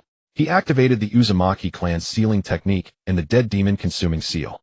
Half of the Ninetales chakra was sealed within himself, and the other half was left to the infant Naruto, using the 8 trigram sealing. Minato Namikaze and Kushina sacrificed their lives to stop the disaster that could have destroyed the shinobi world's major stronghold, protecting the hidden leaf with their lives. Under the high sky, observers from various eras of the shinobi world fell into silence. Everyone was deeply moved by the heroic act of the young couple. Many shinobi from the great villages silently bowed their heads, filled with respect and sorrow. Meanwhile, in another era, the watching masked man raged, "We fought for so long. Why didn't you recognize who I was from beginning to end? You hypocritical, despicable Minato Namikaze." Time shifted to the first Hokage era. After watching the intense battle, Tobirama Senju frowned deeply, rapidly piecing together all the clues. That mysterious masked man infiltrated the hidden leaf so easily, and he seemed to know the Flying Thunder God technique. Although the fight was brief, he deliberately targeted its weaknesses. He seemed to understand the Flying Thunder God's flaws and was so familiar with Minato's way of doing things. This person either investigated the 4th Hokage beforehand or was directly taught by him. Or he could be a junior or senior who knew the 4th well. Madara Uchiha sneered after listening. "This Flying Thunder God isn't that strong, and your analysis is too melodramatic." Tobirama snapped back, "You say the Flying Thunder God is weak, but I used another technique to kill your brother." "You." Madara exploded in anger, but then caught sight of Hashirama Senju, who was deeply sorrowful. Pausing, Hashirama spoke slowly. "A new life that was supposed to be born into joy faced a life-threatening crisis from the very beginning. An outstanding ninja couple ended up sacrificing themselves. The inheritance of the Will of Fire came at such a heavy cost. And the Ninetales is so powerful, the tragedy was because of it. Maybe I should just crush it to death right now." The more Hashirama fumed, the more he turned and stormed back home, with his mind consumed by one thought: kill the Ninetales and put an end to all tragedies. The moment he stepped through the door, he saw Uzumaki Mito sitting quietly inside the room.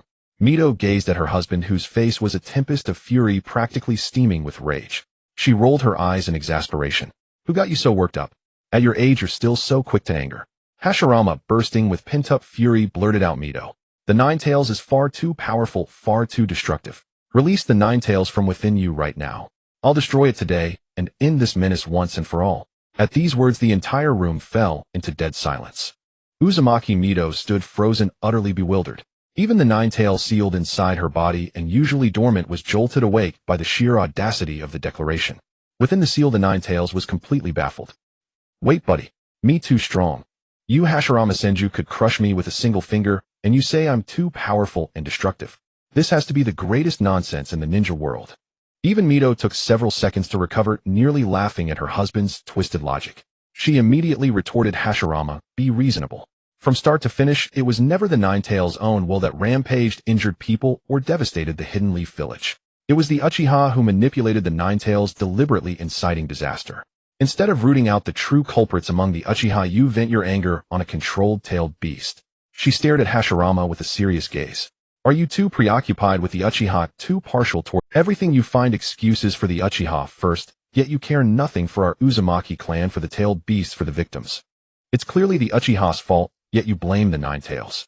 Hashirama was instantly at a loss, suddenly realizing his wife had a point. He looked embarrassed, flustered, and quickly waved his hands. Well, that's definitely not it. I was just too angry. I certainly don't care more about the Uchiha clan. Uzumaki Mito let out a snort of derision. Then she turned away, no longer bothering with her idiotic husband. At that moment, the sky screen abruptly shifted and cold subtitles slowly emerged. As the hero who saved the Hidden Leaf Village and the sole descendant of the fourth Hokage, Uzumaki Naruto, received not a shred of preferential treatment. From the very day the Nine-Tails rampage ended, his tragic life of isolation, rejection, and bullying began. The scene descended onto the streets and alleys of the Hidden Leaf Village. A tiny Naruto, barely 3 or 4 years old, small and thin with messy blonde hair, walked alone through the bustling streets. Every villager remembered the nightmare of the Nine-Tails night. Everyone blindly transferred their hatred of the Nine-Tails onto this innocent child. Adults frowned and avoided him at the mere sight, their eyes cold and repulsed. Children his age immediately banded together to ostracize him, throwing stones and hurling insults and mockery. The monster is here. Stay away from us. Don't play with him. He brings disaster. Time and again they dodged him, cursed him, cruelly pranked him. Each time he was bullied, Naruto just scratched his head and flashed a carefree grin. He was used to it, truly. Even when stones struck his body with pain, even when everyone's gazes were icy and piercing, he merely waved his hand with a smile. It's okay, it doesn't hurt. You don't have to be afraid of me. In the lively park, children gathered in groups, laughing and playing, their joyous voices filling the entire space. But Naruto sat alone on an old, worn-out swing. He gently swayed his legs, quietly gazing at the boisterous crowd in the distance. His clear blue eyes were filled with an envy he couldn't hide. He yearned so desperately for friends, for someone he longed for someone who wouldn't hate him. Though a smile still lingered on his face, his eyes had long since turned red. A gentle breeze blew and his small shoulders trembled slightly. He bit his lip fiercely, desperately holding back tears, whispering stubbornly, I'm fine. I'm not lonely at all. But the next moment, hot tears streamed down his tender cheeks, drop after drop. Naruto frantically wiped them away, sniffing hard. Don't cry, Naruto. I'll reward myself with my favorite cup noodles. That'll make everything better. He quickly jumped off the swing, brushed the dust off his pants, clutched his meager pocket money, and ran eagerly toward the street-side store. His small figure stumbled along, his eyes finally flickering with a faint glimmer of hope. But that hope in the next moment was mercilessly crushed. He stood before the stall and spoke softly, Uncle, I'd like to buy a cup of noodles. The shopkeeper looked up, saw it was Naruto, and his expression twisted into extreme disgust. Without a second thought, he shoved him away. No sale. Get the hell out of here. Naruto staggered back a few steps, neither angry nor throwing a tantrum. He was long accustomed to everyone's malice. He nodded obediently, ready to turn and leave in silence. But just as he took a step, the shopkeeper suddenly called out in a sinister tone, wait. Naruto's eyes lit up, and he whirled around, thinking the man was willing to sell to him. Hope flickered anew in his gaze as he looked at the shopkeeper expectantly. But what greeted him was not warmth. It was the ultimate humiliation. The shopkeeper grabbed a cup of noodles from the shelf and hurled it viciously at Naruto's head. Smack! The cup hit his head, fell to the ground, and the packaging crumpled. The shopkeeper's face twisted in fury as he snarled, you damned disaster-bringing mongrel. You think you deserve to eat my food? You think you're worthy of normal people's food? Naruto stood frozen, his head buzzing with pain, hurt, and humiliation surging through him. He hung his head, not daring to utter a single word of protest, his small frame trembling. Sorry. He could only whisper an apology. Under the cold stares of the onlookers, he bent down and silently picked up the crushed cup of noodles from the ground. He hugged it tightly to his chest, no longer daring to lift his head to meet anyone's eyes. He turned step by step and slowly walked away from the lively street. From daylight to dusk, he eventually returned to that empty, icy, sterile little rented room. Bang! The door closed softly, shutting out all the bustle of the outside world and all the gazes. No more need to pretend to be strong, no more need to fake optimism. Little Naruto's legs gave way, and he curled up in the cold corner of the room, hugging the soiled cup of noodles. His shoulders heaved violently as the pent-up sorrow and loneliness of the entire day exploded in silent sobs. Tears streamed down in big drops as he choked out, "I didn't do anything wrong. I just wanted to buy cup noodles. Why did you have to treat me like that? Why does everyone in the village hate me, and why don't I have parents?" In the era of the fourth generation, Minato Namikaze and Kushina Uzumaki stared at the tiny figure curled up in the corner of the celestial screen, weeping bitterly. Their hearts ached so deeply that they trembled all over. Kushina could no longer contain her fury. She slammed her fist wreathed in chakra into the stone wall beside her. With a thunderous roar, the thick wall shattered, fragments scattering in all directions. She trembled all over, her crimson hair wildly whipping due to the violent emotional turmoil, and choked out a hoarse scream. "We risked our lives to seal the Nine Tails, gave everything to protect the entire Leaf Village. Every soul in the village owes their lives to us. I endured ostracism as a child, but Naruto is the son of the fourth Hokage, the descendant of a hero who saved the entire village. Is this how the Leaf Village we sacrificed everything to protect repays our child? Where is Hiruzen, the Jonin, Chunin, and Genin we saved from the Nine Tails' claws? Did they all just stand by and watch a toddler be bullied at will? Why? Why treat a child who has committed no wrong so cruelly?"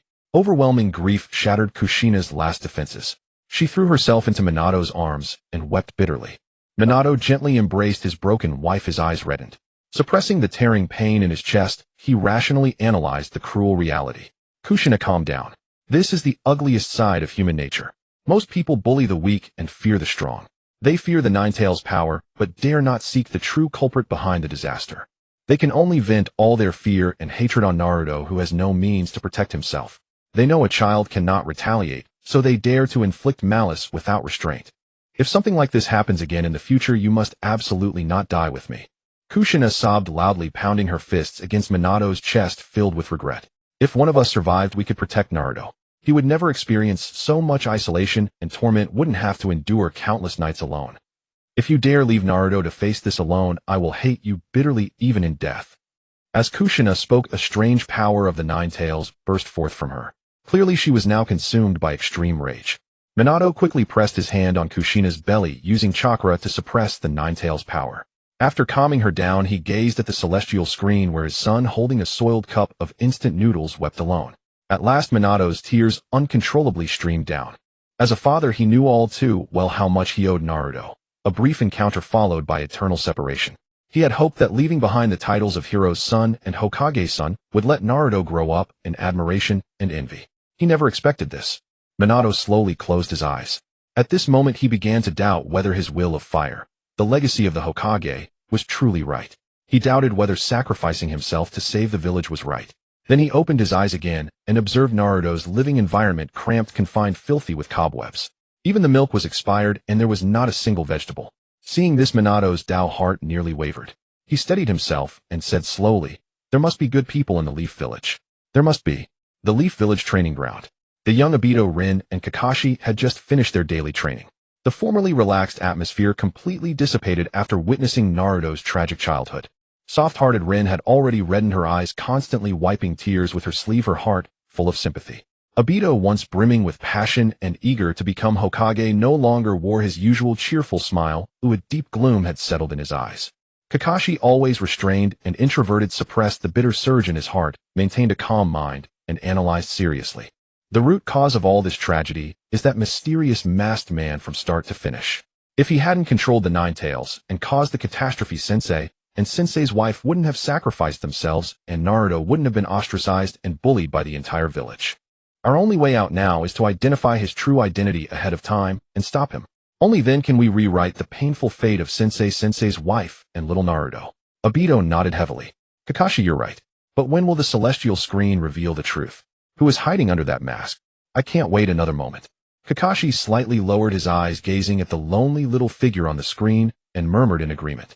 We can only continue to wait for the celestial screen to reveal clues. Until then, we must be fully prepared. We need to become stronger as soon as possible, because that mysterious masked man is incredibly powerful. Obito and Rin nodded desperately upon hearing this. That's right. In the Boruto era, Boruto was shocked. So Dad had it even worse than I imagined.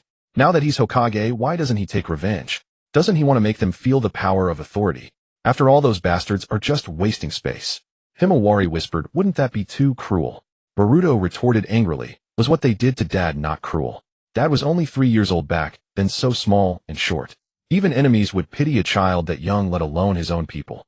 And he was a container for the Nine Tails, controlling it to prevent chaos, saving the village. People like that should be punished, otherwise it's an injustice to society. Himawari nodded, that makes some sense. The celestial screen continued to unfold. Naruto, having endured endless scorn, yearned to enter the ninja academy, but couldn't control chakra due to the seal. Unable to enroll, he fell into deep despair. Just as he was about to be completely swallowed by endless loneliness, a gentle light shone into his gray life. Someone took the initiative to approach him, care for him, and love him. This person was the first adult to willingly show him kindness in a long time. Kushina, who had been weeping in sorrow, suddenly brightened. Her sadness vanished, and she excitedly gripped my Naruto. My child has finally met a kind person, who is so benevolent as to treat my son well. I must repay this kindness in the future. The celestial screen slowly revealed the identity of this kind person, Mizuki. In the scene, Mizuki treated Naruto with utmost gentleness and tenderness, even taking him to enjoy steaming hot ramen. As the steaming fragrant ramen was placed before him, Naruto, who had lived in malice for so long, couldn't help but redden his eyes and sob softly. This is the first time anyone has been so good to me in my whole life. Mizuki wore a warm smile and gently stroked Naruto's head. Teacher can bring you here every day if, yeah. After a hearty meal, Naruto was overjoyed, hopping and skipping toward his small hut. It was the happiest day he could remember. But before he got far, Irika quickly stepped forward to block his path, his expression serious as he warned, Naruto, stay away from Mizuki. I can sense that he's approaching you to use you. Naruto immediately frowned, full of resistance, and stubbornly retorted, Teacher Mizuki is so kind, he would never hurt me. You're the only one who's always despised me and pushed me away. First generation era. Hashirama Senju stared intently at Mizuki, who was treating Naruto gently on the screen. His previously grave and somber expression instantly relaxed, a glint of relief shining in his eyes as he nodded and praised repeatedly. Good. Excellent. This is the kind of ninja Konoha should have, the one who inherits the will of fire. I thought the future Konoha had become completely cold and numb, with everyone fearing and ostracizing the lonely child. I didn't expect there to be someone as gentle and kind as Mizuki, without prejudice or disgust, actively warming Naruto, who had endured so many cold stares. Hashirama said with deep emotion, with such a kind and clear-hearted junior, Konoha hasn't completely degenerated. This child has a pure heart filled with gentleness and knows how to treat the weak with kindness. He is absolutely the most qualified successor to the Hokage in the future. Beside him, Tobirama Senju crossed his arms, his expression cold and rational. Upon hearing this, he glanced indifferently at his excited elder brother, ruthlessly pouring cold water. Brother, your judgment has always been capricious and emotional. You are the worst at judging people. To judge a person's character and decide that he can inherit the Hokage position based on a moment of gentle appearance is too hasty. Hashirama instantly became unconvinced, turning to glare at Tobirama. What? A good child as kind and warm as Mizuki, and you still find fault? In the future Konoha, everyone bullies and isolates innocent children, filled with coldness and prejudice everywhere. So this harsh and indifferent atmosphere originates from you. Tobirama's brow furrowed sharply, his face full of helplessness and speechlessness. Brother, be reasonable. I have dedicated my life to the public good, protecting the village's laws and balancing potential threats. When have I ever condoned bullying or treated others coldly? How can you forcibly drag me into everything? Hashirama didn't listen to his defense at all, pointing at the screen, his tone extremely serious. Look carefully. Naruto's father is Minato Namikaze, and this gentle boy who treats Naruto kindly is named Mizuki. Water and wood. There is a destined connection between them. This is absolutely a bond of fate. He is most likely the only one in the future who can guide Naruto, protect him, lead him out of darkness, and help him grow strong. The best master. Tobirama was startled by these words, his stern brow slightly relaxing. He focused on the screen, staring at the gentle Mizuki, who was patiently accompanying Naruto. His suspicion of Mizuki deepened. Fourth generation era. Minato Namikaze and Kushina Uzumaki, who had been on the verge of collapsing faith, were originally filled with grief, anger, and disappointment. Looking at Naruto's dilapidated, dirty, cobweb-filled apartment, the expired milk, and the empty dining table, watching their child suffer all the malice in the world, they even began to doubt. Was it worth risking their lives to protect Konoha? Was the so-called will of fire passed down through generations merely an empty talk of self-righteousness? Kushina's heart surged with extreme hatred and resentment, even giving birth to a trace of extreme thoughts. If this Konoha could not tolerate their child, then let this cold village be destroyed. But when on the screen that single beam of light from Mizuki shone into Naruto's gray life. Watching his gentle and patient companionship, his unbiased kindness, and his sincere encouragement, their shattered mental state was suddenly and firmly stabilized. Kushina's tense and trembling body slowly relaxed, the fierceness and hatred in her eyes gradually dissipated. Her eyes were still red, but no longer full of despair. Thank goodness. Thank goodness someone treats my Naruto kindly. So the future Konoha isn't full of villains. There are still good-hearted people. The extreme grievance and anger faded, replaced by a trace of burning relief. Minato closed his sore eyes and let out a long breath of stale air. The little extreme thoughts of giving up and resenting the village that had sprouted in his heart subsided a bit. Indeed, Konoha still has kind people. Fortunately, my child has finally found a light of his own. As long as there are still people who uphold gentleness and pass on kindness, the Konoha he risked his life to protect, the will of fire that I have believed in all my life, has never been wrong, never been in vain. After speaking, he looked at Iruka and said, "This person looks kind and honest, but I heard from my son that he even despised my son. A bit detestable." Meanwhile, on the screen, Iruka stood still, staring at Naruto's face, full of grievance and stubborn rebuttal, instantly lost in thought. He suddenly remembered himself. Every time he saw Naruto, deep in his heart, the tragedy of the Night of the Nine Tails would uncontrollably resurface, reminding him of his parents who died under the Nine Tails' claws. His reason told Iruka with utmost clarity the child is innocent. This little young boy before him had done nothing wrong from beginning to end.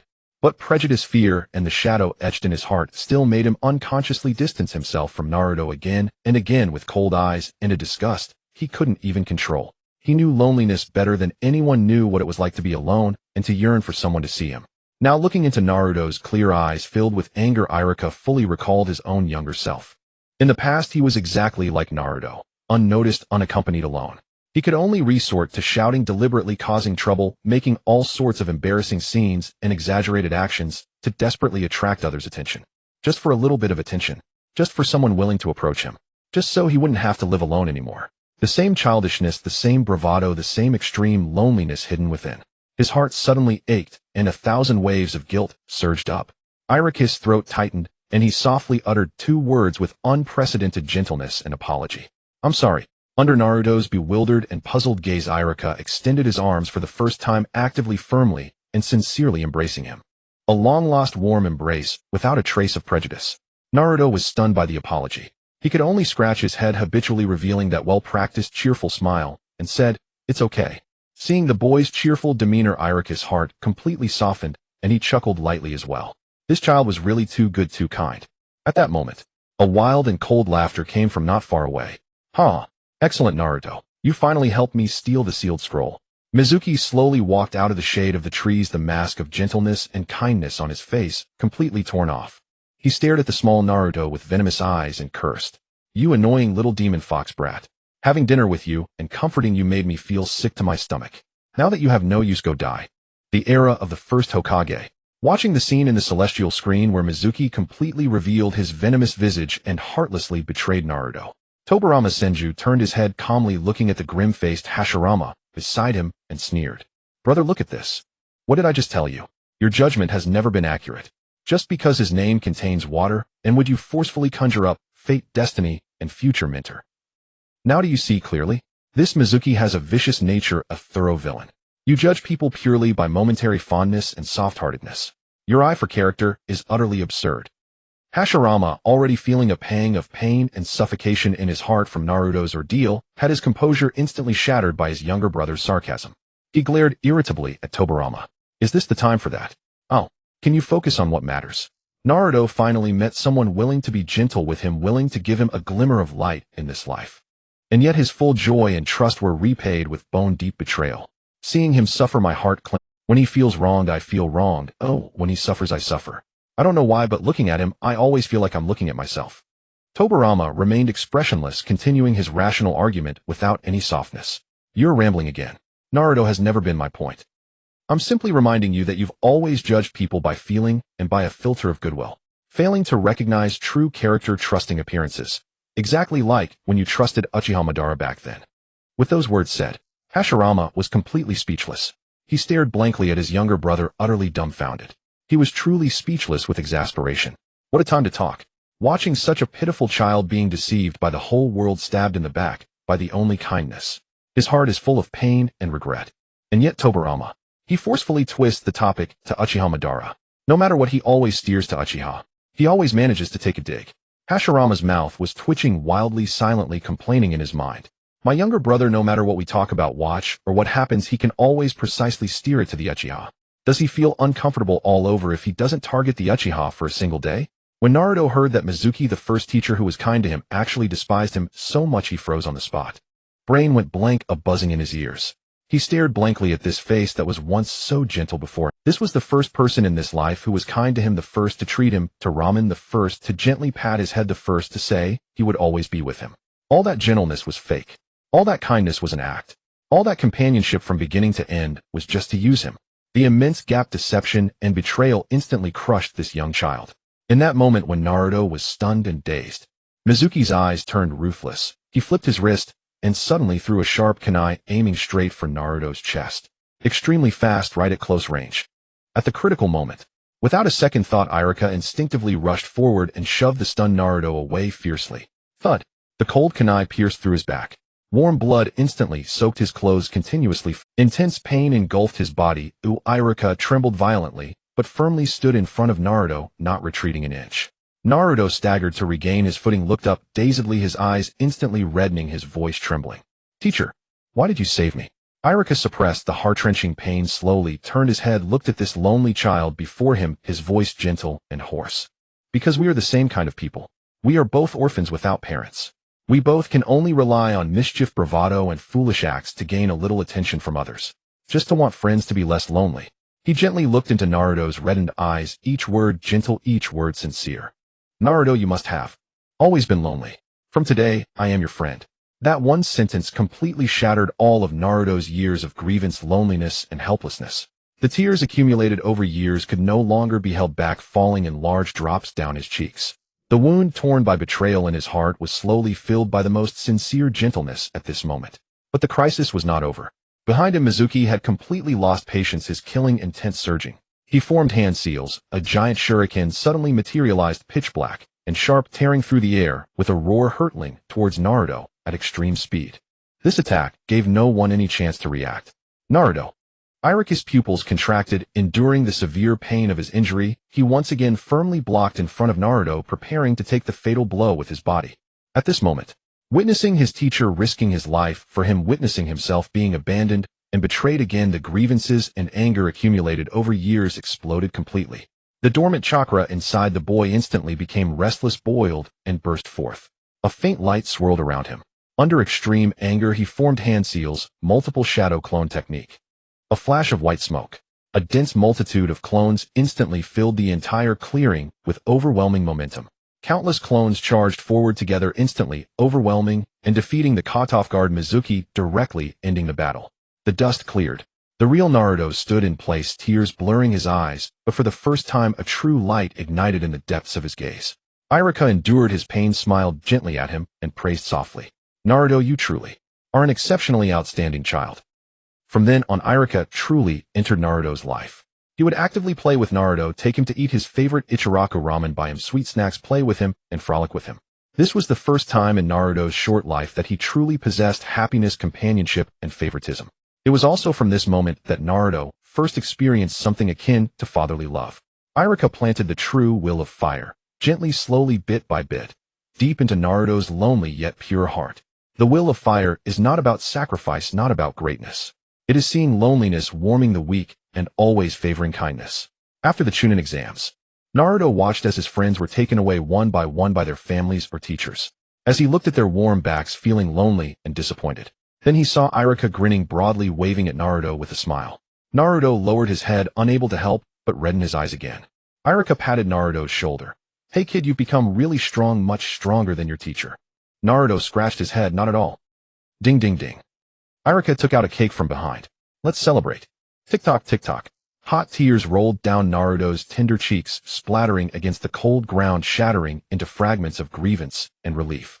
Having endured betrayal, severe injuries, and the world's indifference and isolation, he was now securely protected by Irika, who treated him gently and accepted him wholeheartedly. Looking at Irika, who smiled at him with warmth while holding a cream cake and the table overflowing with snacks and steaming Ichiraku ramen. A clean, pure smile finally blossomed on Naruto's dirty little face. For the first time, he truly experienced what it felt like. It turned out that being cared for, cherished, and held dear by someone felt like this. The heart that had been lonely for years was finally completely filled. In this moment, Naruto was incredibly happy. He finally had his own warmth, his first true family member who regarded him as family. In the early days of the fourth Hokage, Minato Namikaze and Kushina Uzumaki quietly gazed at the warm scene in the sky, their eyes misting once again. Irika gently wiped the dirt off Naruto's face and handed him the sweet cake. He patiently played and joked with the child, his eyes filled with genuine love without a hint of prejudice or disgust. Kushina felt a pang in her nose and softly sighed. It's so nice. If only there were more kind and gentle people like Irika in Konoha. If there were more people willing to treat children kindly and accept the weak, then this world would be so beautiful. Minato nodded slowly, yes. If everyone had kindness in their hearts, even if we had died in battle, we would have no regrets. As his words fell, the warmth on Kushina's face slowly faded, giving rise to deep confusion and reluctance in her heart. She looked at Naruto, who grew up all alone in the sky without anyone to care for him, and frowned as she asked, in the end, what exactly is Sarutobi Sensei doing? Naruto has been bullied, isolated, starved, and frozen by the entire village since he was little. How come we— Minato fell silent for a moment, then softly comforted his wife, almost as if he were trying to comfort himself. Perhaps Lord Third Hokage is overwhelmed by the village's complex affairs and has been stretched thin. Kushina then thought of her former students and asked again, what about Obito, Rin, and Kakashi? They are all children you personally taught, and we treated them sincerely and generously. We know their characters best. They are all loyal and righteous. Seeing our child suffer so much bullying, why has no one ever quietly looked after Naruto? Minato pondered deeply and slowly began to analyze. Kakashi is extremely talented and has a mature and cold personality. Based on future developments, he is likely to join the Umbu early. Umbu missions are secretive and burdensome, often lingering in the shadows of the village, rarely concerning themselves with village matters, leaving them no time to care about these things. As for Obito and Rin, those two children are the softest and kindest at heart.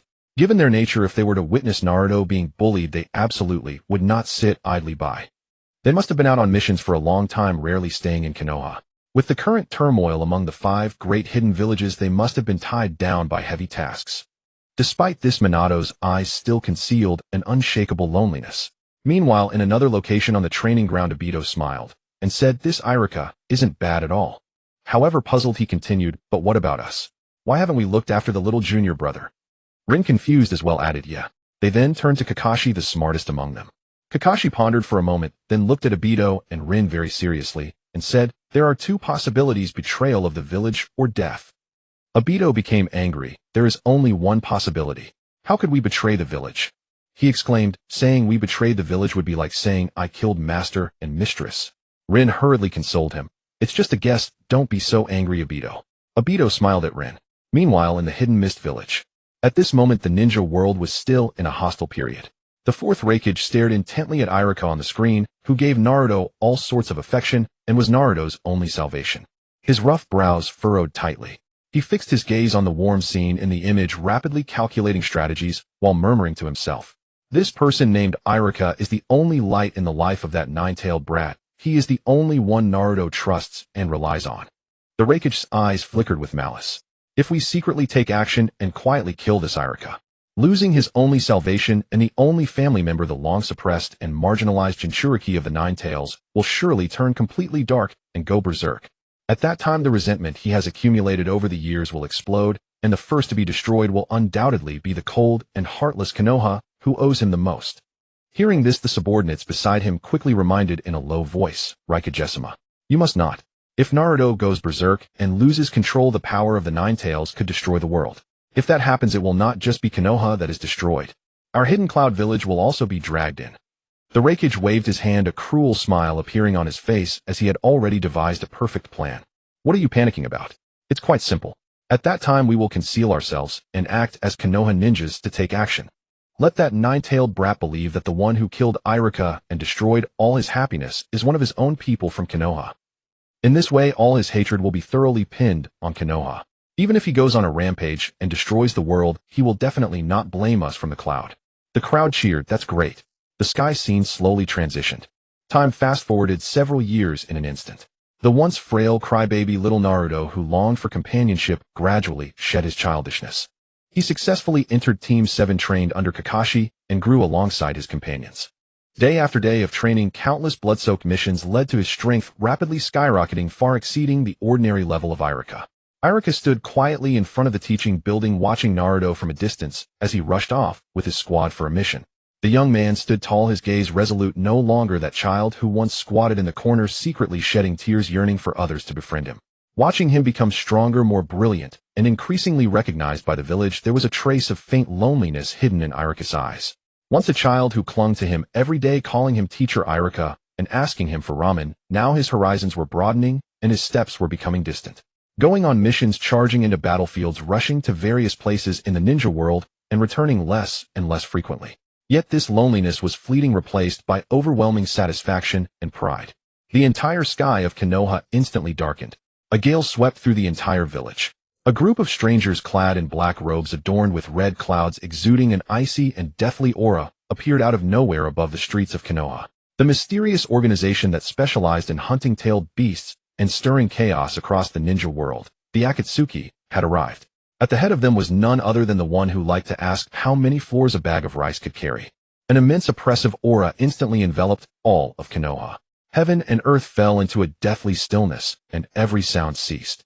Every ninja and villager on the ground turned pale in an instant, their bodies frozen stiff. Iruka's pupils contracted, and his heart sank like a stone. A crisis. A calamitous crisis. But the next second a sudden thought struck him, loosening his taut nerves and giving birth to a solitary relief. Thank goodness. Naruto is not in the village. Naruto had followed the Toad Sage for training and was nowhere near Konoha. As long as Naruto was not here, he would not be captured, and the village still had hope. Iruka gritted his teeth, forcing himself to steady his mind, his gaze fixed on Pain hovering in midair. But the next second, Pain slowly raised his hand, his eyes devoid of any trace of humanity. A thunderous roar of indescribable terror exploded across heaven and earth. An ultimate violent repulsive force detonated from Pain as the center, shattering everything in its path. Mountains crumbled, earth split apart. One by one houses were leveled to the ground. The sturdy ninja village buildings, defensive barriers, and the entire land of Konoha were pulverized like paper before this absolute power. Dust shot into the sky, rubble flew everywhere, and cries of agony filled the air. The Hidden Leaf village, guarded by generations, was reduced to a scarred ruin in an instant. If it were not for the slugs enveloping everyone, almost all would have died. Iruka stood completely dumbfounded. He stared blankly at his homeland, instantly obliterated.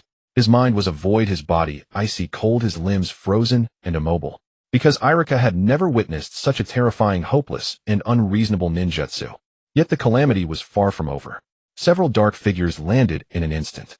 The other 5 Pain avatars had already descended upon various parts of the village. One of them, the Azura Path, appeared in the blink of an eye right before Iruka, within arm's reach. A vast, suffocating, overwhelming, and crushing pressure descended upon him.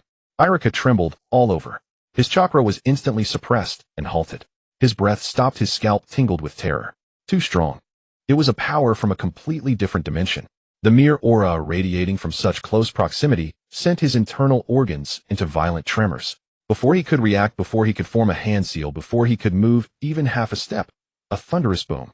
A fearsome, colossal force slammed into him. Iruka was sent flying dozens of meters like a broken kite.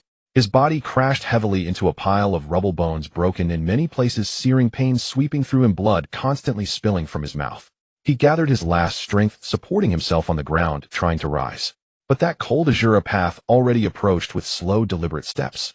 A massive, heavy fist brimming with destructive power was raised high. It locked onto his head.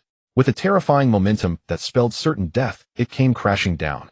In the era of the first Hokage, Hashirama abruptly turned his head away, his eyes bloodshot, unable to bear watching.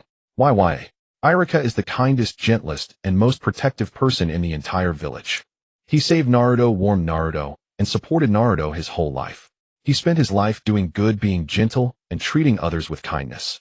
Why does he have to suffer such a brutal death? Hashirama's eyes trembled violently. The beliefs he had held all his life were shattered for the first time. Is this what the world is like? Bullies who do evil live freely and happily, while the kind and good are destined to endure hardship and die a miserable death. Tobirama Senju stood beside him, quietly watching the tragic scene on the celestial projection. He sighed softly. Big brother, this is the truth of the ninja world. The world has always been cruel. The more selfish, self-serving, and unscrupulous a person is, the easier and longer they live. The more soft-hearted, kind, and willing to give, the more easily they get hurt and wither early. Hashirama, the high-ranking officials and cage-level powerhouses of the 4 great villages, Cloud, Rock, Sand, and Mist, all sneered with malicious delight. Vicious taunts and venomous whispers echoed through each village. Kill him. Kill this Konoha man now. Finish him off quickly. When the Nine-Tails brat Naruto returns from training and sees his only teacher dead, his only family murdered, and Konoha completely destroyed, he will utterly collapse and go berserk. Then the Nine-Tails will go out of control. Naruto will go mad and fight pain to the death, tearing apart the entire Konoha. Let Konoha destroy its own foundation and perish completely. Then the 4 great villages can join forces to divide the resources, annex territories, and unify the ninja world. The village leaders roared with laughter, their eyes full of greed and venom. In their eyes, Konoha's tragedy was their opportunity to rise. Naruto's breakdown was the chance for the ninja world to be reshuffled. Meanwhile, in Mount Myaboku, Jiraiya, accompanying Naruto in training, saw through the celestial projection the familiar yet unfamiliar face of pain. He froze instantly. His pupils dilated, his mind went blank, his body ice cold. He stared at the cold, merciless pain who was destroying everything, his throat tight and his voice trembling. Impossible. Absolutely impossible. That face, it's Yahiko. My former disciple, the kindest, most optimistic, gentlest, and most altruistic. Yahiko. The child who once vowed to protect the chaotic world, save the weak with a pure and bright smile. How could he become like this? Howie.